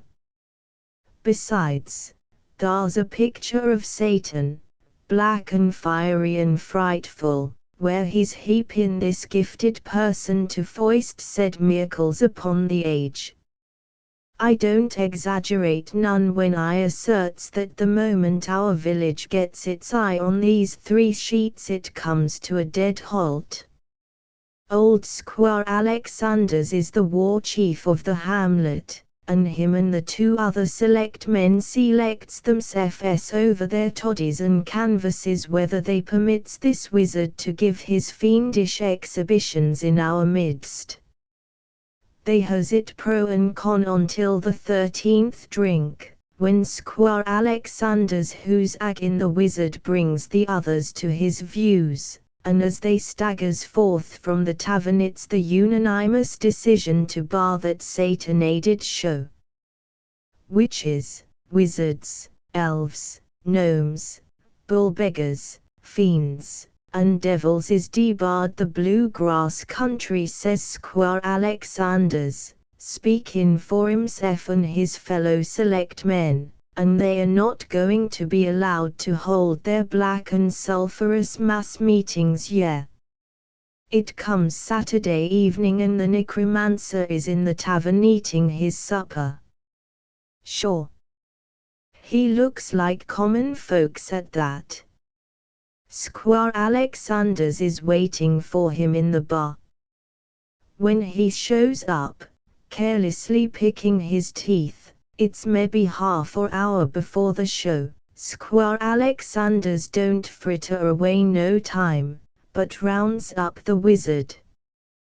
There's no show which has Satan for a silent partner going to cut itself loose in this village, says Squire Alexanders. What's this talk about Satan? Responds the wizard. I don't savvy no more about Satan than I does about you. Look at them bills, says Squire Alexanders, and he points to where one is hanging on the barroom wall. It gives a picture of the foul fiend, with pitchfork, spearhead tail and all. Whatever do you call that? That's a bluff, says the wizard. If Kentucky don't get tangled up with Satan until I imports him to her fertile shores, you Cimarrons may regard yourselves as saved.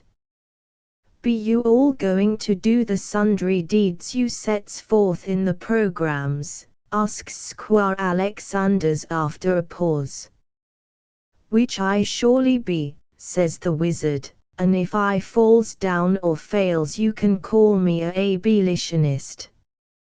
Then all I has to say is this, returns Squire Alexanders, no gent could do them feats and do 'em on the level. You'd have to have the heapy of demons to pull 'em off. And that brings us back to my first announcement, and stranger, your show don't go. At this the wizard lets on he's lost patience with Squire Alexanders and declares he won't discuss with him no more. Also, he gives it out that, Satan, or no Satan, he'll begin to deal his game at 8 o'clock. Very well, rejoins Squire Alexanders. Since you refuses to be warned, I shall sure instruct the constable to collar you on the steps of Liberty Hall. As he says this, Squire Alexanders points across to Chitkishla, who's the constable, where he's resting HHNSEF in front of Baxter's store. This year Chit is a giant and clost on to 8 foot high. It's a warm evening, and as the wizard glances over at Chit, he notices how that official is lazily fanning himself with a barn door which he's done lifted off the hinges for that cooling purpose. The wizard don't say nothing, but he does turn a mite pale. he sees with half or eye that Satan himself would be helpless once Chit gets his two paws on him. However, he assumes that he's out to give the show as per schedule. It's marking toward 8 when the wizard lights a cigar, drinks 4 fingers of willow run, and goes peeing out for Liberty Hall. Chit gets up, hangs the barn door back on its hinges, and saunters after. Squire Alexanders has posted Chit as to his duties, and his orders is to pounce on the necromancer if he offers to enter the hall. That's how the cavalcade lines up. First, the wizard, 20 foot behind is Chit, and 20 foot behind our constable comes the public in a body. About halfway to Liberty Hall the wizard begins to show nervous and one-catane. He keeps looking back at Chit, and even in my childish simplicity I sees that he ain't pleased with the outlook. At last he weakens and abandons his idea of a show. Gents, as I fills my glass, I asks you all, however now do you reckon that wizard beats a retreat? There's no reply.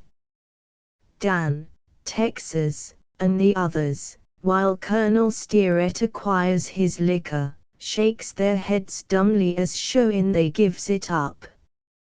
Which you'd surely never guess, retorts the Colonel, wiping his lips.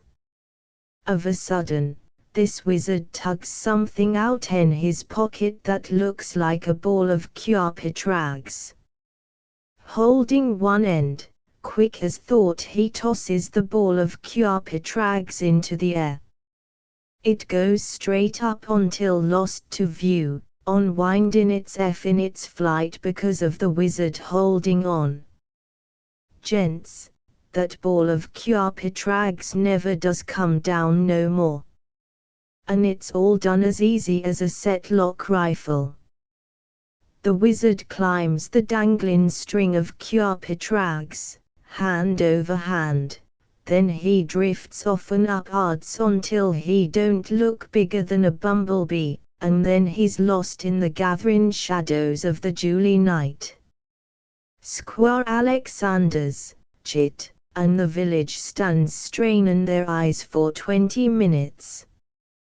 But the wizard's vamoused, and at last, when each is convinced thereof, the grown folks led by Squire Alexanders repairs back into the tavern and takes another drink. That's a mighty marvelous feat your necromancer performs, Colonel remarks enright, and the old chief is grave as becomes the Colonel's revelations. He's a sure enough wonder worker, that wizard is.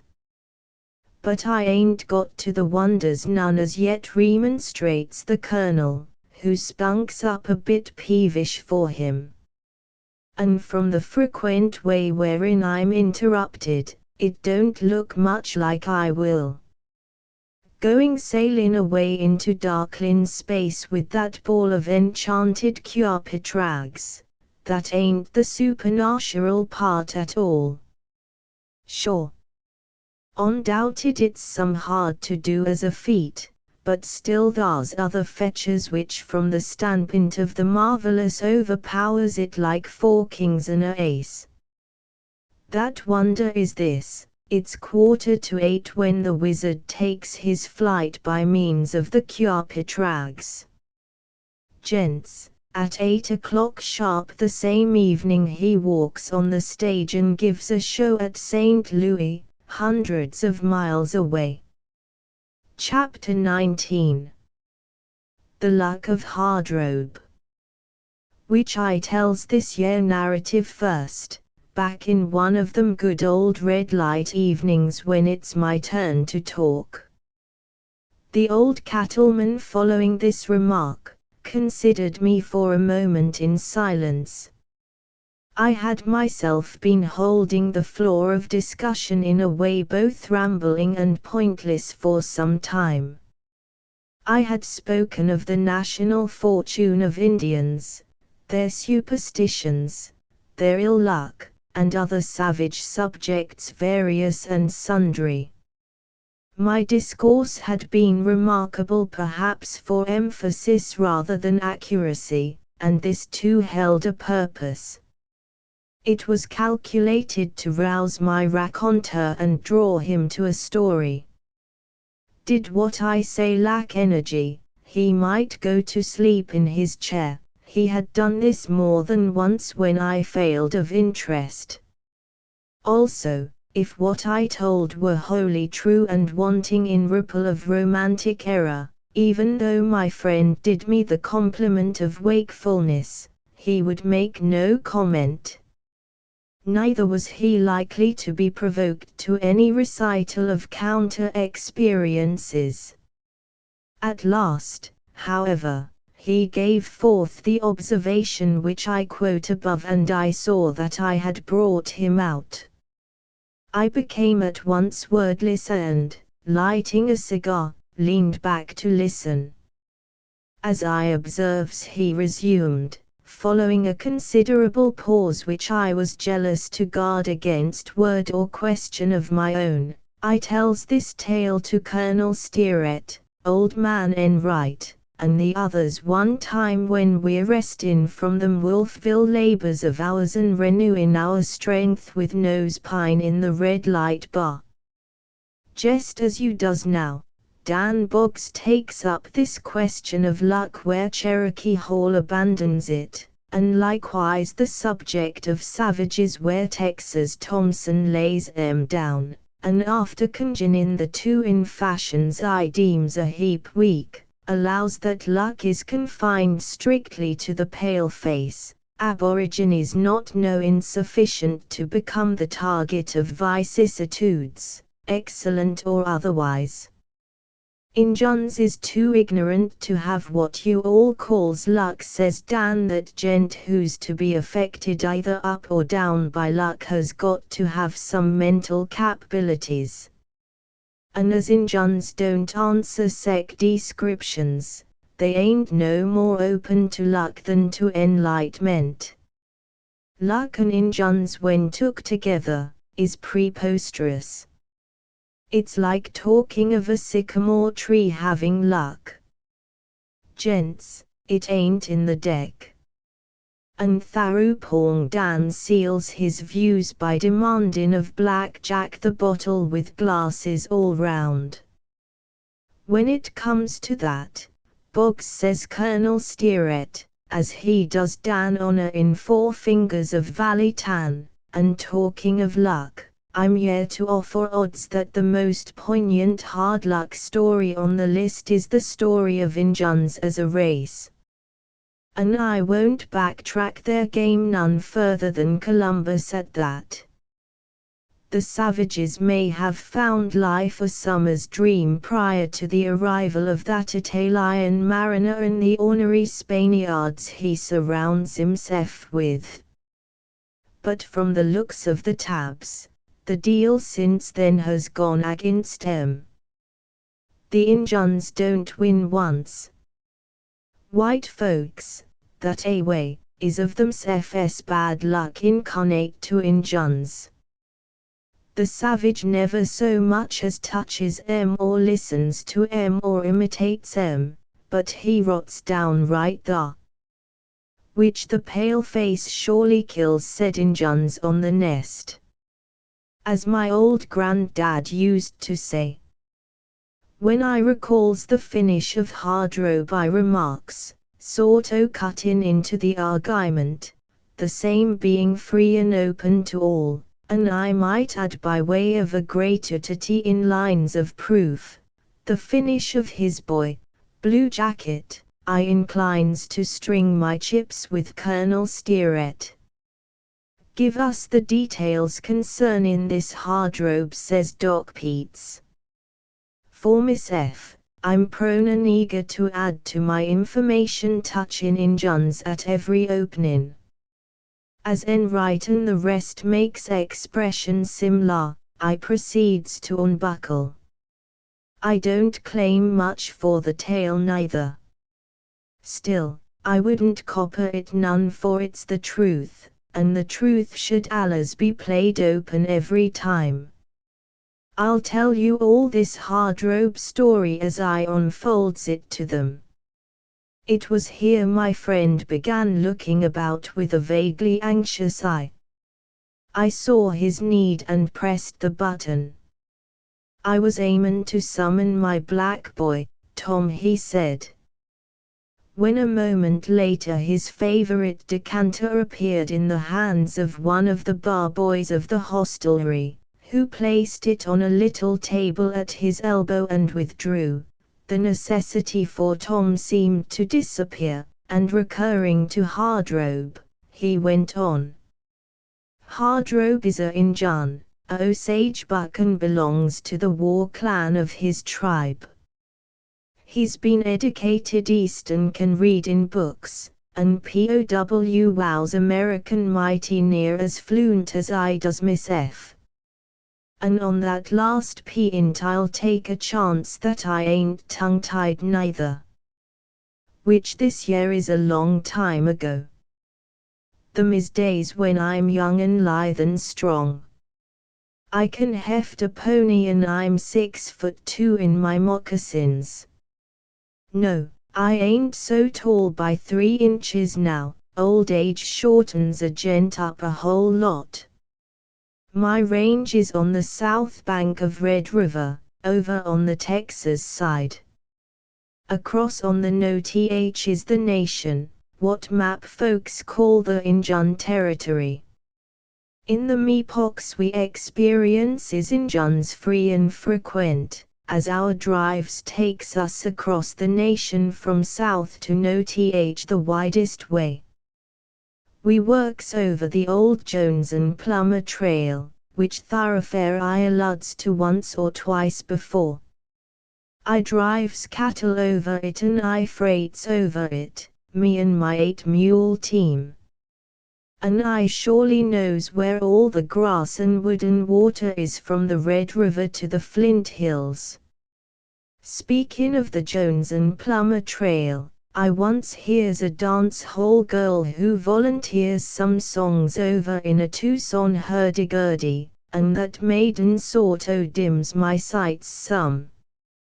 First, she gives us the Dying Ranger, the same being enough of its F to start a sob or two, special when folks is, as Colonel Steerett says, a leetle drinking. Then when the public clamors for more she sings something which begins, "Thar's many a boy who once follows the herds, on the Jones and Plummer Trail, some dies of drink and some of lead, and some over kyards, and none in bed, but they are dead game sports, so with naught but good words, we gives 'em farewell and hail." Son, this sonnet brings down memories, and they so stirs me I has to vamos that hurdy-gurdy to keep my emotions from stampedin' into tears. Sure, thar's soft spots in me the same as in oilier gents, and that melody a markin' of references to the old Jones and Plummer days comes mighty close to meltin' everything about me but my guns and spurs. This year cattle business ain't what it used to be, no more is cow punchers. Things is gettin' effete. These days it's a case of chutes and branding pens and wire fences and 10-mile pastures, and thar's so little ropin' that a boy don't have practice enough to know how to catch his pony. In the times I'm dreamin' of all this is different. I recalls how we frequent works a month with a beef herd, say of 4,000 head, out on the stark and open plains, ropin' and throwin' and running a road brand onto 'em. Thar's a dozen different range brands in the bunch, mebbe, and we needs a road brand common to 'em all, So in case of stampedes on our trip to the no-th we knows our cattle agin and can pick 'em out from among the local cattle which they takes to mingling with. It's surely work, markin' big strong steers that away. Throw in a 1,000-pound longhorn with a 600-pound case is telling on all involved, and a gent who's pitchin' his rope industrious will wear down 5 broncos by sundown. It's a sharp winter and cattle dies that fast, they simply defies the best efforts of ravens and coyotes to get away with the supply. It's been blowin' a blizzard of snow for weeks. The gales is from the no-th and they lashes the plains from the Badlands to the Rio Grande. When the storm first pounces on the cattle up yonder in the Yellowstone country, the heapless beasts turns their unprotesting tails and begins to drift. For weeks, as I remarks, that tempest throws its loose, and night and day, what cattle keeps their feet and lives, comes drifting on. Naturally the boys comes with them. Their winter sign camps breaks up and the riders turns south with the cattle. No, they can't do nothing, you all couldn't turn 'em or hold 'em or drive 'em back while the storm lasts. But it's the duty of the punchers to keep abreast of their brands and be there the moment the blizzard abates.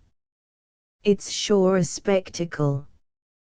For a wild and toss in front of 500 miles, from west to east, the storm-beat herds comes driftin'.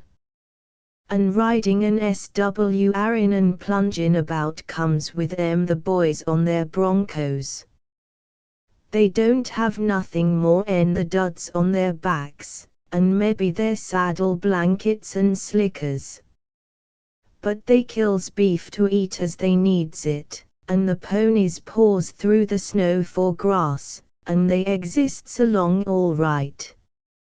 For all those snow-filled, wind-swept weeks they're riding and cussin'.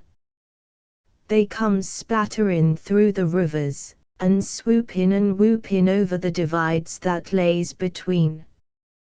They crosses the Heart and the Cannonball and the Cheyenne and the White and the Niobrara and the Platte and the Republican and the Solomon and the Smoky and the Arkansas, to say nothing of the hundreds of forks and branches which flows and twines and twists between, and final, you runs up on boys along the Canadian who's come from the upper Missouri. And as for cattle, it looks like it's one unbroken herd from Fort Elliott to where the Canadian opens into the Arkansas. The chuck wagons of 1,000 brands ain't 2 days behind the boys, and by no time after that blizzard simmers, there's campfires burnin' and blinkin' between the Canadian and the Red all along from the Choctaw country as far west as the Panhandle. Sure, every cowpuncher makes for the nearest smoke, feeds up and recuperates, and then he with the others begins the gathering of the cattle and the slow northern drive of the return, which the spring overtakes 'em and passes 'em on its way to the no-th, and the grass is green and deep before ever they are back on their ranges agin. It's a great ride, says you. Son, I once attends where a lecture sharp holds forth as to Napoleon's retreat from Moscow. As was the proper thing, I sets silent through them hardships. But I could, I'm disposed to become a disturbing element or goes out to cut loose cantankerous and disputatious in another gent's game, have showed him the French experiences that Moscow time is Sunday school excursions compared with these trips the boys makes when on the breath of that blizzard they swings south with their herds. Them youths, some of 'em, is over 800 miles from their home ranch, and she's the first and only time I ever meets up with a Yellowstone brand on the Canadian. You all can put down a bet I'm no idle and listless looker on that blizzard time, and I grows special active at the close. It behooves us Red River gents of cattle to stir about. The wild hard-riding knight-errants of the rope and spur who cataracts themselves upon us with their driftin' cattle during said tempest looks like they are plenty capable of driving our steers no th with their own, sort o' marking up the deficiencies of the storm.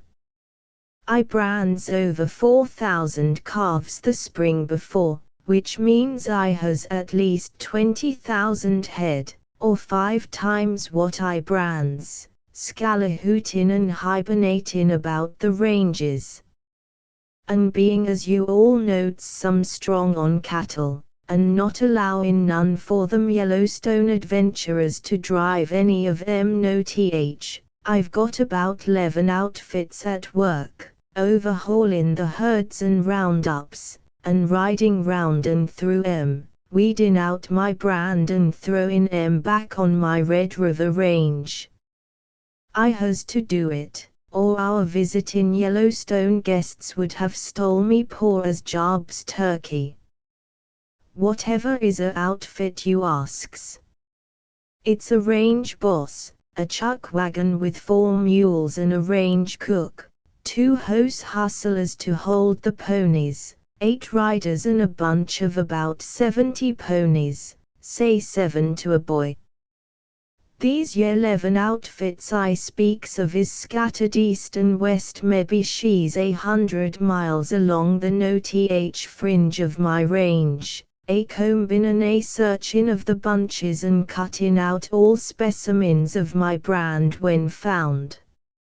For myself, personal, I'm cavortin' about on the loose like, stopping some nights at one camp and some nights at another, keeping cases on the deal. It's at one of my camps one evening when I crosses up first with this yer hardrobe. His boy, Blue Jacket, is with him. Hardrobe himself is maybe going on 50, while Blue Jacket ain't more'n say 21. Sure, they are out for cattle, too. Them savages has a heap of cattle, and since they finds their brands and bunches same as the rest of us all tangled up with the Yellowstone aliens during the blizzard, Hardrobe and his boy Blue Jacket rides up and asks can they work partners with a outfit of mine. As I explains previous I'm averse to Injuns, but this Hardrobe is a own as usual Injun, and as he's settin' in against a stiff game the way things is mixed up, and being only him and his boy he's too weak to protect himself, I yields consent. I yields the more pleasant for fear, since I drives through the Osage country now and then, this Hardrobe and his heir plays even by stampeding my cattle some evening if I don't. There's nothing like a dash of SEF interest to make a gent urbane, and so I invites Hardrobe and Blue Jacket to make my camp their headquarters like I'd been yearning for the chance. As you all must have long ago tracked up on the information, it's superfluous for me to suggest that a gent gets used to things. Moreover, he gets used frequent to things that he's born with notions against, and them aversions will simmer and subside until he's friendly with folks he once honed to shoot on sight. It turns out that a way about me and this Hardrobe and his boy Blue Jacket. What he ps, no doubt, is they are caparsoned like folks, with big hats, blue shirts, trousers, cowleggings, boots and spurs, fit and ready to enter a civilized parlor at the drop of the handkerchief, Ceasen to rope for reasons, however, it's enough to say these savages and me waxes as thick as lasses. Both of 'em's been educated at some Injun school which the government, allers buck in the impossible, the government upholds in its vain endeavors to turn red into white and make folks of a savage. Blue Jacket is down from the Bad Land country himself not long prior, being he's been serving his great father as one of General Crook's scouts in the Sitting Bull campaign. This young Blue Jacket, who's bubbling over with spirits, has a heap of interesting stories about the Grey Fox. It's due to Blue Jacket to say he performs them duties of his as a scout like a clean strain sport, and quits and peints back for the paternal camp of Hardrobe in high repute. Thar's one feat of fast hard riding that Injun performs, which I hears from others, and which you all might not find own interesting if I saws it on to you. Merit with 300 cavalry marches 25 miles one morning. Thar's 40 Injun scouts along, among 'em this Blue Jacket, said copper-hued auxiliaries being under the command of General Stanton, as game and good a gent as ever packs a gun. It's at noon, Merritt and his outfit camps at the Rawhide Butts. Thar's a courier from Crook overtakes 'em. He says that word comes trailin' in that the Cheyennes at the Red Cloud Agency is markin' war medicine and about to go swarmin' off to hook up with Sitting Bull and Crazy Horse in the Sioux Crusades. Crook tells Merritt to detach a band of his scouts to go flutterin' over to Red Cloud and take a look at the Cheyennes' hand.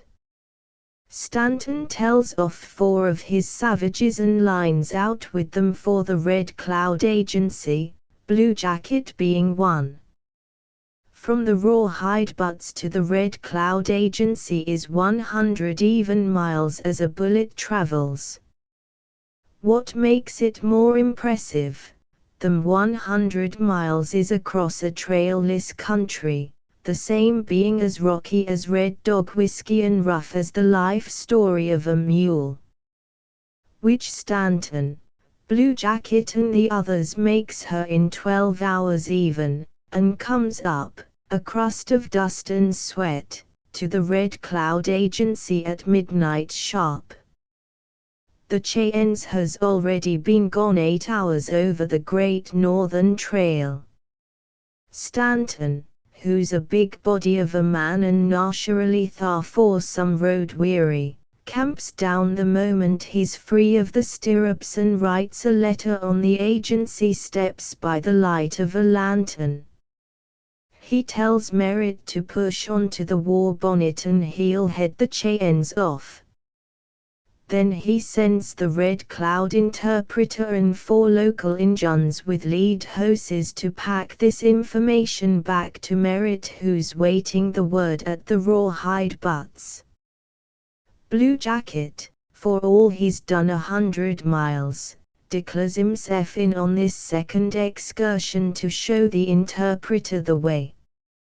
But you all won't last through, says Stanton, where he sets on the steps, quaffin' whiskey and reinvigoratin' himself.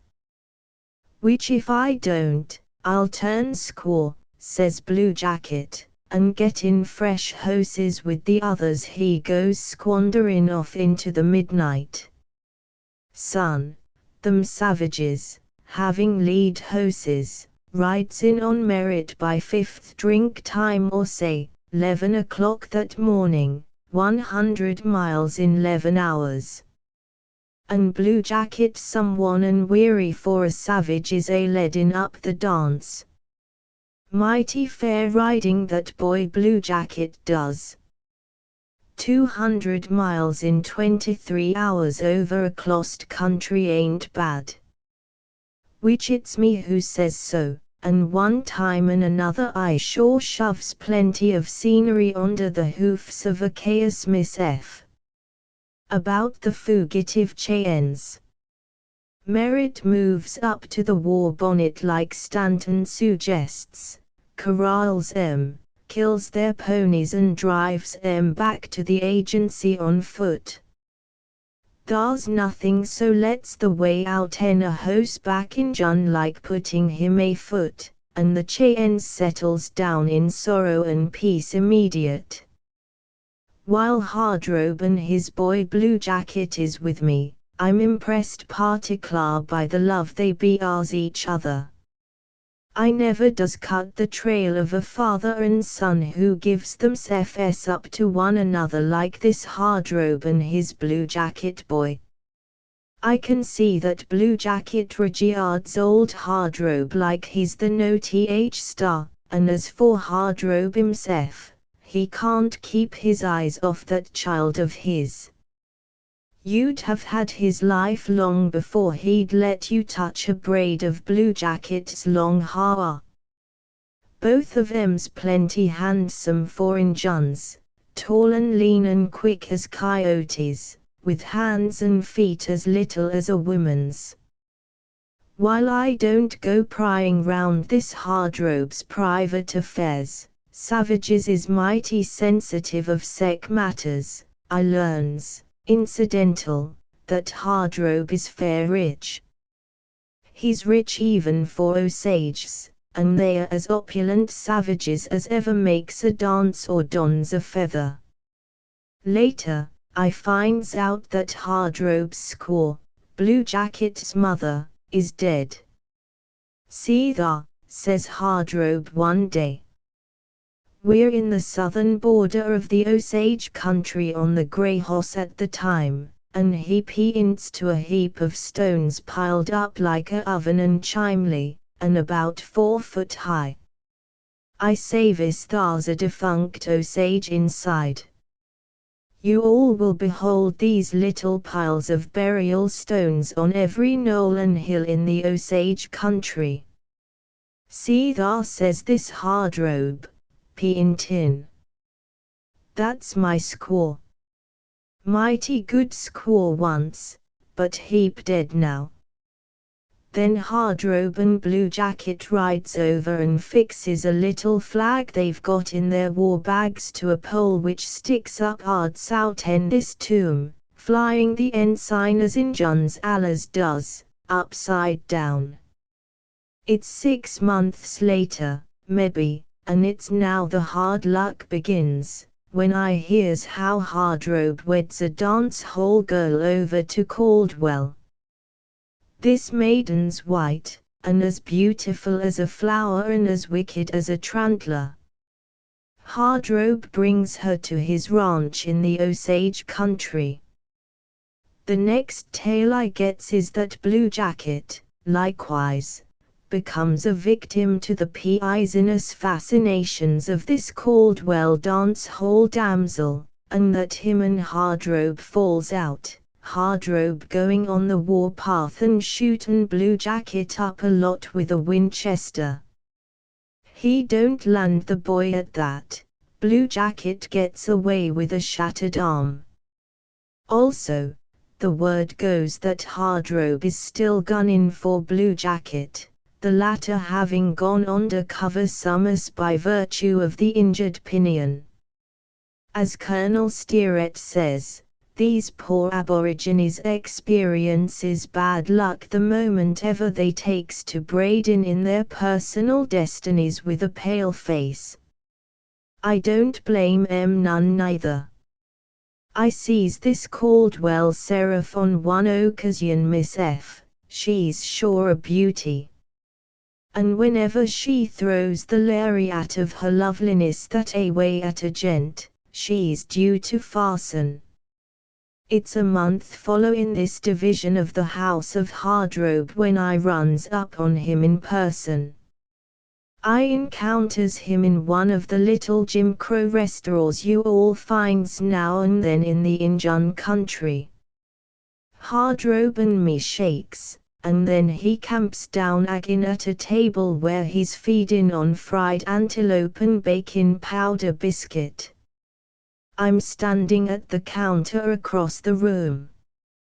Just as I turns my back, there's the crack of a rifle to the hour of the giant, and Hardrobe pitches onto the floor as dead as ever transpires in that tribe. In the back door, with one arm in a sling, and a gun that still smokes, Cam and unmoved like Injun's allers is, stands Blue Jacket. My hand is forced, he says, as he passes me his gun, it's him or me. One of us wore the death mark and had to go. Couldn't you all have gone with Crook again? I says. Which you don't have to infest this here stretch of country. There's no hobbles or sidelines on you, none whatever. Blue Jacket makes no reply, and his copper face gets expressionless and inscrutable. I can see through, however, and it's the hobbles of that Caldwell beauty's innocence that's holding him. Blue Jacket walks over to where Hardrobe's laying dead and straightens him round, legs and arms, and places his big white cow hat over his face. There's no more sign of feeling, whether love or hate, in the eyes of Blue Jacket while he performs these ceremonies than if Hardrobe's a roll of blankets. But there's no disrespects neither, just a great steadiness. When he has composed him out straight, Blue Jacket looks at the remainder for maybe a minute. Then he shakes his head. He was a great man, says Blue Jacket, peeinting at his dead father, with his good hand. There's no more like him among the Osages. Tharupong Blue Jacket wheels on the half-breed who runs the deadfall and who's standing still and scared, and says, how much does he owe? Then he pays Hardrobe's charges for antelope steaks and what chuck goes with it, and at the close of these fiscal operations, remarks to the half-breed, who ain't saying no more en he can he, don't touch belt nor buckle on him, you all knows me. And I can see that half-breed restaurant party is out to obey Blue Jacket's mandates. Blue Jacket gives himself up to the Osages and is thrown loose on parole. But Blue Jacket never gets tried. A week rides by, and he's standing in front of the agency, sort o' marking up some views concerning his destinies. He's all alone, though 40 foot off 4 Osage bucks is settin' together under a cottonwood playing Injun poker, the table being a red blanket spread on the grass, for 2 bits a corner.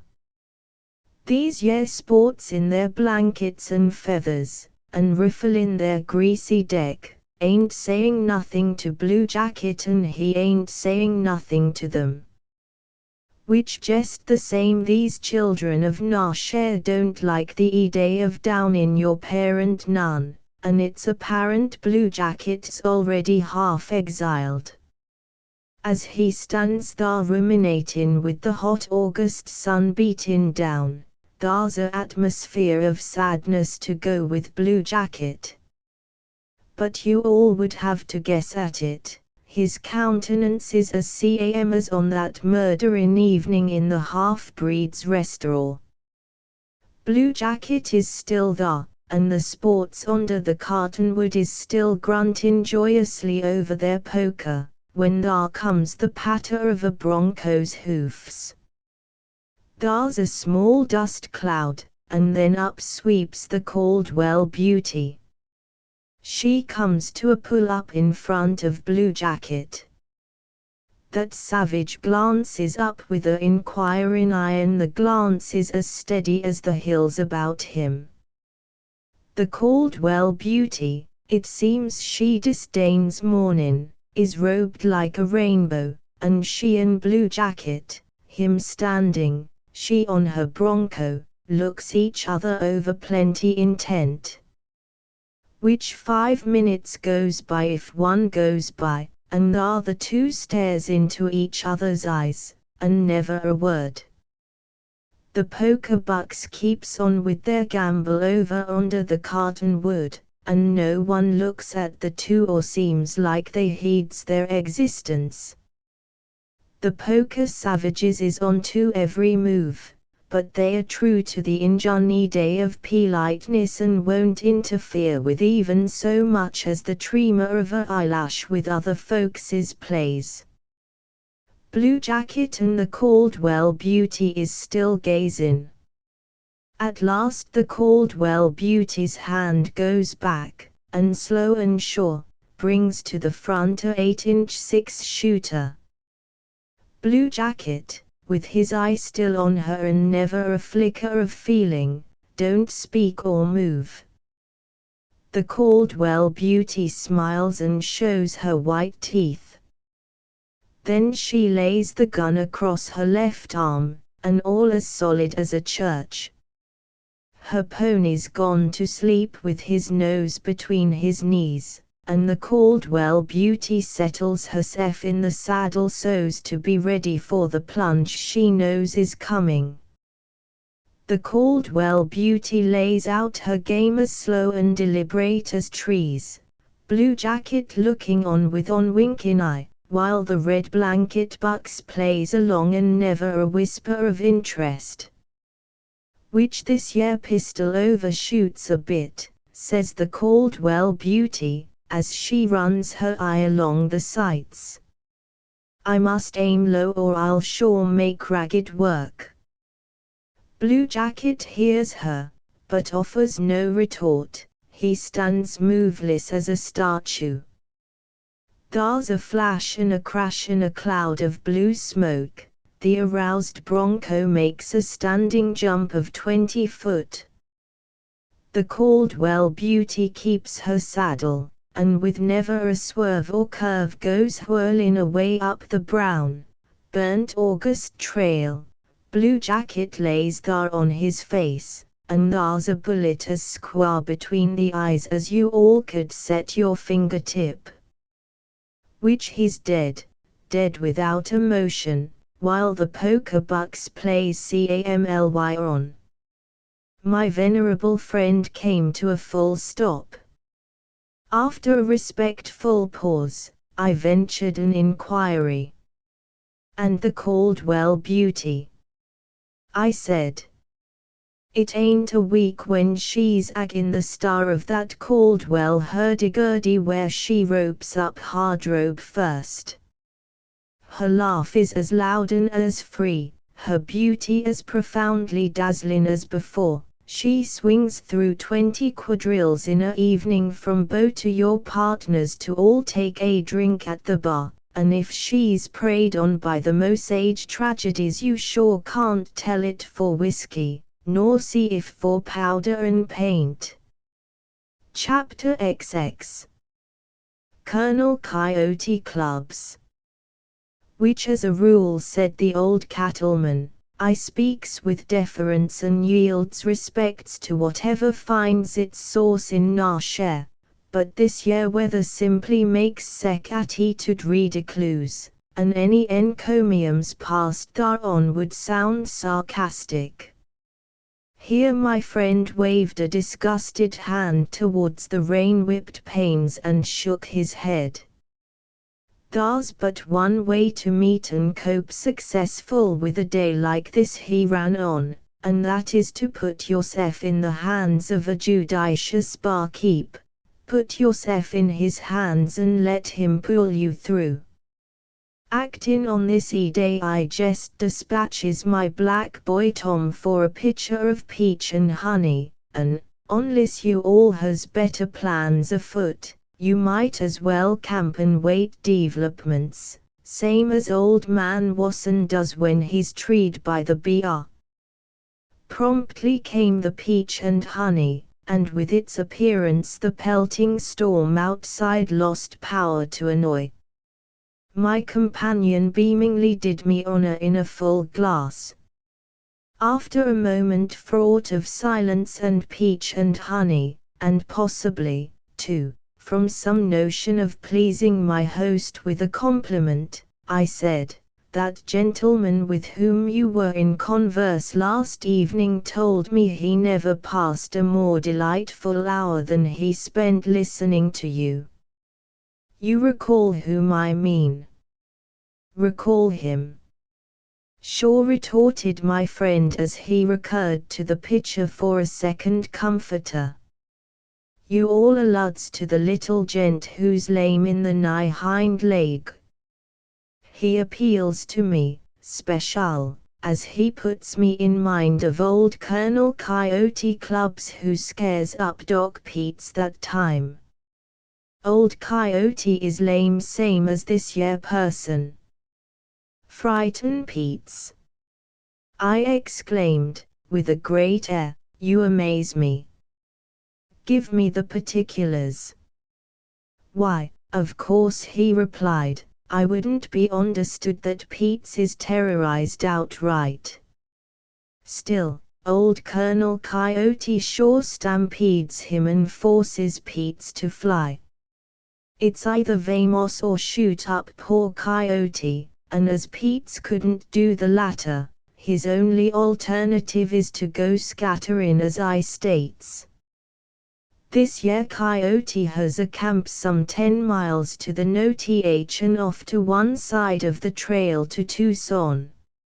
Old Coyote lives alone and has built himself a dugout, a sort o' log hut that's half in and half out in the ground. His mission on earth is to slay coyotes, wolfin he calls it, for their pelts, which Coyote gets $1 each for the furs, and the New York store which buys 'em tells Coyote to go as far as he likes. They stands eager to purchase all he can peel off and the man a miles. No, Coyote don't shoot these yer little wolves, he peisons 'em. Coyote would take about 12 foot, say, of a pine tree he's cut down. This yer timber is maybe 8 inches through, and he'll bore in it a 2-inch auger hole every 2 foot. These holes is some deep, about 4 inches it's likely. Old Coyote mixes his pison with beef tallow, biles them ingredients up together a lot, and then, while she's melted that away, he pours it into these yer auger holes and lets it cool. It gets good and hard, this arsenic tallow does, and then Coyote drags the timber thus regulated out onto the plains to what he regards as a eligible locality and leaves it for the wolves to come and batten on. Old Coyote will have as many as a dozen of these sticks of timber, all bored and framed up with arsenic tallow, scattered about. Each morning while he's wolfing, Coyote makes a roundup and skins and counts up his prey. And son, you hear me? He does a flourishin' trade. Why don't Coyote pison hunks of meat, you asks? For obvious reasons. In sec events the victim bolts the piece of beef and lopes off maybe 5 miles before ever he succumbs. With this yer auger hole play it's different. The wolf has to lick the arsenic tallow out with his tongue and the pison has time and gets in its work. That wolf sort o' withers right thar in his tracks. At the most he ain't further away than the nearest water, arsenic markin' 'em plenty thirsty, as you almost likely knows. Old Coyote shows up in Wolfville about once a month, packin' in his pelts and freightin' over to his wiki up whatever in the way of grub he reckons he needs. Which, if you was ever to see Coyote once, you would remember him. He's sure the most egregious person, and in appearance is a cross between a joke, a disaster and a curiosity. I don't reckon now poor Coyote ever sees the time when he weighs 100 pound, and he's grizzled and dried and lame of one leg, while his face is like a squinch owl's face, kind-o wide-eyed and with a expression of ignorant wonder, as if life is a never-endin' surprise party. Most likely now what fixes him firmest in your mind is, he don't drink none. He declines nose pine in every form, and this year abstinence, the same being unique in Wolfville, together with Coyote conducting himself as the politest and best-mannered gent to be met with in all of Arizona, is apt to intrude on your attention. Colonel Steer once mentions Coyote's manners, which he could give Chesterfield. Coyote could, cards and spades, observes the Colonel. I don't, Miss F., know this Chesterfield none, but I can see by the fashion in which Colonel Steer alludes to him that he's a Kentuckian and a Jodata on manners and etiquette. As I says, a peculiar trait of Coyote is that he won't drink nothing but water. Despite this blemish, however, when the camp gets so it knows him it can't heap he but like him a heap. He's so quiet and honest and ignorant and little and lame, and so plumb polite besides, he grows on you. I can almost see the weazened old outlaw now as he comes rocking into town with his 6 or 7 burros packed to their wires with pelts. This time when Coyote puts Doc Peets in a tumult is when he's first pitched his dugout camp and begins to honor Wolfville with his visits. As yet none of us appreciates poor Coyote at his true worth, and on account of them guileless looks of his sec humorists as Dan Boggs and Texas Thompson seizes on him as a source of merriment. It's Coyote's 3rd expedition into town, and he's hovering about the New York store waiting for em to figure up his wolf pelts and cut out his plunder so he freights it back to his dugout. Dan and Texas is also procrastinating round, and they sidles up allowing to have their little jest. Old Coyote don't know none of em. Quiet and sober and polite like I relates, he's slow getting acquainted, and Dan and Texas, as well as Doc Peets, is like so many unopened books to him. For that matter, while none of them pards of mine knows Coyote, they manages to gain a sidelight on some of his characteristics before ever they gets through. Doc Peets later grows ashamed of the part he plays, and 2 months afterwards when Coyote is chewed and clawed to a standstill by a infuriated badger which he mixes himself up with, Peets binds him up and straightens out his game, and declines all talk of recompense complete. It's merely paying for that outrage I attempts on your feelings when you rebooks me so handsome, says Peets, as he turns aside Coyote's dinero and tells him to replace the same in his war bags. However does Coyote get rassled by that badger?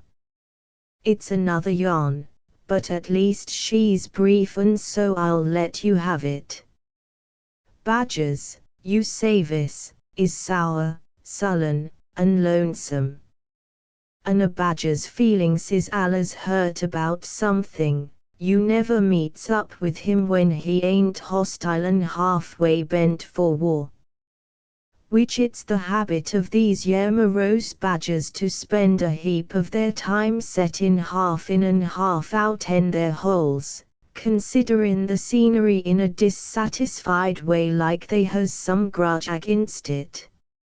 And if you approaches a badger while thus employed he tries to run a blazer on you, he'll show his teeth and stand pat like he meditates trouble. When you've come up within 30 feet he changes his mind and disappears backward into his hole, but all malignant and reluctant. Now, while coyotes saves wolves, he's a heap dark on badgers that a way. And also thar's a badger who lives close to coyotes' dugout.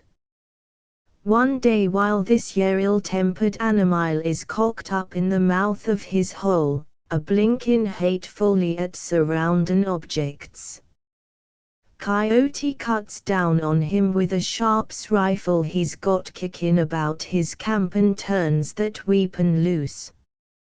He misses the badger utter, but he don't know it none. Coming to the hole, Coyote sees the badger kind-o' quiled up at the first bend in the burrow, and he exultingly allows he's plugged him and Tharupong reaches in to retrieve his game. That's where Coyote makes the mistake of his cereal, that's where he drops his watermelon. That badger's alive and unhurt and as hot as a lady who's lost money. Which he's simply retired a few foot into his house to reconsider Coyote and that sharp's rifle of his. Naturally when the untaught Coyote lays down on his face and goes to groping about to fetch that badger forth the latter never hesitates. He grabs Coyote's hand with tooth and claw, braces his back agin the ceiling of his burrow and stands pat. Badgers is big people and strong as ponies too. An obdurate son, a badger is that decided and set in his way that sec feather-blown things as hills is excitable and vacillating by comparison. This year particular badger has the family weaknesses fully developed, and the moment he cinches on to Coyote, he sure makes up his mind never to let go agin in this world nor the next. As I tells you, Coyote is little and weak, and he can no more move that hardened badger, nor yet fetch himself loose, than he can sprout wings and soar. That badger's got Coyote, thar he holds him prone and flat agin the ground for hours. And at last Coyote swoons away. Which he'd sure petered right thar, a prey to badgers, if it ain't for a cowpuncher. He's one of old man Enright's riders, who comes romancing along and is attracted to the spot by some cattle who's prancing and waltzing about, sizing Coyote up as he's laying thar, and snorting and curving their tails in wonder at the spectacle. Which the visiting cow sharp, seeing how matters is headed, shoves his 6-shooter in alongside of Coyote's arm, drills this besotted badger, and Coyote is saved. It's a case of touch and go at that. But to caper back to where we leaves Dan and Texas on the verge of them joshularities. No, gentleman Coyote is saying, in response to some queries of Dan and Texas, I've wandered hither and yon a heap in my time, and now I has my dugout done, and seeing wolves is uncommon plenty, I allows I puts in what few declining days remains to me right where I be. I must say, too, I'm pleased with Wolfville and regards myself as fortunate and proud to be a neighbor to sec excellent folks as you all. Which I'm sure sorry a lot, says Dan, to hear you speak as you does. Thar's a rapacious sport about ye who the instant he finds how you makes them dug out improvements sends on and wins out a government patent and takes title to that identical quarter section which embraces your camp. Now he's allowin' to go squanderin' over to Tucson and get a document or two from the judge and run you out. Son, this poor innocent coyote takes in Dan's fictions like so much spring water, he believes 'em utter. But the wonder is to see how he changes.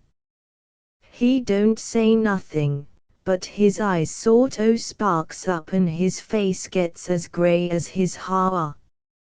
It's now that Doc Peets comes along. "Yer is this devourin' scoundrel now," says Texas Thompson, p'intin' to Peets. "You all had better talk to him some about it." Then turnin' to Peets with a wink, Texas goes on, "Me and Mr. Boggs is telling our friend how you gets a title to that land he's camped on, and that you allows you'll take possession mebbe next week." "Why, sure," says Peets, enterin' into the spirit of the hoax, and deemin' it a splendid joke. "Be you all the maverick who's on that quarter section of mine?" "Which I'm Colonel Coyote Clubs," says Coyote, bowing low while his lips trembles, "and I'm at your service." "Well," says Peets, "it don't make much difference about your name. All you has to do is hit the trail.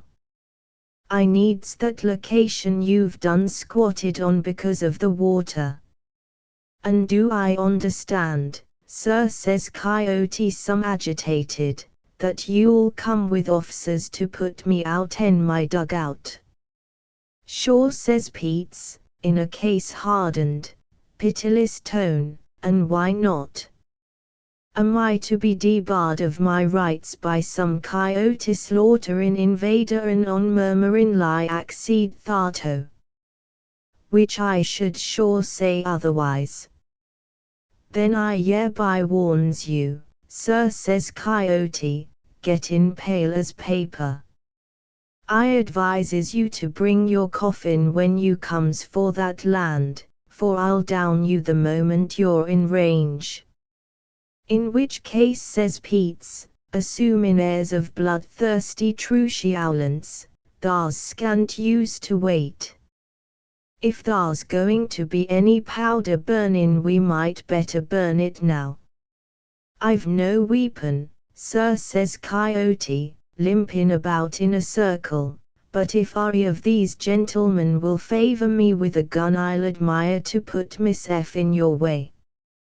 Which the appearance of Coyote when he utters this, and him showing on the surface about as warlike as a prairie dog, convulses Dan and Texas. It's all they can do to keep a grave front while poor Coyote in his ignorance calls the bluff of one of the most deadly and gamest gents who ever crosses the Missouri, one who for nerve and finishes a even break with Cherokee Hall. "Follow me," says Peets, frowning on Coyote like a thundercloud, "I'll equip you with a weapon myself. I reckons now that your death and destruction that way is after all the best trail out."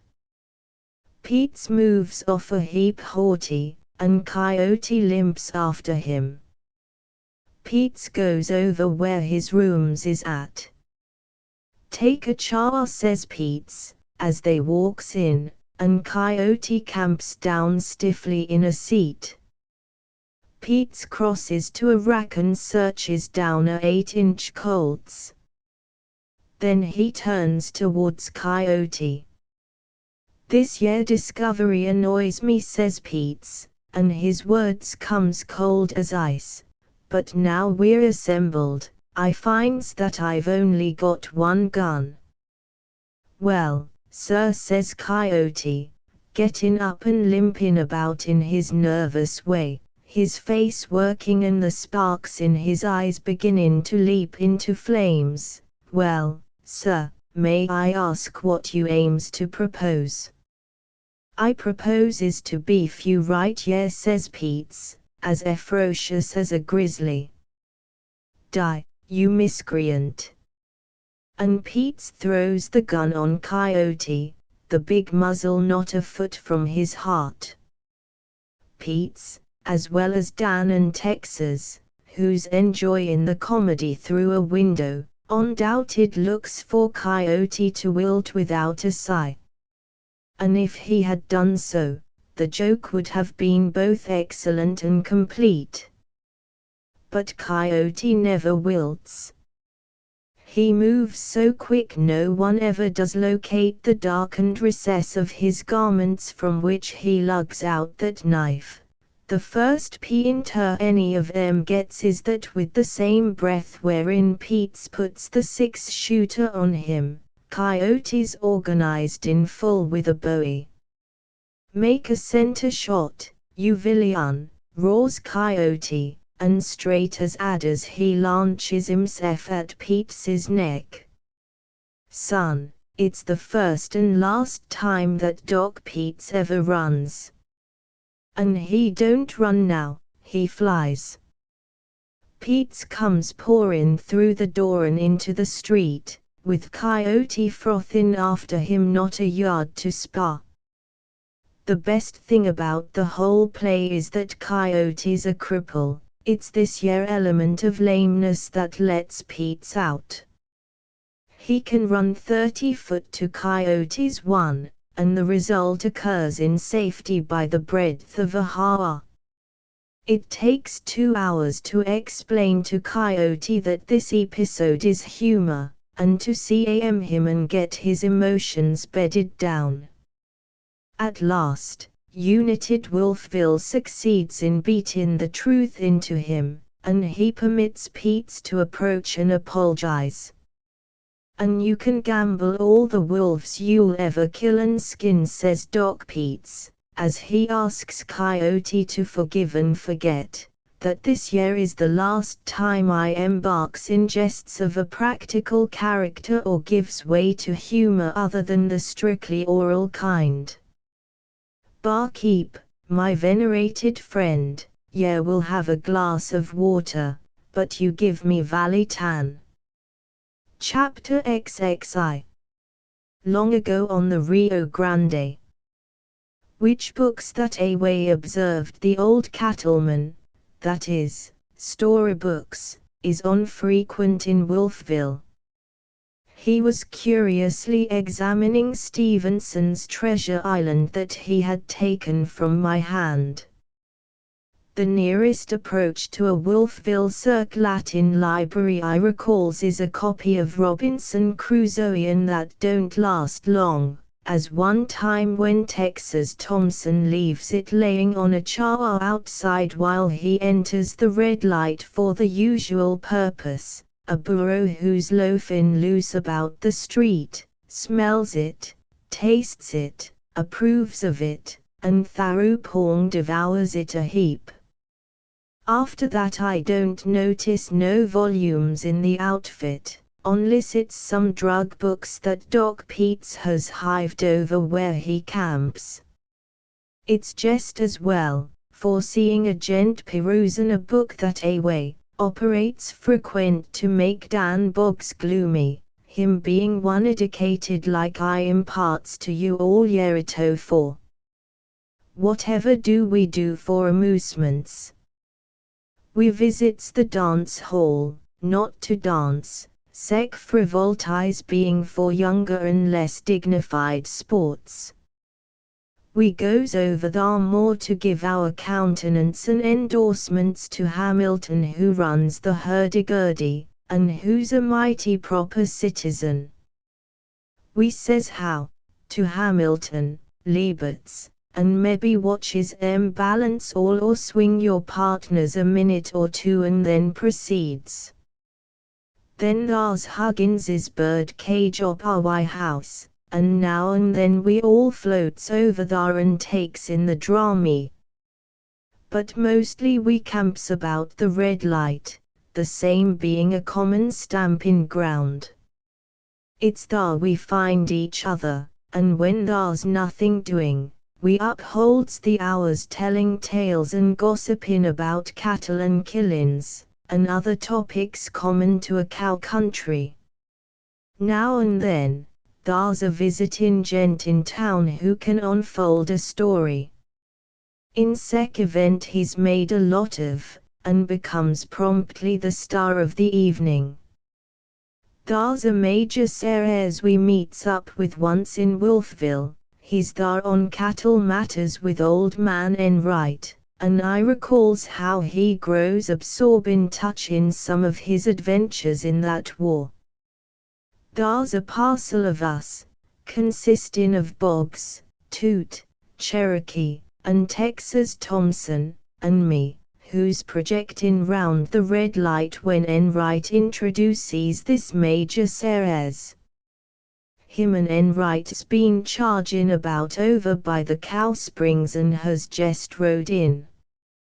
This Major is easy and friendly, and it ain't longer than the third drink before he shows symptoms of being willing to talk. "Which I ain't been in the saddle so long," says the Major, while him and Enright is considering how far they goes since sewn up, since Mr. Lee surrenders. "You takes your part, Major," says Enright, who's roping for a reminiscence that away, in the battles of the late war, I believes. "I should surely say so," says the Major. "I'm 22 years old, come next grass, when Texas asserts herself as part of the Confederacy, and I picks up a hand and plays it in common with the other patriotic youths of my region. Yes, I enters the artillery, but being as we don't have no cannon none at the jump, I gets detailed as a aide until something resembling a battery comes poking along. I goes through that carnage from soup to nuts, and while I'm shot up some as days go by, it's allers been a source of felictation to me, personal, that I never slays no man myself. Sure, I orders my battery to fire, later when I gets a battery, and undoubted the bombardments I inaugurates adds to and swells the ghost census right along. But of my own hand it's ever been a matter of congratulations to me that I don't down nobody and never takes a scalp. As I turns the leaves of days that's gone, I don't now remember but one individual opening for blood that ever presents itself. And after considering the case in all its bearings, I refuses the opportunity and the chance goes gliding by. As a result there's probably one more Yank than otherwise, and now that peace is here and we all is earnestly settling to be brothers north and south, I regards that extra Yank as a advantage. Sure, he's a communal asset. "Tell us how you fails to select this Yankee," Major, says Pharaoh Nell, "which I'm plumb interested every time that someone don't get killed."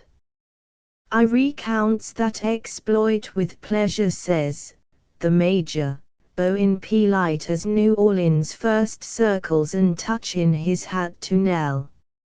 "It's one day when we're in a fight. The line of battle is maybe stretched out half a mile.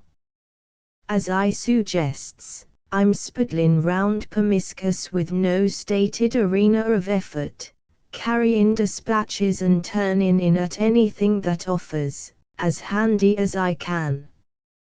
I'm sent final with a dispatch from the left to the extreme right of our lines. When we goes into this scrimmage we jumps the Lincoln people somewhat unexpected.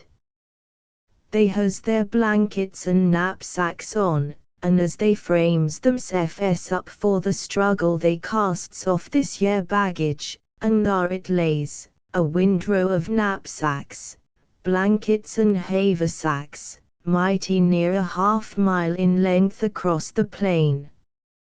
As we all rebs has been pushin' the Yankees back a lot, this windrow is now to our, and I goes canterin' along it on my mission to the far right. Without a word of warning, a Yank leaps up from where he's been burrowing down among this plunder and snaps a Enfield rifle in my face.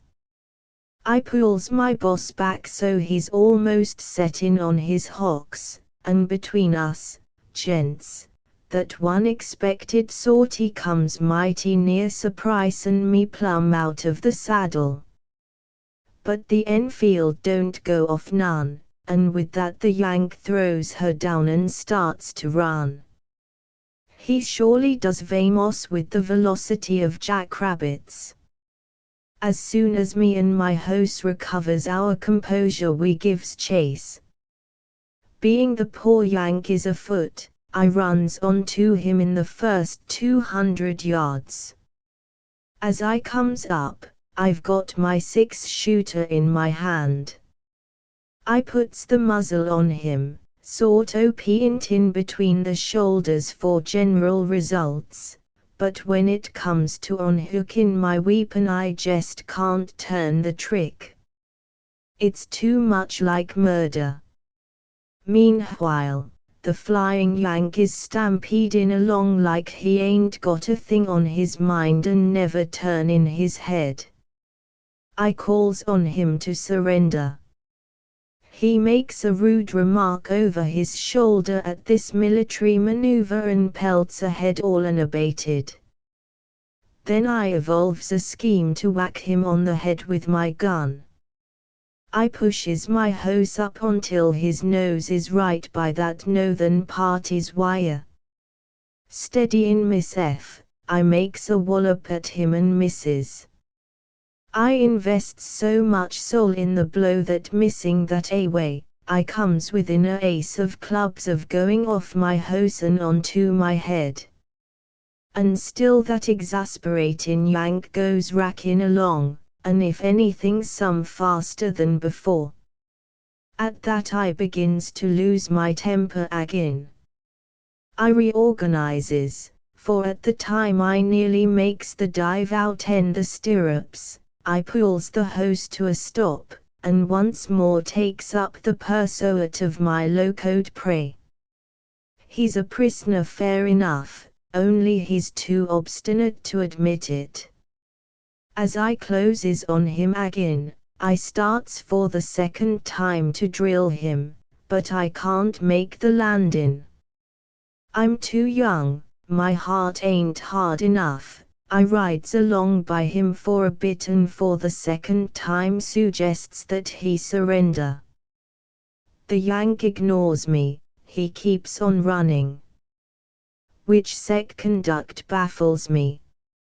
It's absolutely against military law. By every rule of the game that Yank's my captive, but defying restraint he goes capering on like he's free. As I gallops along about 4 foot to his hour, I confess I begins to feel a heap heapless about him. I'm too tender to shoot, and he won't stop, and there we be. While I'm keeping him company on this retreat, I reflects that even if I downs him, the war would go on just the same, it wouldn't stop the rebellion none, nor gain the South her independence. The more I considers, too, the war looks bigger and the life of this flying Yank looks smaller. Likewise, it occurs to me that he's headed no th. If he keeps up his gait and don't turn or twist, he'll have quitted Southern Territory by the end of the week. After marking a complete roundup of the city our ocean I begins to lose interest in this Yank, and at last I leaves him, ricin' along alone. By way of stimulant, as I pauses I cracks off a couple of loads out in my 6-shooter into the air.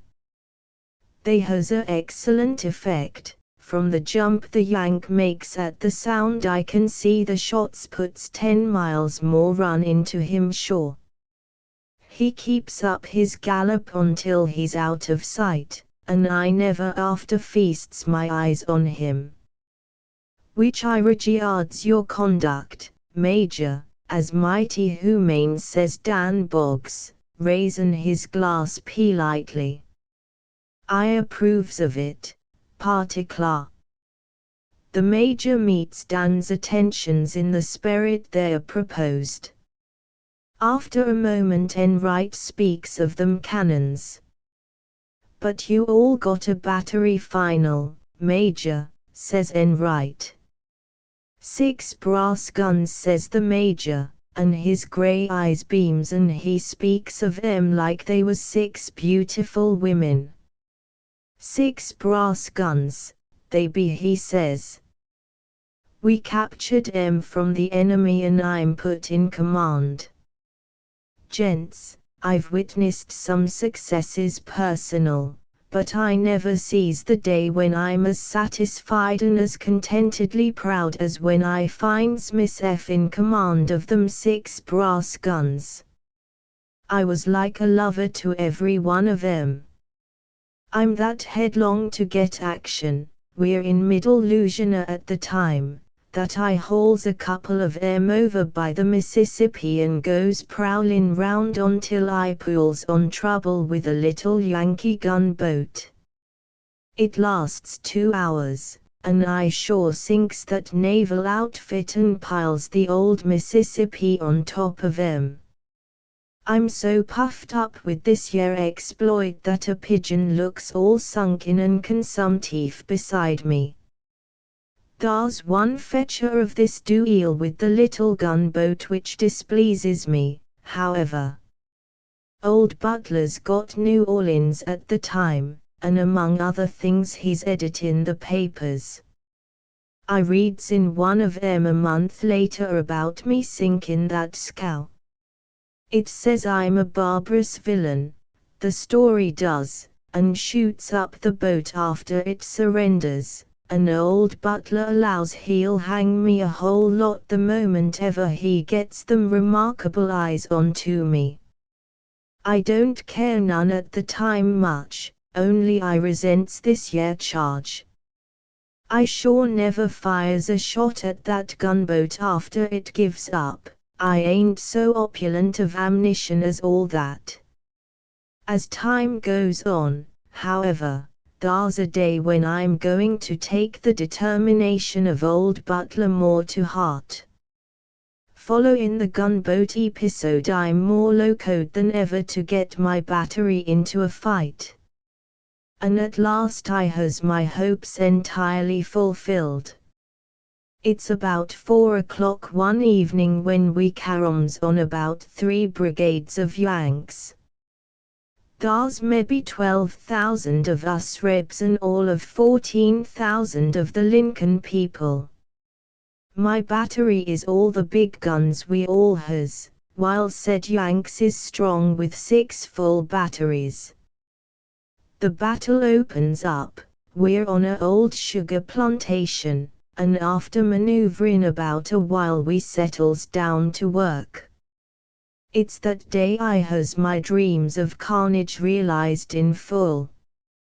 I turns loose my 6 guns with verve and fervor, and it ain't time for a second drink before I attracts the warmest attention from every one of the Yankee batteries. She's sure a scandal the way them gents in blue does shoot me up. Just to give you all a idea, the Yankees slams away at me for 20 minutes, they dismounts 2 of my guns, they kills or creases 40 of my 66 men, and when they gets through you all could plant cotton where my battery stands, it's that plowed up. It's in the midst of the bale, and I'm standing near my number 1 gun. Thar's a man comes up with a cartridge. A piece of a shell tears him open, and he falls across the gun, limp as a towel, and then onto the ground. I orders a party named Williams to the place. Something comes flying down out in the heavens above and smites Williams on top the head, and he's gone. I orders up another. He assumes the responsibilities of this precision just in time to get a rifle bullet through the jaw. He lives though, I sees him after the war. As that's no more men for the place, I steps forward myself. I'm not there a minute when I sinks down to the ground. I don't feel nothing and can't make it out. While I'm revolving this here phenomenon of me wilting that away and trying to form some opinions about it, there's a explosion like 40 battles all in one. For a moment, I reckons that somehow we all has opened up a volcano inadvertent, and that from now on Louisiana can boast a heckler of her own. But it ain't no volcano. It's my ammunition wagons which, with 2,000 rounds is standing about 100 yards to my hour. The Yanks done blows up the whole outfit with one of their shells. It's strictly the thing, however, which lets my battery out. The thick smoke of the 2,000 cartridges drifts down and blankets what's left of us like a fog.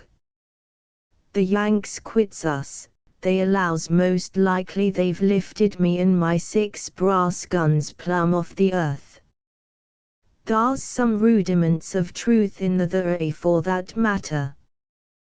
These last interesting details sorta all happens at once. I've just dropped at the time when my ammunition wagons enters into the spirit of the occasion like I describes. As I lays there one of my men comes groping along down to me in the smoke. "Be you hurt, Major?" he says.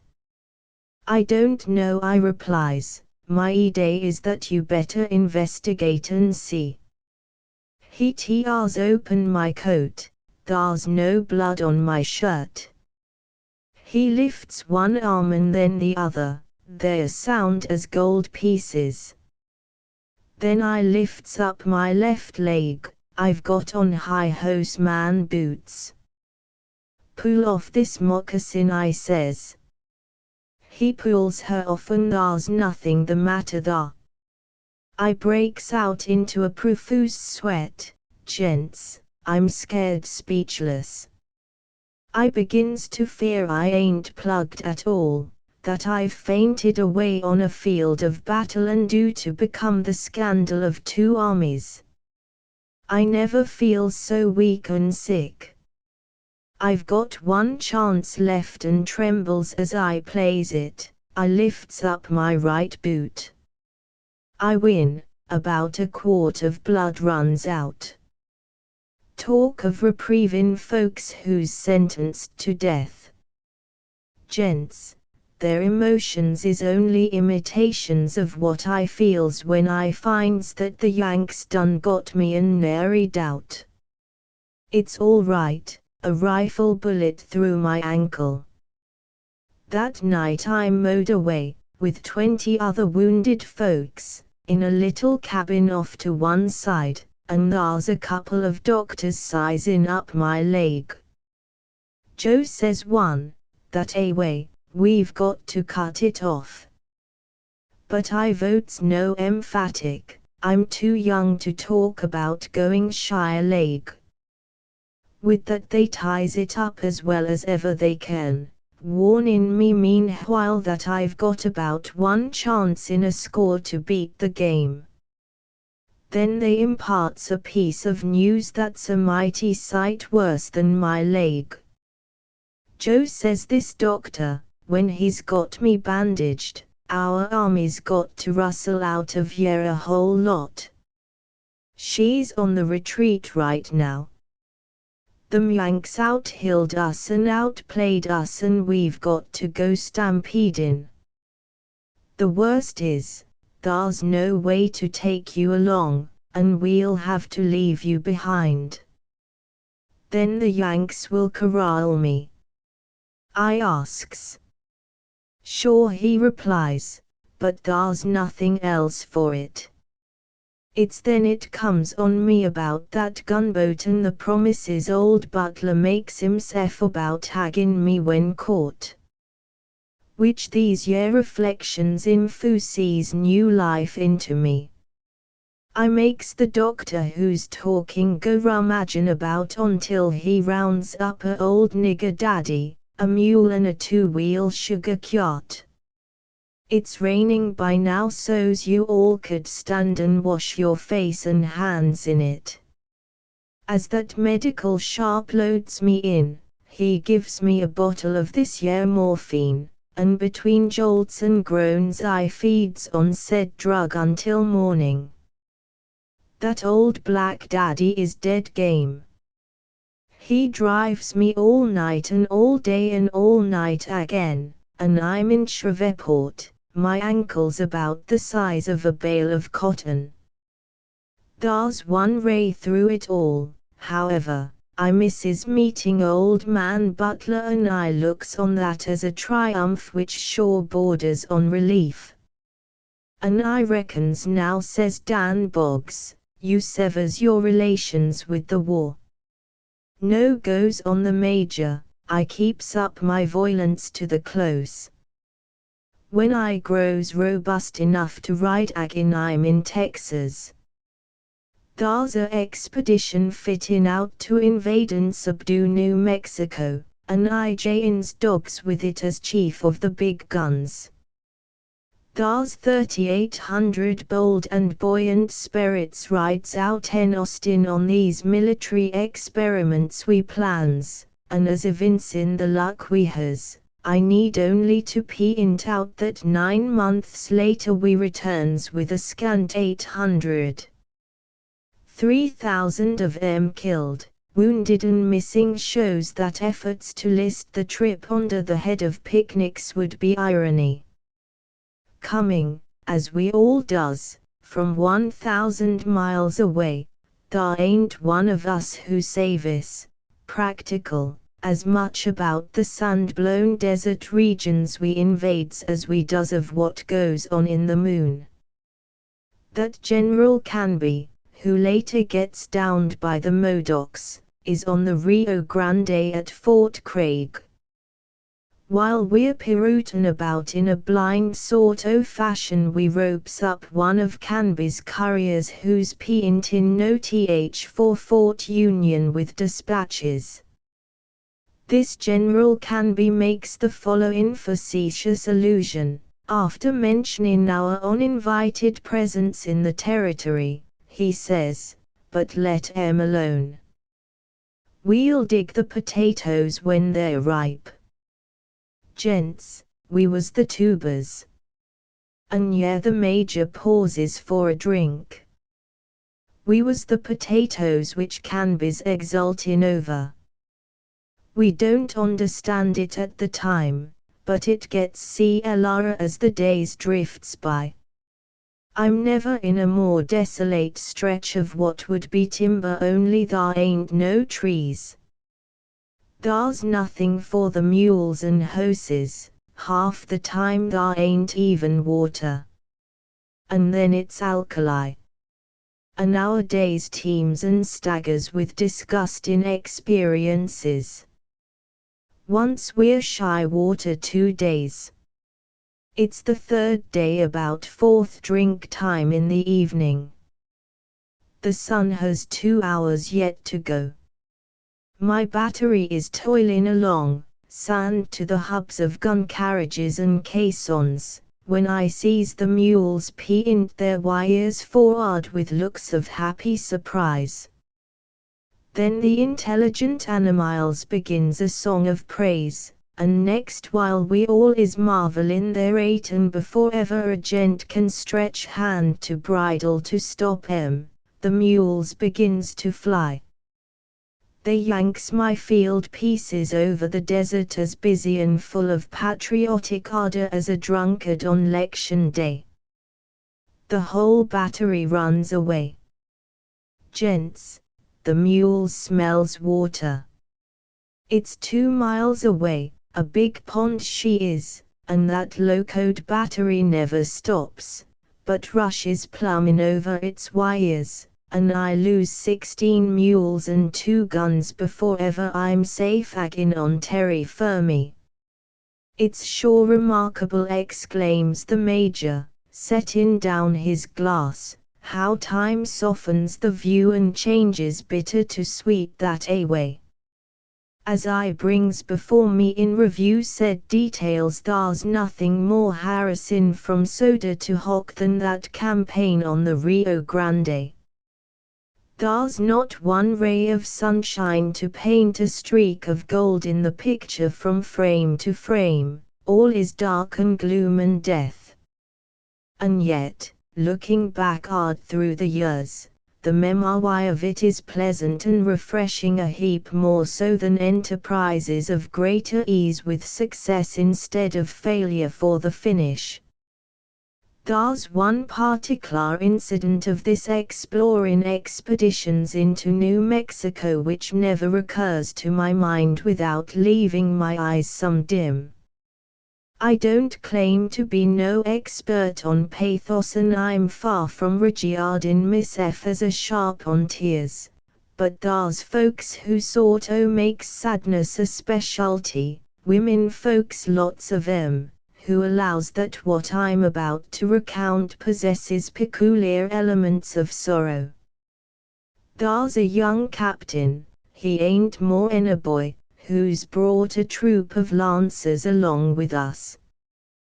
This boy captain hails from summers up round Waco, and thar ain't a handsomer or braver in all President Davis's army.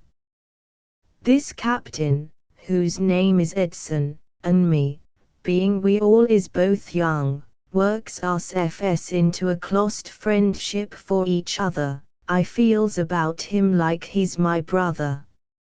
Naturally, over a campfire and maybe a stray bottle and a piece of roast antelope, him and me confides about ourselves.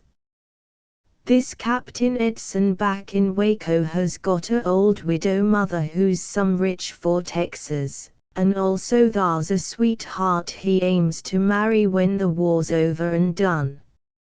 I reckons him and me talks of that mother and sweetheart of his 100 times. It falls out that where we fords the Pecos we runs up on a Mexican plaza, the Plaza Chico they all calls it, and we camps thar by the river a week, giving our cattle a chance to roll and recuperate up on the grass and water. Then we goes peeinting out for the settin' sun agin, allowin' to strike the Rio Grande summers below Albuquerque.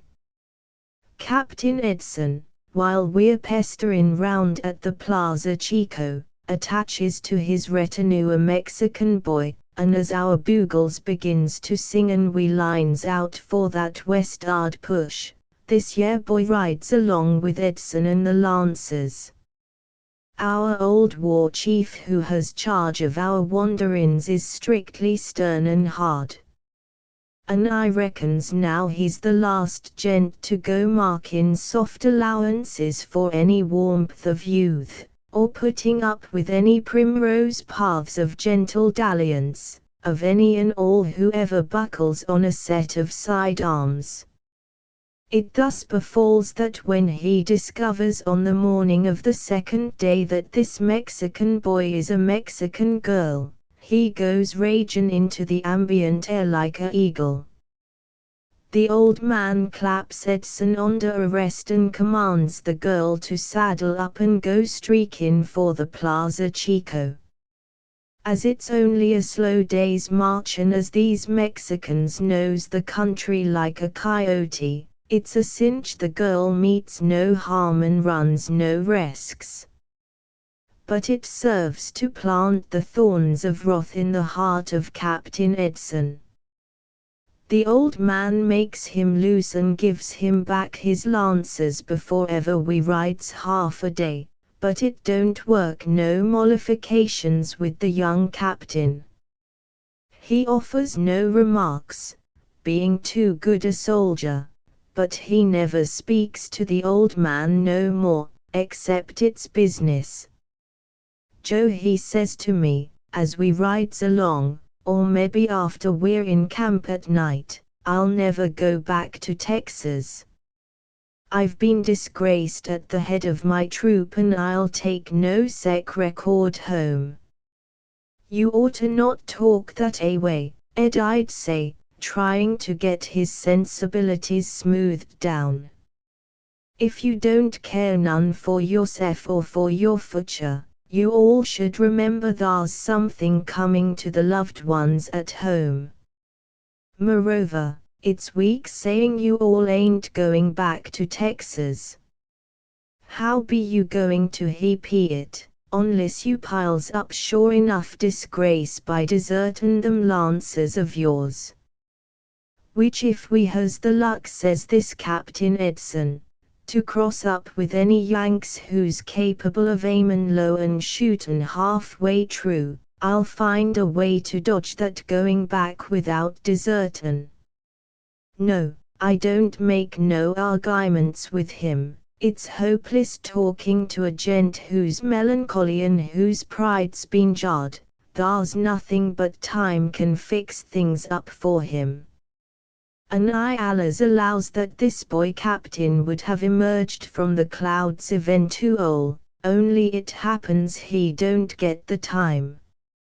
His chance comes too soon, and he sure plays it desperate. Our first official act after reaching the Rio Grande is to lay for a parcel of Yank cavalry. There's 2,000 of 'em, I reckons. We rides up on these yer lively persons as we sounds a halt for the evening.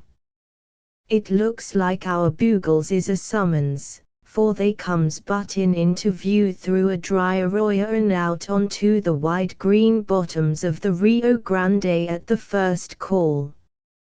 They are about a mile away, and at sight of us they begins in a fashion of idle indifference to throw out a line of battle. They fights on foot, them blue folks do, dismounting with every fourth man to hold the horses.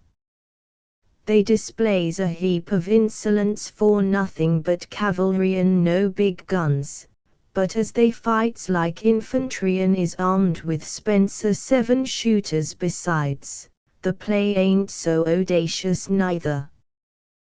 There's maybe a hour of sun and I'm feeling mighty surly as I gets my battery into line.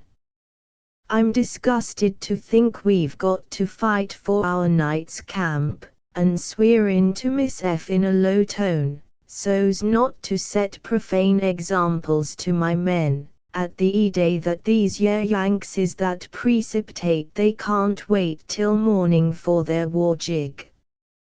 But I can't heap myself. That proverb about it taking two to make a fight is all a bluff. It only takes one to make a fight. As far as we all rebs is concerned that evening we ain't honin' for trouble, leastwise, not until morning, but them inordinate Yanks will have it, and there you be. The fight can't be postponed. There's no tumblin' hurry about how any of us goes to work. Both sides has got old at the game and war ain't the novelty she is once. The Yanks is taking their precision, and we're locating our lines and all as camly and with no more excitement than if it's dress parade. The Yanks is from Colorado. My sergeant speaks of 'em to me the next day and gives his opinion touchin' their merits. Where did you say them Yankees comes from, Major? Says my sergeant. Colorado, I replies. which thar's about 30 minutes last evening, says my sergeant, when I surely thinks they recruited in hell, and my sergeant shakes his head. While I'm lining up my battery mighty discontented and disgruntled, an orderly pulls my sleeve. Look thar, Major, he says. I turns, and thar over on our right, all alone, goes Captain Edson and his lancers. Without waiting and without commands, Captain Edson has his bugler sound a charge, and thar goes the lancers stampeding along like they are Army Corps and Cap BLE of sweeping the 2,000 cool and selected Yankees off the Rio Grande. For a moment all we does is stand and look. The surprise of it leaves no day of action. The lancers swings across the grassy levels. Thar's not a shot fired. Edson's people ain't got nothing but them ridiculous spears, and the Yanks, who seems to know it, stands like the rest of us without firing and watches 'em come. It's like a picture, with the thin bright air and the setting sun shining sideways over the grey line of mountains 50 miles to the west. I never sees folks more placid than the Yanks, and at the same time so plumb alert. Mountain lions is lethargic to 'em. When Captain Edson and his lancers charges into 'em, the Yanks opens right and left, each sharp of 'em getting out in the way of that particular lancer who's trying to spear him, but all in a steady, unruffled fashion that's as threatening as it is excellent. The lancers, with Captain Edson, goes through, full charge, 20 rods to the hour of the Yankee line. And, gents, never a man comes back. As Edson and his troop goes through, the Yanks turns and opens on 'em. The voices of the Spencers sounds like the long roll of a drum. Hosen man goes down, dead and wounded, never a gent of 'em all rides back through that awful Yankee line. Poor Edson sure has his wish. He's cut the trail of folks whose Cap BLE of aimin' low and shootin' halfway true. These spirited moves I've been relatin' don't take no time in the doing. The harebrained play of Captain Edson forces our hands. The old man orders a charge, and we pushes the Yanks back onto their hoses and rescues what's left of Edson and his lancers. After skirmishing a little, the Yanks draws away and leaves us alone on the field. They earns the encomiums of my sergeant, though, before ever they decides to vamos. Edson's been shot hard and frequent, thar's no chance for him. He looks up at me, when we're bringing him off, and says, "Joe," and he smiles and squeezes my hand, while his tones is plenty feeble.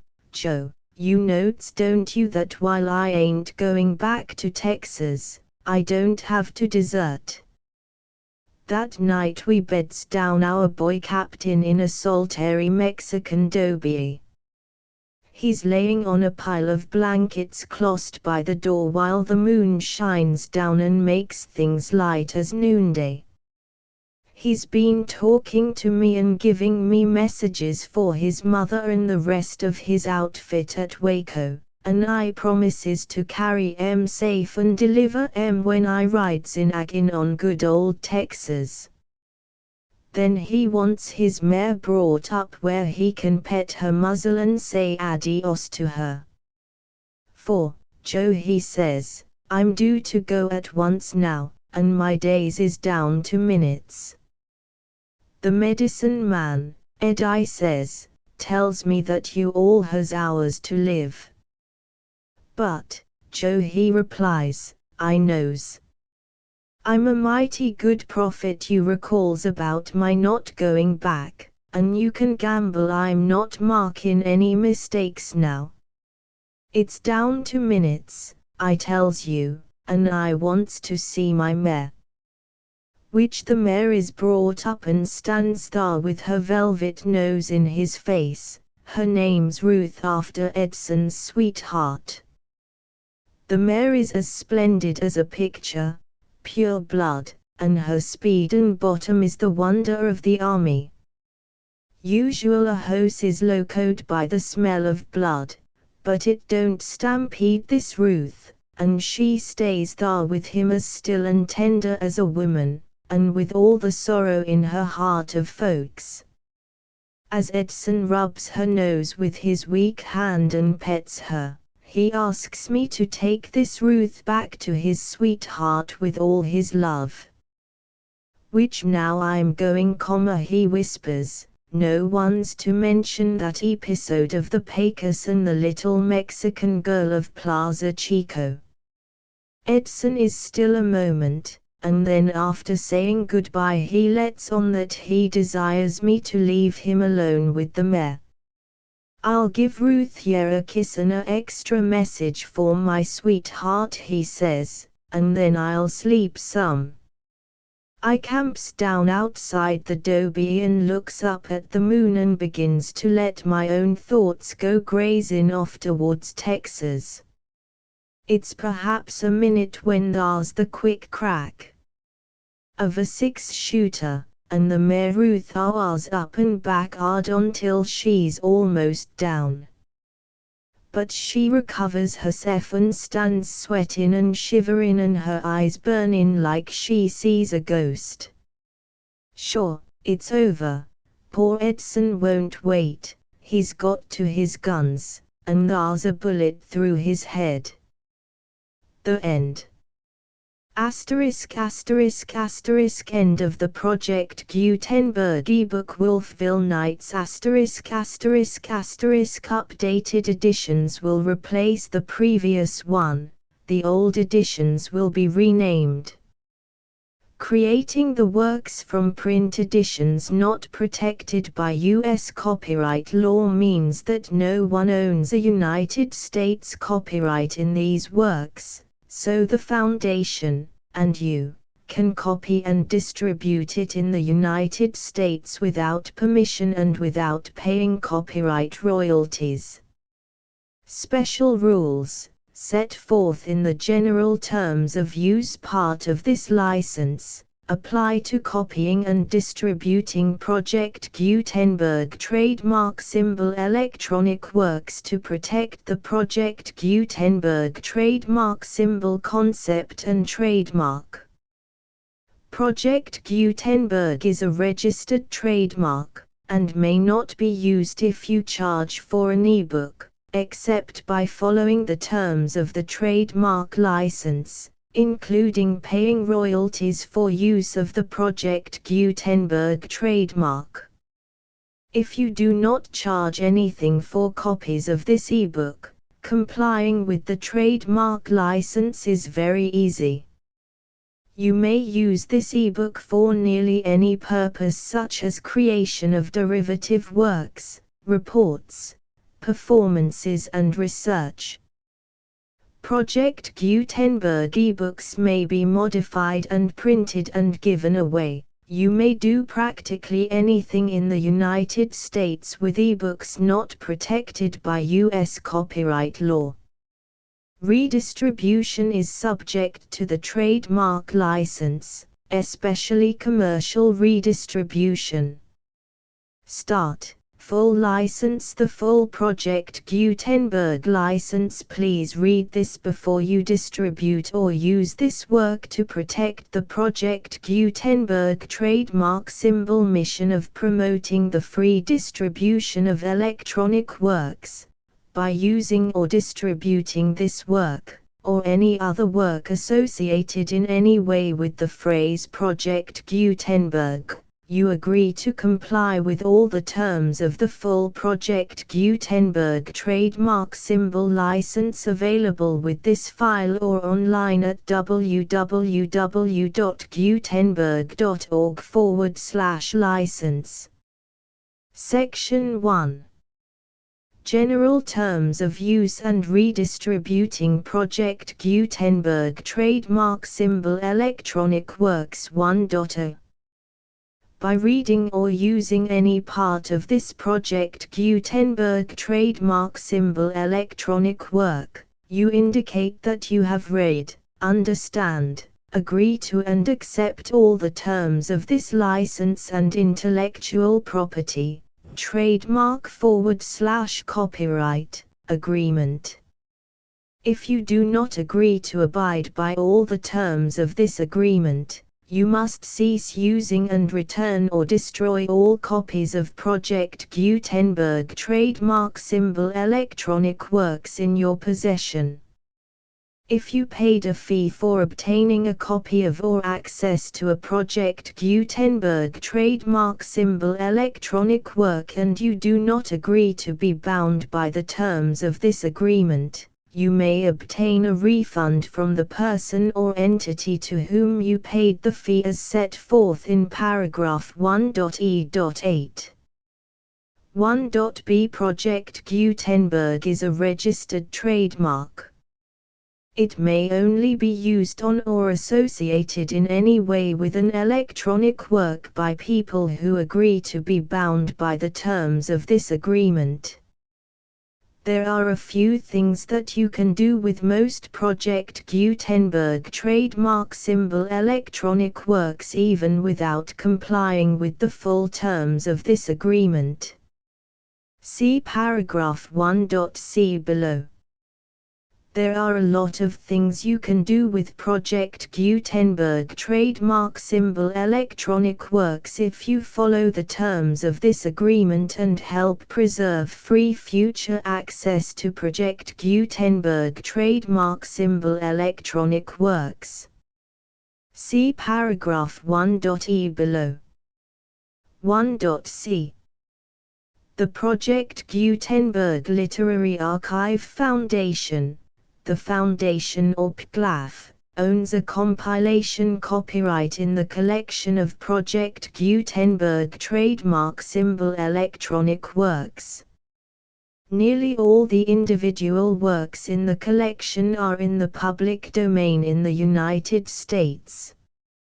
If an individual work is unprotected by copyright law in the United States and you are located in the United States, we do not claim a right to prevent you from copying, distributing, performing, displaying or creating derivative works based on the work as long as all references to Project Gutenberg are removed. Of course, we hope that you will support the Project Gutenberg trademark symbol mission of promoting free access to electronic works by freely sharing Project Gutenberg trademark symbol works in compliance with the terms of this agreement for keeping the Project Gutenberg trademark symbol name associated with the work. You can easily comply with the terms of this agreement by keeping this work in the same format with its attached full Project Gutenberg trademark symbol license when you share it without charge with others. 1.d. The copyright laws of the place where you are located also govern what you can do with this work. Copyright laws in most countries are in a constant state of change. If you are outside the United States, check the laws of your country in addition to the terms of this agreement before downloading, copying, displaying, performing, distributing or creating derivative works based on this work or any other Project Gutenberg trademark symbol work. The Foundation makes no representations concerning the copyright status of any work in any country other than the United States. 1.e unless you have removed all references to Project Gutenberg. 1.e.1. The following sentence, with active links to, or other immediate access to, the full Project Gutenberg trademark symbol license must appear prominently whenever any copy of a Project Gutenberg trademark symbol work, any work on which the phrase Project Gutenberg appears, or with which the phrase Project Gutenberg is associated, is accessed, displayed, performed, viewed, copied or distributed. This ebook is for the use of anyone anywhere in the United States and most other parts of the world at no cost and with almost no restrictions whatsoever. You may copy it, give it away or reuse it under the terms of the Project Gutenberg license included with this ebook or online at www.gutenberg.org.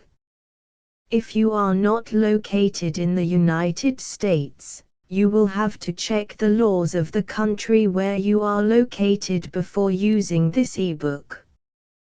1.e.2. If an individual Project Gutenberg trademark symbol electronic work is derived from texts not protected by U.S. copyright law, does not contain a notice indicating that it is posted with permission of the copyright holder, the work can be copied and distributed to anyone in the United States without paying any fees or charges.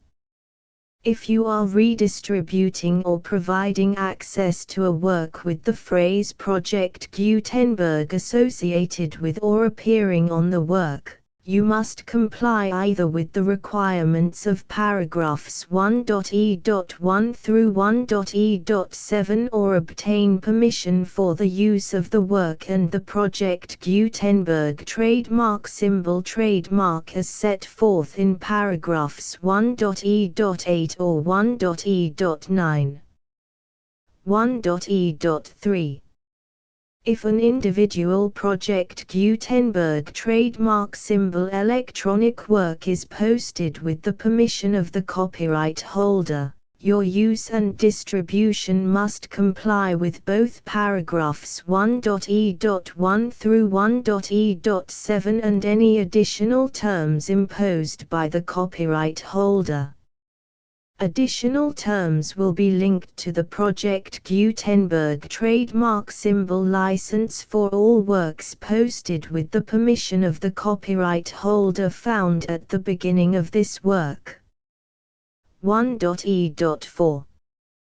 Do not unlink or detach or remove the full Project Gutenberg trademark symbol license terms from this work, or any files containing a part of this work or any other work associated with Project Gutenberg trademark symbol.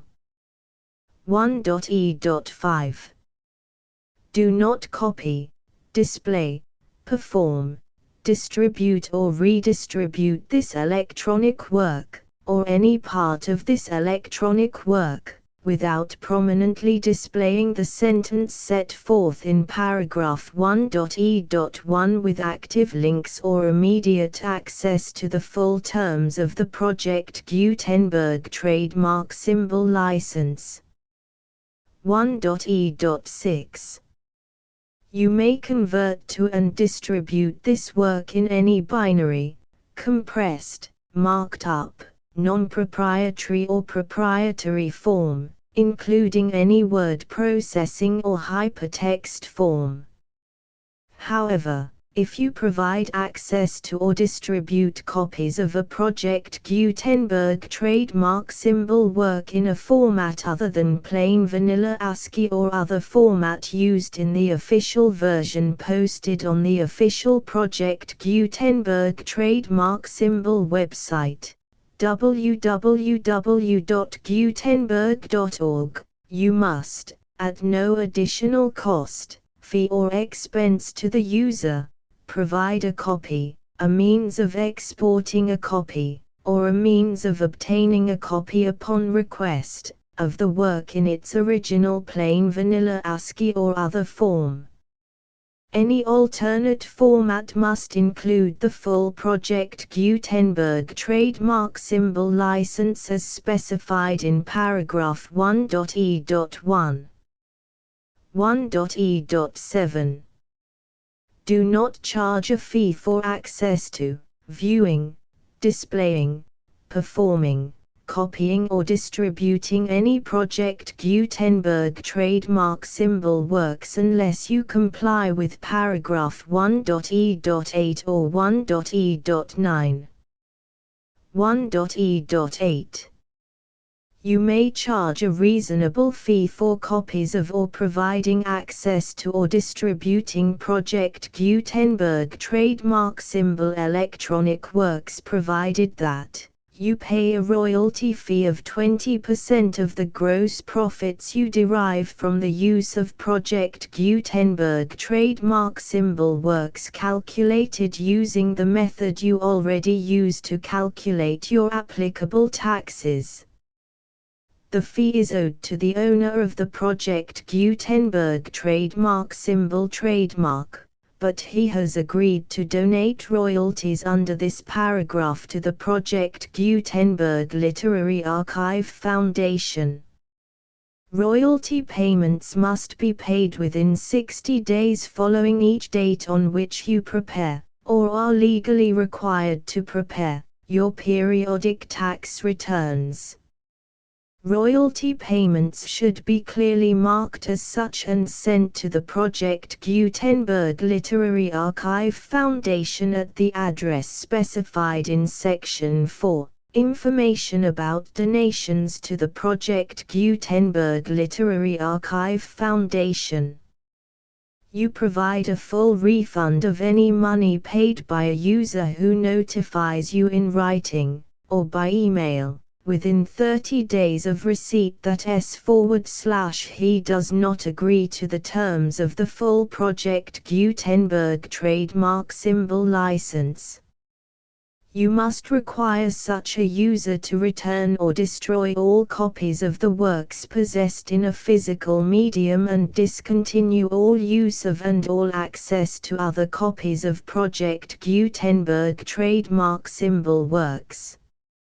You provide, in accordance with paragraph 1.f.3, a full refund of any money paid for a work or a replacement copy, if a defect in the electronic work is discovered and reported to you within 90 days of receipt of the work.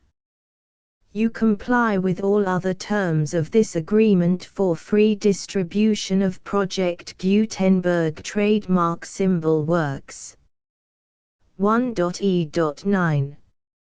If you wish to charge a fee or distribute a Project Gutenberg trademark symbol electronic work or group of works on different terms than are set forth in this agreement, you must obtain permission in writing from the Project Gutenberg Literary Archive Foundation, the manager of the Project Gutenberg trademark symbol trademark. Contact the Foundation as set forth in Section 3 below. 1.f1.f.1.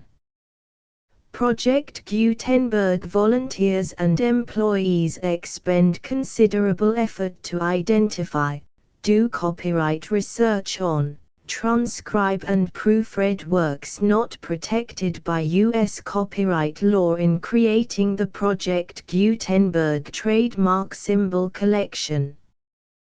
Despite these efforts, Project Gutenberg trademark symbol electronic works, and the medium on which they may be stored, may contain defects such as, but not limited to, incomplete, inaccurate or corrupt data, transcription errors, a copyright or other intellectual property infringement, a defective or damaged disk or other medium, a computer virus, or computer codes that damage or cannot be read by your equipment.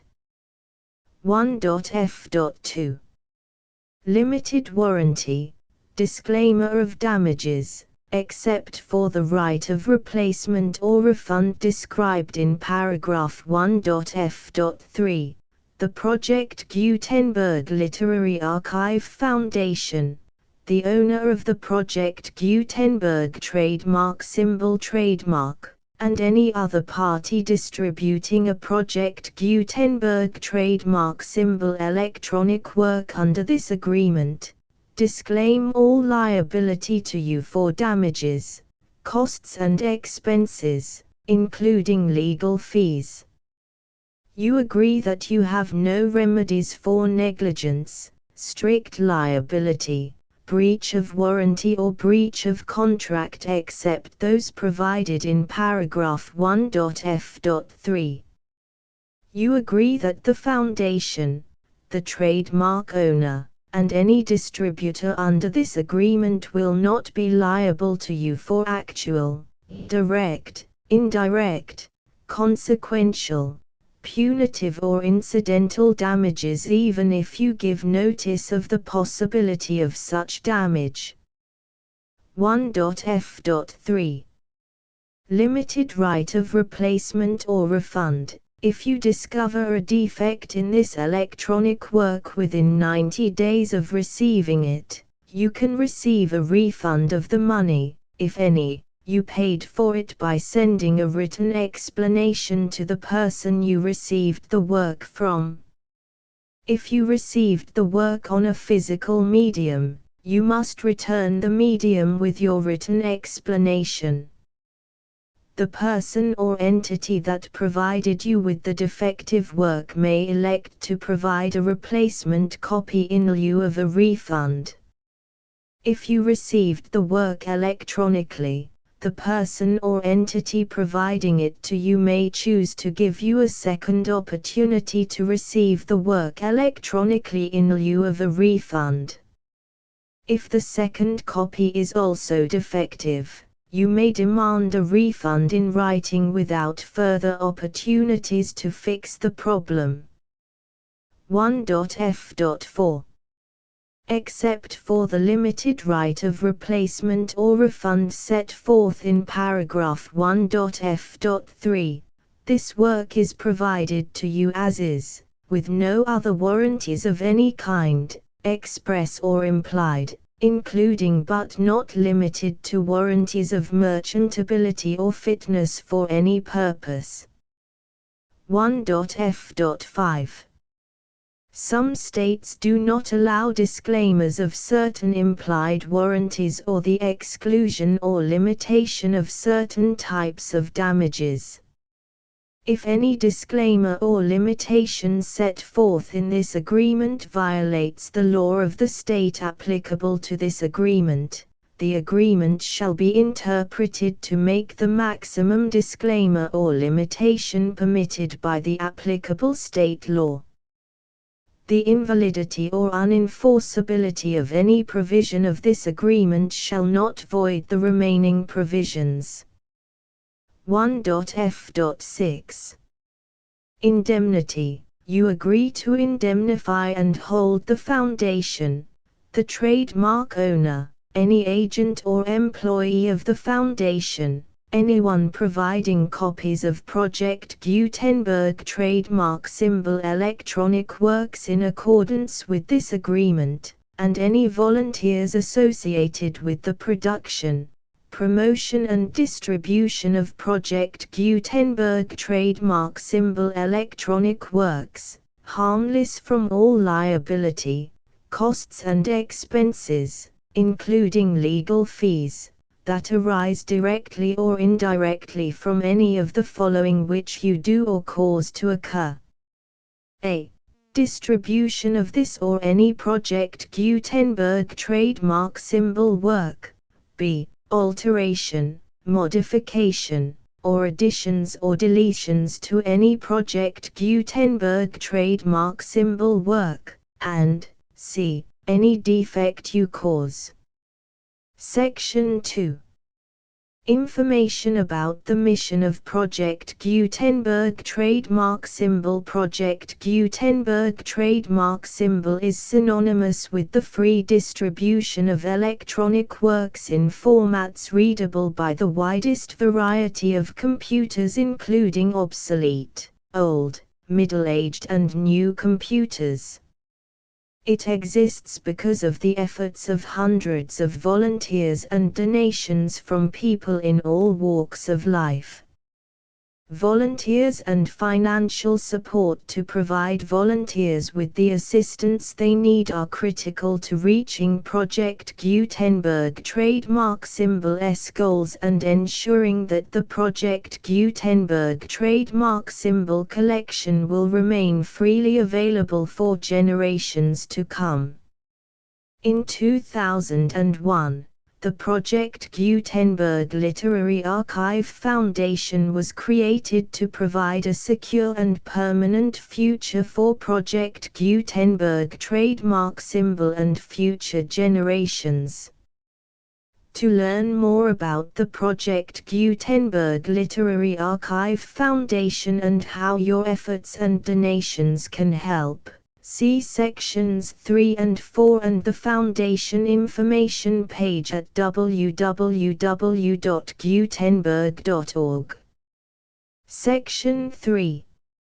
Information about the Project Gutenberg Literary Archive Foundation. The Project Gutenberg Literary Archive Foundation is a non-profit 501(c)(3) educational corporation organized under the laws of the state of Mississippi and granted tax-exempt status by the Internal Revenue Service.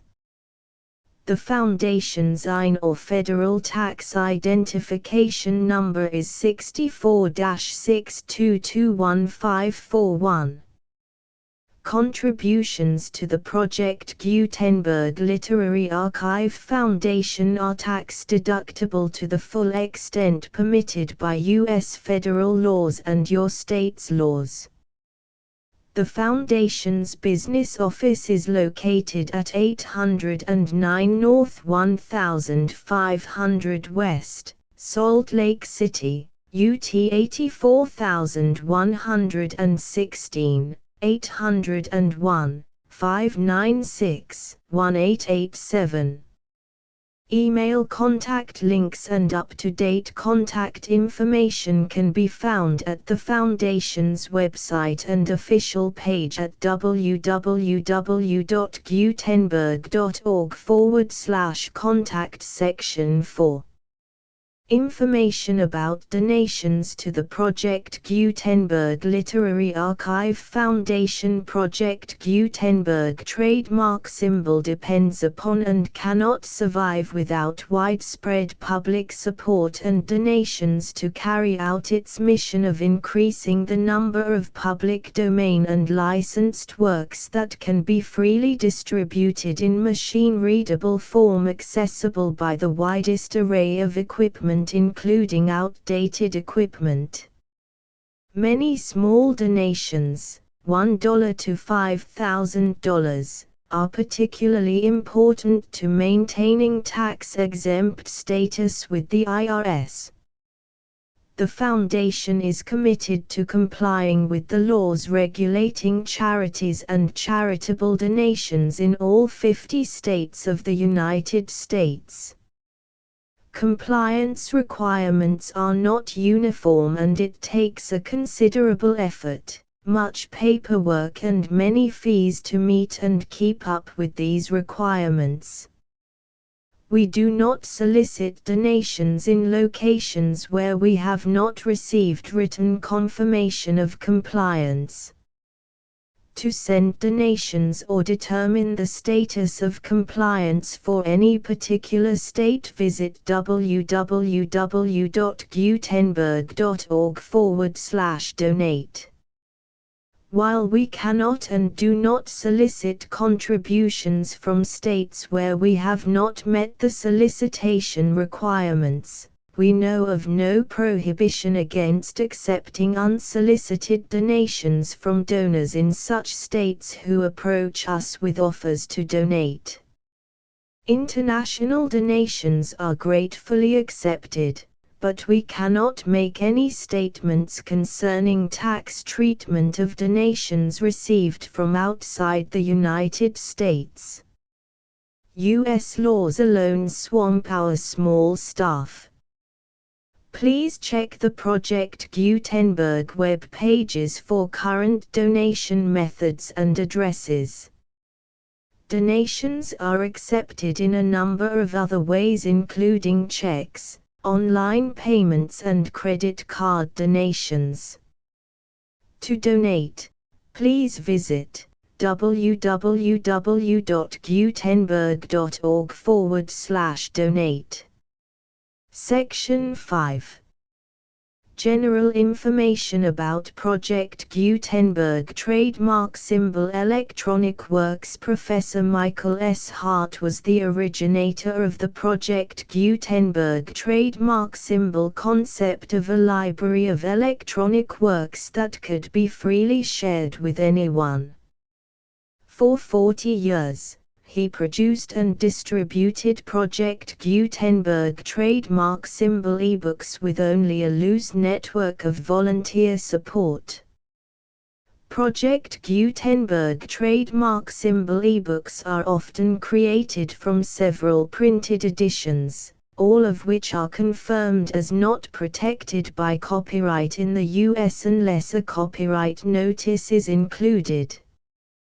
Thus, we do not necessarily keep ebooks in compliance with any particular paper edition. Most people start at our website, which has the main PG search facility, www.gutenberg.org.